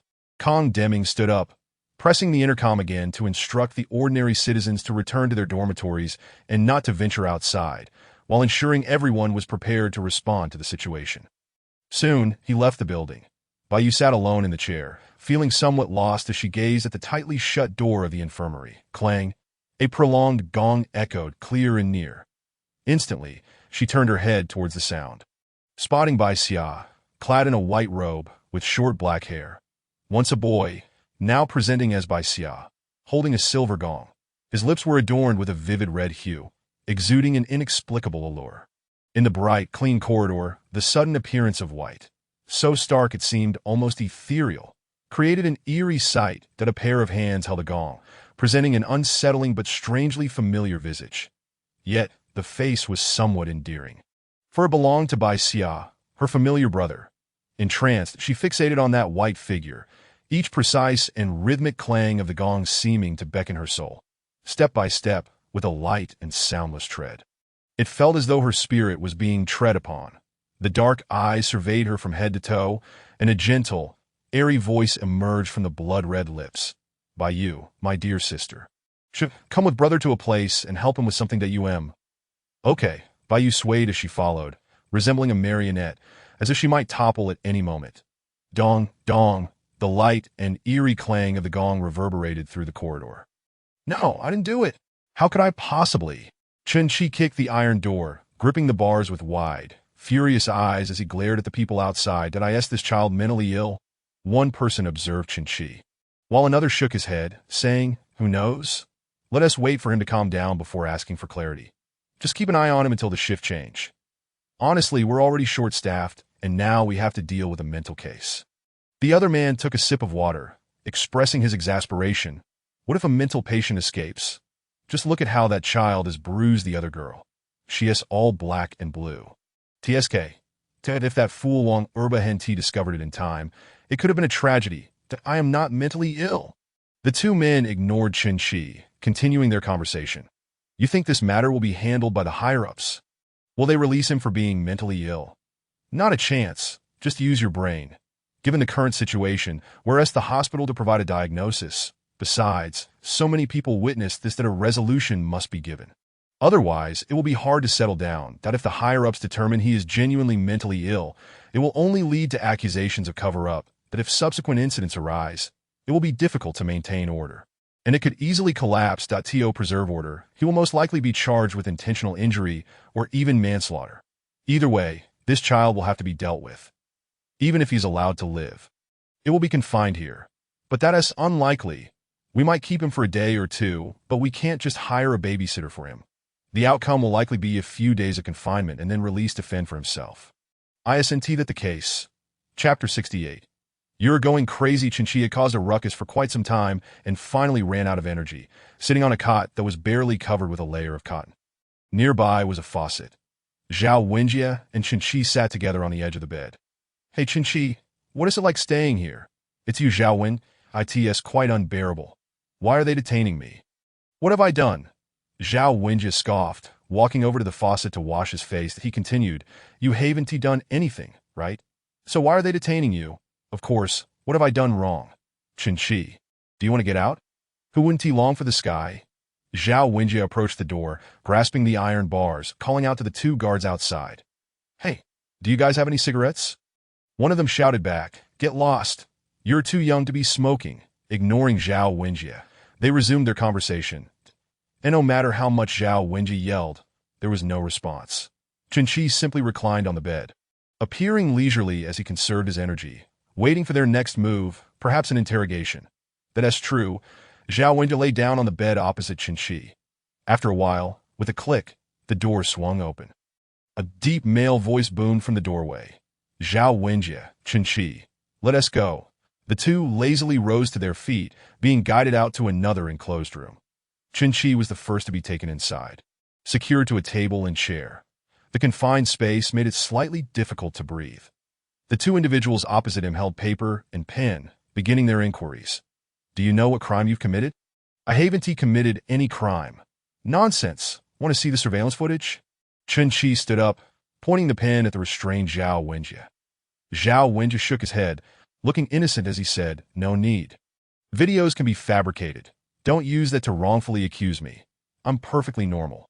The Chen-Chi beside him stood up, pressing down on Chen-Chi's shoulder. "You've gotten too worked up.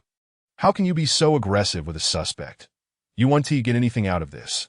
Realizing his impulsiveness, Chen-Chi scratched the back of his head and said, "I'm sorry. I was too hasty." Suddenly taking a seat, Chen-Chi, who was restrained across from him, suddenly recalled something and began to speak. "I understand now. You are referring to the incident from when I was 7 years old. The one where I hurt someone. To be honest, I was the one who hit Chanel. It was simply because he looked down on me, calling me a wild child picked up from who knows where. With no parents. In a fit of rage, I reached out and gouged his eyes. It was quite disgusting. I merely gave him a beating, and he ended up in the hospital." Both Chen-Chis echoed silence. and swiftly began taking notes on paper. Is this ridiculous matter really my fault? Fine, I'll accept is it that scoundrel Chun-Li who caused this. Zhao Wenjie interjected. It was indeed Chun-Li. After all these years, he still holds a grudge. Then, Zhao Wenjie suddenly seemed to have an epiphany, falling silent for a moment before continuing. Well, he did lose his eyesight. It's only natural for him to harbor resentment. Didn't his family move away afterward? All right, Chun-Chi responded, just as Zhang Heng walked in, lifting Chun-Chi away and subsequently bringing Zhao Wenjie in. The original Chun-Chi stood up and exited, only for Zhao Wenjie to enter. Facing the restrained Zhao Wenjie spoke, and you, what about you? Zhao Wenjie replied, are you referring to the incident where I killed those few people? Forget it, I don't really care anymore, I'll confess. Zhao Wenjie quickly sat down, preparing to take notes. There were quite a few casualties. I can't recall all of them, so I'll just pick 3 that left a deep impression. Point 1 was named Zhang Xilan. Another I don't remember, and there was a little pink one that I just gouged out her eyeball, treated it a bit, and then sealed it in resin. He spoke.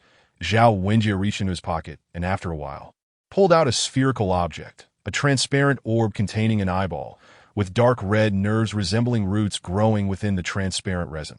Chun-Chi placed the eyeball resin into his mouth, swirling it with his tongue, propping his face with his hands, and cheerfully remarked, I really like this thing because her eye color, like by CIS, is a beautiful blue.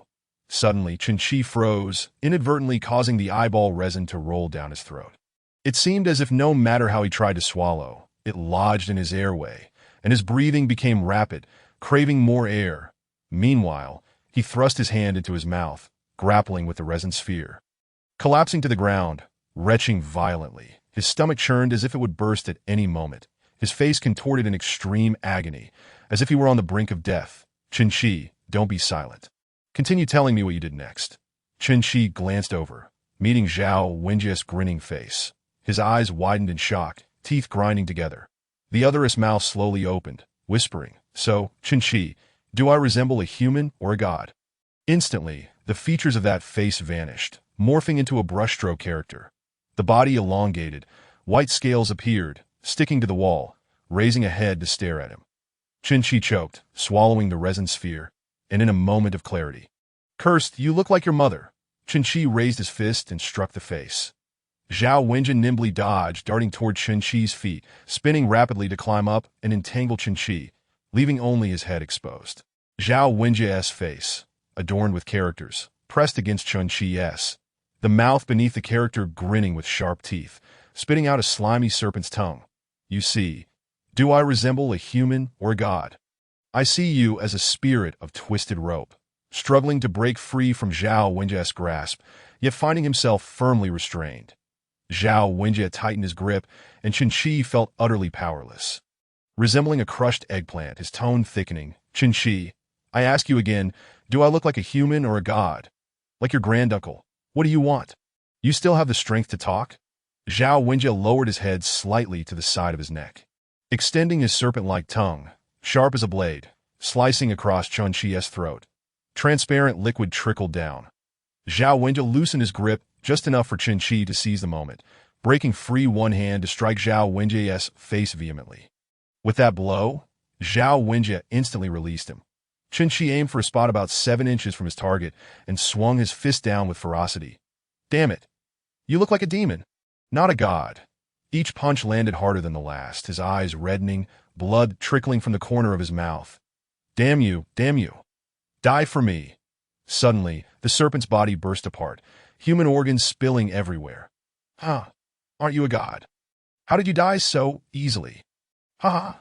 You're nothing. The previous commotion seemed to have been silenced at that moment. The two on duty finally heard the frenzied sounds and rushed to investigate, only to find Chun-Chi's hands smeared with blood. A considerable amount on the ground, his expression grim. He's truly insane. Hurry. Bind him with ropes. One shouted anxiously, while the other rushed to fetch thick ropes that I should have tied him up from the start. Call for more people. This is a martial lunatic. Soon, 3 others arrived, and a brief explanation of the situation was given that if someone dies, we will surely be held accountable. As the door swung open, Chun-Chi hurled a bloodied fist-sized stone toward them, followed by another bloody fist. Why are there still 4 Zhao Wenjies? Forget it. All of you can die. The remaining four rushed forward to tackle Chen-Chi, despite their training and skilled attacks. They were futile against his overwhelming strength. Chen-Chi flailed his bloodied fists, charging into the darkness, leaping over the wall in a few strides that a sharp sound echoed as the barbed wire on the wall sliced through several wounds. Blood gushing uncontrollably. Ha! Zhao Wenjie, you dare to bite me? Chapter 69. You and Minister Kong. That lunatic has escaped. What? Where did he run to? Outside the wall, heading toward the West Street. Then don't worry about him. We must secure the interior first. Since the gong had sounded before, it had not resurfaced, yet Kong Deming dared not relax his vigilance. Kong Deming, what about that white-haired girl? A voice suddenly crackled over the intercom. But Wang Guangkan had no intercom of his own. He simply snatched someone else's. Which one? The taller one. Wasn't she with you? Then, several voices followed, reporting missing persons. Kong Deming immediately sensed something amiss. It was highly likely related to the gong sound. He furrowed his brow and ordered, "Keep a close watch on the remaining individuals. It's late at night, and the dangers outside are unpredictable. We can only hold out until morning." Kong Deming, that white-haired girl, is also missing. Wasn't she severely injured? She must have been taken away. Quickly review the surveillance footage. Chen-Chi ran frantically in the darkness, the sound of his footsteps echoing in the silent void. It felt as though he had returned to a certain night. None of you can confine me. With a thud, he stumbled over something, toppling forward. Upon closer inspection, it was a massive white serpent's tail, its scales shimmering faintly in the dark. Then, Zhao Wenjie's face inscribed with a character emerged from the shadows, mocking, "Chen-Chi, you're going insane. Just like me. Once entangled with us, your fate is sealed. Ha, come, join me in that world. There, you'll be carefree, do whatever you desire. Get lost." A furious roar erupted as Chen-Chi lunged at Zhao Wenjie, seizing his face and tearing it apart. Zhao Wenjie's original face appeared, grinning as he gazed at Chen-Chi, as if watching a play, observing Chen-Chi's impending reactions, as if he were a toy for amusement. "You laugh at your mother." Grabbing Zhao Wenjie's eyes, he pulled them apart, tearing downward. Zhao Wenjie offered no resistance, allowing the blood red to spill forth, revealing Zhang Heng's face, still adorned with that same mocking grin. "You die too." Bloodied hands plunged in once more, revealing to Siwei's face that a fist struck down, followed by tearing and revealing Chen-Chi's own face. Then, several familiar faces appeared. Yet ultimately, his hands began to tremble, and he fell back, sitting on the ground. Trembling hands cradled his face, staining it with blood. His entire body began to shudder, as after unearthing Zhao Wenjie's various faces, he was met with Bai Xia's face, a terribly disfigured visage. What is happening? At the moment of incredulity, a figure clad in blood red emerged from the desolate street. The pristine moonlight cascaded down, casting shadows upon a face that bore a haunting beauty beneath the full moon. Translucent red gauze danced in the lunar glow. Under the autumnal starry sky, few stars adorned the vast expanse. Dressed in a crimson robe, Bai Xia held a golden gong, with her scarlet eyes, blood-red lips, and pallid visage. She resembled a specter, yet exuded an eerie allure, akin to a flower of the other shore bathed in moonlight. The gong resounded with a thud, followed by a rhythmic clanging from her cherry lips.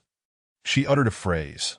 When the soul is complete, one becomes human. That a peal of laughter echoed, rendering the scene utterly bizarre. Suddenly, a flicker of rationality returned to Chen-Chi's mind. He sensed the dissonance of his surroundings. Was it not the end of the month? Was the moon not a crescent? Should it not be descending now? And was it not summer? Yes, I understand. It was all an illusion.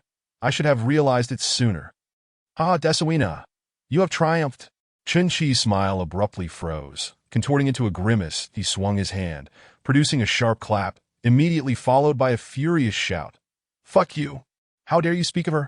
Bai Xia fell to the ground, clutching her flushed cheek, tears welling in the corners of her eyes as she weakly apologized. I'm sorry. She scrambled to her feet and rushed towards Chen-Chi, clinging tightly to his hand. Her face already streaked with tears. I don't know what I did to upset you. I don't know. Chen-Chi forcefully shook off Bai Xia, lifting his foot to deliver a brutal kick to her abdomen. Bai Xia stumbled backward, bracing herself to rise again, only to be met with a flurry of punches aimed at her face, body, and limbs that he pinned her down, his grip tightening around her throat. Bai Xia's hands grasped Chen Qi's wrists but remained immobile.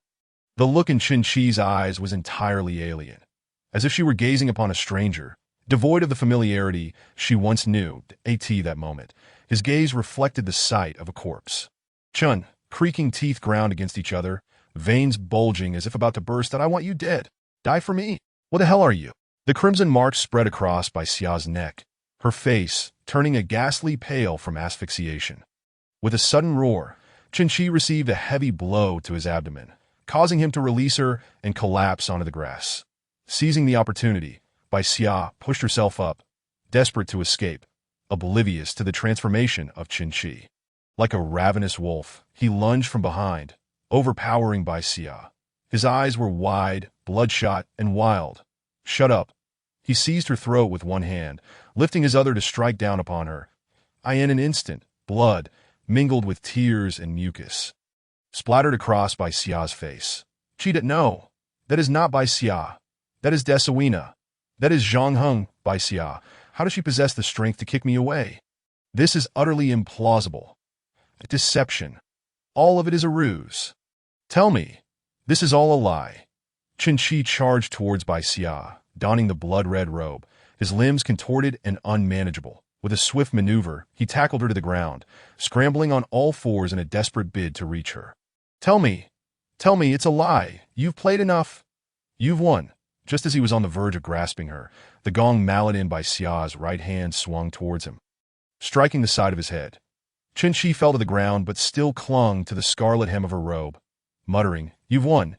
You've won. Bai Xia, in red, crouched down, cradling Chen Qi's face in her hands, arching an eyebrow as she chuckled.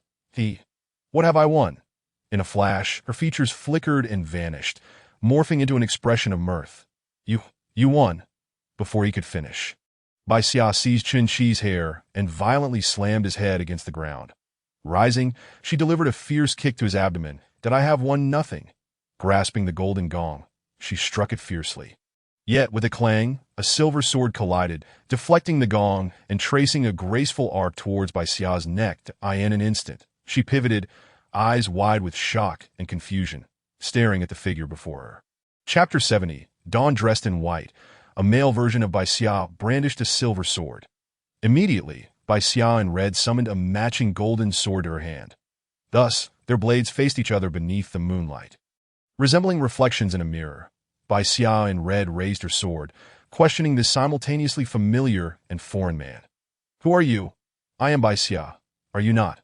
Rather, what are you? Before Bai Xia in red could respond, Bai Xia in white lunged forward with her sword, then spun around, delivering a kick to the crumpled Chen Qi, seeking a safe place to hide. Don't forget, you once spoke and acted towards me in this manner. Under the moonlight, the shadows of red and white intertwined, colliding with one another. The crisp sound of blades clashing resonated. Each strike aimed for vital points, yet both adeptly evaded the other's attacks, as if they were aware of each other's techniques. Dodge, thrust, slash, strike, leap, their movements mirrored each other seamlessly. However, Bai Xia in white seemed disinterested in prolonging the conflict, smirking, I knew it would turn out like this.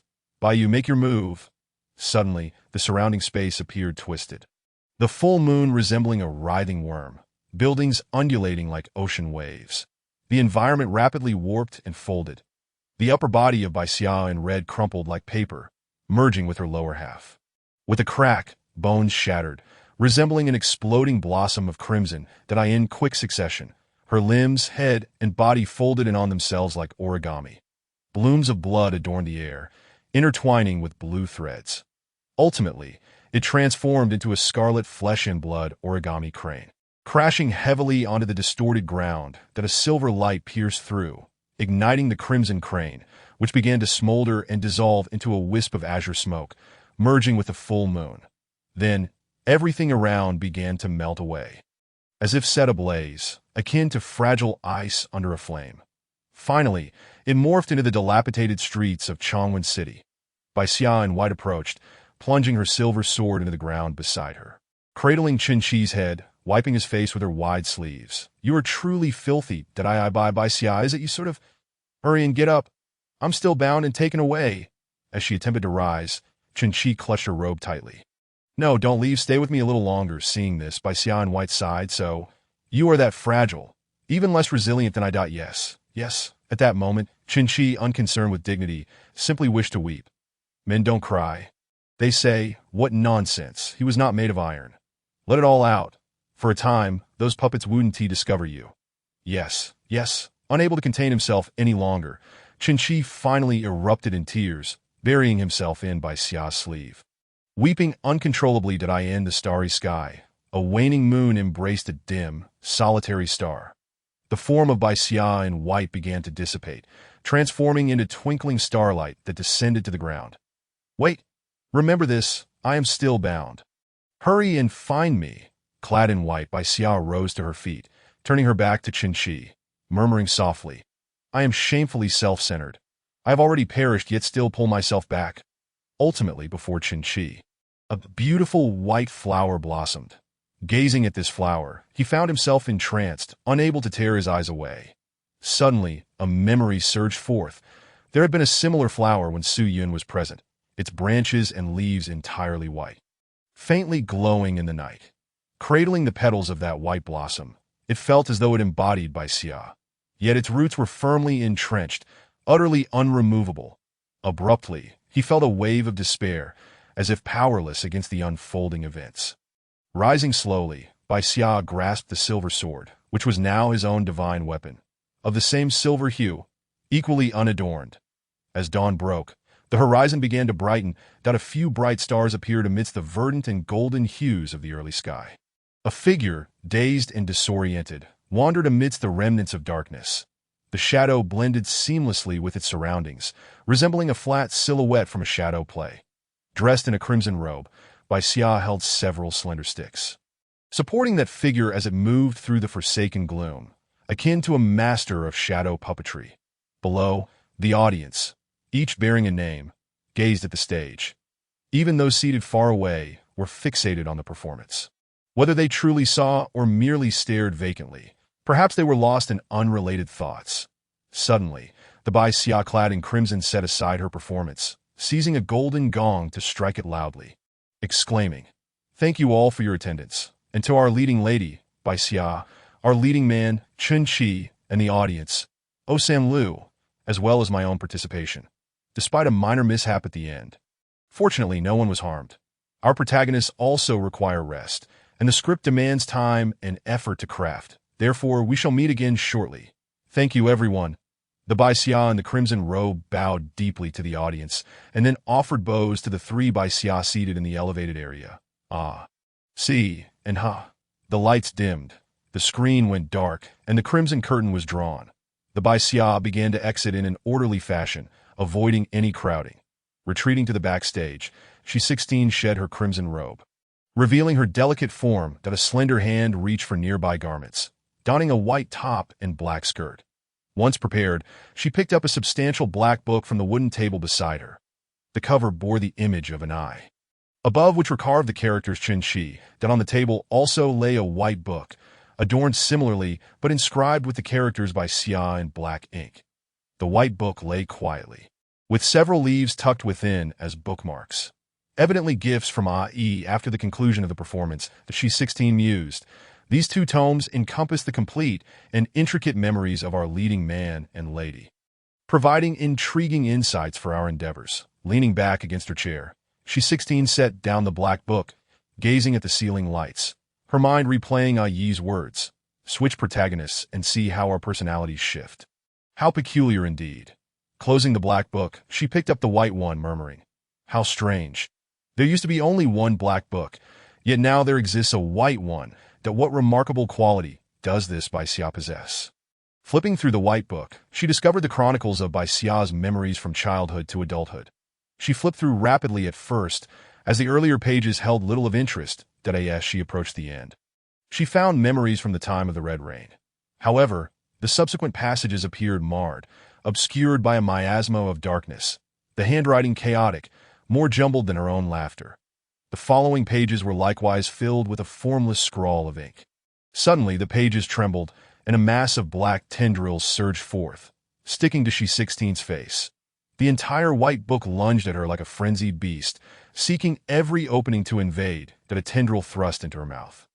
Forcing its way down her throat, she 16's eyes widened to their fullest, yanking the white book outward. Ugh. Her form swayed, desperately tugging at the book on her face, knocking over various objects within the room. After an arduous struggle, she finally extricated the tendril, slamming the white book shut and casting it aside. Wiping the saliva and viscous residue from her mouth, she pressed her hands against the ground. Gasping for breath, the echoes of her rapid inhalations reverberated in the spacious room, droplets of sweat cascading down. Huff. Ugh. What in the world? Suddenly, she 16 felt a wave of nausea wash over her, and she began to vomit. A black liquid spilled forth, lying quietly on the ground. What the hell? Who else would set a meme trap like us? The black vomit seemed to respond to her thoughts, twisting on the ground until it gradually formed the character for White. She 16's brow furrowed, murmuring. White, in an instant she grasped something, a bitter smile spreading across her face. He is using me as a pawn, making me step on a landmine. It knows there's an issue with this memory. Chapter 71. A glimpse of the truth sunlight illuminated the blackened earth, proclaiming this a realm of death. How utterly disconnected from the outside world. It has been several days. Kong Deming bent his fingers, tapping a resounding rhythm on the table. Zhang spoke up.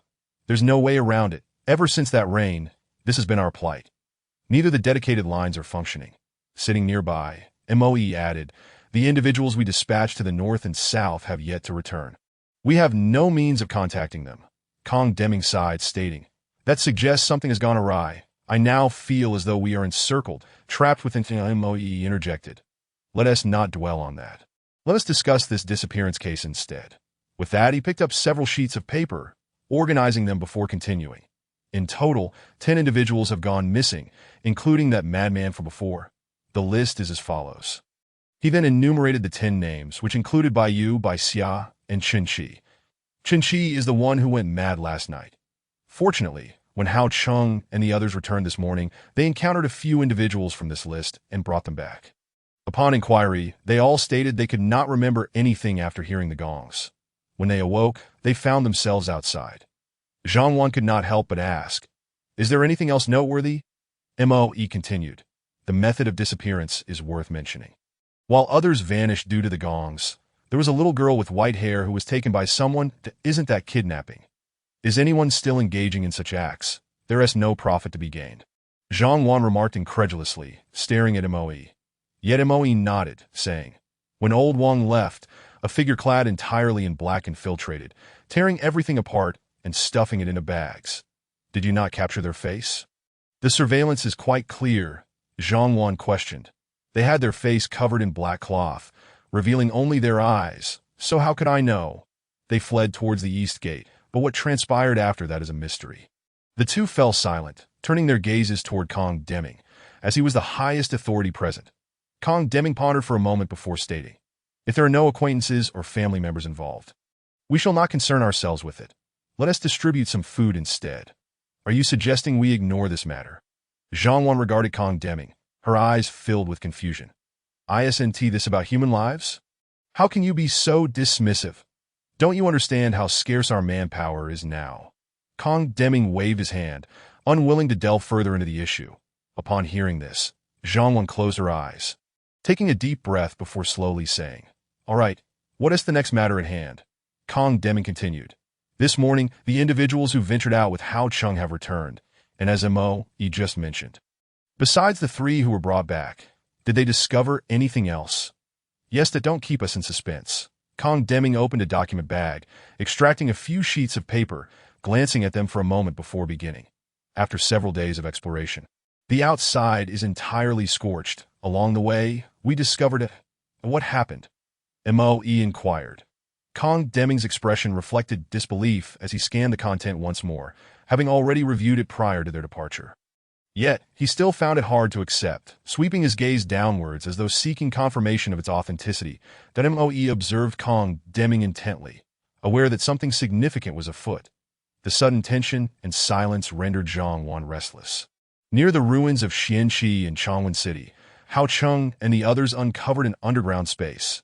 The sights within, he said, retrieving several photographs from the document bag.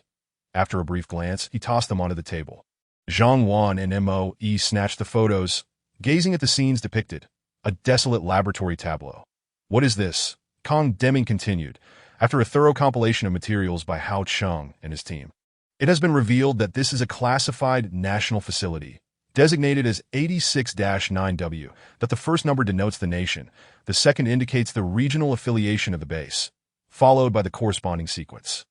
What is the purpose of this place? According to the documents, 86-9W is merely a small base, with records indicating the existence of 2 experimental subjects. Point 1 is named by Fong, with the identifier 86-9W, OID 02-6124. Seemingly the large bird that was set ablaze a few days ago. The name of the other has been redacted, with the identifier 86-9W, 01-8457, noted to be related to Flora. The rationale for its establishment beneath the city lies in the fact that the entity whose name has been erased has taken refuge and taken root here, while Bai Fong was introduced to contain it. What exactly is the higher-ups planning? Moreover, the records reveal that there is another base, 86-9X, hidden within the mountains surrounding Changwon City, which is the true colossal facility. Furthermore, it seems to harbor something that has resulted in the events we have experienced over the past few days, capable of inciting uncontrollable reactions in both flora and fauna, akin to the monstrous entities outside. On the day of the rain, it was precisely the time when precipitation was imminent, leading to speculation that someone seized the opportunity to infiltrate the clouds, aiming to radiate infection from this point inland. Although this hypothesis lacks sufficient evidence, Moe slammed his fist onto the table, leaving a faint crack, the resounding noise a testament to his fury. What are those lunatics planning? Treating the populace of a city as mere lab rats. Does the government not have any awareness? Wait, our original leader, General Wan. Surely he cannot be oblivious. Kong Deming replied slowly. Wan Guoqiang perished during the rain, calling out something about it being wrong. In hindsight, it all makes sense. However, these matters are not the most pressing at present. Zhang Wan gazed at Kong Deming, her brow furrowed as she inquired, what could possibly be more significant than this? Aren't these all classified? Kong Deming continued. What does it even matter now? Moreover, how does this information concern us? If we were to disclose it to the public, what chaos would ensue? It would be wiser to contemplate how to escape Changwon City first. Escape? Why not stay?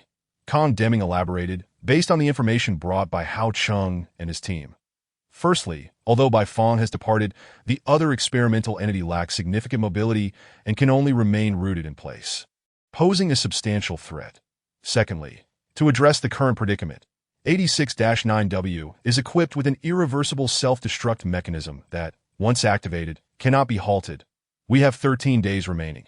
Thirdly, the mountains surrounding Changwon City are already encircled by a horde of creatures, which explains why our dispatch personnel have not returned to AT that moment. As Zhang Wan and Moe were left in a state of shock, Kong Deming stood up and declared, "This meeting is adjourned. Do not disclose today's events to anyone." On the mountains encircling Changwon City, a faint mist began to rise as a vehicle traversed the winding paths. Zhou Ziyu drove alone, heading towards the northern Changfeng Highway. However, before proceeding, he needed to navigate around the mountains surrounding Changwon City, where the roads twisted and turned. As he ascended the mountain, looking down, the entirety of Changwon City came into view, its center cloaked in darkness. While the outskirts appeared relatively normal, Xianqi resembled a shard of glass embedded in a black wasteland. Zhou Ziyu wished to make a swift exit from Changwon City. As he ascended, the surrounding pine trees and vegetation thickened, and a slight mist hung in the air. Just as he was about to round the first mountain, he inadvertently caught sight of an overturned SUV at the foot of the hill. Its deformed chassis wedged among the pines, with broken branches resting atop it. The forest was filled with rustling sounds. Zhou Ziyu felt an ominous chill and quickly slammed on the brakes. Indeed, with a whoosh, a vine descended like a guillotine, slicing through the air, leaving a deep gash not far ahead. Chapter 72. Nest and spores rustle. What sound is that? Following the noise, Zhou Ziyu glanced into the corner of the woods and caught a glimpse of movement. Suddenly, several half-meter-long black pine needles shot forth, piercing the air like swords. With a swift press on the accelerator, enhanced by the protective black membrane of his abilities, Josiu deemed the incoming pine needles to be a minor issue. However, the ground trembled violently, accompanied by cracks. Boom! The road suddenly collapsed, causing the vehicle to roll down the slope. With a thud, Josiu kicked the door open, preparing to escape when a vine shot out from the woods and quickly ensnared his leg, pulling him back and nearly toppling him over. Damn it. In a moment of desperation, he conjured a black broadsword, severing the vine, that a faint whimper emanated from the shadows, resembling that of a small girl. However, Josiu did not believe for a moment that it was merely a child. If his suspicions were correct, it was that creature. Drawing upon memories from a past life, Josiu swiftly realized what it was: a puppeteer. What, trying to parasitize me? Josiu conjured a small dagger and hurled it towards the source of the sound. Ah! An anguished scream echoed from within, chilling the air around him. Attempting to retreat to the intact road was futile. Thus, succumbing to gravity, Josiu fell, but landed squarely on the root of the puppeteer, crushing it underfoot. So it is you. Deep within the cover of the woods, several vines sprang forward, aiming directly at Josiu. He evaded nimbly, and a flash of cold light swept past him. Several vines fell to the ground with a thud. Once again, the ground beneath him caved in, dropping him into a vast pit. Another sound of slicing air heralded the approach of a slender black vine from the side. Josiu leapt, hurling a black spear in response. The resulting explosion scattered leaves and transparent sap across the ground. Just as he thought it was over, a waft of floral fragrance reached him. Drawing from his extensive experience, Josiu immediately recognized it as a narcotic aroma and promptly conjured a black mask to shield his face. Though the appearance was somewhat fearsome, its effectiveness was paramount. Outside the pit, several fan-like formations of pine needles were poised to strike. The sounds of the vines slicing through the air intertwined with the piercing needles, creating a cacophony of chaos.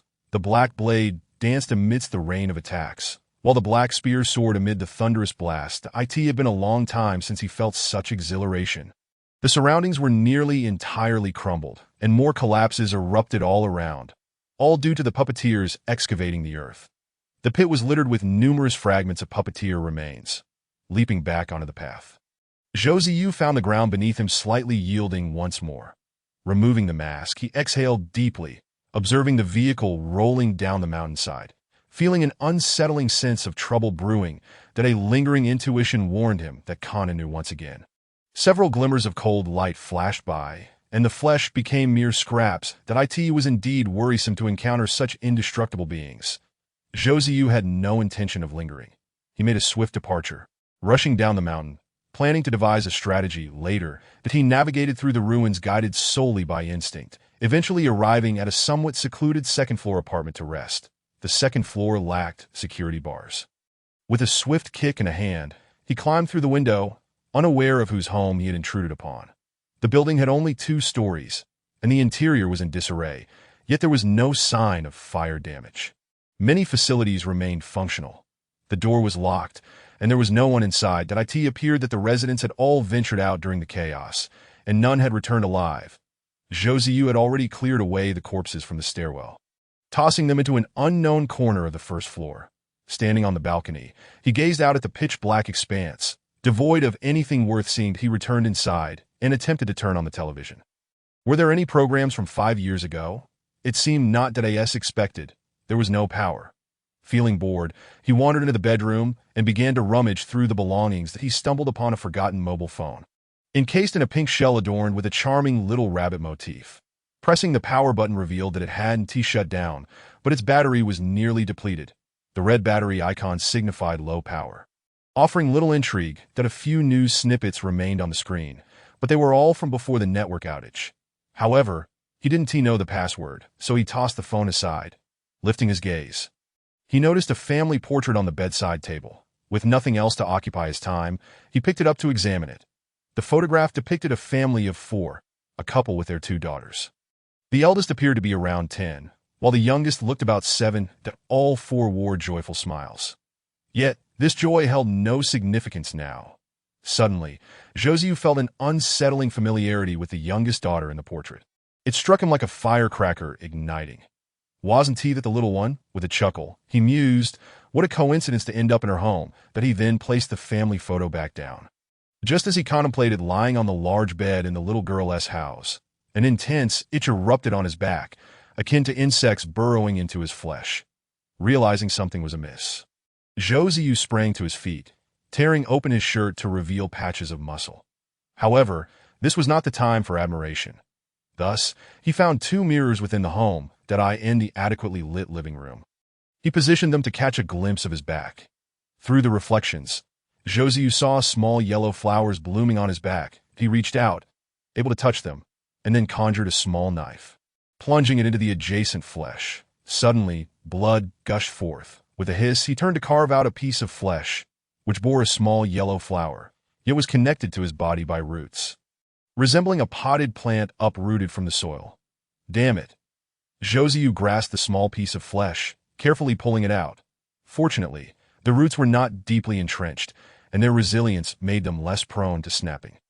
He continued to extract all the roots, flinging them out onto the balcony. At this moment, a substantial portion of his back was drenched in blood, riddled with gaping wounds. Damn it! Zhou Ziyu cursed, suddenly feeling a wave of darkness wash over his vision.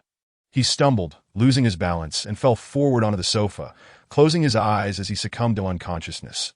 Chapter 73. Luo Li and Luo Ling brother. "You're hurt," a concerned voice echoed nearby, prompting Zhou Ziyu to turn his head.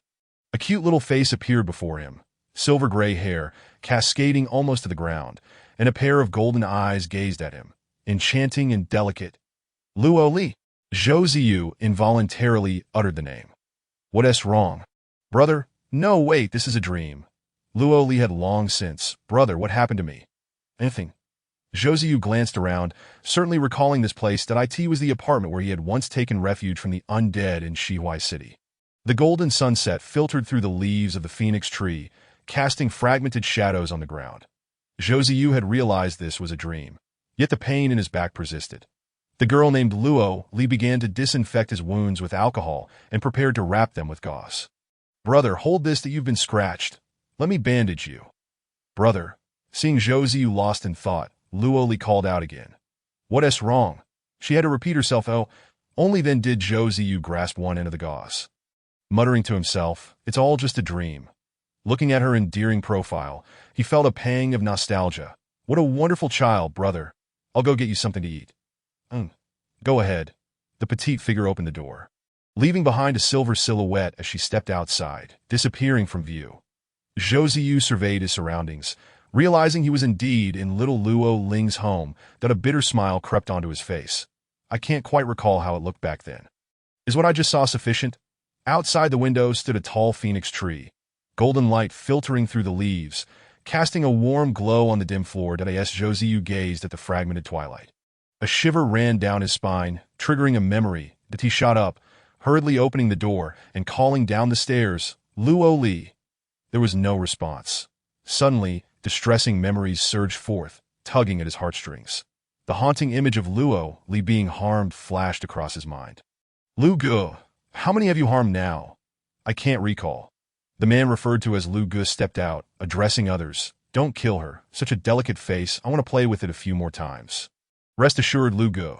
Zhou Ziyu dashed into the empty streets, searching and calling for Luo Li. As he ran down the deserted avenue, the twilight light fell from one side, half casting a dim yellow hue, half engulfed in darkness. This was no longer the familiar Shihuai City. He could not rely on memory to navigate. For now, this was the somewhat unfamiliar Chongwen City. Luo Li. A gust of wind swept by, causing a few stones to clatter to the ground. The sudden sound in the quiet environment made Zhou Ziyu whip around, harboring a glimmer of hope. Could it be Luo Li? But only the wind responded. Not even a false consolation in this dream. Zhou Ziyu thought bitterly, emotions roiling within him. Why? Warm tears welled in his eyes, streaming down his cheeks. Soft sobs escaped his throat. Little Luo Ling watched Zhou Ziyu, who was crying on her sofa, tilting her head in curiosity. Her movements came to a halt. She hadn't expected this seemingly fierce person to cry like a child. In her eyes, adults never cried. They were strong, especially boys. Once, she had seen a little boy from the neighbor's house accidentally scrape his knee, and the neighbor's aunt told him to be a strong man, not to cry over trivial matters. You mustn't cry. It's shameful. Her own mother had told her the same thing. Xiao Ling, it's important for boys to be strong, but you must also be a strong child. Oh, not fully understanding, little Luo Ling echoed the sentiments. But she believed boys should not be afraid to cry or cry at all. Yet here was Zhou Ziyu, so much older, yet sobbing. Still, little Luo Ling felt that crying was inappropriate, unsure of how to help. She simply sat beside Zhou Ziyu, embracing his head and gently stroking that moment. It felt as if a mother were comforting her wounded child that don't cry, as she felt the gentle caress. Zhou Ziyu gradually calmed down. His awareness began to fade, the surroundings blending into darkness and silence. Time slipped away quietly. The pristine moon ascended from the dark ruins into the sky, bright stars dotting the darkness, casting fragmented shadows on the ground. Gazing at the window, where shards of glass reflected glimmers of light, little Luo Ling murmured, "It's dark. I hope he doesn't catch a chill," stepping onto the balcony. I collided with the door, drew the curtains to prevent the evening breeze from seeping in, and then made my way to the bedroom. As I reached the threshold, I beheld an impenetrable darkness within, rendering everything invisible. The fear of the dark surged within me, my legs rooted to the spot, my voice trembling. "It's so dark." A chill crept into my heart, and my trepidation intensified, as if some monstrous entity might leap forth from the shadows. A sudden warmth flooded my mind, while a shiver coursed down my spine. Terrified, I found myself momentarily blank, then abruptly flung the door open and dashed to the sofa, my shoes flying off as I curled up beside Zhou Ziyu. Grasping the blanket draped over the sofa, I enveloped both myself and Zhou Ziyu. The presence of a living being beside me eased my frayed nerves. However, due to my earlier commotion, a cup on the coffee table unexpectedly tumbled to the floor with a resounding crash. In the stillness of the night, the sound rang clear. My nerves tightened once more, and I instinctively clutched Zhou Ziyu's arm, finding a measure of solace amidst the chaos that as I gradually settled, an overwhelming wave of drowsiness washed over me. I hadn't enjoyed a decent night's sleep in days. It was the same for everyone. The following morning, Zhou Ziyu felt a soft, warm presence clinging to his arm. Startled, he opened his eyes to a wash of pink before him. Rubbing his eyes with his left hand, he focused again, realizing it was a small figure. Yet, little Luo Ling was fast asleep, prompting Zhou Ziyu to gently push her aside. Rising to his feet, he was met with a wave of soreness. "What is this?" He suddenly noticed a basin of water on the floor and a piece of cloth tangled around him. It been secured tightly, for as soon as he stood, it fell to the ground, appearing as though it had merely been placed there. Observing the blood-stained cloth and the small figure on the sofa, he began to piece together the situation. Luo Ling and Luo Ling. Their names sounded alike. In a daze, he nearly mistook them for the same person that he knew. He must leave Chongwen City at once and head towards West Hui City. Approaching the mirror, he saw that the wound on his back had ceased bleeding, and the bloodstains had been wiped away. His body was recovering swiftly, his stomach growled. He had eaten nothing the previous night and needed to find something to eat. Opening the refrigerator, a foul stench assaulted him, prompting him to shut it quickly. He decided to search elsewhere. Fortunately, he found a packet of noodles. Lighting the gas stove, he prepared to fetch water, but the faucet stubbornly refused to yield a drop. "Damn, I forgot the water was cut off. Where had that little one found water?" Just as he pondered this, he noticed red and green water jugs in the corner. Picking one up, he found it still contained water, allowing him to successfully boil a pot of noodles. Hearing the sounds from the kitchen, little Luo Ling groggily opened her eyes, only to find herself alone. As she stepped off the sofa, still in her shoes, she accidentally stepped into the basin of water. With a loud crash, water splattered everywhere as she fell, accompanied by the clattering of the basin. Hearing the commotion in the living room, Zhou Ziyu rushed out to find little Luo Ling soaked and dirty, sprawled on the floor, her pink hair tousled. Everything on the coffee table had been knocked to the ground. He opened his mouth to scold her. Eventually, with a hint of resignation, he walked over and lifted little Luo Ling, tossing her onto the sofa, still filthy. He then returned to the kitchen, adding another handful of noodles to the pot. Chapter 74. Following, Zhou Ziyu emerged from the kitchen with 2 bowls of noodles, placing them on the table before beginning to eat. Little Luo Ling sat dazed on the sofa, watching him, realizing she wouldn't be eating unless she hurried, as the noodles would congeal if left too long. After a moment, she joined him at the table, and they sat in silence. Josiu occasionally glanced at her, particularly at the bandage wrapped around her head, now darkened and in need of a change. Her clothes were also in dire need of washing. After finishing his meal first, he left his bowl on the table and went back to the kitchen to retrieve the remaining water jug. Pouring its contents into the pot to heat, it wasn't enough. After rummaging through several boxes, he found some bottled water to make do. Once a pot of water was boiled, he poured it into the bathtub, soon filling it with warm water.